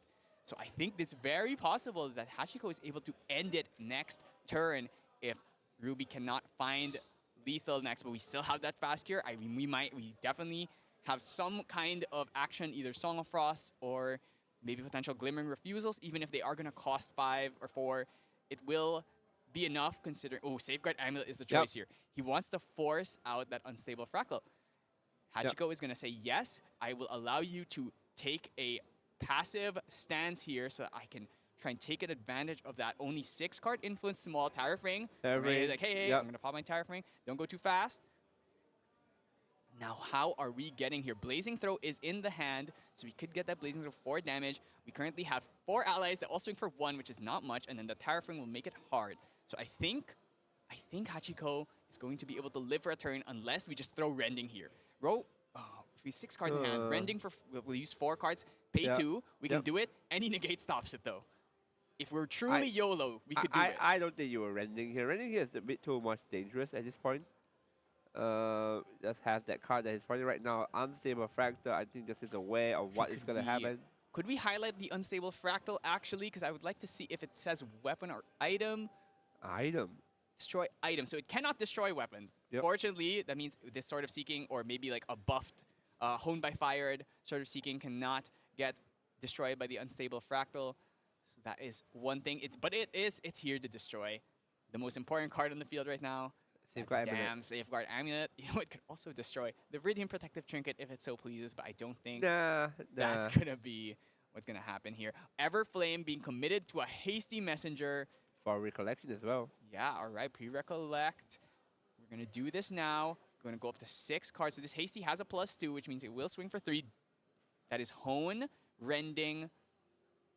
Oh my god, I don't think he's got enough gas in the tank. It's a lot of attack cards. 4. You do 4 here. That's 4, 8.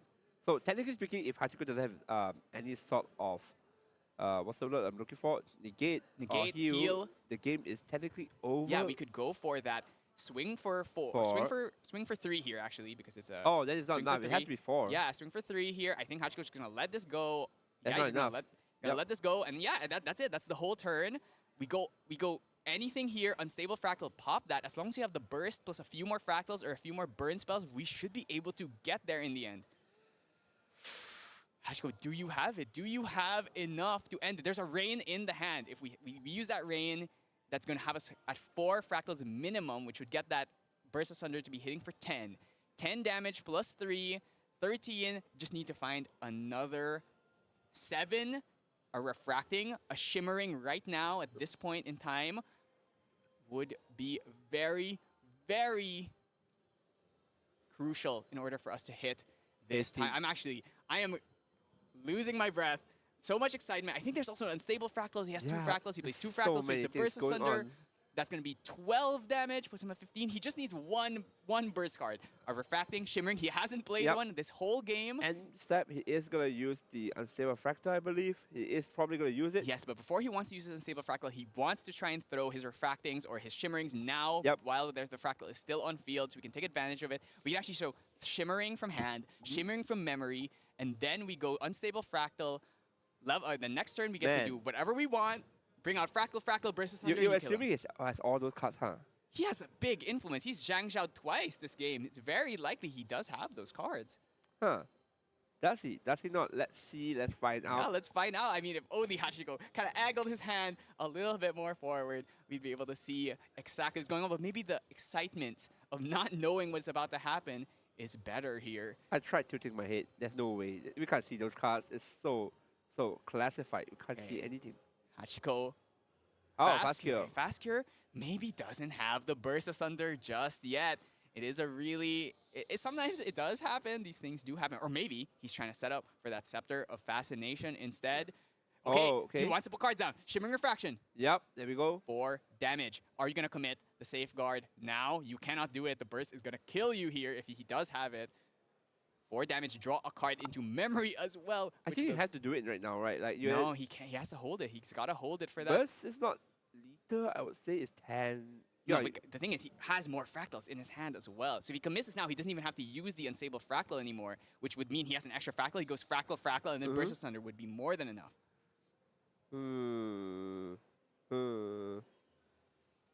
And either way, the shimmering is going to draw a card into memory, which means we have more stuff to work with. Might draw another refracting missile, might draw another shimmering. With that fast cure, we could go bring out Scepter of Fascination, draw another card, which means we could draw into a Zhang Zhao. Zhang Zhao suddenly draws us into more cards. So we are definitely in a position where we just have to hope he doesn't have it.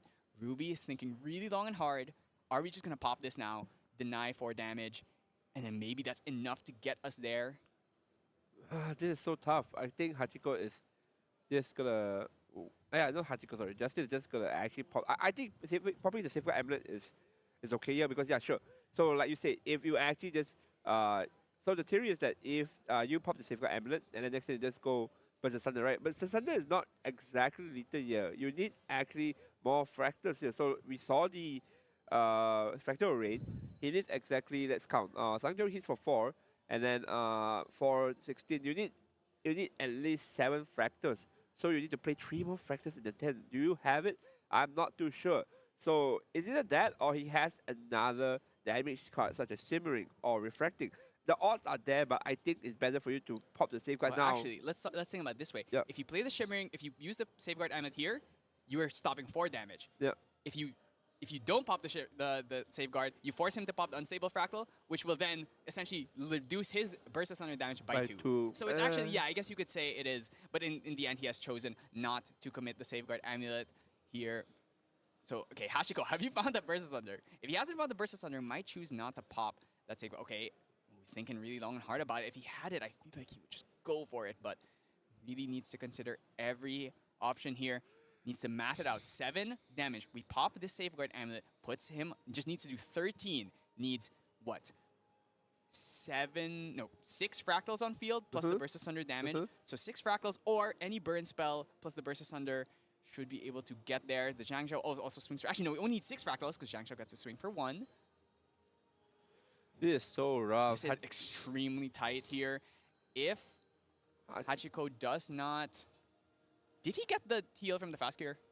Yeah, he did. Was he at 18? No, he definitely did not.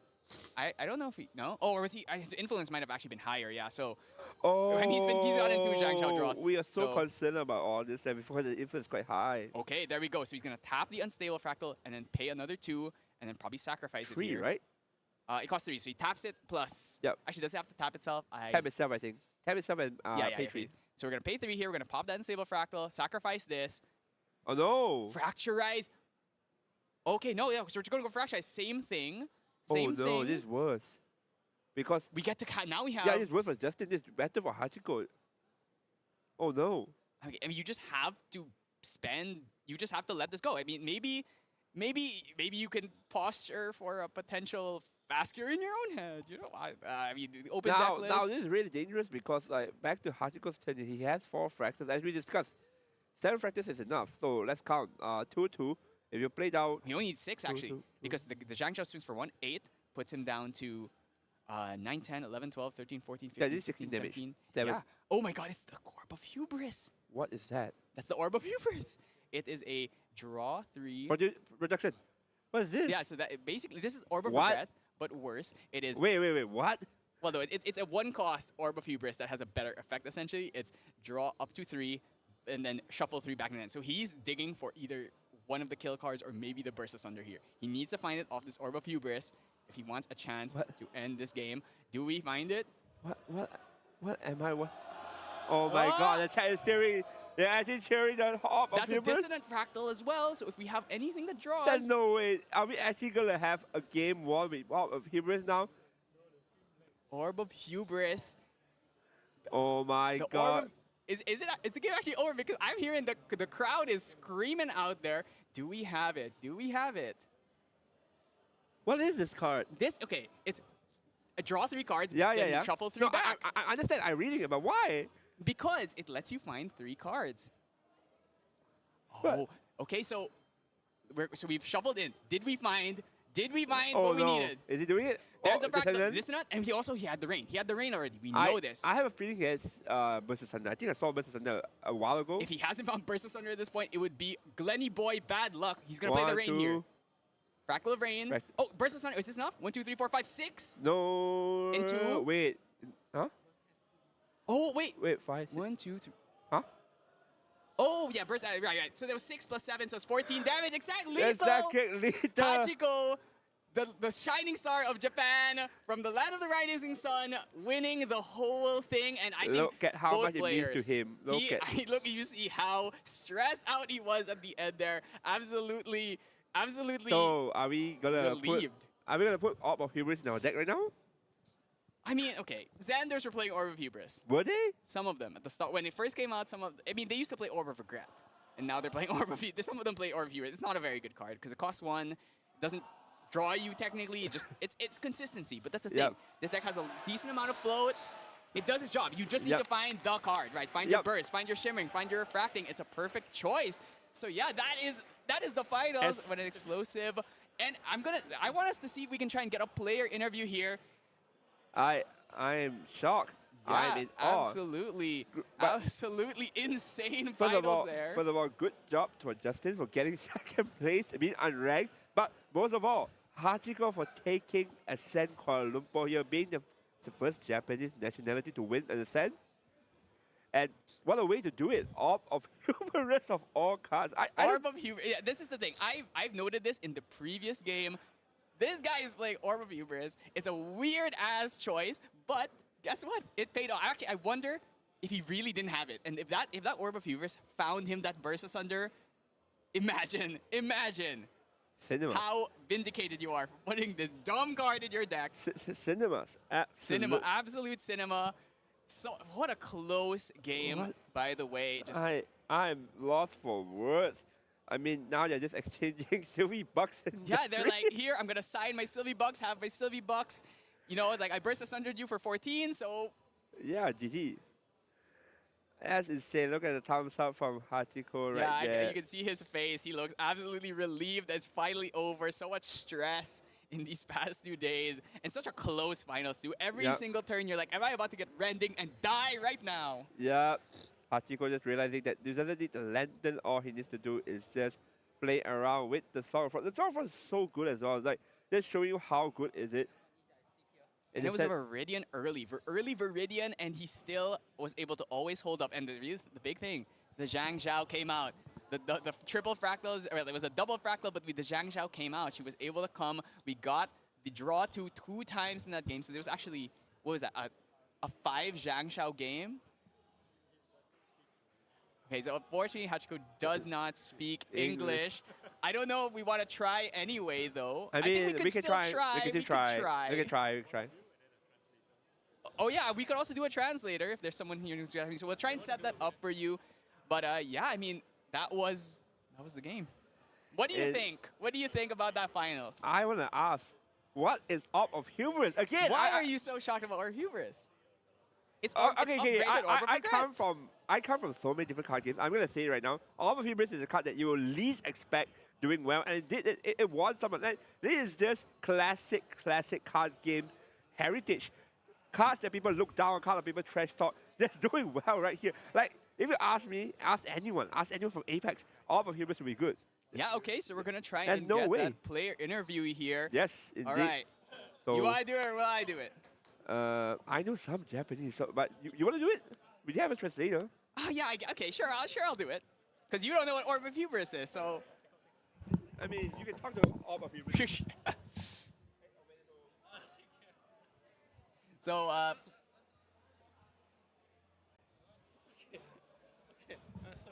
hello, don't worry about it. Chotto.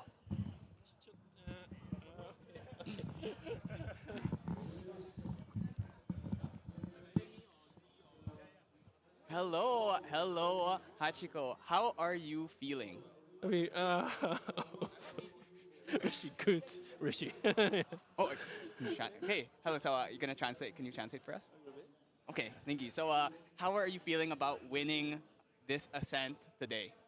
勝った気持ちはどんな感じですか今。もう感無量です。もう嬉しい、もう嬉しいでしかない。He feel very happy. Yes. Yeah. He feel happy. So, knowing that Ascent Akihabara is happening in November, how do you think the Japanese community will see this win that you have given them today? 今日勝ったことで、アセント秋葉原が開催されるということに関して、どんな風に感じていますか。その私、日本人ジャパニーズが勝ったことによってその日本がもっと GA が活気づくといいなと思ってます。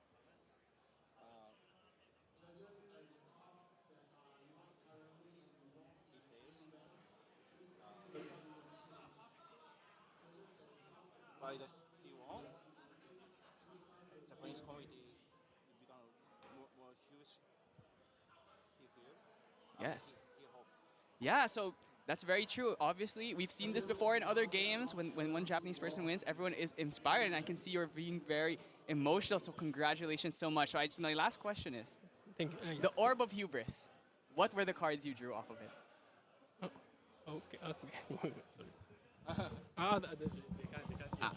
Oh, sorry. So the Orb of Hubris, what were the cards that were drawn off of that Orb of Hubris on the last turn?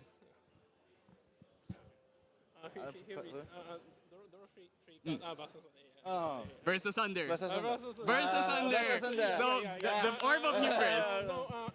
Last time, this time, no versus, I lose. No If I burst couldn't- asunder. If I couldn't burst asunder, draw, Draw. Oh! So it was orb of hubris. he must lose. Orb of hubris. Last card. Last draw. Last draw. Burst asunder. Burst asunder. What an insane finish. Thank you so insane. much for giving us a great game, and I need to congratulate you again for a fantastic performance.